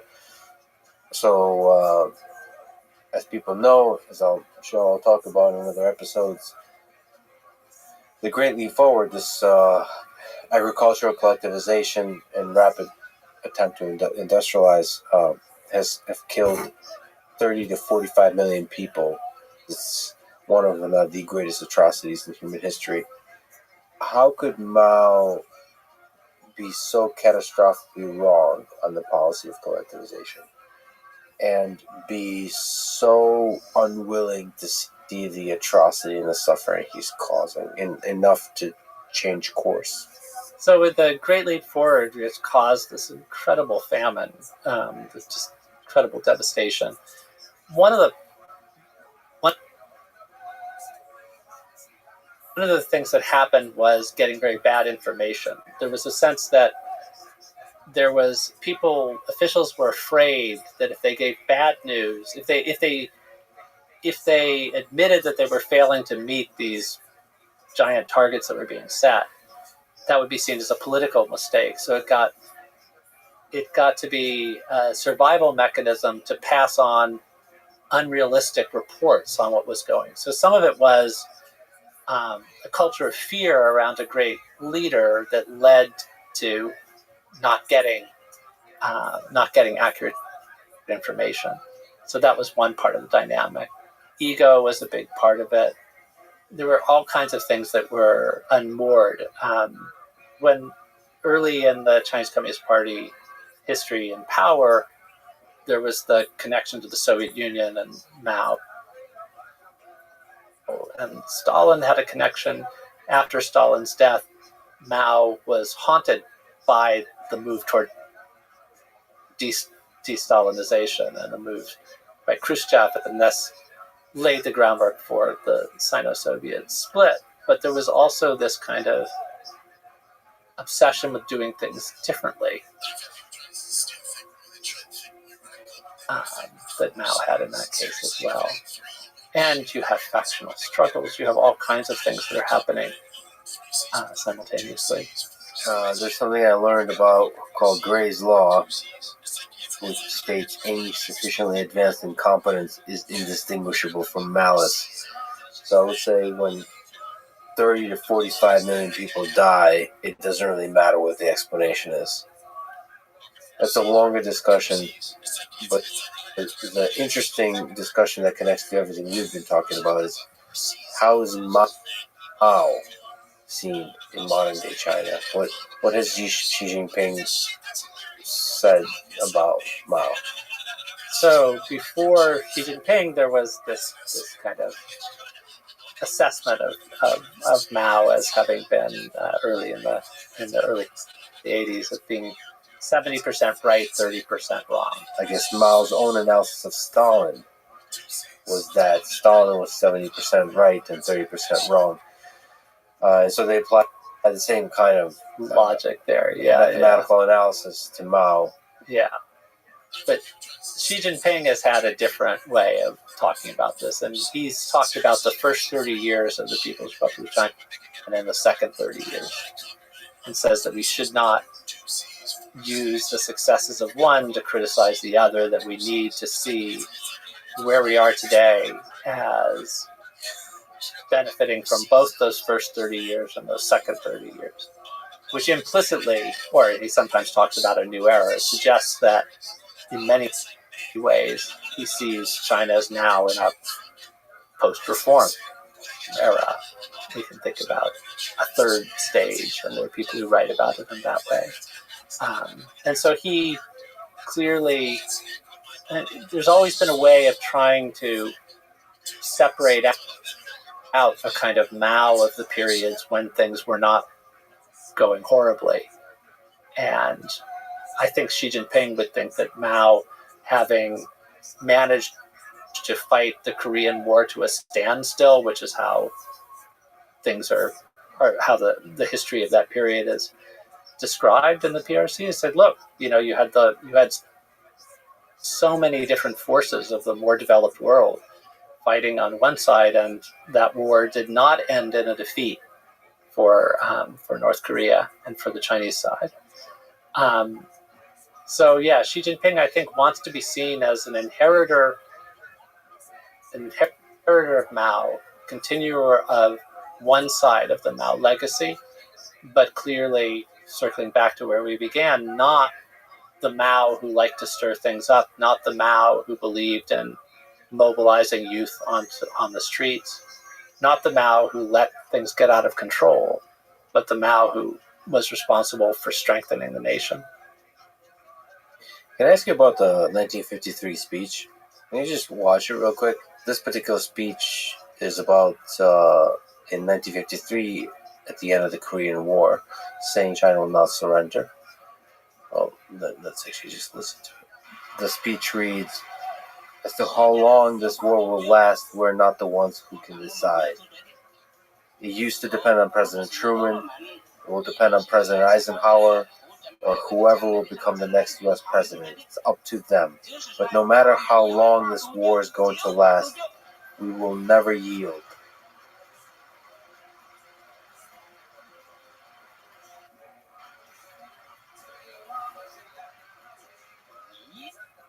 We'll fight until we completely triumph. Yeah, so this is the version of Mao that you're speaking to. That is still celebrated today. And from the Chinese perspective, I guess they could tell the story about that particular proxy war that they triumphed. Now, what do you think about that speech, about these performances? I don't know how much you've listened to Mao speeches. Well, he had a really difficult accent to make sense of, and people native speakers of Chinese can have trouble with his speech. That one was less hard to follow than some of them. What explains the accent? Well, he's just from Hunan, and he had a heavy accent, and this is another complicated side of Mao. He was both anti-intellectual and very intellectual. He liked to write poetry and to fashion himself as that, but he also liked to be seen as incredibly earthy and critical of the of intellectuals. And if he had an animus toward wanting to, even though he was intellectually had that anti-intellectualism. But no, I think what's interesting about that speech in part is how even the depiction of the Korean War as being the war against America, resist America and support Korea. I think it fit with his idea that it wasn't just about China. It wasn't about China working in self-interest, but siding with the underdog countries against the hegemonic ones. And that was another part of Mao's desire to see China as representing the kind of a third world and a sort of the countries that had felt the brunt of imperialism, of Western imperialism and Japanese imperialism, and trying to find one or another country's imperialism to focus on. And at that point, he was focusing on America, which is something that can have particular resonances now. Mao could alternate. At certain points, he thought there should be an alliance where he said that China should be able to work with Japan, because he said it at one point. He said, "Well, without Japanese imperialism, the Communist Party wouldn't have risen." because we wouldn't have had this ability to unite the people. We have seen in the post-Mao period some leaders playing on sort of anti-Japanese sentiment because of the history of Japanese aggression, or there could be anti-American sentiment because of the history of American roles in imperialism, or it can be played in a different way. The United States certainly tried that. The United States didn't have formal colonies in Asia the way that Britain and France did, and tried to present itself differently. So these things are also kind of in flux, and now we're in this very unusual influx period. At the beginning of the imposition of tariffs, there were leaders of China, Japan, and South Korea all together in photo ops, which was not something that, being on the same side. So I think this is also just a kind of broader lesson to not assume that configurations will always stay. If you look out into the 21st century, what are some of the best possible things that could happen in the region and globally with China at the center of the world stage? What are the possible trajectories you could see culturally, economically, politically, in terms of partnerships and all this kind of stuff?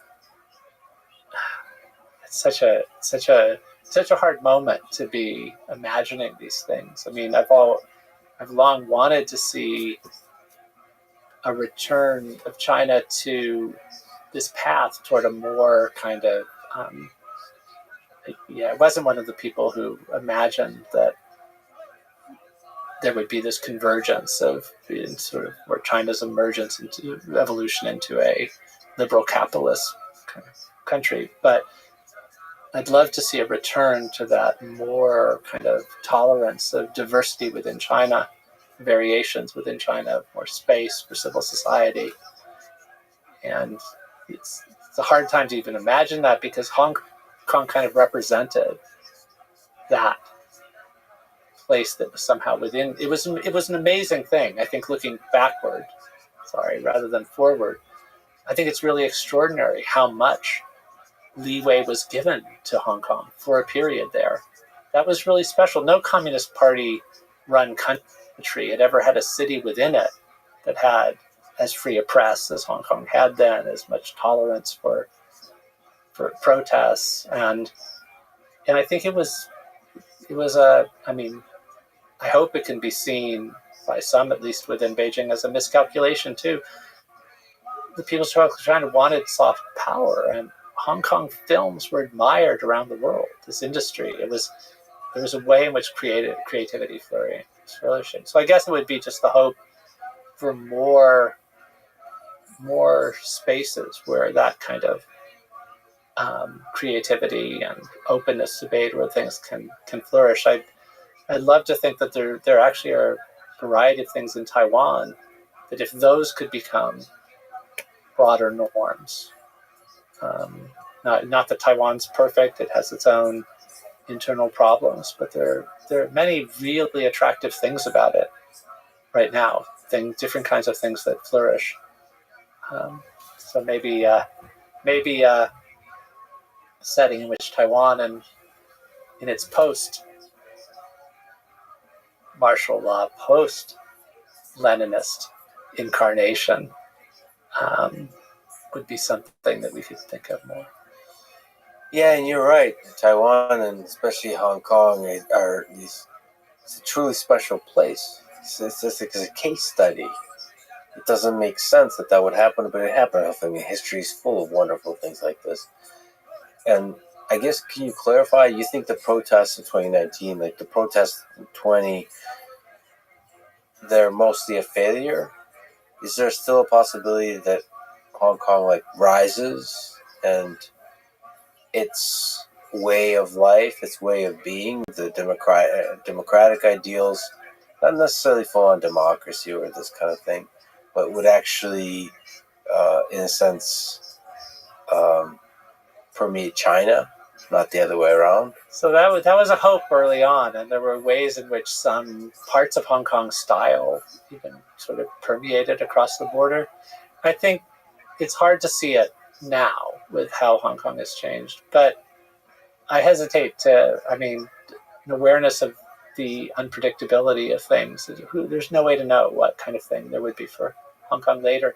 I do think there are things about Hong Kong that even in the failure of the movement have had repercussions that are not all negative. I think the Hong Kong spirit, which is being kept alive in diaspora communities around the world, is really interesting. There are things that are spreading. I think Hong Kong represented a vision of a different way of being Chinese, a different notion of Chineseness. And I think that is something that exists. And there have been protesters in a lot of other parts of the world, Belarus to, we used to say from Minneapolis to Minsk, because in 2020 there were protests in the US and in Belarus where there were activists who were talking about the Hong Kong idea of sort of trying to focus on be water, more flexible protest tactics, something. And clearly in Thailand, there were people who looked at things to learn from Hong Kong, even in defeat. There's a New Zealand-based China specialist, Jeremy Barmay, who talks about the other China, which can exist within China, physical China, or elsewhere, which is this equally attached to Chinese traditions, but thinking of those traditions as including not just Confucianism, but Taoism, not just hierarchy, but also openness to cosmopolitanism, not just nationalism, but cosmopolitanism. And I think there are some elements of that even in failure, the Hong Kong movements, the Hong Kong protests of the 2020s were a last flourishing of that. And we can see some elements of that in we can think of Taiwan, elements of that as another China as well. And I think recovering, not allowing the particular version of Chineseness that the Chinese Communist Party under Xi Jinping wants to make people think of as the essence of Chinese. China has multiple cultural strands, multiple traditions that people can tap into. And it's something richer and more admirable, I think, than this narrowed down version. And I hope for a future where both Hong Kong and Beijing have bookstores that carry 1984, Brave New World, and all of your books. And I can't wait to visit them and enjoy the intellectual flourishing of incredible people. What a beautiful world we live in. And Chinese people, all the people I've met, it's just so great to interact with a totally different culture. You can feel the roots run deep through ancient history. They're very different. And it's amazing. It's like amazing that Earth produced Chinese people, Indian people, the Slavic people. There's just all kinds of variants. And we all have our own weirdnesses and quirks and so on. Everybody has brilliant people. We all start shit with each other every once in a while. But I hope now that we have nuclear weapons, and I hope now that we have technology that connects us, we'll actually collaborate more than we fight each other. And thank you for being one of the people that shows off the beauty of this particular peoples. It's of the entire region, really, of Southeast Asia. And it's an honor to talk to you. Thank you so much. Thanks for having me on. Thanks for listening to this conversation with Jeffrey Wasserstrom. To support this podcast, please check out our sponsors in the description. And now, let me leave you with some words from Confucius. When anger rises, think of the consequences. Thank you for listening, and hope to see you next time.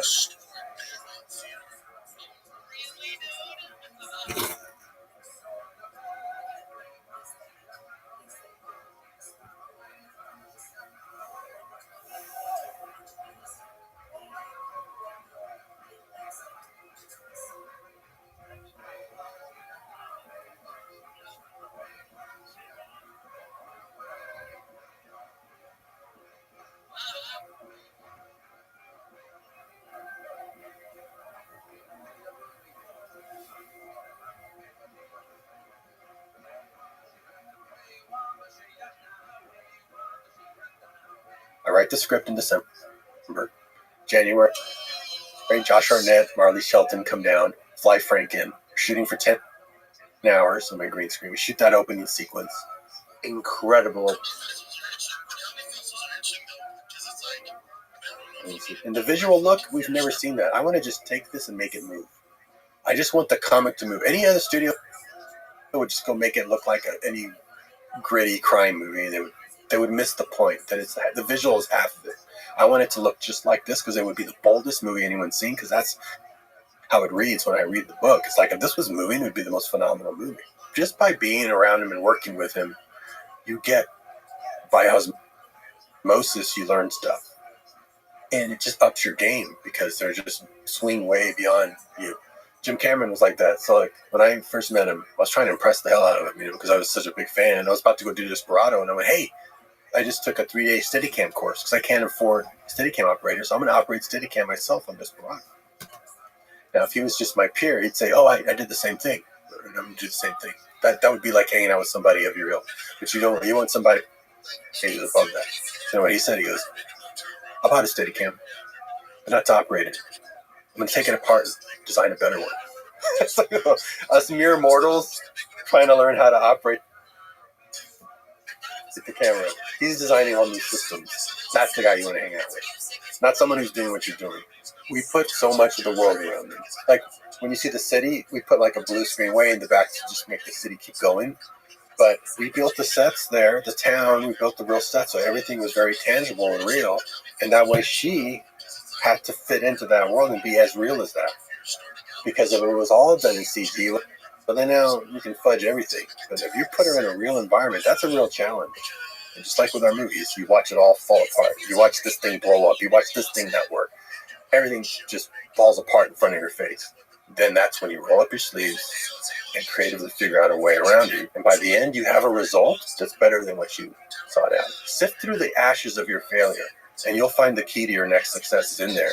But if you're not looking for it, you don't find it. The following is a conversation with Robert Rodriguez, a legendary filmmaker and creator in Sin City, El Mariachi, Desperado, Spy Kids, Machete, From Dusk Till Dawn, Alita, Battle Angel, The Faculty, and many more. Robert inspired a generation of independent filmmakers with his first film, El Mariachi, that he famously made for just $7,000. On that film, and many since, he was not only the director, he was also the writer, producer, cinematographer, editor, visual effects supervisor, sound designer, composer, basically the full stack of filmmaking. He has shown incredible versatility across genres, including action, horror, family films, and sci-fi, with some epic collaborations with Quentin Tarantino, James Cameron, and many other legendary actors and filmmakers. He has often operated at the technological cutting edge, pioneering using HD filmmaking, digital backlots, and 3D tech, and always, through all of that, he's been a champion of independent filmmaking, running his own studio here in Austin, Texas, which, in many ways, is very far away from Hollywood. He's building a new thing now called Brass Knuckle Films, where he's opening up the filmmaking process so that fans can be a part of it, as he creates his next 4 action films. I'll probably go hang out at his film studio a bunch as this is all coming to life. His work has inspired a very large number of people, including me, to be more creative in whatever pursuit you take on in life and have fun doing it. This is the Lex Friedman Podcast. To support it, please check out our sponsors in the description. And now, dear friends, here's Robert Rodriguez. Has there been a time when there's like one take and you only have one take to get it right? Oh, all the time where you're just like, or just you know how long it'll take to reset, and you're just, but then you know what you got to just work with what you got. You got to work with your results. You get nervous or no in that moment? Oh yeah, you're nervous going like, just I hope it goes off, because then to fix it, I'll have to go do a bunch of other steps, which we don't have time for. But a lot of times, I've just learned that if something happens, it's just meant to be that way. And I got used to doing things in one take and just living with it. It didn't bother me. In one movie, it was even a low budget movie. They had rigged a car to implode. So I was going to throw a guy at it. So we needed the car to implode, and then we're going to throw them and marry it together, right? And the car guy goes, "Yeah, we're going to have 3 cars rigged." 3 cars? Why are you going to? Well, in case one doesn't work, and then we have the second one after. We said we don't have all night to go shoot take after take. We're doing just get 1 car, and if it doesn't work, we'll figure it out.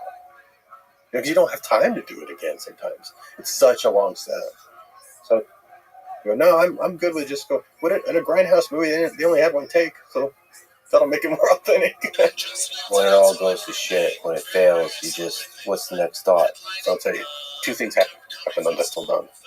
First was, okay, you know how those explosions, when somebody walks away in slow motion from an explosion, this becomes kind of, you know, that started with Desperado.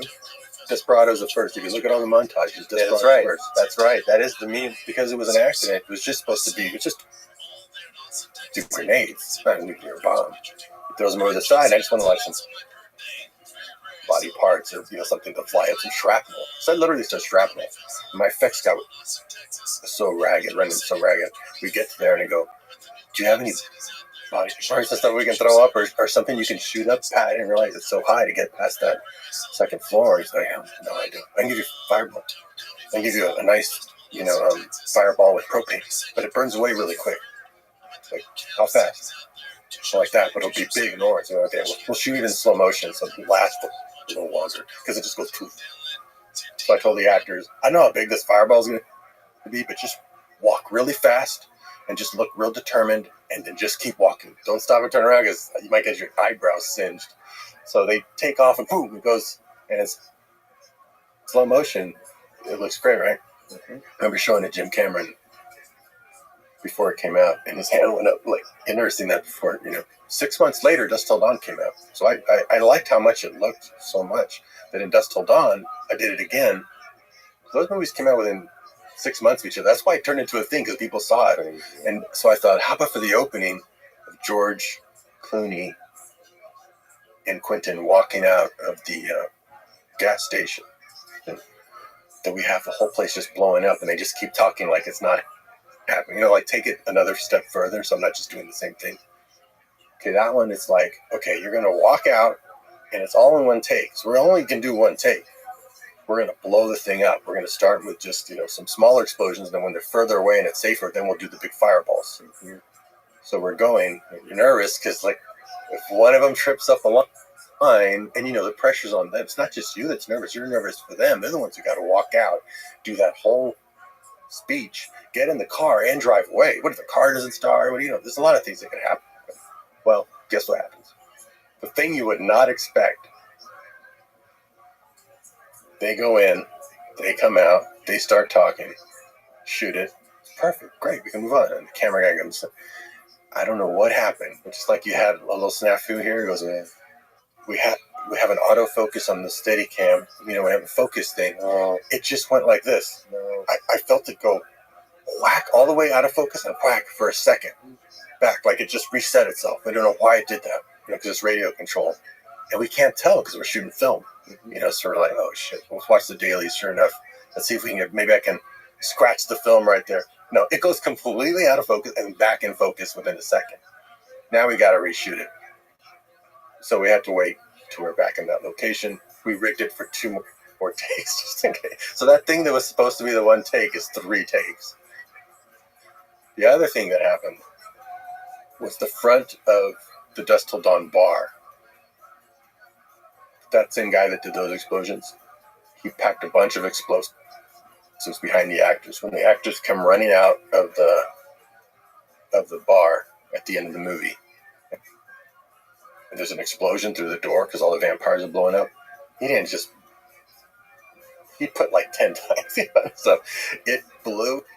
You see it in the movie. You see this huge fireball going up, and if you watch closely, you see it already start to catch the whole place on fire. The whole front of that, which is foam, catching on fire, and I cut just before you see that it's on fire. And that was the first shot at that bar, because we weren't going to start shooting the other stuff till night. So the first shot is that, and the set's ruined, burned to a crisp. The neon lights blew up. So we couldn't even shoot. Cheech goes, well, I guess I'm not doing my speech tonight. But right away, this is what happened. My first AD, Doug Arnikowski, comes over to me, and I go over to him. Guys came out with the fire hose. The fire hose weren't even adding any water. It was like the thing was just scorching. The whole production design team was in tears because they had just spent weeks building this thing, and it was up in smoke and charred. I said, let's just keep shooting. Let's just keep shooting because it looks really kind of cool like this. Yeah, they're going to have to come repair it and we'll have to come back. But it's all black and charred. That's why that whole scene with George Clooney and Cheech and the building's black, we didn't go over there and touch that up. That's real flame that burned. And it ended up looking great. So then the next week when we came back to shoot that other shot that didn't work, we came back and they repaired it and we shot all the night stuff, which is the majority of the stuff in front of it. So sometimes you got to roll with it, and look at the blessing you get because of this mistake. You probably actually got a better take by doing it later with it. And then you have this incredible look at the end of the movie that looked apocalyptic. If it had looked just clean, you would have actually seen that it was kind of a foam set. This made it look better. So I kind of let the universe push you where you're supposed to go. Just roll with it. You got to roll with it because you don't know what the grand plan is. You have your plan. Just know it's probably all going to fall apart. It's just like the movies. You come up with your plan of what you want to accomplish. That's like your script. Then you go scout your location to figure out what your project's going to be. And you go try to make it as bulletproof as possible. Then you go to do your project. And just like with our movies, you watch it all fall apart. You watch this thing blow up. You watch this thing not work. Everything just falls apart in front of your face. Then that's when you roll up your sleeves and creatively figure out a way around it. You turn chicken shit into chicken salad. And by the end, you have a result that's better than what you sought out. But that's the process, and that's life, and that's wash, rinse, repeat. The rest of your life, that's what everything's going to be like. It's just like a movie. Because when you think about it, you're writing a story for a film, and you're also writing the story of your life at the same time. Like, how are you going to react to things? Well, how do you make your character react to things? You make him kind of superhuman. Why don't you just make yourself that way? You're writing your own story. And you start really seeing, the more you get into storytelling, that life imitates art and art imitates life, but the process is also the same. So you write the story, the script, and then you have it collide with the chaos of reality. And in that moment, if we said you see the chicken shit, like you have to be able to keep your eyes open. You have to notice. You have to do that. Wait a minute. Okay, stuff changed. Discipline. Where's the, not to be cliche about it, but where's the silver lining of this? Where's the path to actually make something good out of this? That's a skill, right? I call it, and it's one of my favorite stories. I was doing one of these talks, and they said, come talk about creativity. I go, I understand, because a lot of people read my book, Rebels Had a Crew, and told me, oh, it made me be a filmmaker. But a lot of people said, it helped me start my own business, because they just see how you can go be entrepreneur like that and go where no one else is going. And I'm giving all this talk about this kind of positive stuff, and this one woman goes, you're real positive. But what do I tell myself when I just wasted 1.5 years of my life doing something that didn't work?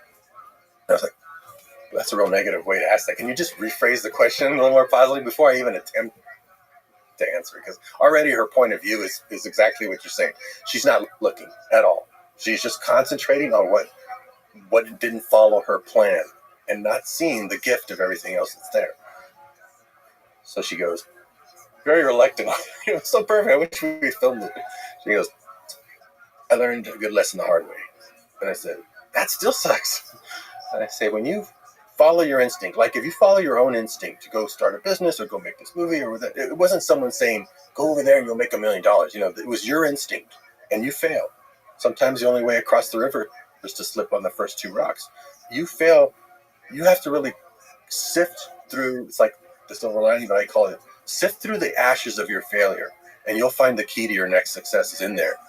But if you're not looking for it, you don't find it. I'm going to tell you one that I tell them, the 4-room story. I said, I made a movie called 4 Rooms.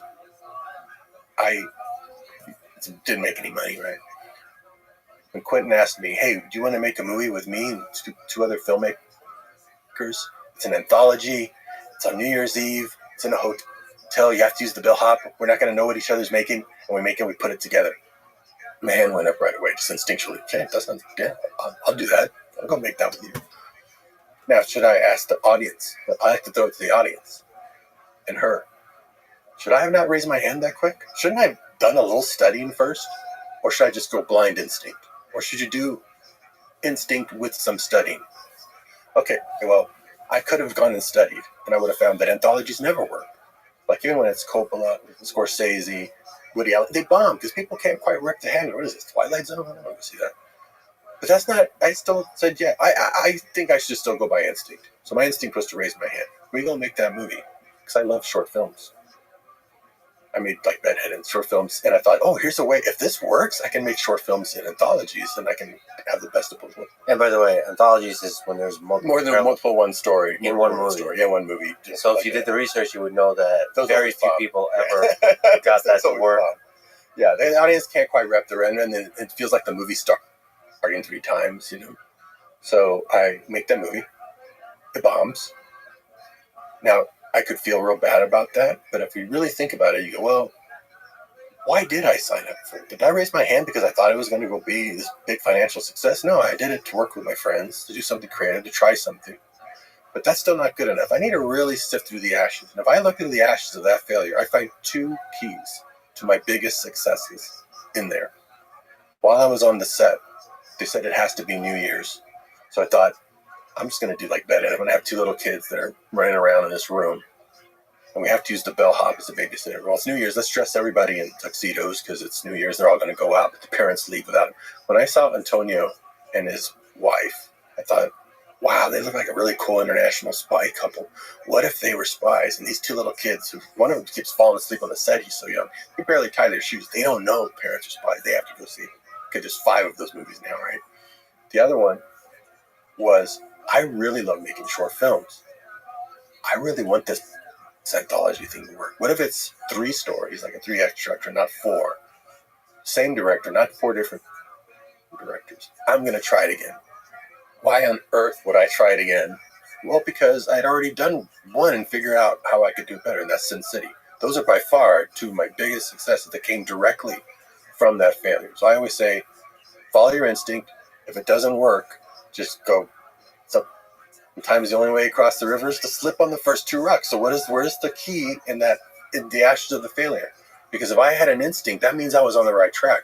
I didn't get the result I want. That's because the result might be something way bigger that I don't have the vision for, and the universe is pushing me that way. By the way, a lot of people that look back at 4 Rooms see a lot of creative genius in there. So you say it flopped. It flopped financially. Financially, yeah, but you know, there's so many ways to measure success. Totally, yeah. But like I said, like I would say, well, it was successful because, you know, even Roger Ebert said, "Hey, you furnished my favorite room." You know, I was like, "Hey, I could take that." But no, I think there's something else still there. I keep sifting, and it's like, oh yeah, 2 big successes came from that. That's an amazing lesson to have because it makes you feel better about failure. Think of like The Thing by John Carpenter. You put that movie out the same weekend as E.T.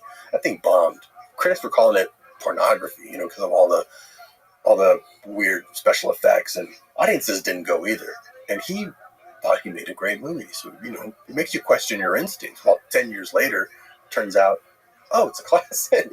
So sometimes it takes the audience a while. So if you have some kind of failure on something, you don't let it knock you down. Just go, maybe in 10 years they'll think it's great. I'm just going to commit to making a body of work. A body of work. Some will succeed, some will overperform, some will underperform. It's not your job. You just want to be a creative person. Just create. I tell you, just create. Stop thinking about movie per movie and worrying so much about each one, or project to project. If you're a business person, just commit to making a body of work like an artist would do. And you don't know what the masterpieces are going to be, or which, you know, someone's going to come and say, oh, that one that bombed. There is some really creative stuff in there, and it's not for you to decide. You just go and do it. And sometimes I think it takes some time to process the failure to make sense of it. Like, at least for me, don't rush making sense of what didn't work. What lessons do I take from it? How do I sift through the ashes, as you said? Yeah. Like, it takes time. You have to sleep on it. Sometimes it's right there, and then sometimes you come back, revisit it, you know, later. Because you might not have had some information you have now that makes you look at it a lot differently. Like when I just did the audiobook for Rebel Without a Crew. Yeah, thank you for that, by the way. I hadn't read it since I wrote it. Yeah. So I didn't remember a lot of the details. And you actually, it's voiced by you. I voiced it, so I was reading it real time. Yeah, I highly recommend people because you comment, you add additional comments to it. It's great. Most of the time I'm laughing. Yeah. I can't believe how crazy that story is. I forgot a lot of details. And when you're younger, when you're 21, 22, 6 months feels like 6 years. I didn't realize how short that window was until I reread it and how impossible most of that is. But you see some places where a setup falls in my lap and then pays off immediately in a big way, like magic over and over again. It's clear I don't know what I'm doing. It's clear the universe is just pushing me places. So you can't fight it. Because I remember I was really disappointed. And it says in the diary, I'm really bummed that I go home that Christmas not having sold it to the Spanish home video market, which was my goal. I walked home penniless. And I was like, Merry Christmas. I feel like a freaking failure. Good thing I didn't sell it then. With time, you look back and you go, wow. I got an agent the next month. He wasn't even going to help me sell it. He said, oh, if you can get $20,000 for it, take it. I chased those people down for those contracts, Spanish market, for months. And they never answered me back. And then Columbia ended up buying it for like 10 times as much. And we released it and did a sequel and then another sequel. If you look back in time, good thing I didn't get my way. My way had this for a vision. And it needed to do that, which you would never know. You don't know that going through. So just, if you don't have the answer right away, or even in 10 years, go, maybe it's coming in 20 years. Don't let anything slow you down. Just keep plowing forward, committing to making your thing happen. Don't get shook up by something that you might not have an answer for. Yeah, every aspect of your journey is super inspiring. We'll talk about it. Let's go to the beginning. Sure. There's a few technical things that are fascinating about your beginning. So you started making films when you were very young, with an old Super 8 camera, and you were editing on a VCR. You see, I've met a lot of filmmakers who, they start a certain way, but then they finish another way. They get to be big filmmakers and all that. I still do it that way. Like, I like doing things that way.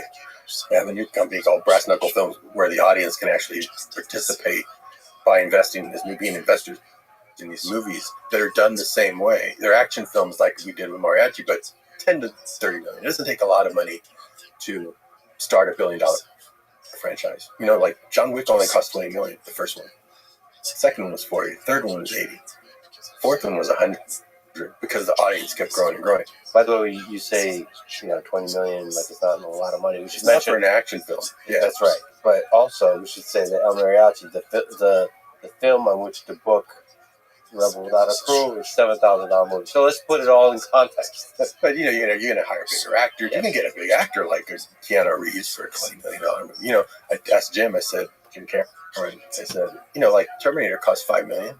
He goes, I wish we had that much. You had less than $5 million for that. So you can start a $1 billion franchise using these methods, and with the audience investing, they get to make money on it. And this is what I'm going to say now about how I started.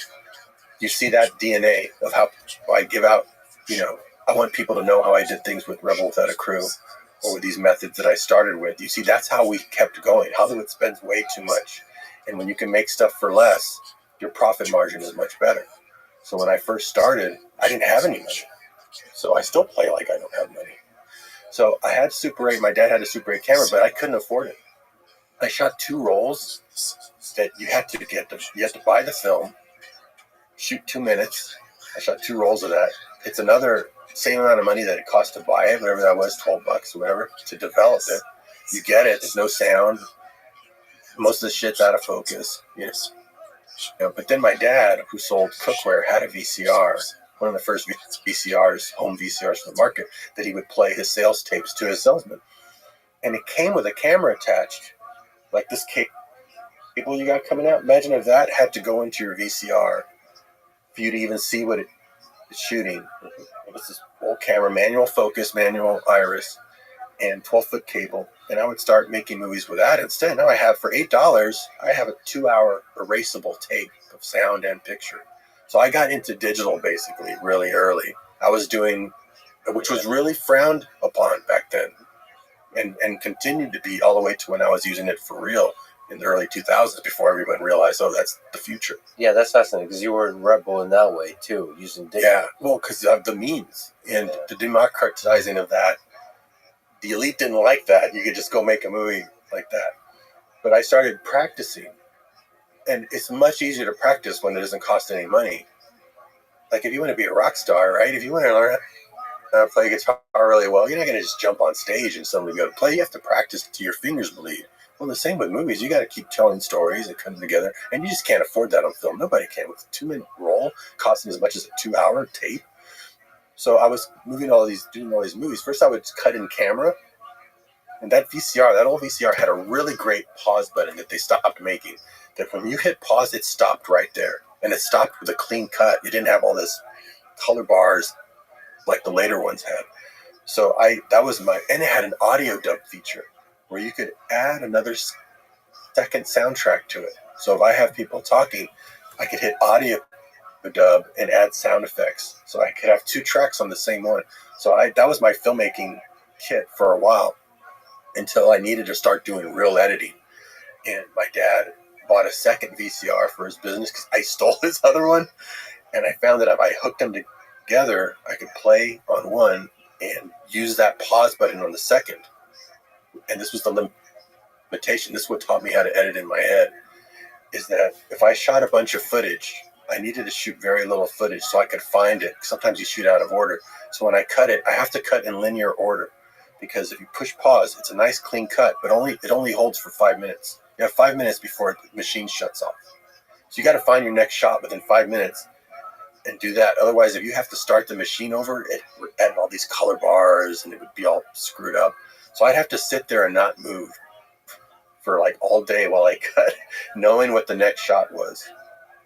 And once I had it cut, I would then add some sound effects to it. Remember, because I have the audio dub function. But now if I want to add music, I take that tape, which has 2 tracks now, into the first deck and put it into the VCR again, 1 generation of loss. But I have a little cassette tape player with the music, and I do a Y splitter so I can add the music and you're right, just like that. That's like being resourceful with what you have. And I made award-winning short films that way on video. There were some festivals that would allow video, not many, but they would always win. And they were always funny as I stumbled upon Spy Kids that way. Like I wanted to make these action movies in my backyard. But when you're a teenager, you don't know anybody who can come be your action star. And if you just bring your high school buddies, well, they just look like high school kids. So I use my little brothers and sisters. I'm one of 10. They're oldest. They're just sitting around watching cartoons anyway. And I made them the action stars just to like learn. And I found those things would be a winning formula. They'd win every festival I'd send them to.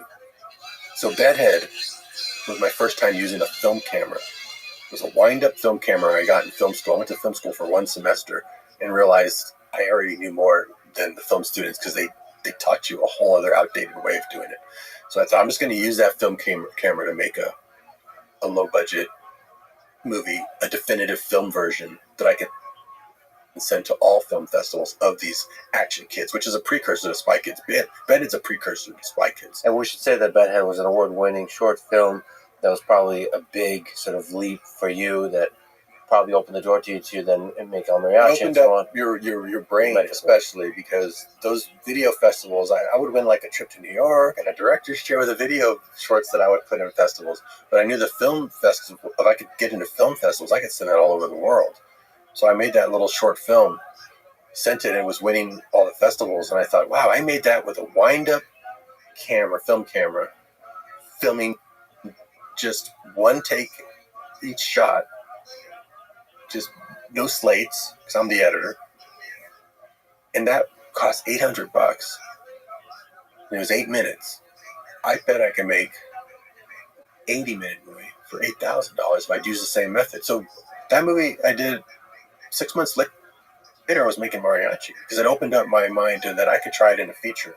Can we actually pause on that? Because I think Bedhead is a really great, really unique story, shot in a really unique way. I think what I'm trying to say is like it's very important to write the right script, write the right story. So let me tell you the trick to that. Yeah. And Mariachi's the same way. And this really helped people. Like even Kevin Smith from Clerks said, wow, Robert said when Mariachi was a success, I talked about how I did it. And I said, I looked at everything I have. What do I have? Well, we have a pit bull, we have a turtle, we've got a bus that Carl's cousin owns. His brother-in-law has a bar, and he owns a ranch. So the bad guy lives at the ranch. Fight scene's going to be in the bar. He's going to hit a bus at one point. The girl's going to have a dog, and a turtle's going to cross the road. It gives you all this production value. So you write backwards. So for Bedhead, I even did that with a camera. So I've been shooting video all this time. And one thing I wished I could do on video, I never could, was slow motion. Or stop motion even. So when I got that crappy World War II camera they gave us in film school, I mean, I was so pissed. Like, this is the camera I've been trying to get my hands on. I could have bought this for $50 at a pawn shop. Old Bill and Hal wind up. You couldn't even see through the lens. You're seeing through an approximation of the lens. But you could shoot slow motion. I could do reverse photography if I filmed upside down. I could do, because if I do a fast push into her, I'll never get the focus in right. So I started with it in focus, went back, pulled backwards on a chair, and then reversed it, flipped it, and now it looks like it stops on a dime in focus. Right. The number of times I've seen you shoot backwards is incredible. Like, to achieve a certain feeling, a certain experience, a certain effect, sometimes shooting in reverse plus the sound effect layer, you can create this reality that's surreal. Yeah. That then results in the story that you wanted. Like, you have to be functioning in some kind of different space-time continuum. Well, you start putting it together, right? Yeah. So I've got this different camera. Well, what? And now I go like, well, I don't want to shoot the same kind of movie. If I got a camera now that can do that, I can do stop motion. So that's why there's an animated title sequence at the beginning. Because I go, wow, I'm a cartoonist. If I set the camera up here, I can slow it down enough. It's not a frame by frame, but if I get it down to like 2 frames a second, I can just tap it and it'll maybe get 1 frame up. So I did 300 drawings by hand for that opening title sequence. Holy shit, that was you doing it by hand. Yeah. So you watch that. This is a throwaway title sequence, but I really want this thing to win awards. Okay, hold on a second. How long did that take to draw? That's a lot. That's a lot of work. I drew it over. Well, I was a daily cartoonist by then, so I was pretty fast. But still, that's why it's only penciled. It's not ink. But it looks great. I mean, it's the camera's going around and all kinds of crazy stuff. But it's just all fake by paper. It took me all night to shoot. So I remember I walked into the film school the next day, like all sleepy, and I told one of the fellow students, wow, I was up all night doing this animated title sequence, and he went, why are you putting so much work in this? They're not gonna grade you any differently. And I was like, grades? Get an A walking in here. I'm trying to get out of this town.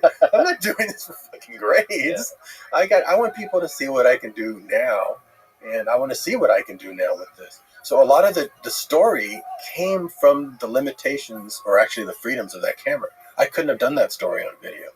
So when I saw, wow, okay, I can do reverse photography, I can do stop motion.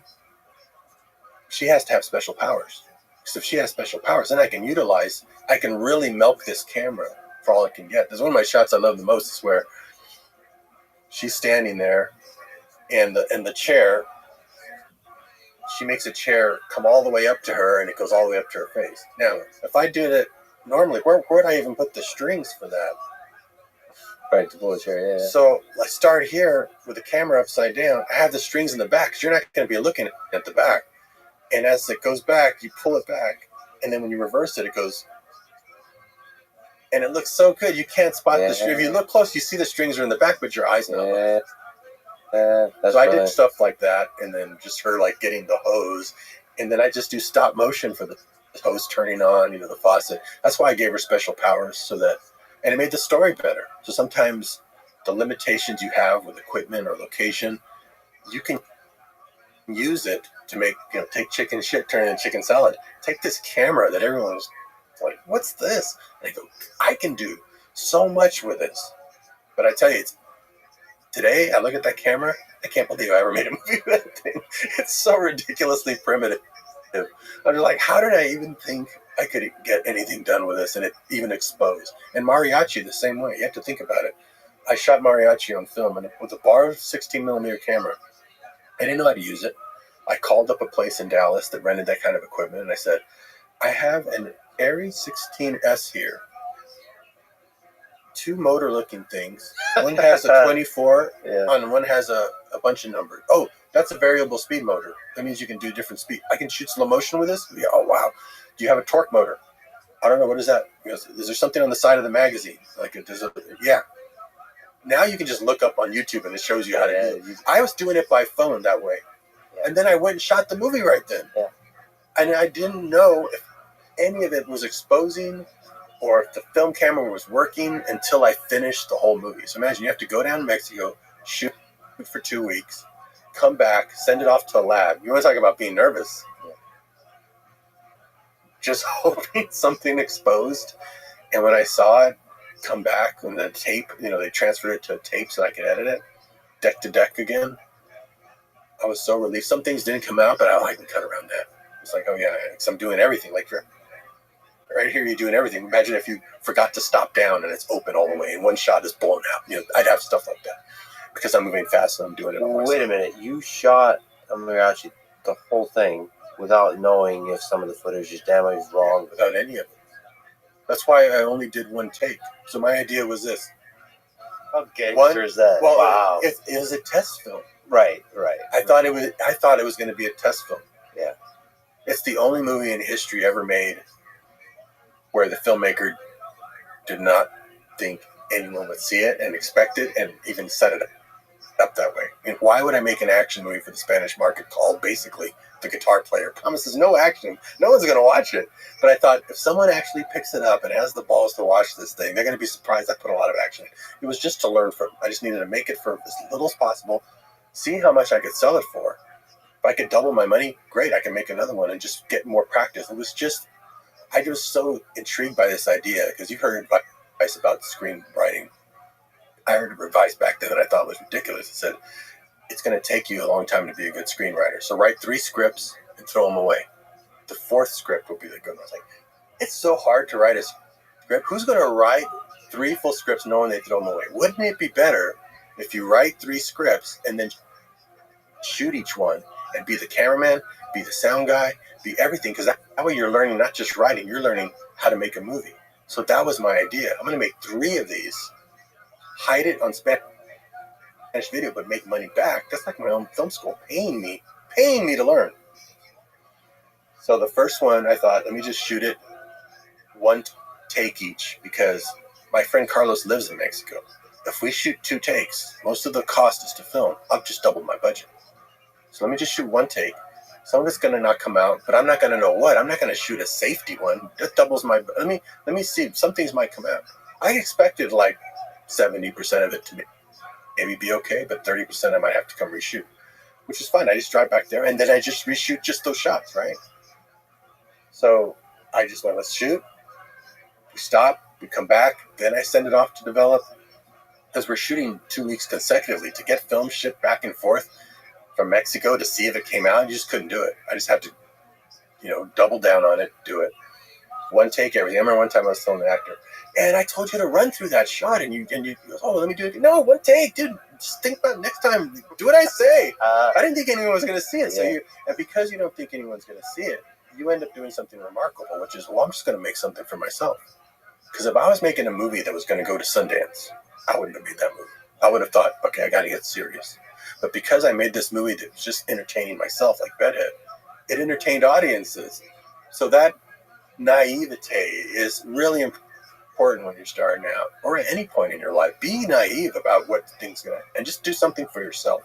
That taught me a very valuable lesson because I didn't want anybody to see it. I just thought, 1 take. When I got back home, a bunch of stuff didn't come out, but I'm like, I'm not going back to Mexico. I'll figure out a way to edit around it, make the movie shorter, and that's just going to be the movie.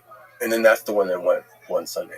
That was your first feature film. That's the one you made for $7,000. Just mention your friend Carlos as the star of the movie. Yeah. Everything 1 take, and I highly recommend people go back and watch that movie. It's just an incredible movie. It's fun, and it's an action film. Moves really fast.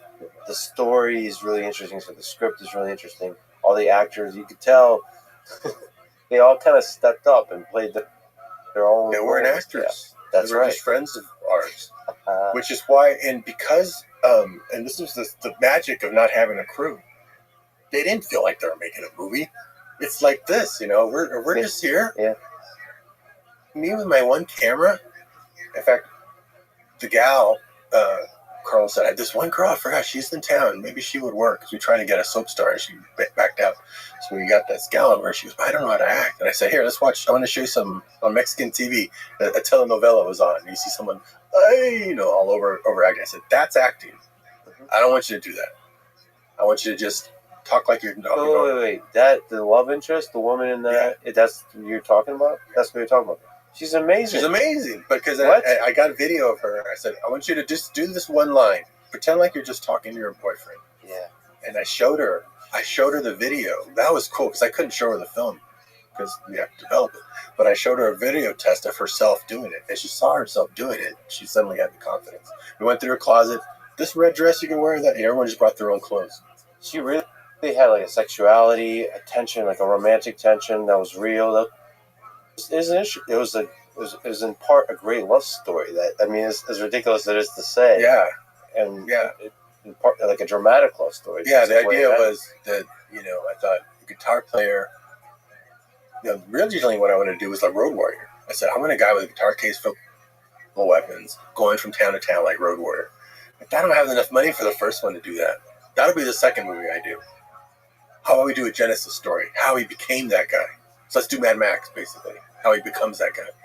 So maybe he is a guitar player. So that you start writing it out. I'm going to show you my writing method. I write on index cards, and I carry one of these, a little packet of index cards. I keep one always in my bag. Mm-hmm. And I smile when I run across it because I go, I've made $1 million. It's like this is the key to your next success, cards. Because, when you go see a therapist, you're not going to them for the answers. You're going to them for the questions. You got the answers inside, but you don't have the questions. A lot of times we ask ourselves very unempowering questions, like, why am I such a loser? I can think of 10 answers right now. But if you go, what 3 things can I do today that will not just change my life, but everyone around me? Take steps to that. Take out your cards and start writing them down. You won't come up with 3. You'll come up with 15. I'm like, wow, because you're asking yourself, and you'll see him. So when I was doing that movie, I thought, okay, he's a guitar player, for real. And he gets mixed up with the guy with the case. So how about he walks into a bar? So I write down that he walks into a bar, trying to get work. Bartender looks at him. We don't hire mariachi. Just get the hell out of here. So he leaves. After that whole scene explaining who he is and what his story is, then the shooter comes in with a guitar case full of weapons. He's also dressed in black, and he shoots the place up. Now, that was a short film. That's how you start a short film. But this is a feature movie, so shit, I got to figure out how to tell a feature. I'm going to need a few more cards before that. So I'm going to need, who's this bad guy? How about he's in jail? I read a story. It's a crazy story about a guy who was in jail in Mexico, and he was running his drug business from the jail as protection. He could walk out any time, but it was to have the cops be his enforcers, basically. So introduce that guy. He's in jail making phone calls. And someone puts a hit on him. So we have action right away. There's a hit on him. He kills those guys because it's his operation. He's not in jail. All the cops are working for him. And he tells that guy on the phone, the main bad guy, I'm going to come to town. I'm going to kill all your guys, and I'm going to come kill you. So then he gets in his truck, and you see them bring him a guitar case full of weapons. He passes the mariachi on the way to town, and now it's his story. The baton gets turned to mariachi. Mariachi's doing a voiceover, easy to shoot. We can use the voice later. You don't have to sing sound. There was even a scene when he walks into town where we saw these coconuts, a guy cutting coconuts. And we let's go film over there. So we filmed the guy giving him a coconut with a straw in it, and he walks out and went, shit, man, you forgot to pay the guy. Well, let's shoot that. No, one take. I'll just put in the voiceover that they give away free coconuts in this town. And for years, people in other countries would go, they really give away free coconuts? No, it was just because we forgot to show him pain. Little happy accents. So now, look, you're already building a movie. So it's like now he goes in the bar. Now he's mixed up, and the bad guy says, find the guy with a guitar case full of weapons. Then he goes and meets the girl. So you just start, your movie, visually you can start seeing your movie. And I've used this for business things, I've used this for ideas, for manifesting stuff. It's brilliant. Are you doing this alone usually? Or are you brainstorming? It's coming, and it comes so fast. It's like free association. Well, maybe I have the ending. Oh, I know I want his hand shot. He's going to get his hand shot because he's a musician, and those ballads are always really tragic. So the girl has to die. The girl has to die because if it's going to be a tragic song for his songbook, each movie should be like a tragedy. That's going to be over here. Now you got the ending, and then your brain starts filling in the rest because you're asking yourself these prompt questions that you already have answers for from a past life, from a vision you had that you don't even know are there. This prompts it. It's kind of a puzzle that you're figuring out. What happens if you get stuck? Like this doesn't make sense. Like some aspect of the structure doesn't make sense. You throw out cards. You leave it all there. You won't. Yeah, you just start writing in the ones you do know. Yeah. Like, okay, I know at some point she's going to betray him, or he's going to think she does. She betrays him. Okay, that's in the middle somewhere. The other ones will come. Yeah, those are all like crossroads to the story. Doesn't that, like, how do you know she has to die? Can you change your mind about that? I can, yeah. But for now, I felt like if I really want, the story's telling me now what it is. I didn't know I was going to make a Genesis story. I wanted to do the Road Warrior guy. But the Road Warrior, he lost his family. So really, to propel him to become a guy who has a guitar case full of weapons, he has to lose everything. So he needs a ghost. So this is a Genesis story of a character. Well, look, Bruce Wayne lost his parents. You could say, well, does the parents have to die? Well, no, but it's not going to propel him like it's not going to drive him like that thing. So it's just coming to me. So this is my other trick. This is the main thing you got to learn about. If you take any away, this isn't me doing it. I totally believe it, because when you start doing this, you go, where are these answers coming from? I'm asking the right question, but why? How come the answers just keep coming like this? I believe, because I do so many different jobs, I've learned this over years. When I was in 2002, I was like, how is it that I'm the production designer, the composer, which I don't even know how to read or write music, and I'm writing orchestral score, and I'm doing the editing, and I'm doing the cinematography. I haven't been trained for any of these. I never went to school for these specifically. Must be something about creativity. So I went on Amazon, it's 2002, and I look up creative books. Anything that has creativity in the title, I just ordered it. And I've got a bunch of books on creativity. And I was reading them through. One of them was like really speaking to me. Yeah, that's it. That's the process. And then it says gels and mediums. And I'm like, oh, this is a book specifically about painting. But it applies to music, editing, cinematography, writing. It's all the same. So that's when I realized that creativity is 90% of any of those jobs. The technical part of setting up the cameras, of writing a script in format, or reading or writing music, that's 10% of that. How many musicians don't read or write music and they're fantastic? Because 90% what they do is creative. Now, I believe that same person, even if they only do music, could literally jump from job to job creatively and do a superior job than most technicians. And there's also something to say there about the learning the technical aspects of an art. You collide with the experts. What happens is, I've experienced this a lot with using cameras and so on. I don't know shit about cameras, and that you roll in, and then there's all the experts almost talking down to you and telling you how things are supposed to be. Everything is wrong. I talked to somebody about like soundproofing a room, and they said they gave me prices. They're insane, and like the amount of effort is insane, and the geometry, telling you something. The dynamics of this room are all wrong. I'm like, why can't I just fucking hang up some curtains? Like, what? It seems like that kills most of the effort. Like, I don't understand. And they're like, no, this is all wrong. The corners are gonna have some. And I'm like, fuck it. I'm just gonna try. I'm gonna see what it sounds like. A and B. Okay, here's audio with curtains. Here's audio without curtains. It seems like this is fine. Let's move on to the next thing. I think that when you say creativity, some of that is being a rebel like not listening to the experts. Yeah, well, you're going on your creativity, which is, what is that? That's like do you consider yourself a creative person? I think you play guitar. Yeah, guitar, piano, yeah. You play piano, okay. But would you call yourself a creative person? Yeah, I think so. Good. I think that's a positive. I would just way suggest to phrase anybody is just own it, and just say, I like, when I do so many different jobs, it sounds crazy when they would introduce me. Hey, Robert, he does this, blah, blah, blah, blah, blah, blah, blah. And I was like, I get tired just hearing that list.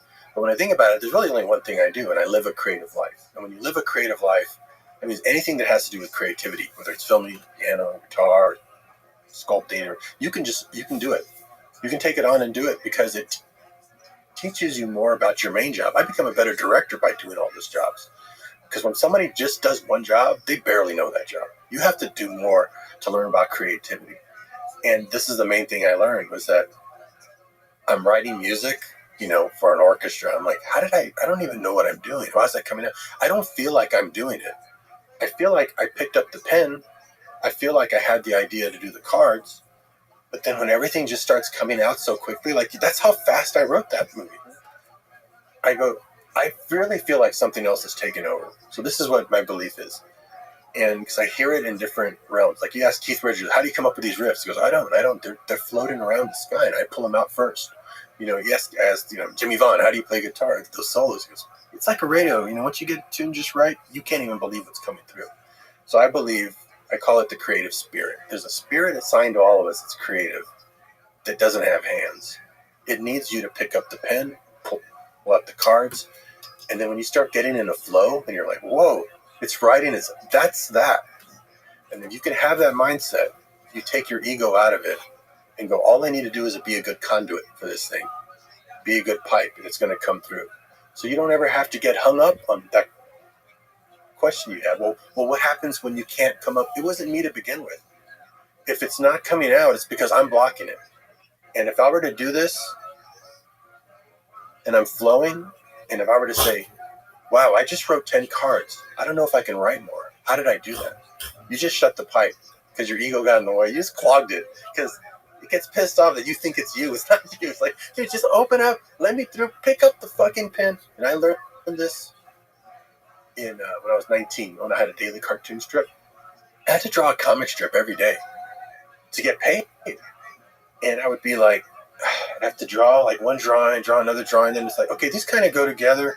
It was a process, And sometimes I just felt like I wish I could just envision it, sit back. I'm going to try that method. I went home and I would sit back and just try to get in myself and try the sofa method. I'm just going to try to picture the comic strip. And as soon as I got one that I think is funny, then I'll just go draw that, right? Be done in a half hour. Why waste 3 hours? I'd sit there. My deadline would be coming up. Got like 30 minutes. I'm like, oh, shit. Got to go sit and draw it out. And it's like, oh, okay, got this drawing. This kind of goes with that. If I make another drawing, I have my strip. That's the only way to do it. If you don't get up, creative spirit ain't going to come visit you if you're doing this. It needs your hands. And it's not going to reward you for sitting there waiting for it. You have to jump in and do it. And people, when they say, oh, well, I'm not ready. How pissed off is that spirit? It's waiting for you to feel like you're ready. It's not you. Just start doing the action, and it's going to come through.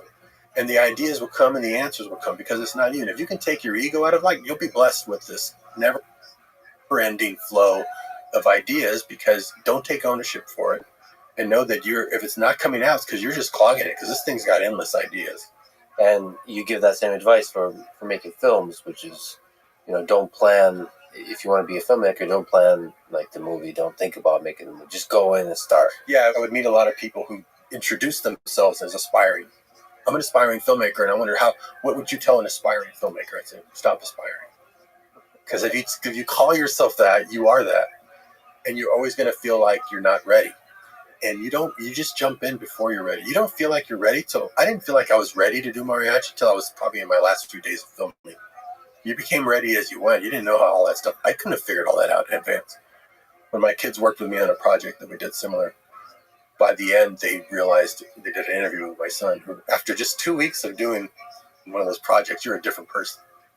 He's suddenly waxing philosophical about the creative process and going, I never knew how my dad did mariachi until we did this project together. And I realized he didn't know either. He didn't know how he was going to do it. He figured it out day by day. Every challenge that got thrown at him, He had to figure it out. And that's the biggest lesson. Most people never start. And that's the biggest thing. Don't wait till you're ready, or that'll be on your tombstone. Here lies so-and-so. He was never ready. And you don't want to be that guy. Jump in. No, it's not you.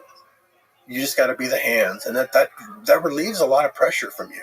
Because then you don't have to ever have to do anything, really. You just have to be the hands. Can you talk through some of the hats, some of the many hats you wore with the El Mariachi? That's an interesting case study, and you've done the same thing over and over in completely different, innovative ways in all the films. But El Mariachi is such a radical leap for you. That was crazy. That thing's held together with scotch tape and rubber bands because of the camera I borrowed. You directed, you did cinematography, you did the sound. Better to say what I didn't do. I didn't act in front of the camera. Everything else I did. Yeah. Everything else I was the whole crew. Yeah. It's just like you're doing here, except you've got sound recording right onto the camera, right? Or do you have it too? Separately, but it's synced. I mean, but all it's the synced, modern yeah. technology. So I didn't have sync cameras. Yeah. So I had a camera that it was not a sync camera, and the thing was that it was so loud I would have had to blimp the shit out of it. I didn't have a blimp, and then I would have needed a sound guy. Just to be clear, so people don't understand this, you're shooting basically no sound because the camera sounds like this. It's like it sounds like all your money is going away. First of all, so I would go like this, action, and start running, yeah, and I shoot my edit. Yep. You know, they're still running. You know, like I'm only using this part, and there's no slates. There's guys holding up their fingers at the beginning of roll. Like this is reel 7 for just a few frames, so I know which reel it is. And then that 10 minutes of film is just one shot after another, and I use almost every frame of those shots because I was cutting in the camera. Now, after I shoot, like let's say, tell me your name. Lex. What's your last name? Friedman. Where do you live? Austin, Texas. I would do the whole scene, then I would get the sound, bring the mic in close like that. Say it again. Lex Friedman, Austin, Texas. That'll probably sync. Now, if you were going on and on, there's a place where it'd go out of sync. I hate rubbery lips. So I would cut away to the dog, or to the knife, or to the girl, and then I cut back when you were back in sync. And since these were non-actors, they say everything the same way each time. They would say their line just like they weren't performing it to where they didn't remember how they performed the tape before. They were just talking in their own rhythm. So a lot of the times, anytime you see anyone on camera talking, they're in sync with themselves. And as soon as it cuts away, they're out of sync. And it created this really fast cutting style that I probably wouldn't have had on such a low-budget movie, but it was the only way to keep things in sync. So when I would shoot two people talking, I would make sure I'd film a couple shots of like the dog or a stuffed cat or something, just so I'd have something to cut away to get them back in sync. That's so brilliant. It's just resourceful. It's just being very, very resourceful. You allow it to get maybe a little bit out of sync sometimes? I didn't allow it, but I would let it if I just didn't have a way to cut away. Right. And I would try to sync it as best I could. But we as the audience, do you understand where the threshold is where we notice something? Yeah. It seems like you can get away with a lot. You can get away with, I'm just particular about that. I just don't like seeing a dub movie where it just feels canned. It makes you not believe in it anymore. So I just cut away where the lips are just way off. I just didn't want any of that. I just felt like I wanted it to just be believable. And they could be really believable if they were in sync. But I didn't shoot 2 takes of film or even 2 takes of audio. Just 1 take. We just went and what was cool is that because I just had them go through the whole scene again. So I would go ahead and record them like grabbing the bottle or any action they did, opening the suitcase. I have all the sound effects too. I just had to sync it by hand. That's a lot of work for me, but I got great sound that way. Because if I had a sync camera, the mic would have been so far, we would have had to go get new sound effects. But because the camera was off, I could record everything close up. So there was some blessing to that. You and Quentin Tarantino had a great conversation about a lot of topics, but one of them is how to bring out the best in the actors. What in that El Mariachi, how do you bring out the best in these non-actors, and then maybe what's the thread that connects to your future work too? What really helped for those non-actors was that they just look across and it's me filming. They didn't feel like they're being so natural. So like the guy who played the bad guy, I met him in the research hospital where I was sold my body to science. He was my bunkmate, and I said, "Dude, you look kind of like Rutger Hauer." And it's like we saw another movie. Man, you look like James Spader. Shit, you should be the bad guy in my movie, and it'd be cool to have you as the bad guy. He goes, "But I don't speak Spanish." So that's okay. All right, and I'll teach you phonetically, and you're gonna wear sunglasses. And if you look close, he's holding the lines here, and he's looking at the lines like that, and just smiling. So can't believe he's getting away with this. He's smiling, and he's got the sunglasses on. I read that somewhere in the pool. There's a scene in the pool. He's like this, with the sunglasses on. With them, man! But he was doing it phonetically, and I tell you what, he was so great. That guy, right? Yeah. When we do Desperado, I brought him back. He didn't even have to do any dialogue. Watch that movie. He shows up in the opening scene when Desperado. He's playing the guitar, and they open with the credits. To tie it into the first movie, he shows up again, and all he has to do is light a cigarette, and you see this. Because he's so nervous, because now there's a crew behind me. Now it's real. Before it was just me and him, and it didn't feel like a real movie, so everyone gave a great performance. So how do you recreate that later on a big movie? It's just building a rapport, making a safe zone for your actors. Quentin once told me, sometimes being, we're talking about directing, sometimes being a great director is just being a great audience. Being a great audience for them, because you're taking the place of the audience for the actor. They try something, and if you're enjoying it, they know that the audience is going to enjoy it. Or if you're, makes you cry, so sometimes you don't have to tell them a lot sometimes. And if you do have something very specific to tell them, they usually, go with it. But I always just like to see what they do. A lot of times they just are in the zone, because again, they're getting that flow too. You create the right environment, everyone's getting this inspiration. It's all tied together that you never could have directed. It's just like you just create that space where we're all going to be open to it, and it's going to drop in our lap, and I'm going to point it out when it does, because you may not feel like you know how to play this role yet, but I say not knowing is the other half of the battle and the more important part. That's the part we're going to discover. And when it happens, I'm going to point it out, and it's going to be like magic, and we're just going to go, okay, we're accepting it, we do it. And it gets people in that kind of headspace, and then we're all open to it, to where the character's supposed to go, what it's supposed to sound like, instead of me being very, manipulative to get a certain thing. I don't know. It's just whatever feels good. Yeah, there's such an intimate connection between the actor and the director. I've seen some of the behind-the-scenes footage with you. Mm-hmm. You are just a fan enjoying the scene when it's done well. Yeah. But I think there's an aspect, if I were to put myself in the headspace of the actor, they want you as the audience to earn that happiness, Because when a director approves. Yeah, well, you're a performer, and there's no other, it's not like a live show where you get the approval of the audience, and you're like, oh, well, they like that joke, and you do more. Really the director is it. And a lot of times the director's way behind a monitor somewhere. That's why I still like to operate the camera. So when I'm operating the camera, it's like this. We could have 100 people here, we wouldn't know, because they go away. It's just us. They just disappear. When it's the camera guy is the director. And we're going, let's do that again. There's a shot in I'm lighting sensitive myself. I have my crew setting lights, and I have this great shot of Clive Owen where he's holding down Benicio's head in the toilet. Benicio's not there, it's just a close-up of him at this point.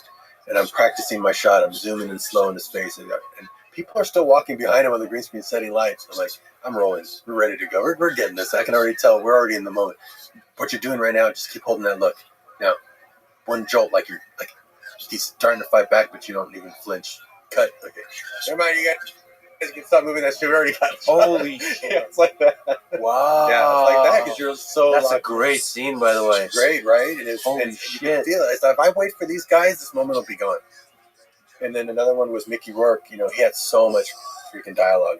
He had just done this whole big dialogue scene. He had another one that said, let's go ahead and start with a wide shot where the two actors, if I'm the camera, Mickey and Elijah are here. Let's get a 2-shot, and we'll come around on Mickey close up. We'll turn Mickey around for the close up. Let's start with a wide thing, get used to the lines, and most of it's going to be sold in close up. We sit down, Mickey starts delivering the take.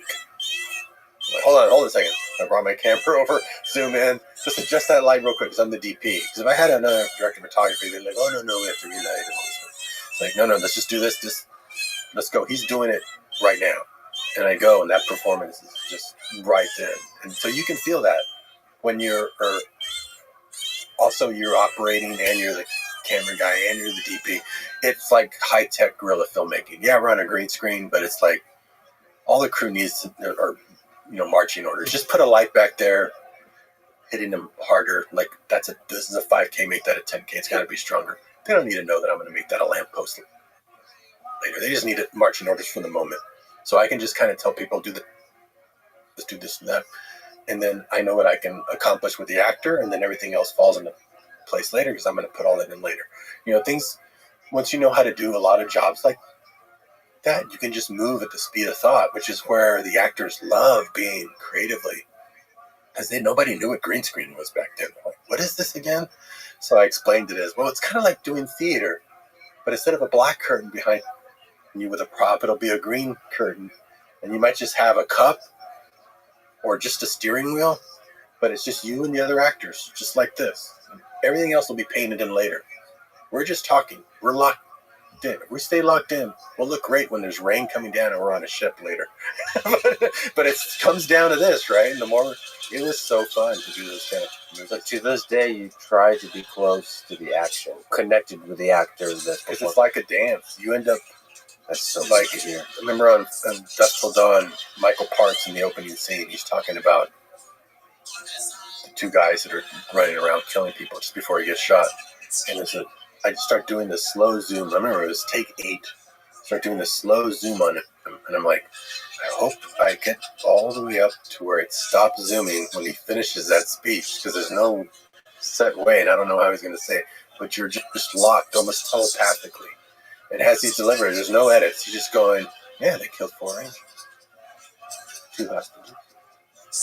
It's just like, wow. And you're just so pulled in. I'm just like, oh my God. And then it stopped. It's like I ran out of zoom right as he finished that speech. So how can a director, because there's a lot of great directors that stay in the bag. I know. It's back of the battlefield. They just trust that whatever they get from their crew, you accept it. Just like, you would get a take the thing. There's so much but intimacy I like that intimate connection because I could not be behind a monitor, even if I had communication with my cameraman. Okay, now start zooming in. You're not going to know.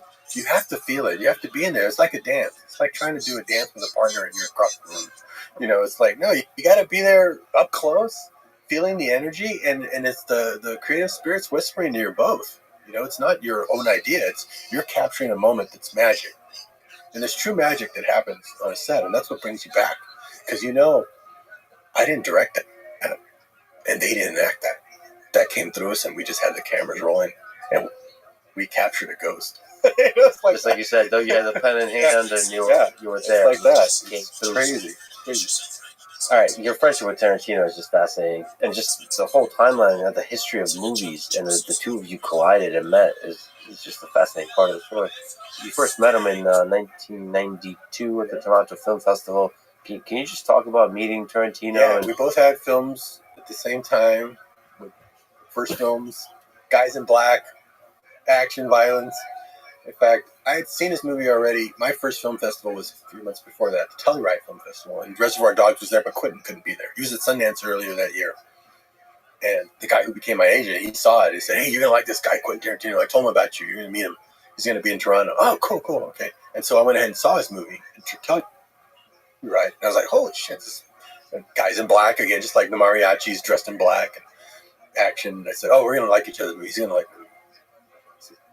So then in Toronto we met, and we met first because I knew I was going to be doing a panel discussion with him. They asked us to do a panel discussion about violence in movies in the 90s, even though it was only 92. So we're on a panel together, and that's where I met him. And he's like, hey, Robert, your agent told me about you. And I was like, yeah, and I saw your movie, Reservoir Dogs. Oh, well, you got to come to my screening. And I'm going to come see yours. So he came to Mariachi, and I videotaped the audience reactions because they were insane reactions to it. But I have the first screen. He saw a mariachi sitting next to me, laughing. He's laughing at everything. He was just the best audience. I have his recording of the first time he saw mariachi.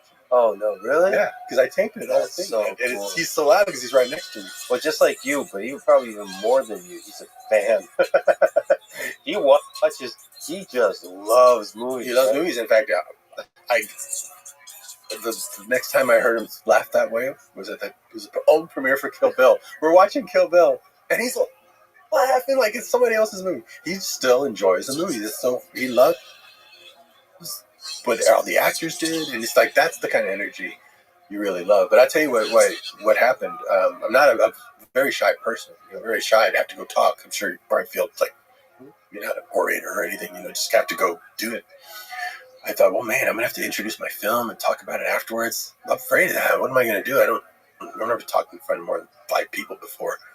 So I went to see this other movie, and it was good. And I was watching it, and then the director comes up at the end and goes, "Yeah, well, that was my movie, and here's the writer." And it's like, oh man, I don't like the movie anymore. This guy's kind of a dick. So I cannot do that. I'm gonna have to go be who they imagine made that movie. So I wrote out my whole intro. It was like a 20-minute intro. Because no one had ever heard of anybody making a movie for no money, much less without a crew, much less, the way I did it was just very new. Nobody knew it was possible. So my whole intro is like, you'll see the Columbia logo slapped in front. It probably cost more than the whole movie. And then I go through, this is how I made it with a wheelchair, for a dolly, a turtle. I wrote around things I had. I mentioned the turtle, the pit bull, the bus, the ranch, all that stuff, right? So that when they see the movie, in fact, my wife was in the audience, said, at Sundance, people were laughing so much at your intro, they just wanted to hear a story like this so badly. I heard someone next to me say, I'm going to vote for his movie. They hadn't even seen the movie yet. Just because the story was so good, they wanted that movie to be great. And when they see the turtle, big cheers. When they see the pit bull, big cheers. When they see the school bus, cheers. But then when they see how we use it, he slams into it and falls on it, they fucking lose their minds because they know how I put it together. They know the rubber bands and the popsicle sticks. I already set it up. And so that's why that audience, I just hate the reaction. They're so with it. The context is so key. Like you can watch mariachi and go, hey, yeah, this looks like a $7 movie.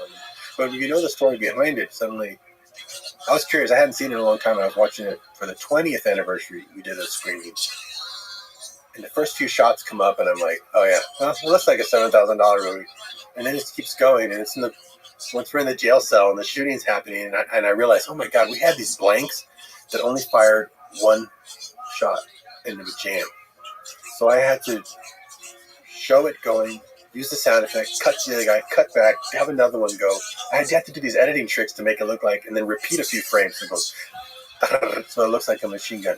All these stuff that I'm start sweating as I'm watching it going, I can't believe I made this movie with that freaking camera. I don't know how I did. I couldn't even see. I'm there with this long lens pulling my own focus. When I finally had to do a real movie, I was operating the camera in my first real movie with a crew. I get the camera, and a guy comes over and he focuses for you. I go, that's your job, you focus? Shit, I had to do my own focusing on the last movie. It's so hard. You're trying to focus on a guy while you're filming, and you don't know where you are. And it's just, couldn't believe how much easier it is when you have a crew. But it's extremely valuable to know that the pain of that, the spectrum of creativity that's allowed within that, even just the focusing. Yeah. Like how focusing fucks up on older cameras, on newer cameras, what are the different artifacts that come off, just to know the battlefield. In order to be a great general, you have to know how to be a soldier on the battlefield. Yeah. It's good to know all that stuff. But, it's like, at the end of the day, you could shoot something on a phone. And if you have a great story, no one's going to even notice. They'll be, oh, you shot that on a phone. So sometimes people get caught up on, what kind of camera should I have? It's not the camera. That's just the tool. That's just the pen. That's just like, you can have different paintbrushes, but you can go, I'm gonna limit my palette. I'm only gonna use a fan brush and a detail brush, and I'm gonna make a painting. Do you think that painting's gonna suffer? No. It's gonna take on an identity that you wouldn't have had if you had all the tools. So sometimes the limitations help you, because when you can do anything, it can be crippling. But I knew I could only use those things for mariachi. It's like, all right, well, it's very simple now. Let me show you how cheap skate I was. Like, I did not spend on anything. So when you see him walking around with a guitar case, it's a shitty cardboard one, like I got from home. I had to get a heavier one to put the guns in. So we borrowed one, but it had this material ripped off the top so you could see the wood. It was just the wood on top. So it didn't match the other one because it wasn't all black. and I was too cheap to paint it black. I didn't want to spend money on paint.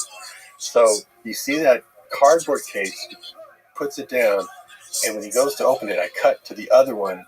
Once the wood is watch the edits, you'll see it open. Now it's a completely different case for the guns, and when he goes to cut it, when he closes it, it cuts to the other one, and he goes, "Oh, that's how I did that whole movie." Again, it was a practice film. I don't want to waste any money on it.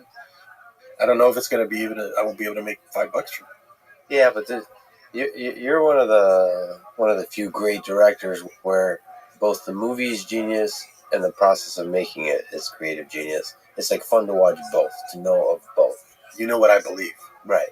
It's like It's from somewhere else. I have to say, that thing is freaking. I didn't get in its way.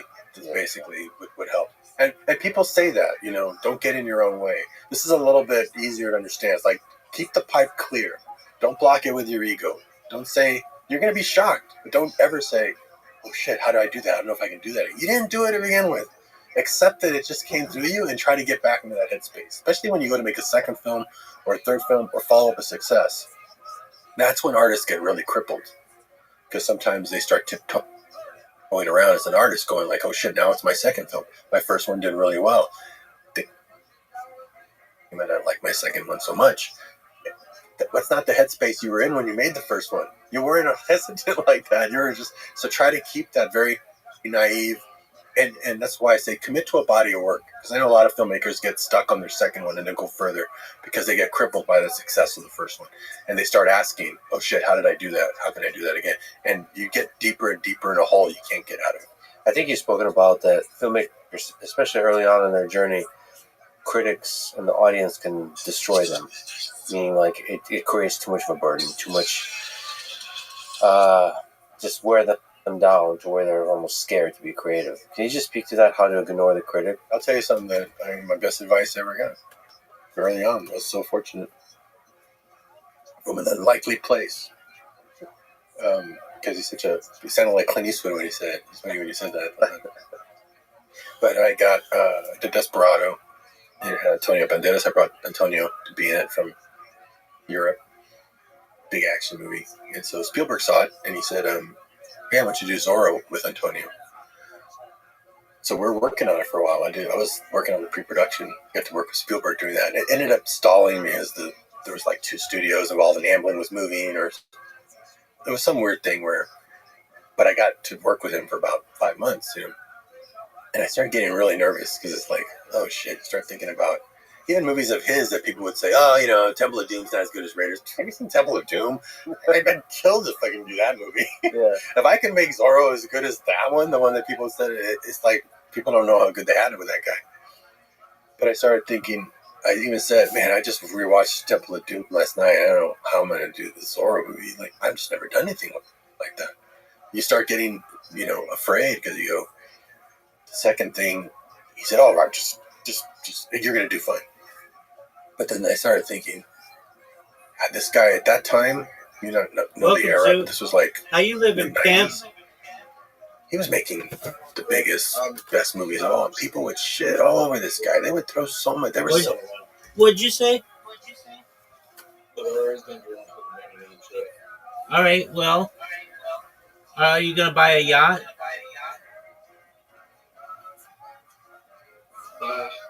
Yeah. All right. Zoot, are you ready to lose? I'm serious, Zoot. Are you ready to lose? Are you ready to lose? Doing what? Everything. Zoot, you are up an unknown amount on me. Zoot, are you going to accept your invite, or are you going to continue to jerk yourself off raw? That's one. Not necessarily. Oh, that was amazing. You almost had a perfect game. Doug, you almost had a perfect game. That was fucking phenomenal. Yeah, I would rather have yours. I don't know about that.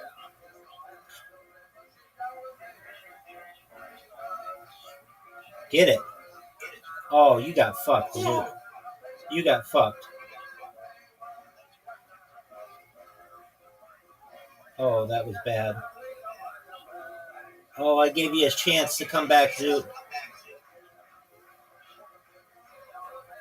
Beautiful. You got it. You've got it. Nice checkout.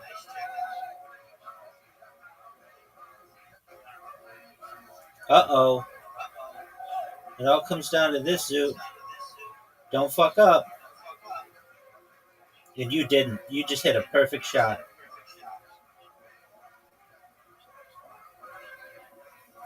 I won like I'm winning the lottery.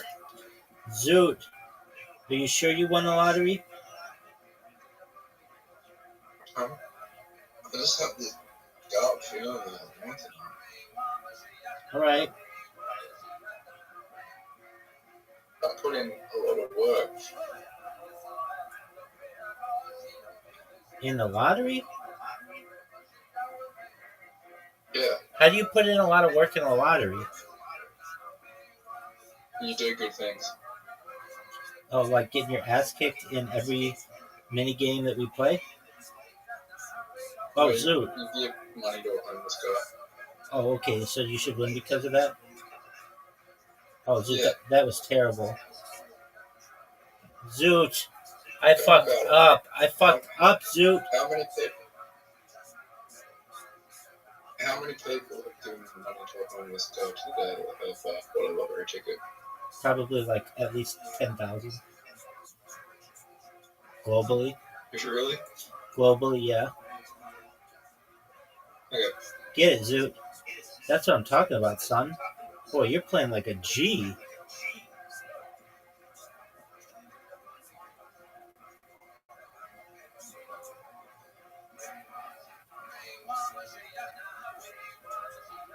Zoot's up two games in this little section that we've played. Okay, I'm gonna fuck you now. Fuck.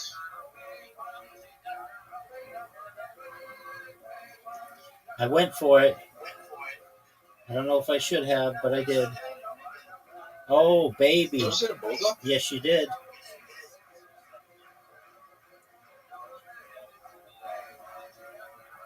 Get it. Fuck. That was good. No, it wasn't. Oh, no. Fuck, Zoot. Zoot, you might win 3 games then. We're not doing that. You're gonna win right here. Easy win. No, you got another shot.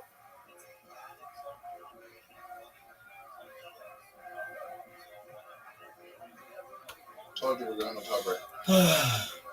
Wait, come on. I'm going to hit a bullseye. Dude, I can't beat that. 10. You have to get a bullseye though. You've won 3 games. What's the outside of the bullseye called? Inner bullseye and outer bullseye?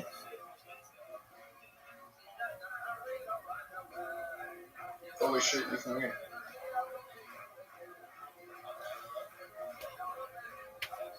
You lost, Rabbi. I'll take that. I'll take my shots. I like what I got. Me too.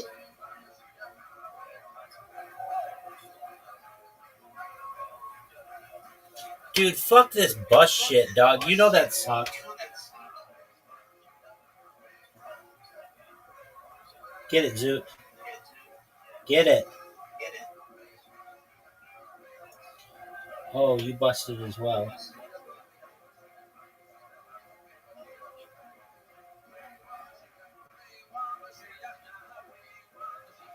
All right, Zoot. Pressure's on. What are you going to do? Got it. 3 games to 1. 1 game to 3.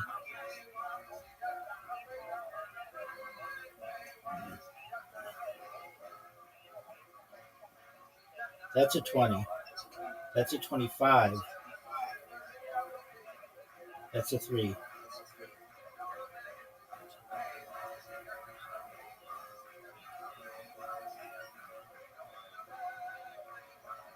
I'll take it.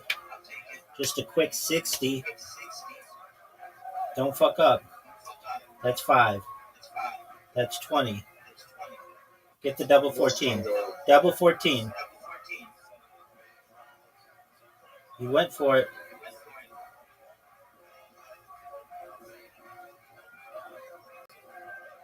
Man, I sucked. Look how far off the board that is.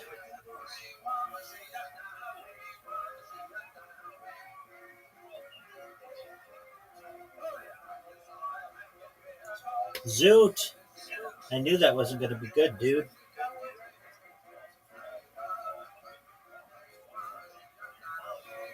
Oh, nice checkout.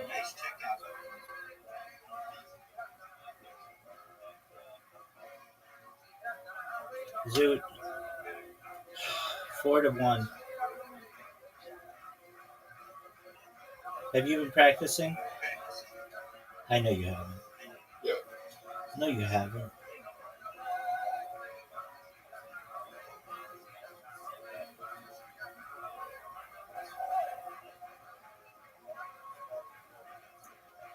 Fuck.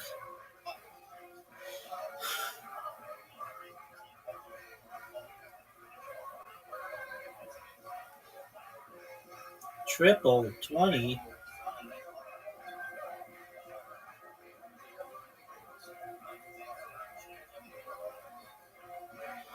Oh man, I got fortunate. We're gonna talk.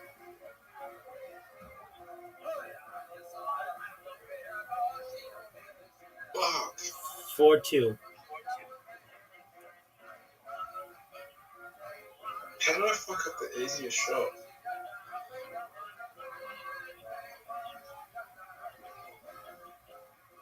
Rabbi. Yo, pimp. Double 20, triple 20, and a 1.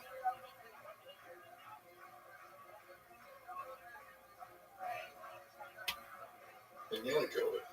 I know. I'm sexy like that.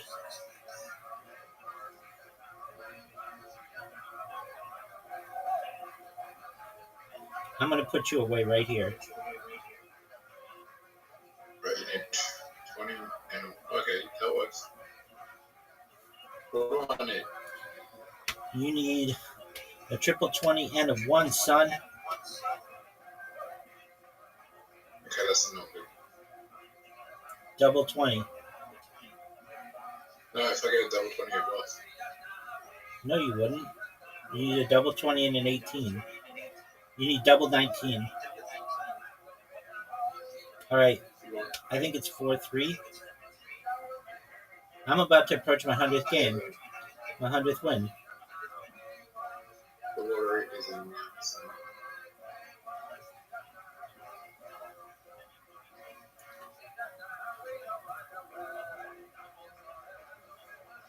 Zoot, are you gonna fucking accept the invite or are you gonna jerk yourself off to the lottery? Jerk myself off the lottery. Well, that doesn't surprise me. What are your thoughts on Bianca Sensori? Who? Bianca Sensori. What about it? What are your thoughts about her? I didn't win, Rabbi. You didn't win the lottery? No. It didn't draw yet. You said it drew in like 4 hours. No, Drew. You said it draws in like 4 hours. No, I said that 4 hours ago. Did you? Yeah. Are you going to accept my invite or are you going to continue to be a huge douche? Yeah. Lottery divisions. You seriously didn't win? Yeah. I think you won. I think you're just... Yeah, I won bumping. You're just keeping it a secret. Zoot, are you going to accept my invitation?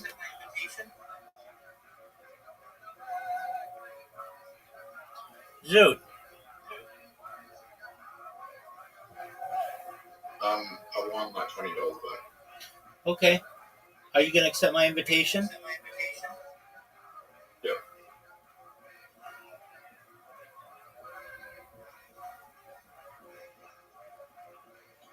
Okay.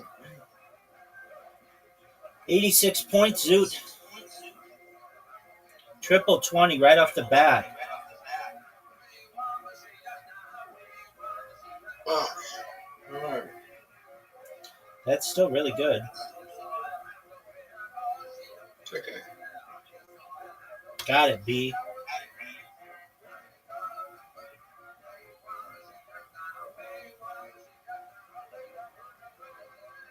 Nice checkout.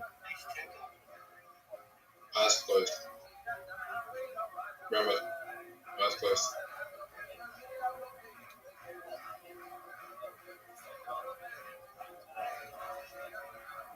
Fuck you, man. 5-3. You got me by 2.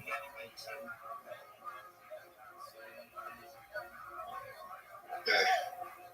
So the lottery numbers were. Doug, no one cares.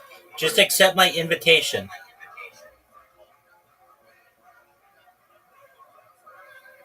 It was 12, 16, 24. Zoot, no one gives a flying fuck at all. Literally.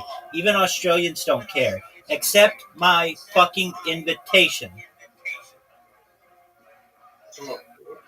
I'm trying to look this. We can go. Excellent point, but I don't think money will be... If we're going to go win a lottery, we'll win a real lottery. What do you mean? Like one that doesn't have some bullshit currency.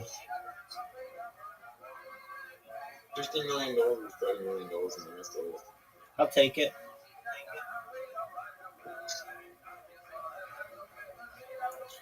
Zoot, that sucks. How rich was the guy you worked for?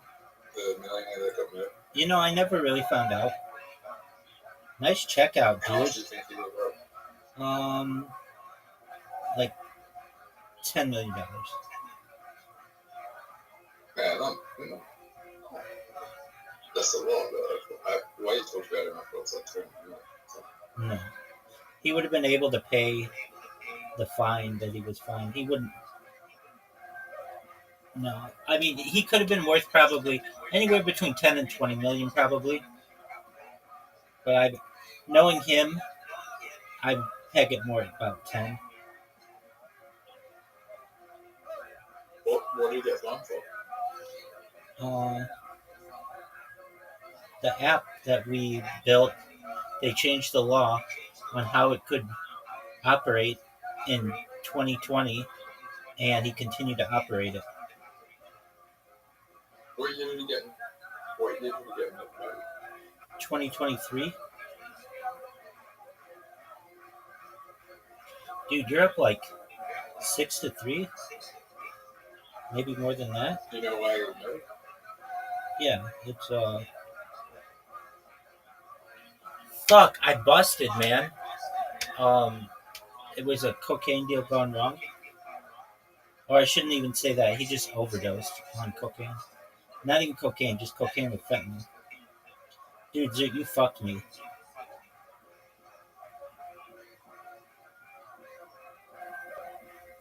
You know him really well? Yeah, I knew him very well. I knew him as... Did he ever come on the stream? No, after I quit, I never talked to him again. So you just saw it on the news that he died and was like, holy shit. Yeah. Nice.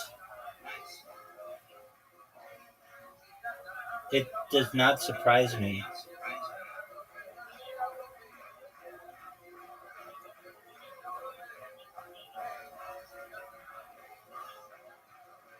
But kind of.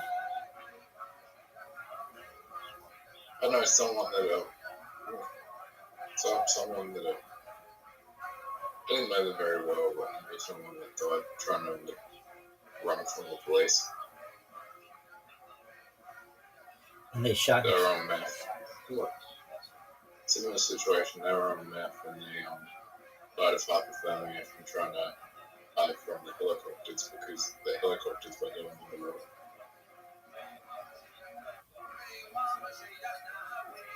Wait, what happened?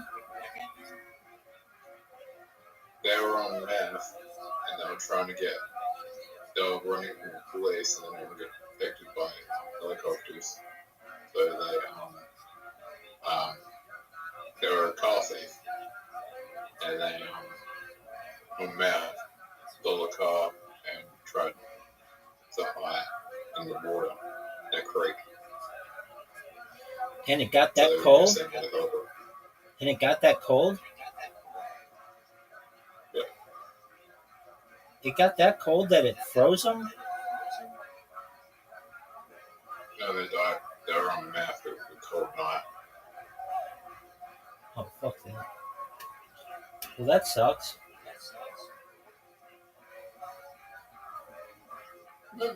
Yeah. I mean, yeah, don't do meth. No steal. And don't steal cars. Dude, I'm playing like dog shit.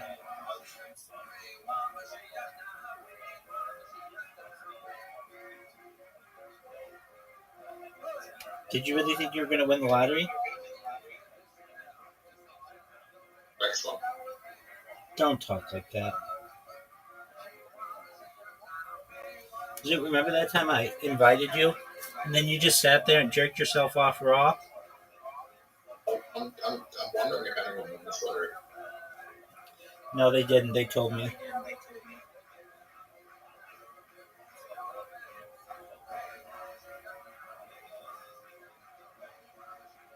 It was a three-way tie between Bianca Censori, Nicole Kidman, and Bindi Irwin. Ready for a triple 20? Yep. And double 20? Yep.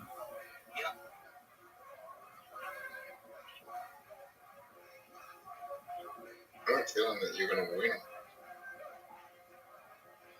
Fuck Zoot. I've literally been playing too well. I keep busting. Okay. Are you happy with your gameplay? Average. Dude, you're back up to being up by 50. I got you. You've won like too many games in a row. I need my 100th victory and then I'm going to quit. I can be safe.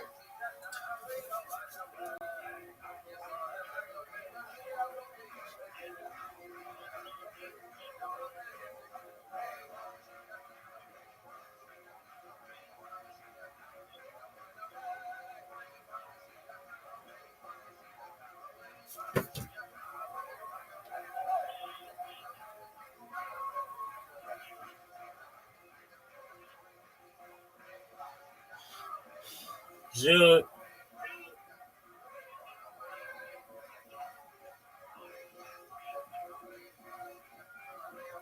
Three. 20. 20. That's pretty good.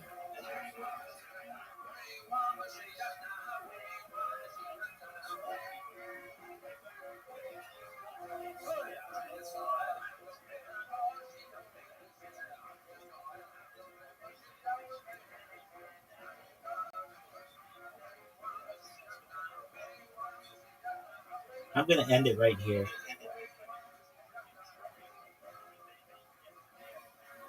Psych.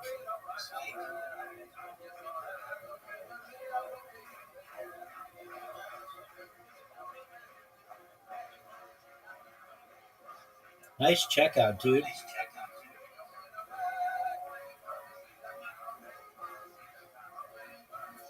Zoot, you've played these bullseyes so well. Don't fuck up this time.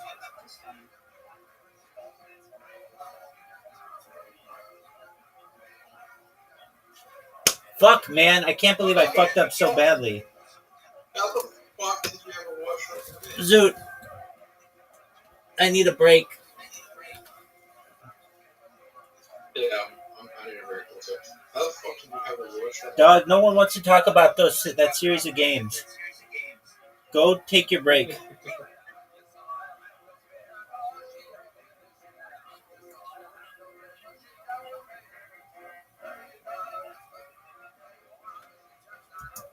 Oh, jealous.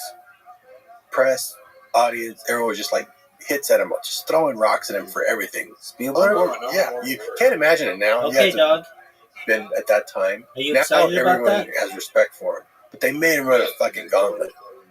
And they were like, Jurassic Park, man. You can't even imagine it now. But you should have seen the climate. It freaked me out. So I'm like, maybe I should just stay under the radar where I've been. You know, not poke my head out so much. Yeah. Because this guy has his head out, and it's unwarranted. Just, you can't even fathom it now because you weren't here at that time. It was crazy. You would never even think of him that way. I'm glad it changed because back then it was just, it made people not want to be successful. And it made me be worried, like maybe I shouldn't be making a movie that has his name on it that's going to put my head out in a whole different realm of filmmaking at a studio level. So even if I make a good movie, if I make a great movie, he's making great movies, he's getting this dog shit. I don't know if I could take it, you know? So I asked him, because you don't know how resilient you can be. So I said, Jim and Pan, how do you do it? What do you do when people just throw rocks at you all day long? He goes, oh, Robert, you just don't blink. And I was like, whoa. Now I see how he got through it. Just don't blink. He's like, you know what's coming? Don't blink. And to him say it, it's like a Clint Eastwood line, right? Yeah. But it was like, you could see he was telling the truth, and you could see that's how he did it. He just avoided all criticism by just not blinking. It's like it's designed to make you blink, and you're just not going to blink because you're committing to a body of work. He just keeps cranking out movies. Whatever he feels like doing, he does. And that was like the most powerful, and it never bothered me again. I just like always kept that in mind. I tell that to my actors. I tell that people that story is traveled. I even had some little actors who were like starting to get up there. I said, remember, tell you a couple of things. Some people have told me, you're never as good as people say you are. And you're never as bad either.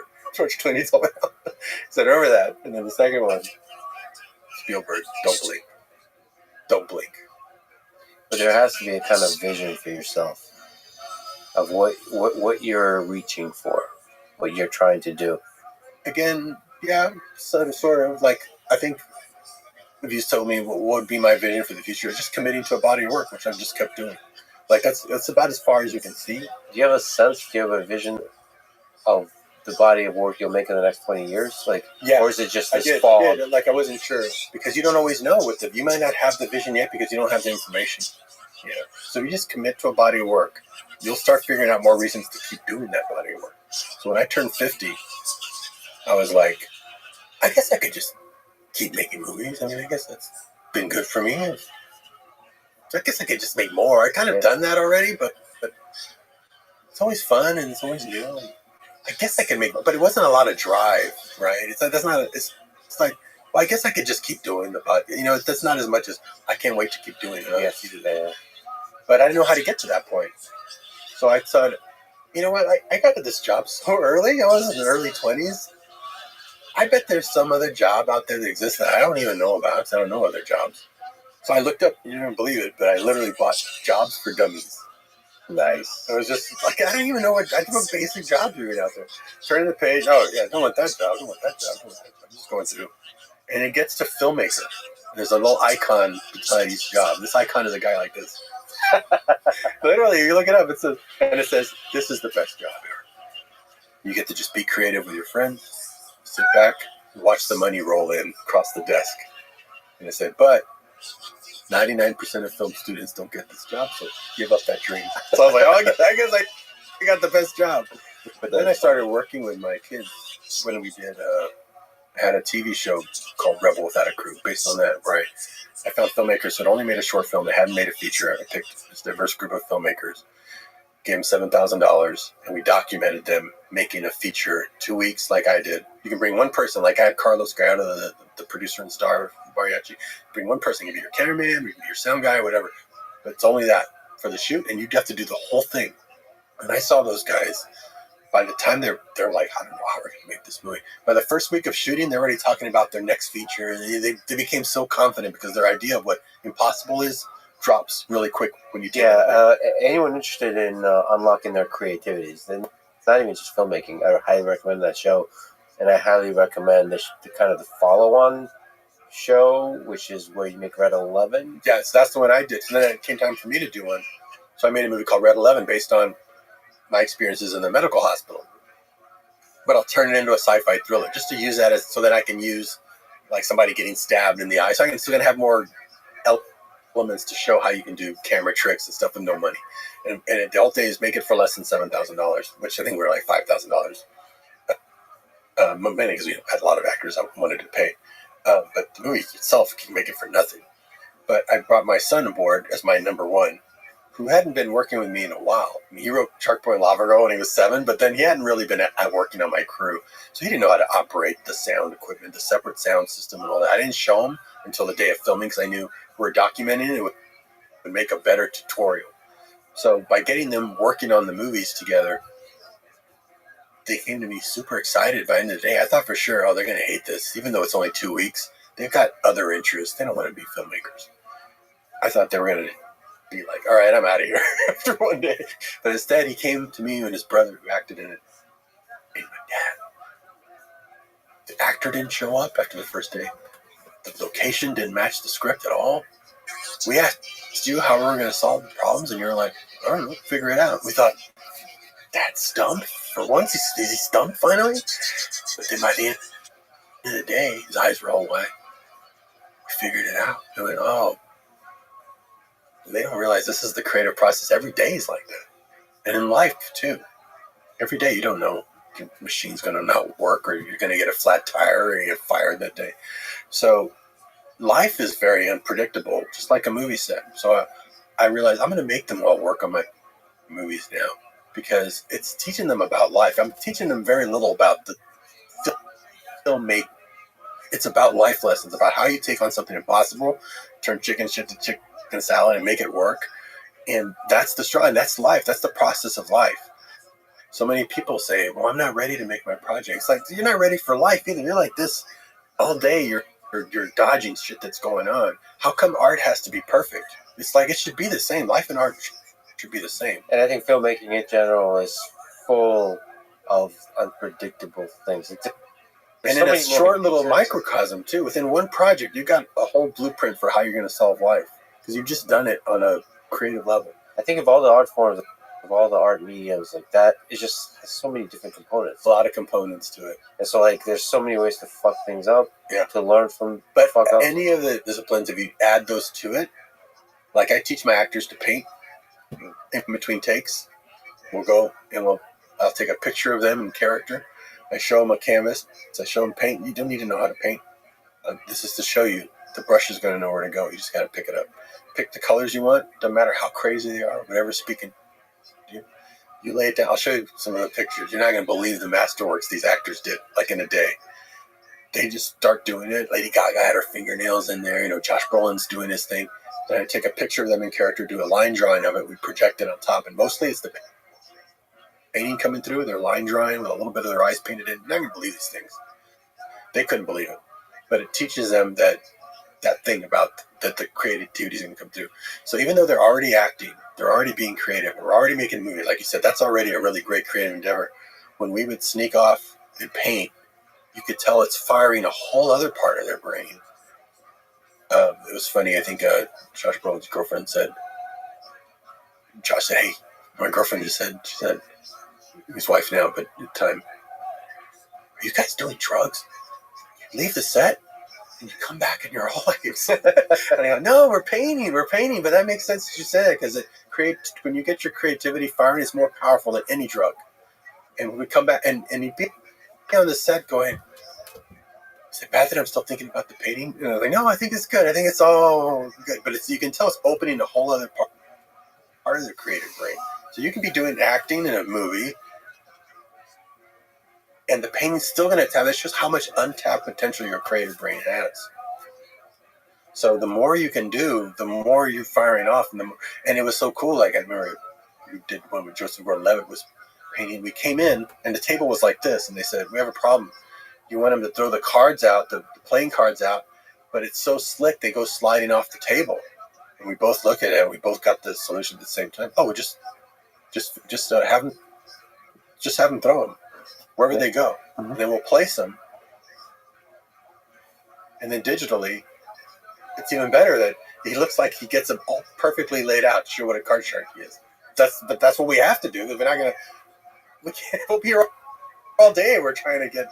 If we're gonna worry about where they go, just go bump, bump, bump, bump, bump, bump, bump, and then we'll place the cards down, and everyone will pick them up, and then we'll marry the two in post. You know, you just come up with creative solutions better, easier, because you were just solving crazy creative solutions in the other one, like what paint medium do I use? What kind of gel am I going to use? So when you come back to your main job, which is filmmaking, you're like, oh, I can figure this out in 2 seconds. You know, so it helps you creative problem solve. So that basically working with my kids made me realize, oh, now I know exactly what I want to do for the next 10 years. I only want to make movies with my kids because I'm mentoring them, but they're teaching me shit because they're the age I was when I made Mariachi and Desperado. And their ideas are really sharp. So the mentoring goes both ways, and it's like the greatest parenting you can do because you're building a project together and in the same boat together, figuring it out. And it's family time. You're like checking all the boxes. So I thought my filmmaking going forward is going to be checking all the boxes in life. So I'm not spending time with my family. We're actually giving them lessons that they can go do anything they want in life because they're going to have different interests. But now it's kind of like going to college. And this college is like the best college because it pays you to learn. You get to do these crazy skills. Like my son is conducting the orchestra, the James Bond Orchestra in London for the Spy Kids score, and the score he wrote because I can't write at his level because he was always our best piano player. And you get the charge out of working with them. And then by making a label, there's a weird phenomenon that happens. You guys want to take your game to another level. I stumbled upon this idea. My son, that was my counterpart on the movie Racer, he was my sound guy, like I said. He came up with Shark Boy Lava Girl when he was little. He became my writer, co-writer, co-producer. He had come to me and said, I want to do VR type movie. I said, oh, well, let me show you as an example of creativity and manifesting. I said, let me show you how it works. Let's make a company. We'll make a company called Double R. Double R Productions, because we all have Double R names, all the kids. So if anyone ever wants to do anything, we can use our company. So let's make a logo, and I'll make t-shirts and notepads and stuff. Because once you have a company, you now have to make things for that company. Just like the advice I gave to people, stop aspiring, make a business card that says writer, director, cinematographer, I did, editor, because then now you have to conform to that identity. So now if I create a label like Double R, we're going to come up with ideas. We'll call up VR companies and say, hey, we have a company, a VR company. Would you like us to make you a film for sell your headsets? Yeah, they gave us a budget. They're dying for content. They gave us a budget. We shot a 20-minute action movie called The Limit with Michelle Rodriguez and Norman Reedus, where you're in an action movie with them. And it was killer. They gave us a big Double R logo, animated logo. That year we did Red 11, same logo. That movie went to Directors Fortnight in Cannes. Festivals were paying us to come talk about how we made that movie. That's when we're doing the cards, throwing the cards out, because they wanted their audiences. They knew they would love that.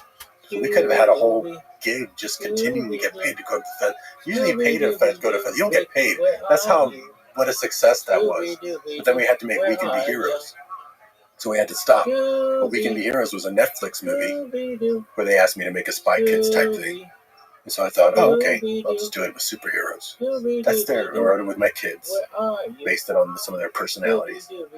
It's the most watched and rewatched movie in Netflix history. Like nothing can touch it because kids just keep watching it over because it's kids with superpowers. No one's ever done that before. And they couldn't believe it. Like I'd heard anecdotally, that's how the Spy Kids, people said, oh, my kids watch it over and over on video. But you can't keep track of that. You can't on Netflix because their biggest thing is people completing a movie. A lot of people don't complete a movie, but it still counts as a view. They may watch 5 minutes and change Each channel.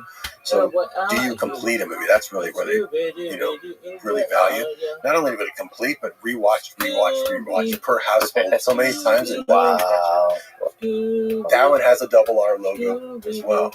And my kids are like, Dad, it really worked. I was like, I know better than I thought. I didn't know that me manifesting that company was going to turn into that, and we just keep making stuff. So I'm going to do that with Brass Knuckle Films now with the audience because it works. So I said, as soon as you have a logo and a company, your brain starts coming up with all kinds of ideas, and it's filtered. Like I said, sometimes the freedom of limitations is all free. When I had to do 4 rooms, and it's like use one hotel room. You can do a lot with limitations. They said you could use the whole city. Hard to come up with something. But Brass Knuckle Films has a filter. Only action. Action movies, because that's the stuff that there's always an appetite for. You ask Netflix right now, what do you need more of? They'll say action, action, action. We don't have enough action. The last regime didn't leave us enough action. We need action. They'll pay a premium for an action film that we can make at a lower cost. A $20 million action film is very cheap. Studios don't know how to make it that cheap. That's why they'll pay for an independent to go do it. And right now, that's the key, is to be independent, because a lot of studios that can't even greenlight anything because things are so expensive. They don't want to lose their ass, but they need action films. So let's make something that everybody needs, and let's make it at a price. We'll make it in my studio, because I am my own studio, and I keep all the costs down, because we have all the costumes and props and sets from 25 years of filmmaking to keep the cost down. And we'll have the audience get to invest. It's not crowdfunding or Kickstarter. You're actually an investor. Anyone who puts money in can pitch their idea for an action film to me. And I'm going to make one of the 4 films in that slate from one of those ideas, because I want the audience to win. I want the audience to win and be a part of it, because the audience is an afterthought in Hollywood. They make a movie, they show the audience the movie, go tell your friends now so you all spend money on our movie. Well, where's your cut of that? So I want them to be successful. So if any of the movies in the slate do well, they make money off that one and then sequels or anything. But they're all going to do well, because everyone needs an action movie, and we're going to keep the cost down. Can I actually... Scooby-Dooby-Doo. Just to focus on action, you've created a lot of epic action films. What makes for a great action film? It comes down to the character.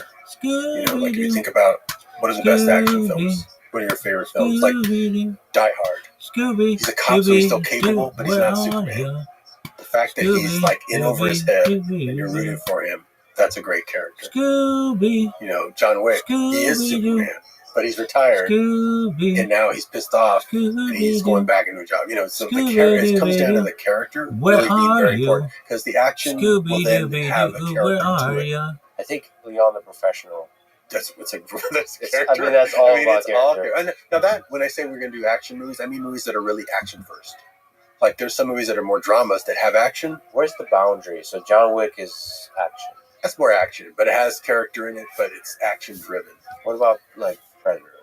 Predator is a sci-fi action film, so that's kind of a hybrid, which I like, but sometimes it's hard for the audience to know what they're buying into.